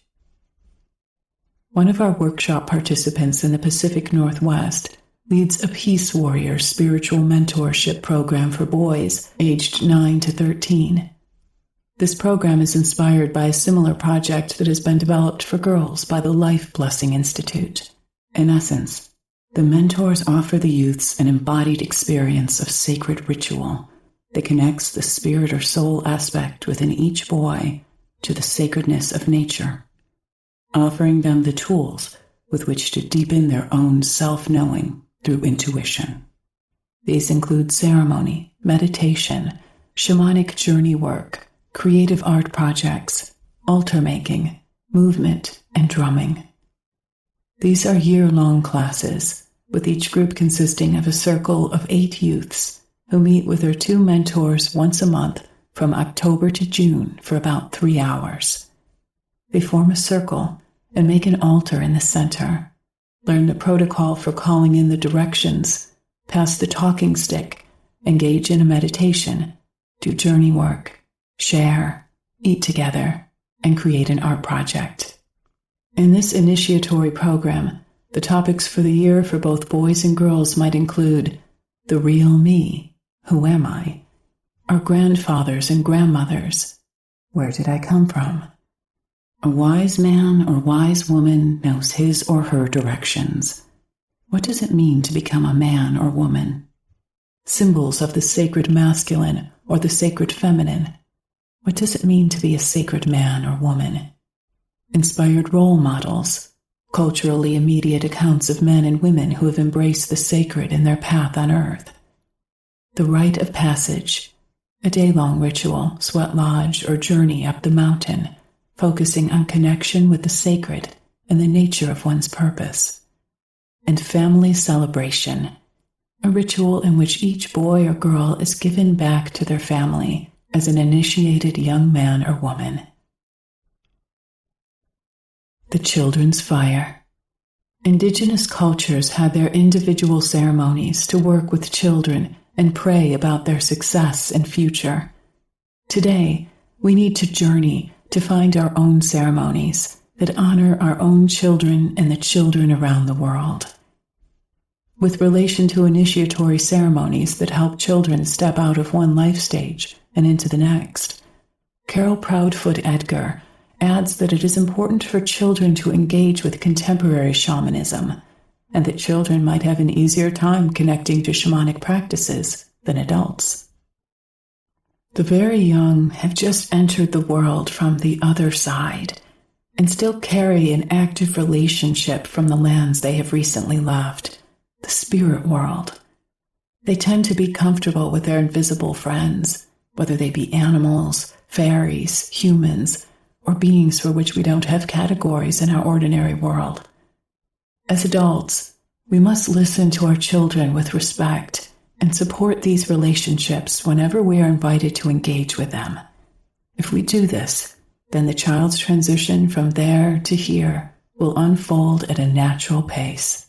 One important issue for the shamanic community is, how shall we inform the young of the sacred nature of this new world into which they have arrived?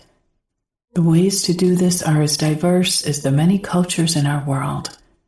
Common to all these cultures are traditions that include mythic stories, songs, dances, and crafting, ways that allow the very young to continue to engage with the spirit realms.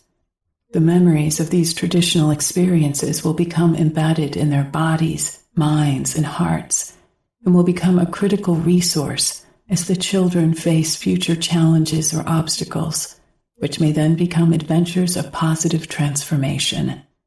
This issue of tending the children has arisen in various circles over the past 16 years. During this time, we have welcomed the birth of several children. We developed a ceremony to address this issue. On our altar, we have the circle's fire, our candle. Around it, we create a children's fire of 7 novitiate candles, a sacred number, that burns through our time of gathering, and we include a daily prayer or activity involved in tending the children's fire. At the end of our gathering, one of the women is appointed to take home this fire and keep it burning until the fuel has been completely used, that is, until the wax has been completely transformed to light and fire. During this time, we asked that any dreams, visions, or experiences that come forth regarding the children and the world they are moving into be shared with all of us, so that we might, if so called, take thoughtful action upon them. By having and tending this children's fire, we've been led to understandings and activities focused on nurturing children that we might not have done otherwise.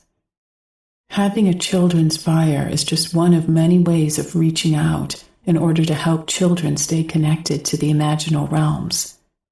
The 6-year-old daughter of a close friend invited me many years ago to her school to share about Indians and Thanksgiving. This became the occasion for drumming, singing, and stories about sharing the bounty of Mother Earth. This led to further invitations to tell the children stories, with a request to be sure to bring my drums. I now see that part of my role in my community is to take these seasonal celebrations, Thanksgiving, Christmas, Easter, as occasions for sharing the mythical sacred meanings that gave rise to these cultural celebrations with children. Beneath all these holidays exists the call to love one another and treasure our planet home. Our children need to be invited to experience times of shamanic dancing, drumming, singing, and storytelling. I shall never forget one bear medicine gathering in which 2 sisters, aged 4 and 6, were invited to hold a large sculpted mother bear. They walked around the entire circle and quite spontaneously invited each woman in the circle to kiss the mother bear. As they moved around the circle, they walked with incredible dignity and delight. They seemed to know they were initiating the older women there to embrace the mother in the form of bear. Now, when I think of the children, I ask myself, what can I do today that recognizes the gift of the children to the world and includes them in the circle? They have much to teach us. We have much to share with them. When children are included as part of a ceremonial circle with adults they trust, in which they feel permission to share their stories, including their imaginal friends and their inner adventures they have with them, these young beings experience a form of validation. This validation is the positive polarity of spiritual experience, and once it is acknowledged by their elders, it will serve them throughout their lives. In our modern world, it is rare to see inner light and joy shining through people's eyes. In Chapter 8, we wrote about the extraordinary light that shines through the eyes of indigenous people. This light and joy are the result of people who have a rich inner life from working in the spiritual realms. We want our children to have passion for life. We want to teach them how to find inner wealth that goes beyond what they can buy in the material world.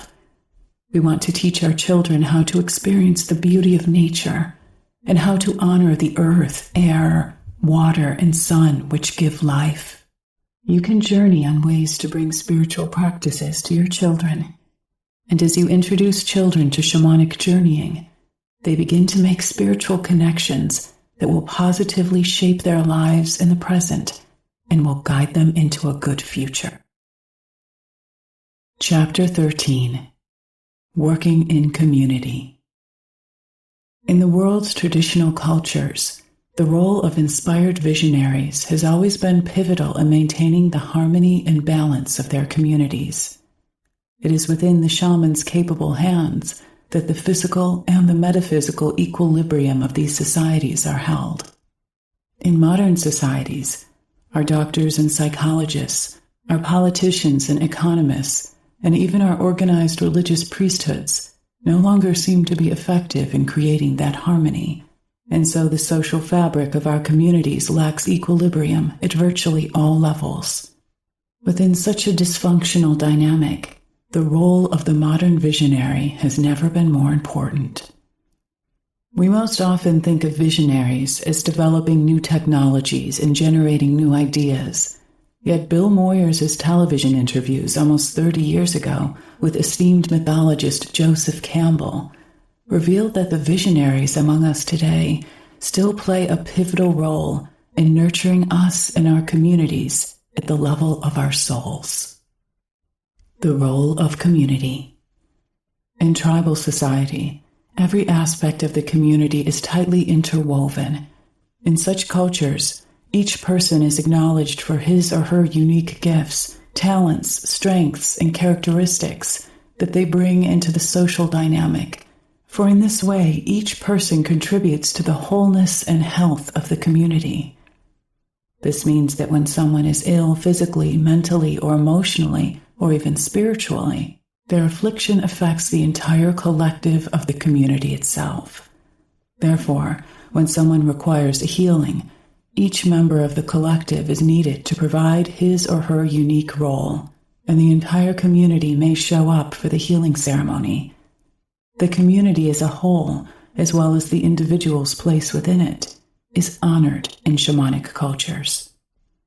Sandra Ingerman, who has worked with many in her shamanic practice, can always tell when a client is from a traditional culture that honors community. When I first started performing healing work with individuals in Santa Fe, I always knew if I was going to be working with an Anglo or a Native American by how many cars I heard turning into my driveway. Whenever Native Americans came to see me, they brought their children, spouses, loved ones, and even their dogs. It was always a bit challenging for me to have a dog licking my face or a child jumping on my stomach while I was journeying for a client. But there was something special and sacred about this experience. In such cases, there was so much care and support shown for the individual, and I knew that those who came to the healing ceremony would continue with that support to really anchor the healing within the client over time. Accordingly, I began to tell all those who came to me for a shamanic healing session that they could bring friends or loved ones to be part of a support system during the work. I don't force people to do this, and if a client doesn't have someone to bring along, that's fine too. But I have found over my years of practice that by having a client bring one or more support people to the session, the effect of the healing is long-lasting, for the client then has someone who was present during the healing ritual who they can continue to talk to about the experience. This is healing in itself, for in Western culture, it can be hard for clients to describe the power of a shamanic healing to family and friends who are not educated in or familiar with transpersonal healing modalities.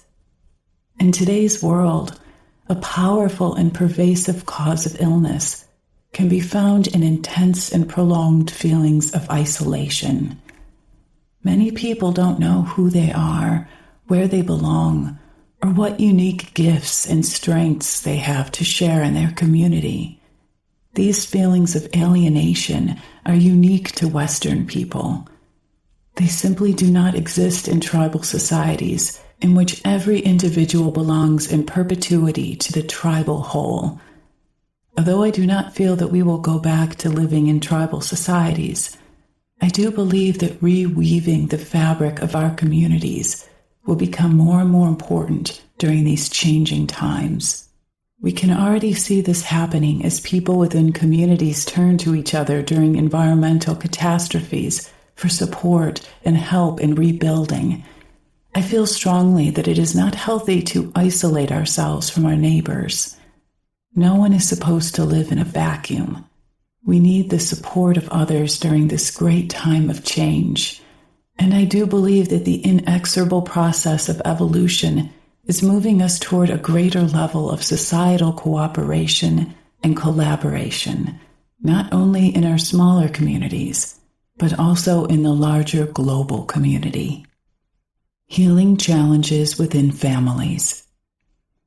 Family and friends can be a great support and a blessing to someone in need.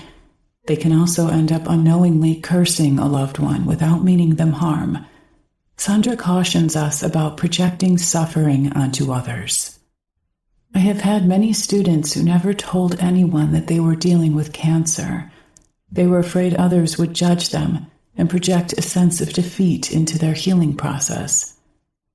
There have also been cases in which there is so much fear about the impending death of a loved one that family members projected their fear onto the sufferer or even onto others, creating more illness and exacerbating existing conditions. Many times, out of sympathy and empathy, We feel pity for people we know or for someone we see on the news who is suffering a personal catastrophe. When we project our pity onto others, this act may actually take energy and power away from that person. On an intuitive level, people know this, and oftentimes they will hide their major life challenges for the simple reason that they don't want to be pitied. We want to have compassion for the suffering of others, but when we pity someone, we actually push them deeper into a hole. Exercise. Journey for a positive projection. If you had a way to let thousands of people know that you are dealing with a serious or life-threatening challenge, would you prefer people to send pity your way? Would you want people to say, "That challenge is so big you will never make it"? What would you ask for? In this vein, you might make a journey to your sacred garden or other place of power and invite a spiritual team, a community of healing spirits, to come to you with their wise counsel as to how you might proceed. This would be a journey of self-divination, in which the team might provide suggestions as to what obstacles need to be removed so that you can achieve a successful outcome, as well as how to approach your greater community of kindred souls on this level of reality. One way to support someone who is ill or going through a difficult time, teaches Sandra, is to envision him or her in divine light. One of my discoveries on the path of direct revelation has been that the true help we can give people, family, friends, or strangers, is to visualize them in their divine light and perfection. Just as you can practice experiencing your own divine light, see Chapter 8, you can also visualize everyone you know or with whom you feel a connection in their divine light.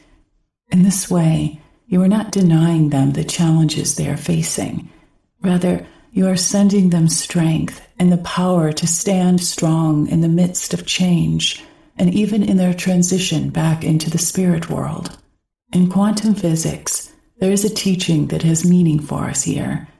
Lower frequencies entrain to higher frequencies. In other words, if you choose to live and act, think and speak, emote and express your feelings as a true visionary, you must transfigure yourself so that you exist in your divine light and perfection, and then it will be effortless to project that experience onto all of life. In this way, you, as the inspired visionary, will help the radiance of life around you to shine strong. Environmental concerns. As we shall see in Chapter 14, members of the transformational community, a vast national and international social matrix that has taken form over the last 40 years, are deeply concerned about the manner in which the environment, including the planetary weather complex, appears to be responding to the activities of industrialized humanity. From his perspective as both a biological and social scientist, Hank Wesselman offers these thoughts. The environmental issues that we face in our time are well known and need no review here. Yet we can also observe that much of our current awareness of these problems is due to the expanded perspective of our visionaries. Members of the transformational community are environmentally savvy, and like indigenous peoples, they feel an active, almost ritual, respect for nature. They express a deep concern for the environment, and by association, the survival of the human species. All are seriously committed to stopping corporate polluters, reversing atmospheric warming, and discovering the limits to short-term growth so that we can achieve the long-term ecological sustainability upon which the future of humanity, as well as our civilization, depends. Unlike many of the hardcore environmental activists of the last several decades, however, members of this emerging social movement are spiritual seekers, interested in achieving the direct, transformative experience of the sacred, and it is really this that defines them as both modern mystics and visionaries. It is our suggestion that each of us begins to extend ourselves in a healing capacity, individually as well as communally, toward the gentle goddess who gives us abundance. In the visionary perspective, this goddess is our planetary biosphere, the ancient progenitor and sustainer of life that is none other than Mother Nature, Gaia Sophia. It is imperative that we come together with our communities to heal and support the well-being of the environment that provides so much for us. And as Sandra points out, the work of a community can be much greater than the work of one. Over my 20 or so years of teaching shamanism, seeing clients, and leading workshops on reversing environmental pollution, I have witnessed countless miracles when a group gathers its energies on behalf of a focused purpose. There are results that happen when we work alone, yes, yet when a powerful, focused group works together with the compassionate spirits who are willing to help us, healing may occur on an exponential level. Here is an example that comes from my work with Medicine for the Earth. I have already shared how we started by working with water polluted by ammonium hydroxide. After a few years, I purchased a gas discharge visualization (GDV) camera that is based on the Kirlian effect, which measures the life force of the substance being tested. The camera was developed by Konstantin Korotkov, a professor of physics at St. Petersburg State Technical University in Russia, who has published more than 70 papers in leading journals on physics and biology, and who holds 12 patents for inventions in the field of biophysics. The GTV camera allows one to image capture the physical, emotional, mental, and spiritual energies emanating to and from an individual, whether a human, an animal, a plant, a liquid, a powder, or even an inanimate object. The camera captures these as energetic images that it then translates into a computerized model. This diagnostic tool measures and evaluates the energy of an object's auric field and then integrates the information into a computer-generated report with pictures. In essence, this camera enabled us to document the change in energy that we created inside our shamanic circles during our transfiguration ceremonies. We have worked with different foods, soil samples, and water. For results and to see the photos taken, you can visit the website shamanicteachers.com and click on Photos/Results. Years ago, in a Medicine for the Earth training, our group worked with a peach that came from my drought-stricken garden.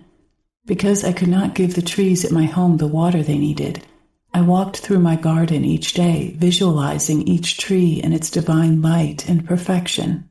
When we took the first picture of the peach before the ceremony, the light it emitted looked good, but it looked even better and significantly brighter after 50 people performed a ceremony of transfiguration.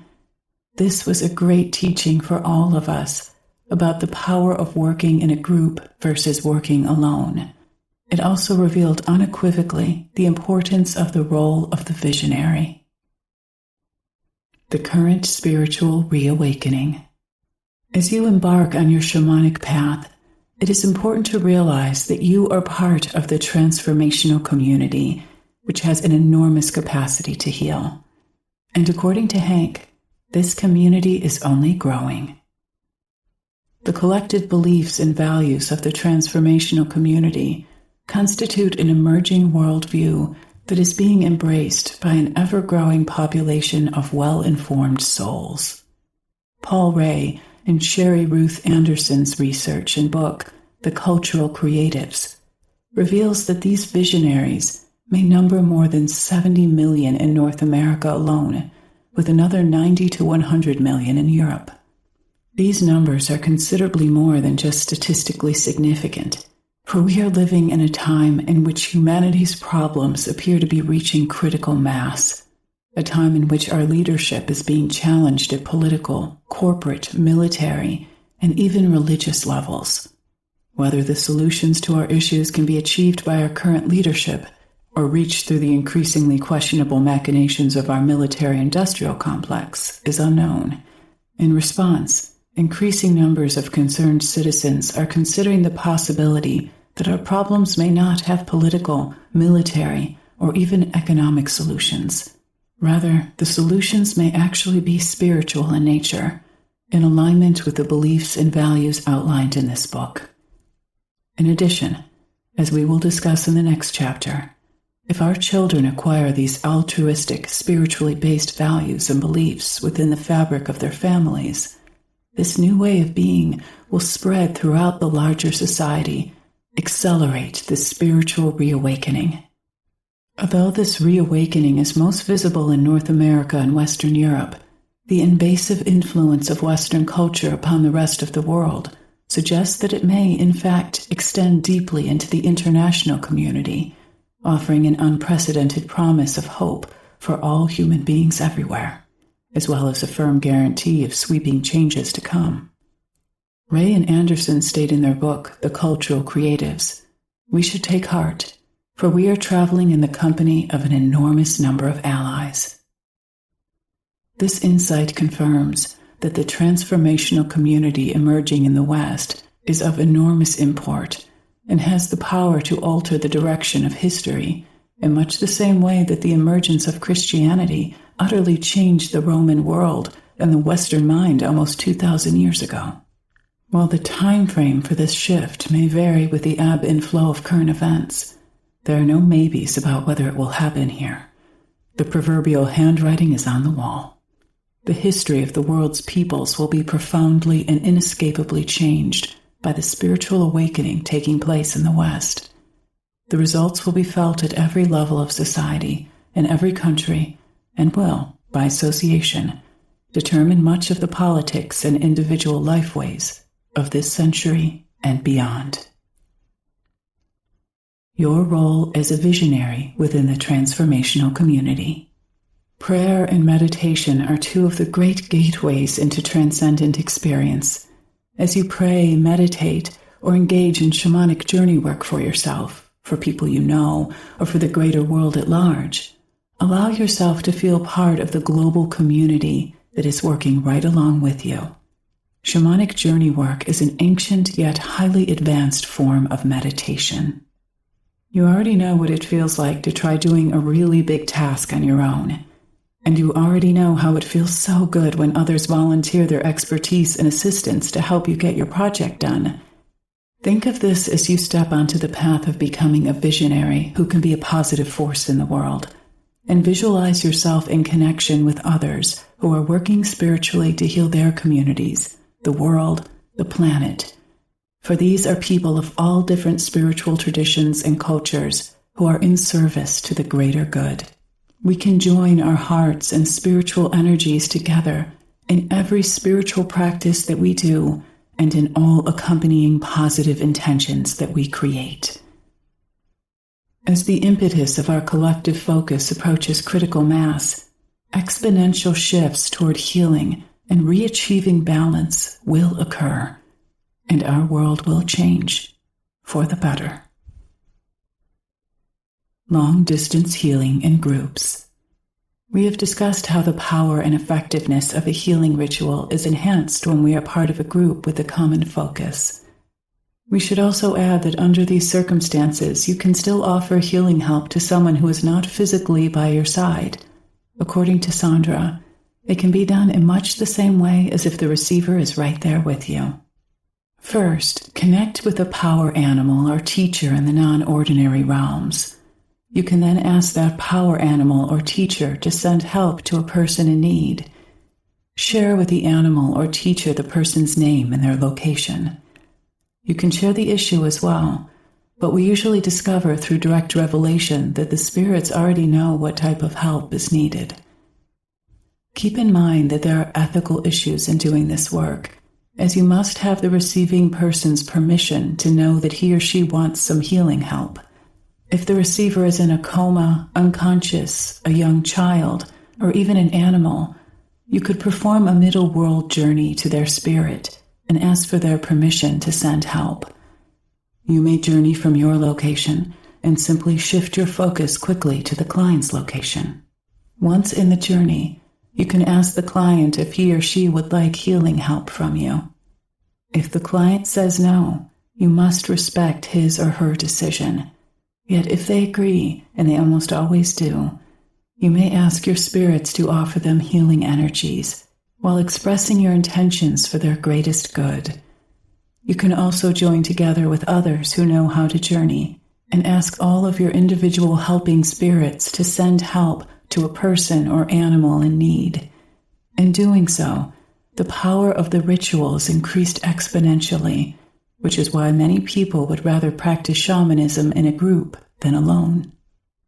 Hank, who leads long-distance healing rituals in his workshops, agrees that working as a group can be extra beneficial when performing a long-distance healing. At my workshops, when we do group long-distance healings, we first wait until each person in the room is power-filled. Next, we connect the circle by joining hands, and then each person brings up an image in their mind's eye of the one in need.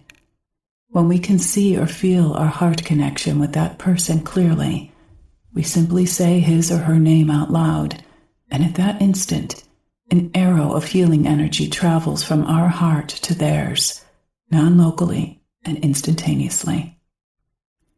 The indigenous peoples know a great secret. Every time you send healing energy from your heart to someone else, that arrow has 2 points on it, and the energy flows in both directions. This means that every time you offer healing to another, you receive healing yourself. And this is why the healers among us often live to be very old.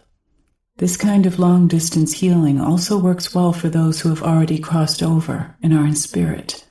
You can simply say their name or say, "My mother's spirit," or "My father's spirit."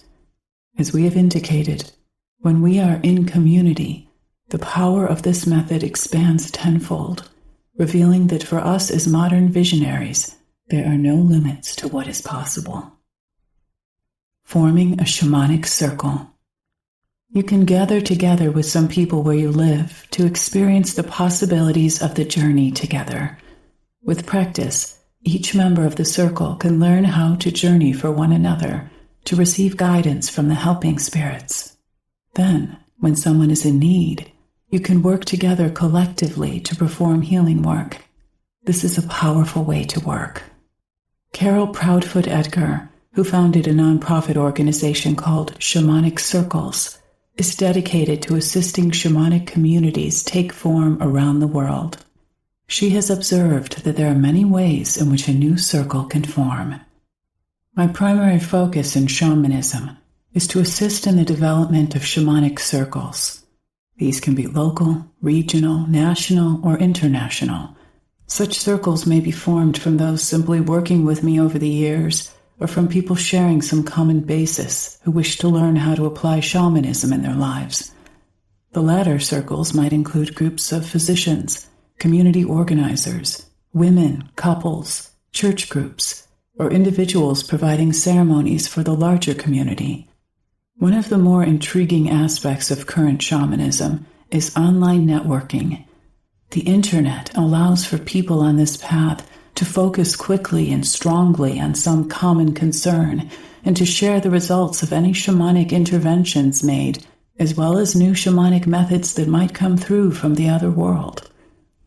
Each circle is a constellation connecting with other circles, with people often spiraling in from different lands with different experiences.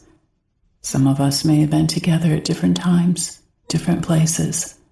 Some of us will be new to each other, and by the end of our time together, we'll be one circle. To have both new and known together is a treasure. This is the very essence of community, a village. For all of us are beginners, and all of us have our own life experiences that will make for a bountiful circle.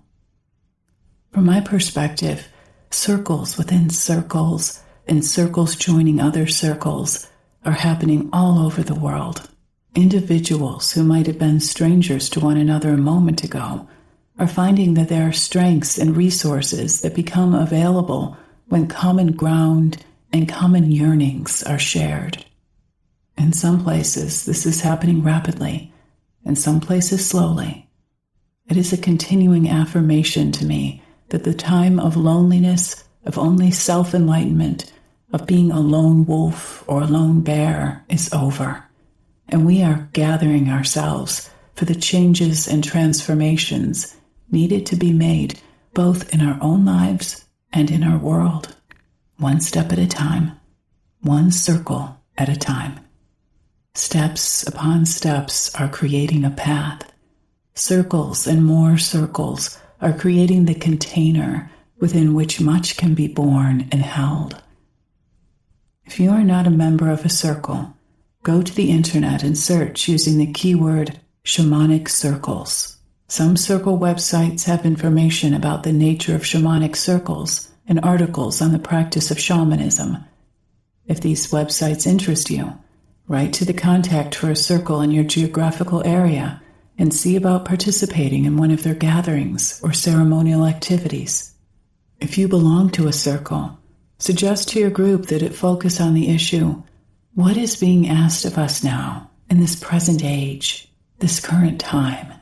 Sometimes circles use their gathering times as an opportunity for individuals to journey, instead of raising to spirits the collective questions. However, the circle is a unique form, and there is a reason that shamanic circles are prospering in these times. I think we are being asked to use our circle form as a source of power and wisdom for ushering in significant changes. We will only find out about this if we inquire, as a circle, of our guiding spirits and the guardians of our planet home. Journey groups have formed all around the world, where participants journey together and then share their experiences. In a meeting, everyone in the group might perform one personal journey, and then you might journey together on behalf of a group member who has a question or challenge in life and seeks guidance. Some groups add to that a collective journey, where all the members journey on a global issue or some aspect of current events. Many groups journey to ask how to honor the change in seasons or the current phase of the moon, or how to create a ceremony together as a community. Each member will receive a unique piece of information that can be woven together to inspire and educate the whole group. There might be similarities and synchronicities that come up within the participants' journeys, underscoring something of particular importance. The collective dream. As part of a world community, our thoughts and beliefs become part of a collective dream. We have affirmed that the shamanic practitioner can become a master of dreaming. Jose Stevens emphasizes that it is the nature of any energetic system, at all levels of complexity and awareness, to dream. From a shaman's point of view, the material universe we live in is a collective dream, and your life story is a local personal dream. Spirit is not attached to these dreams. You could say that spirit gave birth to the dreamers, and then participates in what they dream. The dreamers, of course, are all the bits and pieces of the physical plane.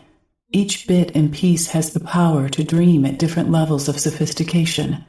A rock dream is not quite as elaborate as the dream of a butterfly, and the dream of a butterfly is eclipsed in complexity by the dream of a dog. The most sophisticated dreamers on Earth are sentient beings such as human beings and the cetaceans, whales, dolphins. We are capable of dreaming up incredible things. Unfortunately, because of a combination of our amnesia, creativity, free will, and ego orientation, our dreams sometimes turn into nightmares. In the act of creation, it appears that Spirit decided on a non-interference policy. That is, it created the dreamers and agreed it would abide by whatever dreams they created, knowing, of course, that in the end, all dreamers would wake up and recognize the basic foundation of love in the universe. Many who endure extraordinarily challenging lives sometimes curse Spirit for this, believing that it was cruel to create this policy. Yet if you think it through, Spirit could not have done it any other way without restricting free will. If you lacked this freedom to create any kind of dream you thought of, you might complain that the game was rigged and feel bitter. Nothing less than total freedom to dream and discover is the loving way of spirit. This is a major understanding on the shamanic path. From a shaman's point of view, when sentient beings gather together in great numbers, their collective dreams become very strong. For a long time on this planet, dreams were about survival. Then came a long period in which the dreams focused on order, laws, control, and collective living. Then came grand dreams of ambition, power, and material gain. These dreams harbor the beliefs that everyone is totally separate, in competition, and that the creative force of the universe either does not exist or exists as some kind of angry, punitive external force. Today, these powerful centuries-old dreams are all entwined and carry great momentum for humankind. The collective dream has developed a kind of personal ego, an identity of its own, based on what it has become, a long storyline. This planetary collective dream appears to have great power and seems to gobble up everything in its path. It feeds on the personal dreams of all the people on the planet. What it considers the best food of all is drama, especially drama that is intensely emotion-filled, particularly trauma with lots of anger, fear, jealousy, envy, and violence. Not only does the collective dream feast on these things, it requires them to maintain its remembered identity. So the agreed-upon collective dream keeps trying to incite more incidents of trauma so it can have more food. Just like a raging forest fire that hungrily demands more trees for fuel, the dream then reinforces itself every second with more of the same. Most people's personal dreams are sucked into this vortex, and without realizing it, we become contributors to a vast nightmare. Sometimes we dream pleasant things like loving relationships and satisfying work and creating great beauty, but these are not as enticing to the historical collective dream as are the more intense traumas. So sooner or later, each person tends to be driven into the great dark dream to be enslaved and apparently victimized. A master shaman would say that human beings have become like sheep or cows filing into the slaughterhouse of the dream. The results are not pretty. Being a dream, it is subjective in nature, yet it has momentum, and the power of the dream comes from that momentum. In this sense, it is literally being fueled by its dreamers, who believe they have no other option than to dream this collective nightmare. Yet we do have a choice. The shaman's point of view is that a new dream is possible, but requires enough dreamers to wake up from their collective nightmare and choose to transform the dream. A few shamans and mystics have managed to wake up from the collective dream, and to some extent they've managed to wake up others enough to sway the dream a little. Mostly these teachers have not been heeded, because few human beings are mature enough to know what they've been talking about. A few have taken their lead and used their help to wake up from their own personal contribution to the nightmare at large. Most, however, simply incorporated what the teacher said into the ongoing dream without waking up at all, similar to the way a person might incorporate the sound of a passing siren into their dream. It is the opinion of many indigenous shamans that now, for the first time, the possibility of humankind waking up from the old negative mass dream exists on a collective level. The possibility now exists for the establishing of a new dream, one that allows the dreamers to wake up within their dream and discover they are dreaming, allowing them to begin to take conscious control of their dream. The new dream can be anything we want, including great cooperation, sharing, loving relationships, peaceful coexistence, grand creativity leading to great beauty and inspiration, mass healing, and living sustainably with nature. Hank offers these thoughts from his many years of living with traditional tribal peoples. The indigenous peoples know that each creature in creation has tasks appropriate to their being. And only when those tasks are performed, and in the right way, can the universe function in life-enhancing ways for all. If any among the multitudinous creatures fails in its tasks, everyone suffers. This reveals that every thought we think, every action we take, every word we speak, every relationship we engage in, and every emotion we feel contributes either to the greater good or greater suffering. As master dreamers, shamanic practitioners have an extraordinary responsibility. As we look at the state of our world today, including our societies, our communities, and our families, it becomes quite obvious that the time has come for us to dream well in a way that contributes to the greater good of all. By doing so, we may work together, and in response, our world will be transformed. We have incredible potential to create positive changes in our local and global communities, agrees Sandra. In a journey, she once received the following message. In the future, the stories parents will read to children will not be about one hero or heroine saving the world. The stories written will be how communities of people gathered together to create positive change for the world. As we begin to journey together in our communities and share our gifts, talents, and messages received, we create a collective energy which over time creates positive change and healing for the planet. Chapter 14. The Transformational Community. We have now given you an overview of what it means to be a modern visionary, a modern shaman perhaps, as well as what it means to walk upon the path of direct revelation. As you hear and absorb our thoughts that follow about the extraordinary community of positively focused souls that has come into being in our time, it is our hope that your inner light will brighten as you affirm with confidence, yes, this is who and what I am. An indigenous prophecy.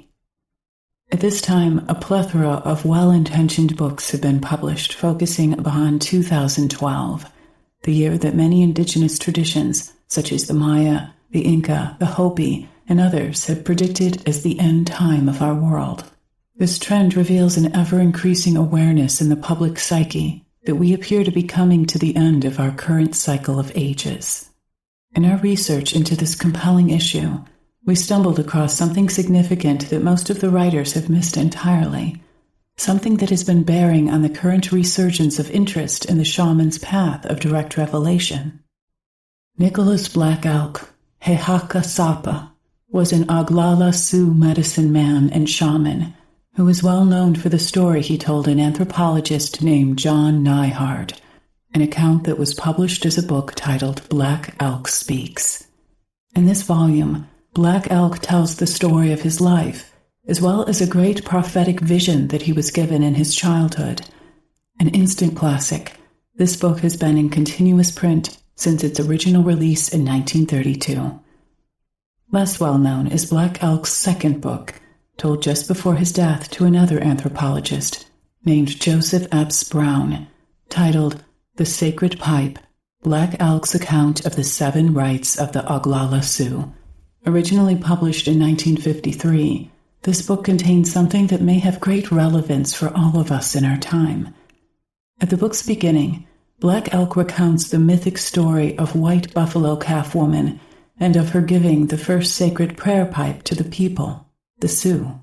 At the end of the account, he relates that as the holy woman started to leave the lodge where this historical meeting took place, she turned and said to a man called Standing Hollowhorn, "Behold this pipe. Always remember how sacred it is and treat it as such, for it will take you to the end. Remember also that in me there are 4 ages. I am leaving now, but I shall look back upon your people in every age, and at the end I shall return." According to Sioux philosophy, at the beginning of this cycle of 4 ages, a buffalo was placed in the west in order to hold back the waters.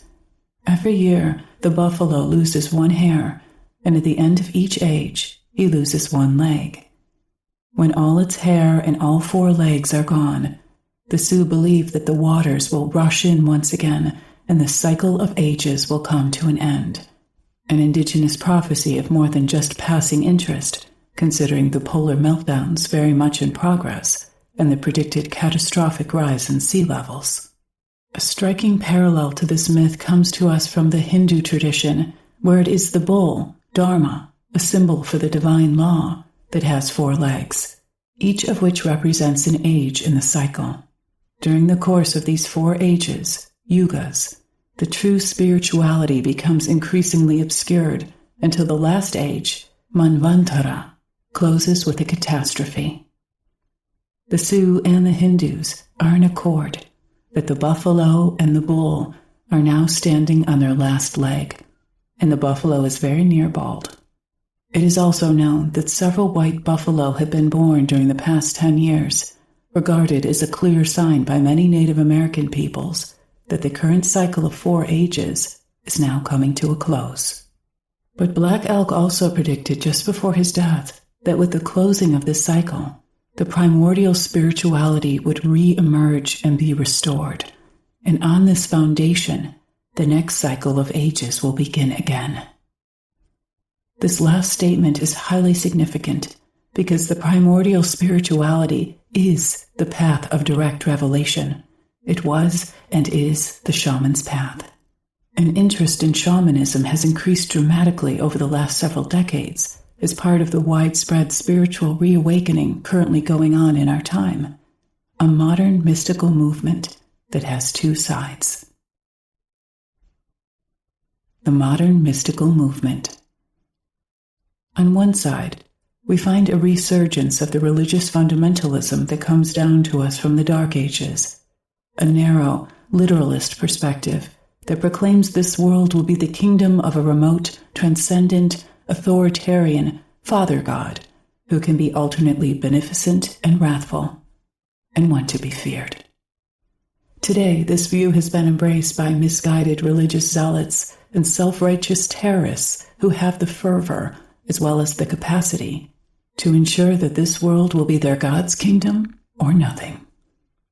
On the other side, we find the enlightened perspective of the secular humanists who perceive an immanent, omnipresent divine presence or power existing within all of creation. In their more expanded view, this divine pantheistic presence expresses one emotion only, love, and it expresses itself as a universal life-giving and life-sustaining impulse oriented toward the greater good. In our time, this more highly evolved perspective is quietly and definitively gaining acceptance among increasing numbers of well-educated, well-informed, and well-connected individuals, many of whom are in professional and social positions from which they may influence the larger society's ideas and trends.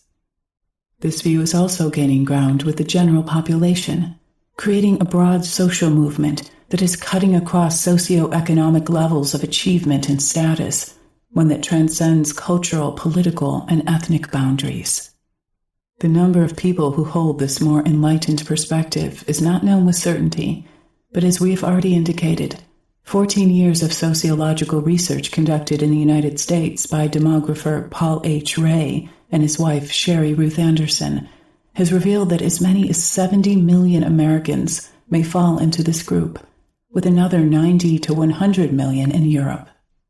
Ray and Anderson's analysis also suggests that Westerners have arrived at a point in history in which the prevailing mythologies are not working anymore. These hundreds of millions of enlightened souls among us know, without being told, that the time has come to create a new cultural mythos in which we synthesize a whole new set of ways of viewing ourselves and our society, our problems and our strengths, our communities, and our world. The numbers of enlightened souls are not small, and they are growing. Such a shift in the dominant cultural pattern happens only once or twice in 1,000 years, and it is significant that this one is occurring during a period of ever-accelerating social change, enabled by a worldwide communication system and technology unlike any seen before. Ray and Anderson's survey reveals these citizens to be socially concerned, environmentally aware, and spiritually focused creative people who are carriers of more positive ideas and values than in any previous period in history. These people are the transformational community, and they know with absolute certainty that if we continue to do business as usual and fail to produce a new story, Western civilization may well collapse, taking the rest of the world with it. This awareness is producing an increasing sense of urgency, accompanied by a growing insistence on social, political, and economic reform that will benefit everyone, not just the powerful and the privileged. The cycle of ages. Anthropologists might call this shift in consciousness, this presence of a transformational community, a new kind of cultural revitalization movement, one that is reaching toward the future rather than retreating into the past. According to historian Richard Sellon in his book The Spiritual Gyre, this revitalization movement is happening right on schedule. He suggests that our Western preoccupation with the linear development of our civilization is, in fact, a misconception, and that the zeitgeist, the spirit of the times embodied within the intellectual trends and moral values characteristic of any age, tends to express itself in cycles that repeat themselves on a regular basis. According to Hank Wesselman, the first age of this cycle was longest, the Upper Paleolithic period, or Late Stone Age, that lasted from 42,000 to 11,000 years ago. When cross-referenced with the perspective of indigenous peoples today, rock art created during the Late Stone Age reveals that the people's religious practice was animistic and expressed the conviction that everything, both animate and inanimate, is invested with its own personal, supernatural essence, or soul.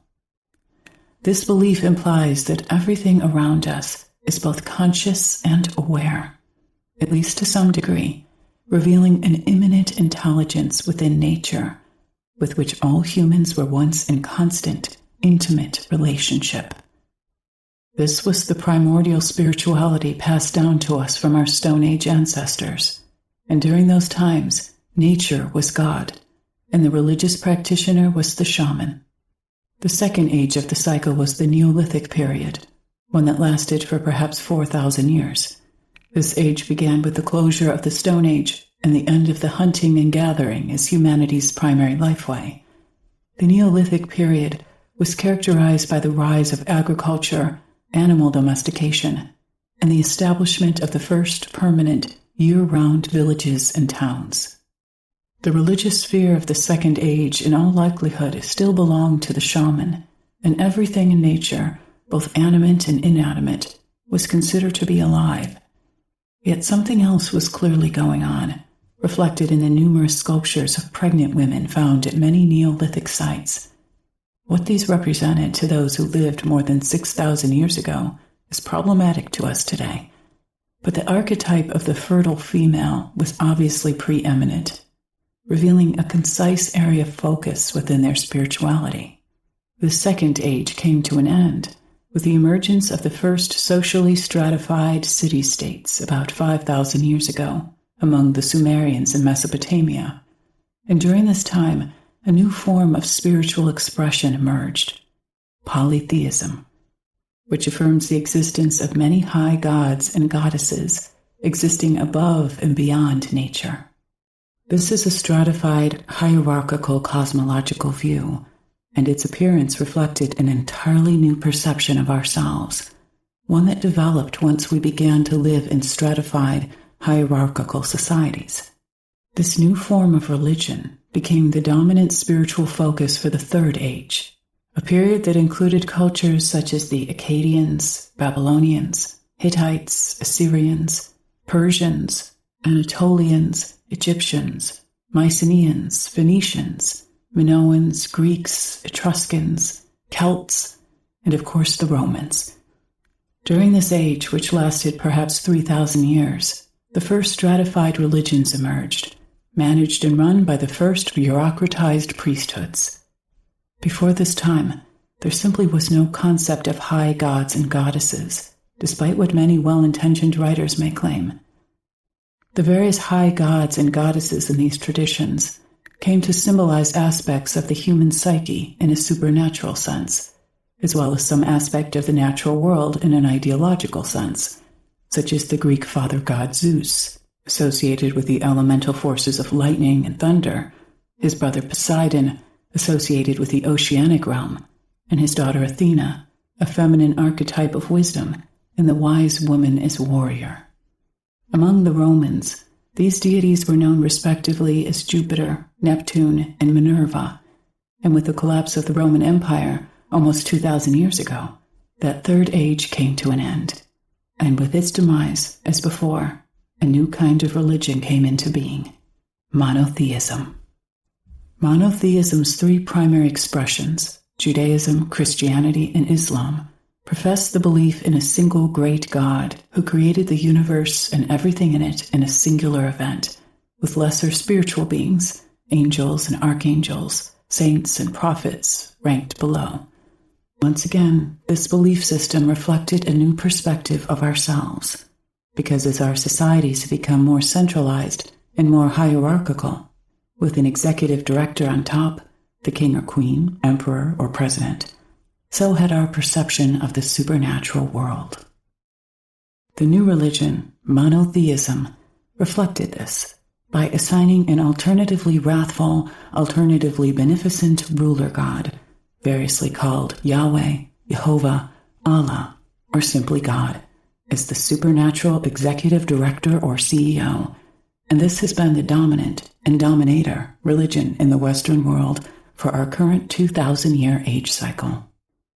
Wesselman proposes that this fourth age began with a comparatively long theocratic phase in which society relied heavily on religious doctrine and truth was determined by divine direction from the Father God, operating through a bureaucratized and politically motivated priesthood. Any informed overview of Western history reveals that such has indeed been the case from the adoption of Christianity by the Romans until the Age of Enlightenment, a period that lasted roughly 1,400 years, a time in which the pagan spiritual practices of the tribal peoples of Europe were ruthlessly suppressed. The spirit of the times changed considerably at this point, as the guilds gave rise to the infrastructure of the current corporate world state. The rise of science and intellectualism contributed to the onset of the second stage of our age, a secular phase, in which the expansion of our geographical and intellectual horizons, as well as our economic power, occurred on an unprecedented scale.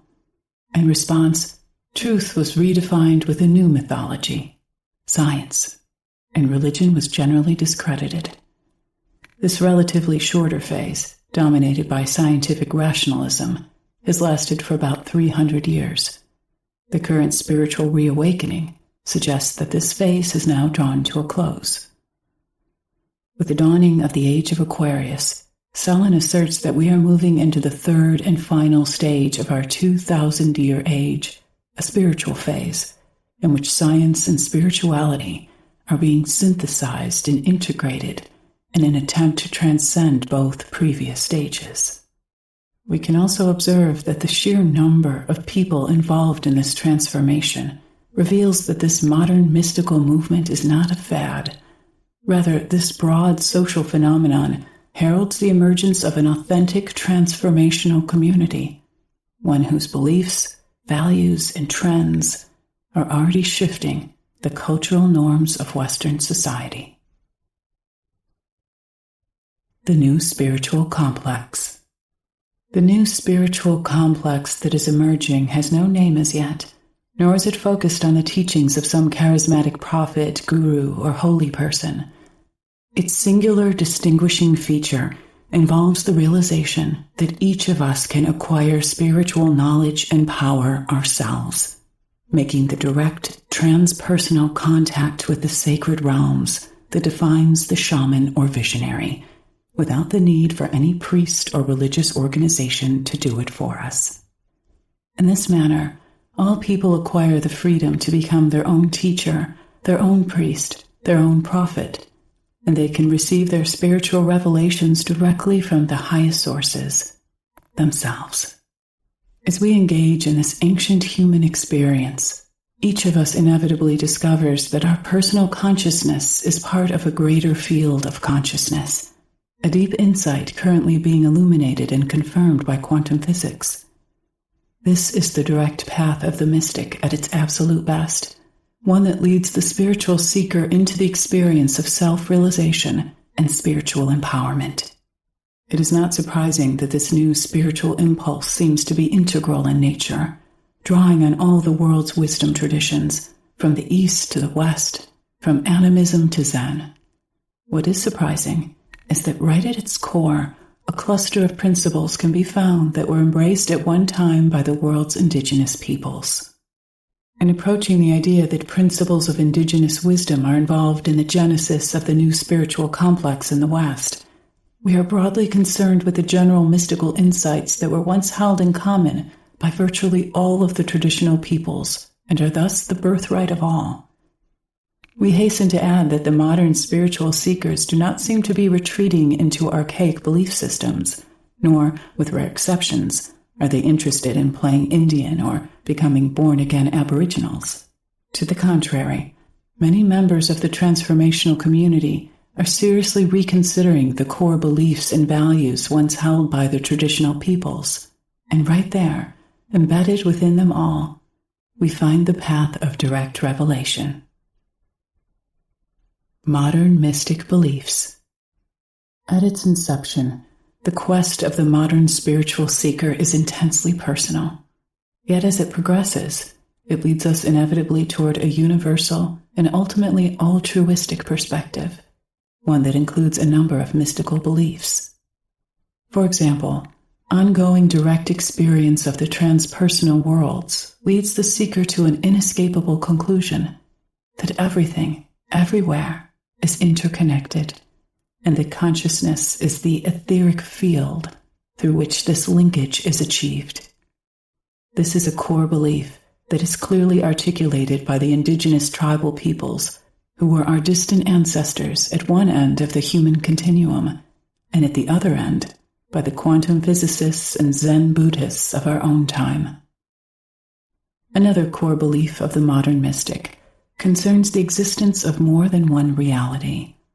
In addition to the everyday objective physical level in which we all live and have families, friends, and careers on an ongoing basis, there are the non-ordinary, subjective levels of the dream worlds or spirit worlds outside the time-space continuum, where the laws of physics and cause and effect do not work in the same way. This belief leads directly into another, the ability of some individuals to expand their conscious awareness and enter into these alternate realities with ease. This conviction that we can easily access these alternative states reveals why the rediscovery of shamanism has become a major thrust within the transformational community. The relative freedom with which the shaman's time-tested methods for achieving mystical states can be learned and practiced, even by non-tribal Westerners, stands in stark contrast to the years of rigorous training often required in many of the contemplative disciplines, such as meditation and yoga, before significant consciousness shifts are achieved. Another belief held by modern mystics is that by utilizing the shamanic method to journey into these inner worlds, the same levels that Carl Jung called the archetypal realms of the psyche, the seeker may enter into relationship with spirit allies, inner helpers, teachers, and guides who may provide the seeker with access to power and knowledge, protection, and support.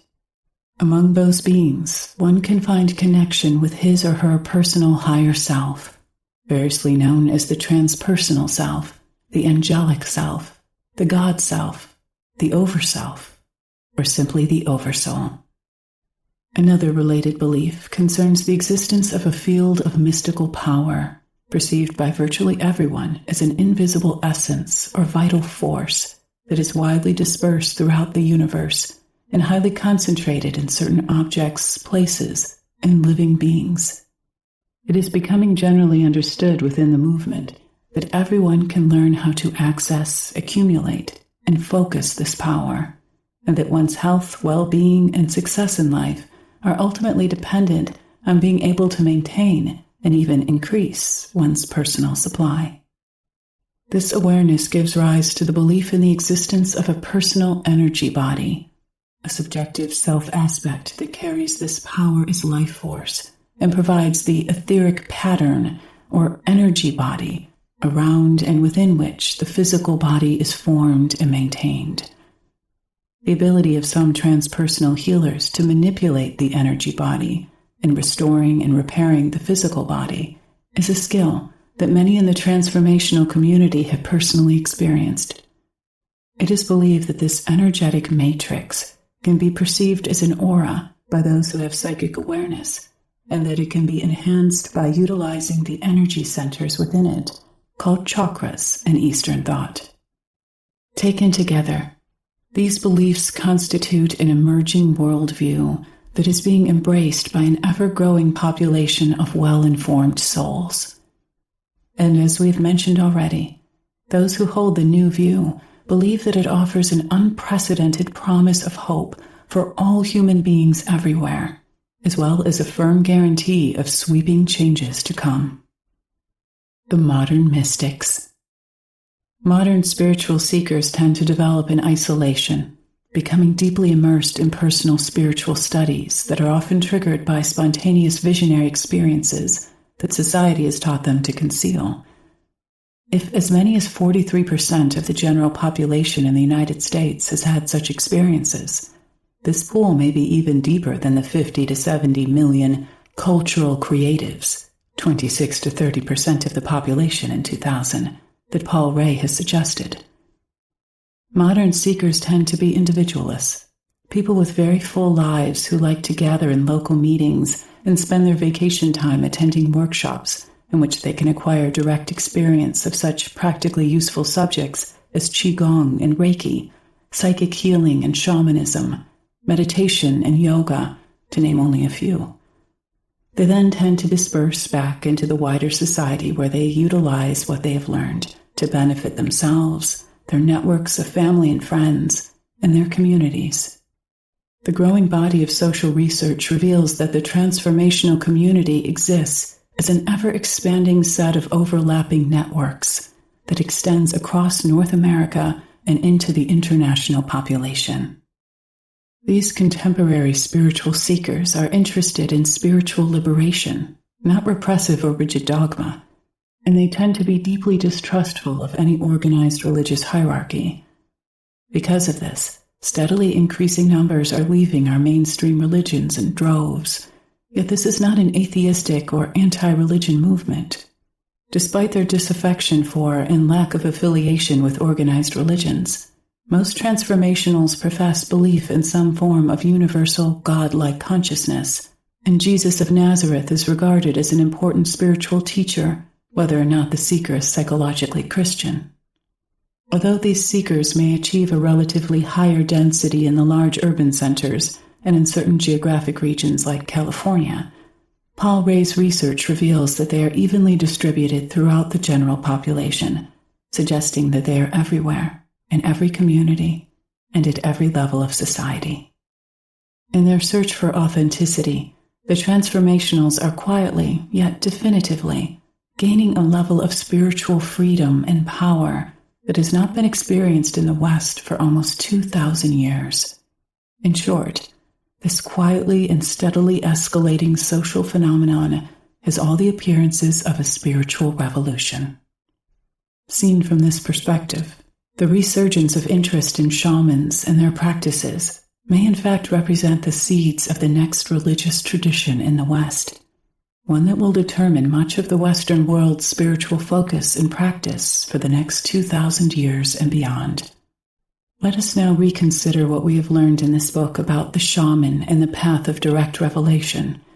And as we do, be aware that what has been shared with you is very much part of the new story that we are all writing, a new cultural mythos that will require a new, upgraded perception of how we see ourselves and our relationship to the cosmos, as well as a new, upgraded profile of the divinity.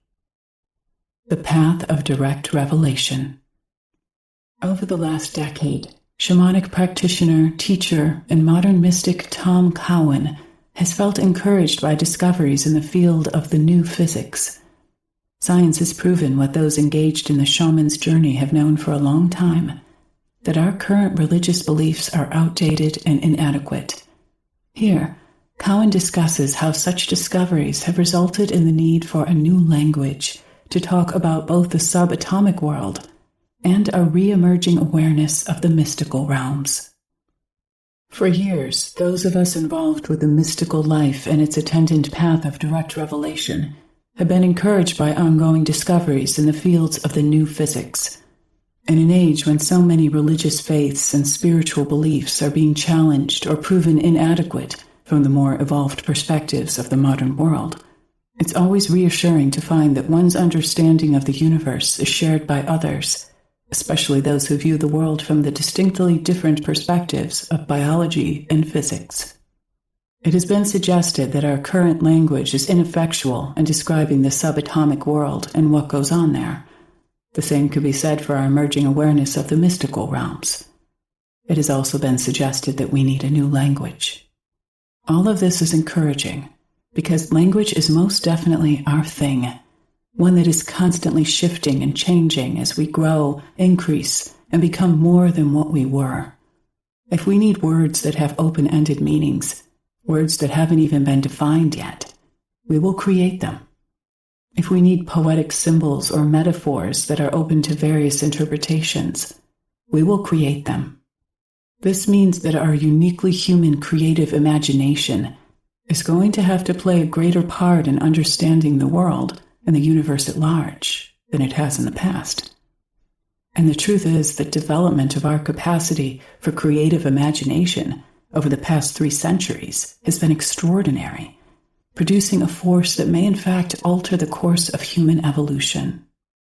For example, an old worn-out analogy of the Newtonian world is that everything is like a pool table, where a pool cue hits one ball and that in turn hits others that move around the table and bank off the sides and may or may not hit even more balls. My imagination doesn't have to work very hard to grasp this.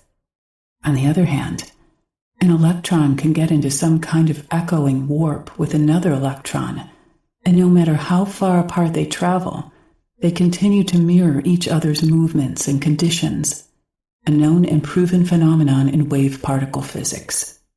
Trying to imagine this makes the inside of my eyes itch, but I'm curiously happier thinking about those mirroring electrons than the dreary clicking of billiard balls.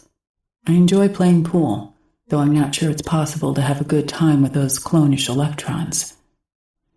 What can we do that is like them? Our imagination quivers with the awareness of our unlimited potential. In the end, that may be what makes all the difference. When our spiritual beliefs are grounded in what we might call the primordial spirituality, we relish those things that are mysterious and unexplainable. And the earliest spiritual beliefs, as far as we know, were beliefs about the powers of nature. I'm capitalizing powers so that it's clear these powers were seen as divine or sacred, and that they had some kind of consciousness about them. They were also mysterious, because no one in those cultures that thrived in those primeval millennia had scientific explanations for what was going on with them. Even today, with the knowledge that we do have, storms, lightning, electricity, fire, and other phenomena retain some element of mystery, even when we know the physics behind them. These natural forces retain some unpredictable, uncontrollable mind of their own, and this keeps them in the realm of the mystery. Seen in this light, the need for our creative imagination to understand them becomes obvious, even paramount. Imagination is the buzzword here. According to Aristotle, images are the language of the soul, and I have always felt this explains our human need for spirituality. Imagination can be seen as the creative realm of the soul. So needing a new language or poetry, or what we might call imaginative flights of wondering to understand our world, keeps us attuned to the outer greater universe and the inner other world in which we live. The outer greater universe can be perceived with microscopes or telescopes and other sleek technological devices for probing way down inside or outside. The inner otherworld is perceived through the visionary's expanded consciousness, through which the outer world and the inner otherworld of myth and dream are revealed to be mirrors of each other, like those twin electrons. And it's possible that those electrons are analogous to the archetypal forces known, mythically, as the fairies or the devas in the garden that are dancing with the very same physical processes that course through the stems, roots, and buds of plants. Maybe our inner awareness of this is why the primordial spirituality has found a resurgence of interest in our lifetimes. As scientists continue to expand our perspective about the marvelous, mysterious, complex, and intelligent universe, this knowledge quite naturally allows us to feel those spiritual yearnings of our primal ancestors who, with far less scientific understanding, stood in awe of the beauty, power, and terror of the powers of nature. This was and is the beginning of the path of direct revelation. Chapter 15. The Return of the Shaman. Shamanism, and by association the visionary path of direct revelation, is an organic practice that has shifted shape throughout the ages and different cultures to address the needs of the times. Hank Wesselman notes that although some researchers claim that shamanic practices are dying, they are, as we've mentioned, truly re-emerging. A paper published by Graham Townsley about the current shamanic revival in the journal Shamanism reveals how the central momentum of the last few hundred years of history has been away from indigenous communities and their worldviews, a trend that has resulted in the waning of the shamanic method among the indigenous peoples. Anyone who has done time with the traditionals in the remoter parts of the world during the past several decades has seen how they are rushing to join what they perceive as the exciting new world of the future.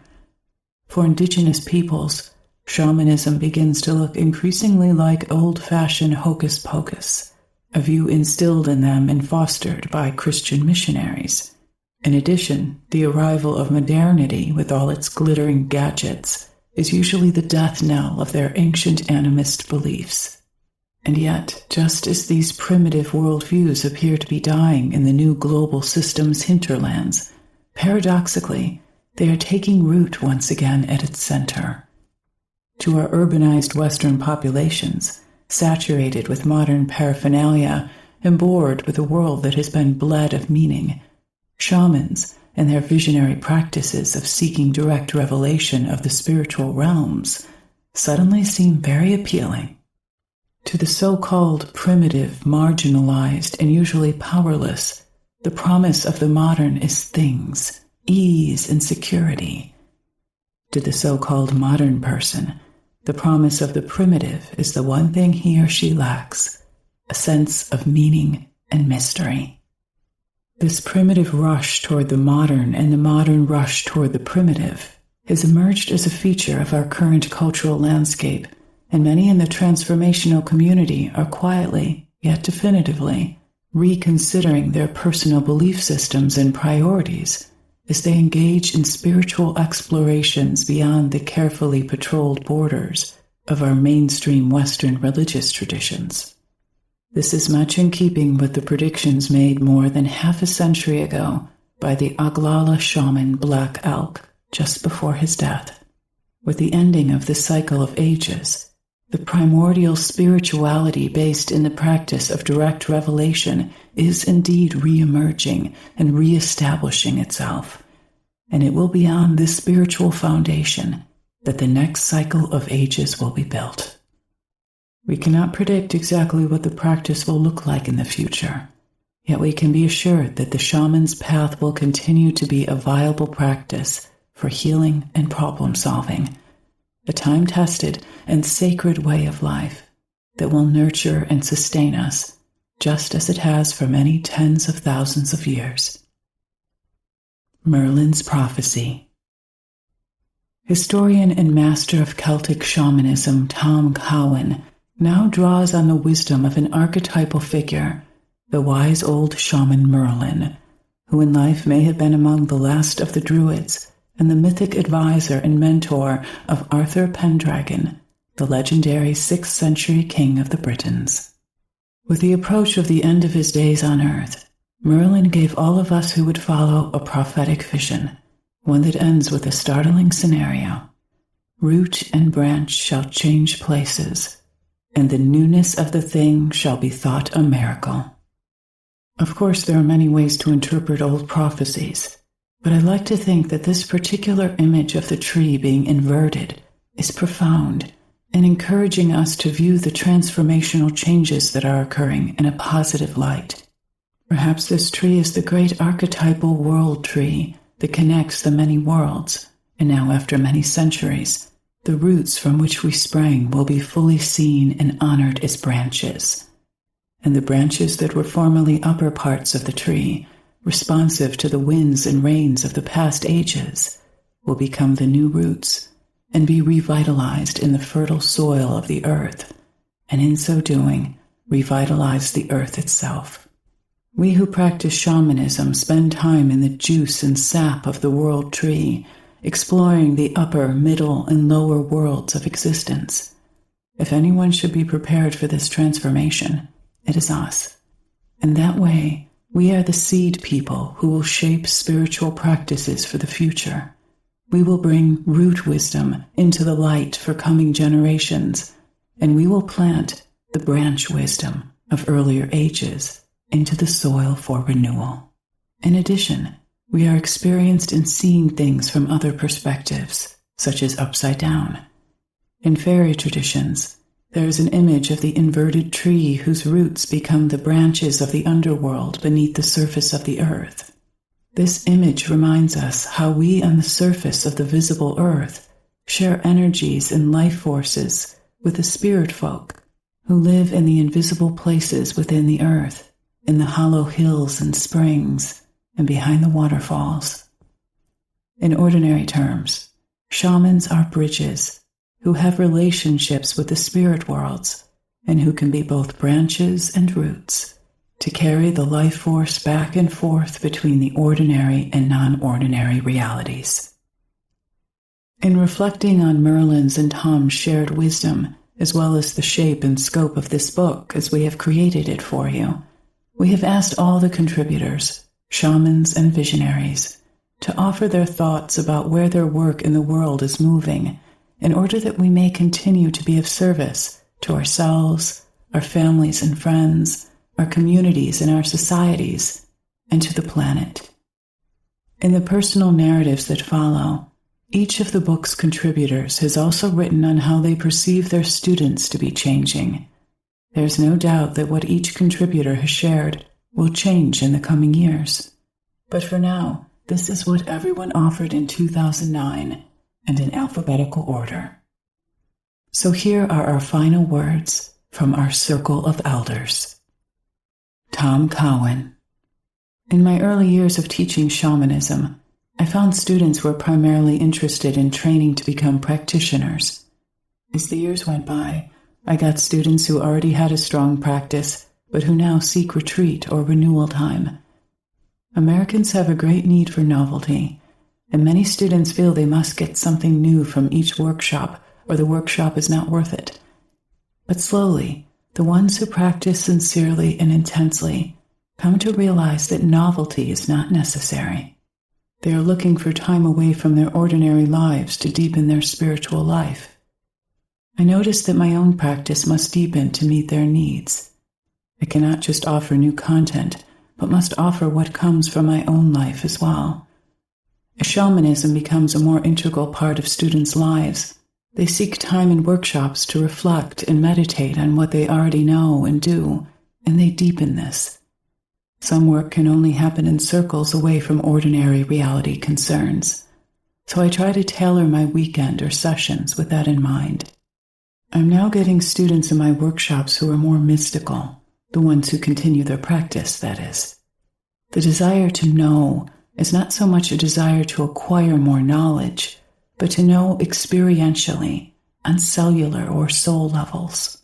In other words, they seek mystical knowledge or experiences rather than practical knowledge such as how to do some shamanic trick. So ritual and journey work should be simple, and that it provides an experience that will go into people on a soul level and remain with them. Too much complexity or intellectual content is hard to retain and requires mind memory rather than soul memory. There are still some students for whom to know is novelty, who want to learn and know new things. But as the mystical students live their lives in a shamanic way, to know or acquiring knowledge is not about newness, but about depth. They are content to repeat and deepen already acquired knowledge rather than acquire new knowledge. They watch themselves change rather than need what they do to change. Sandra Ingerman. Throughout awakening to the spirit world, I have been sharing how my work has evolved over the years. I have stressed my passion for moving away from methods and technologies to bringing in the feminine principle of shamanism as a way of life. We are evolving and in a transition time. Every change involves a death. The spiritual is eternal. In this time of great change and uncertainty, it is important to infuse spirit into everything we do. It is time for us to bring back the soul of the world by once again honoring this life-giving force.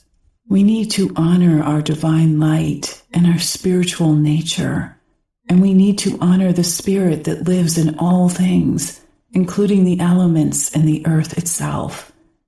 We must honor the spirit of everything we build in the physical world.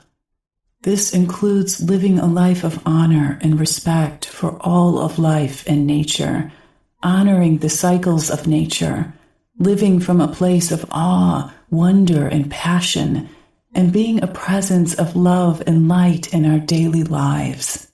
The key principle I teach is that we change the world by who we become and by our presence in the world, not by just what we do.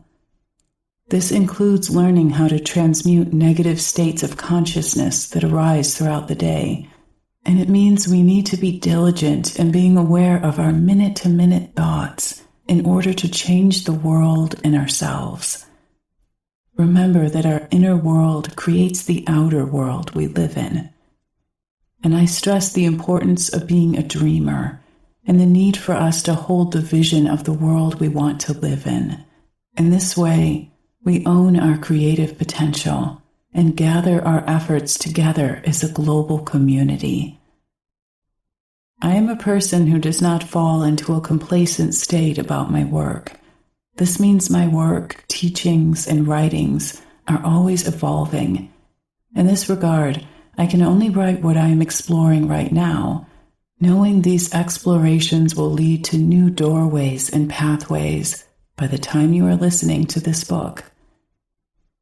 The basis of my exploration is how we can transcend the limitations of the human mind and our collective beliefs. For we do know that the true shamans and mystics were not limited by the collective beliefs of what is possible. My motivation is to be able to help support the global community in creating a world filled with harmony, love, peace, abundance, light, and equality for all. We don't want to use spiritual methods for power over others, manipulation, or psychic abuse, and I will continue to encourage people to work on themselves to attain the emotional maturity to avoid falling into this trap. I continue to work to create a world that our descendants will sing songs of gratitude about. By working together as a global community, we can do this. Carol Proudfoot Edgar. In 1989, following a long safari through Africa, I returned home and quit my job at the University of California, Santa Cruz. My experiences in Africa had altered radically my perception of this planet and my place as a pilgrim here. I did not know what I was going to do, but I knew that the field of psychology, I was an adjunct professor and a counseling psychologist, had a limiting paradigm for individual change, and that the place of the animals and the spirit of the land was missing in what I was doing. Shortly thereafter, I was asked to teach the medicine wheel way at Wesselman in Big Sur, California. Thus began my journey as both walker and teacher of earth-based medicine. In the earlier 1990s, I did extensive training with the Foundation for Shamanic Studies and was appointed a faculty member. These apprentice programs and the courses I taught became the launching platform for my shamanic explorations.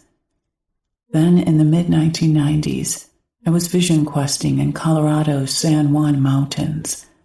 I encountered a mother bear and her cubs. This encounter became the basis of a covenant to walk and teach the path of bear medicine.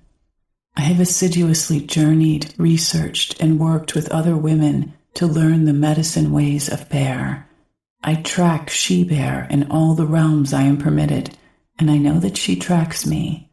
I am continually amazed and graced by the new teachings, visions, and dreams this great spirit brings to me, to others, and with the healing powers of her ways. It's as though she has been longing and waiting to be heard and to be called, and we have been longing, perhaps unknowingly, to walk and learn from her. Work with bear has now led me to work more with our companion animals, so I am volunteering in animal shelters. I speak of this because I think we are being called to consciously tend all our animal relations, the wild ones and the domesticated ones. We must learn what the animals are seeking to teach us, as well as how to take care of their habitats and how to offer healing when needed. All animals have a purpose in the great web, and they are attuned to why the humans are here. They can help us find our way home. They can teach us in what ways home is in trouble, and from these teachings, we can co-create new ways of living on this earth. I stress the issue of learning from animals because frequently the question has surfaced within me. If there are no wild animals left, how do we understand the nature of our power animals? Just as our ancestors, who work with us, once had physical bodies, so too did many of our power animals. We understand them better because they lived in both embodied and spiritual forms. The capacity for recognizing and receiving information through the realms of things hidden is intimately related to being and form through the realms of things seen. We shall be sorely diminished in our embodied selves if the wild beings around us continue to disappear. Likewise, our companion animals chose us because we have something to learn from them about being human. Part of our humanity is to learn the way of respect and the compassionate tending of animals. The focus on transformation through relationship to physical form is also manifested in my increased emphasis on ecstatic shamanism. Ecstatic shamanism, the major contemporary emphasis, uses methods for journeying outside the body. In other words, ecstatic shamanism is the practice wherein the person goes out of the body in order to achieve shamanic states and gain knowledge or the power to do. And static shamanism is the practice wherein the person plunges inward to achieve shamanic states and gain knowledge or the power to be. Jose Stevens. The practice of shamanism has been with us since the dawn of time, and like all things in this world, is in the process of evolution. Yet because of ignorance and deliberate distortion, this evolution is not clearly understood, and consequently this makes it difficult to know shamanism's true value to the human race. Without shamanism, it is my opinion that the human race would never have succeeded as it has, and would never have reached its current status on the planet. How would humans have survived without ancient healing techniques, a knowledge of plants, a knowledge of how to read and turn the weather, the intuition to know where to hunt at the proper times, and a host of other survival techniques? Purely rational thought and opposable thumbs were advantages, but not enough to save a comparably weak simian in the face of daunting odds.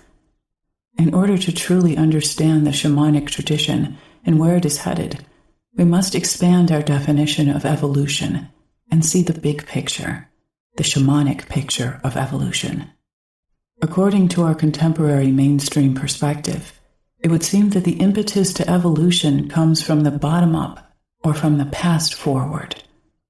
This would be the strictly scientific approach to looking at the evolution of anything, from nature to technology.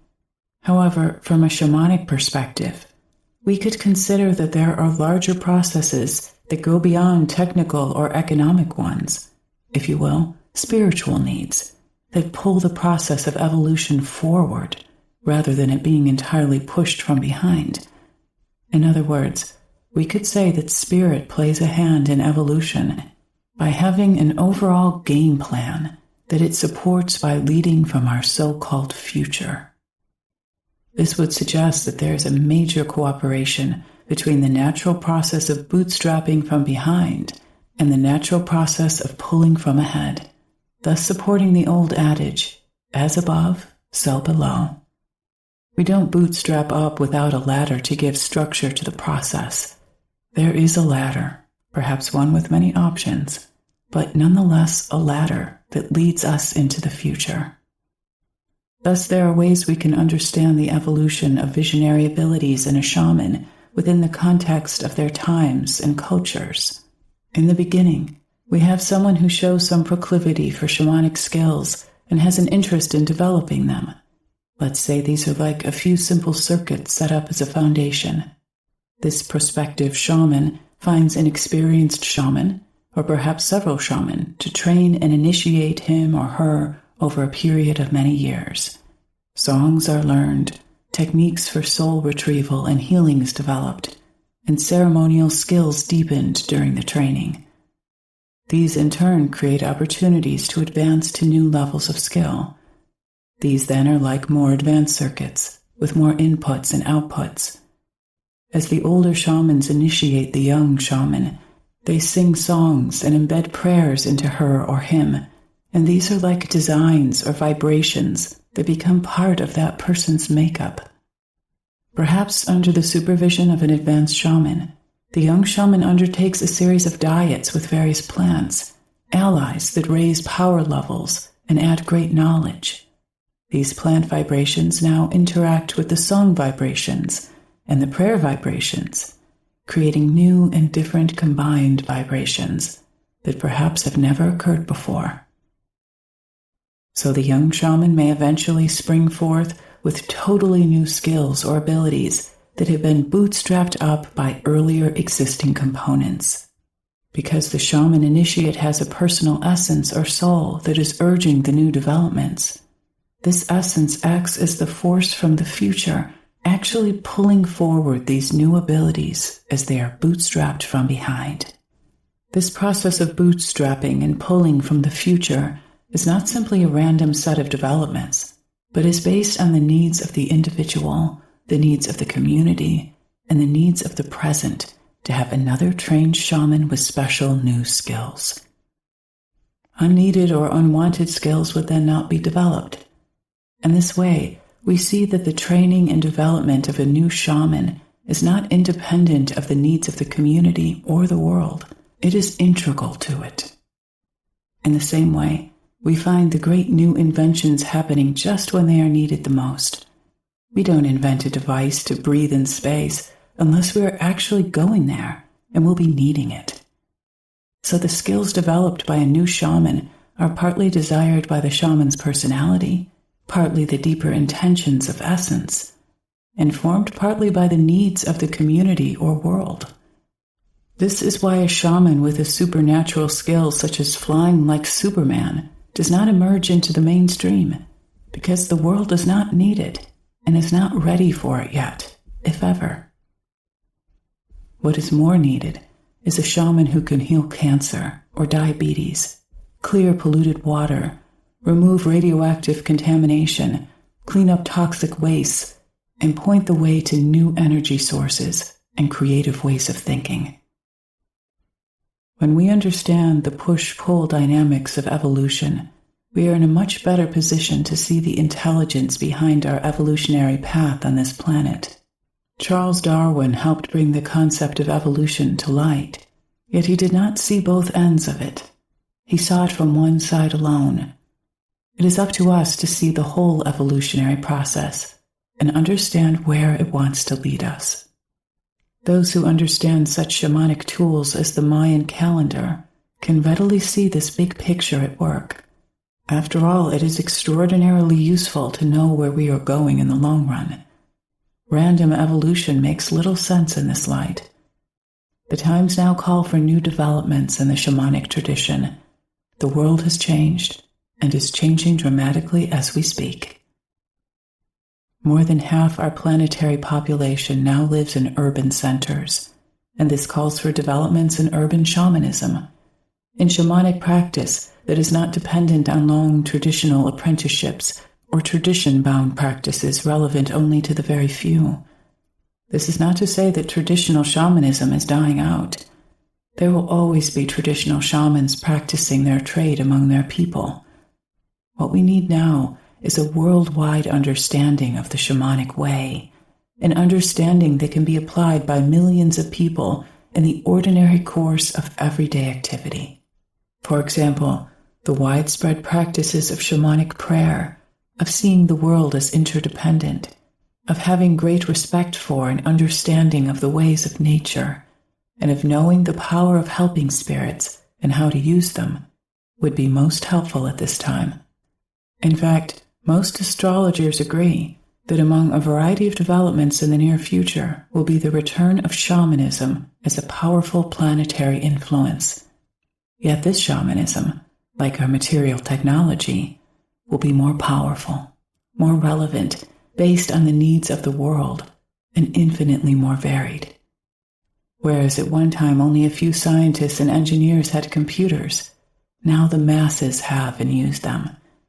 Thus will shamanism continue its role in influencing the survival and evolution of the human race. In my opinion, the shamanic path on this planet is no accident, nor is it an archaic path with no future. In fact, shamanism and technology both have much in common and have cross-fertilized each other for centuries. A simple example would be the ability of shamans to speak with plants that inform them how to grow them and ways to produce more abundant fruits, nuts, and vegetables. We are not evolving in a vacuum. We are evolving with specific goals given to us by the cosmos. I have no doubt that the shamanic path is designed to help us evolve toward greater unity, universal respect and love for all of nature, and access to infinite power and the consciousness to use it appropriately. Thus, the path of shamanism is here to stay, and any attempt to eradicate it or ignore it only slows us down on our spiraling path toward enlightenment. There is no question in my mind that at this time the human race is involved in one of the most important shamanic initiations in its history, and a wise choice right now would be to harmonize the evolution of science with our evolving shamanic path. Alberto Villoldo. We are living at the end of an era. The stories of this era were written when the earth was still flat, when our planet was thought to be at the center of creation, and before the Hubble Space Telescope showed us that we are one of 1 billion galaxies in the sky. The old stories have exhausted themselves. We are in need of new life-giving myths that can sustain us and our children for the next 1,000 years. These myths are beginning to appear. They are the stories of sustainability, of right relationship, of stewardship of the earth, of everything around us being alive. The difference between a shaman and a priest is that during ceremony, a priest reenacts an event that occurred 2,000 years ago. A shaman enacts an event that is occurring right now. Shamans are storytellers and myth makers. In sacred sites throughout the Americas, archaeologists find ceramic fragments of vessels that were deliberately shattered during ceremony. In the same way, shamans shatter myths that are no longer useful. They point out that the king has no clothes. And I believe that the new shamans, the new caretakers of the earth, will come from the West. I believe that we are the ones whom we've been waiting for, the new myth makers. Perhaps there is no task as important as this one today. Without a guiding myth, we are like a ship without a rudder in a storm. My work is to train Western shamans through my organization, the Four Winds Society. I'm not interested in training people to become Indians, as this is impossible, but to learn to heal themselves and the earth through the practice of shamanic medicine and to dream a new world into being. We are working with cutting-edge neurologists to discover the brain science underlying shamanic practices. I believe that we can bridge the ancient wisdom with our new understanding of the brain. Most important, I believe that we have to discover a new personal and collective mythology and begin telling empowering stories about ourselves and our epic journeys through life. I remember one of my early trips to the Amazon. I was then a young anthropologist investigating the healing practices of the shamans of the rainforest, and I decided to use myself as a subject. I explained to the jungle medicine man that as a child I'd fled my country of birth because of a communist revolution. I had seen bloodshed in the streets and been terrified by gunfire in the night. Since then I'd suffered from recurring nightmares in which armed men would force their way into my home and take away my loved ones. At that time I was in my late 20s, yet I'd been unable to enter into a lasting relationship for fear that I'd lose the person I loved, just like in my nightmare. During one healing ceremony, the shaman explained to me that, like everyone, I can either have what I want or the reasons why I can't. You are too enamored of your story, the old man said. Until you dare to dream a different dream, all you will have is the nightmare. That evening I learned how I could craft a different story for myself, one in which I'd been tempered by adversity, and my experiences had taught me to have compassion for others who were suffering. The first step to dream my new dream was to craft a new story in which I wasn't playing the part of the victim. I then realized that not only was I dreaming my life, but I was also dreaming the entire cosmos into being, just as it was doing with me. My work today is to dream a greater dream for myself, my family, our students, and the earth. I do this with other dreamers who come and gather around a holy fire in the dream time.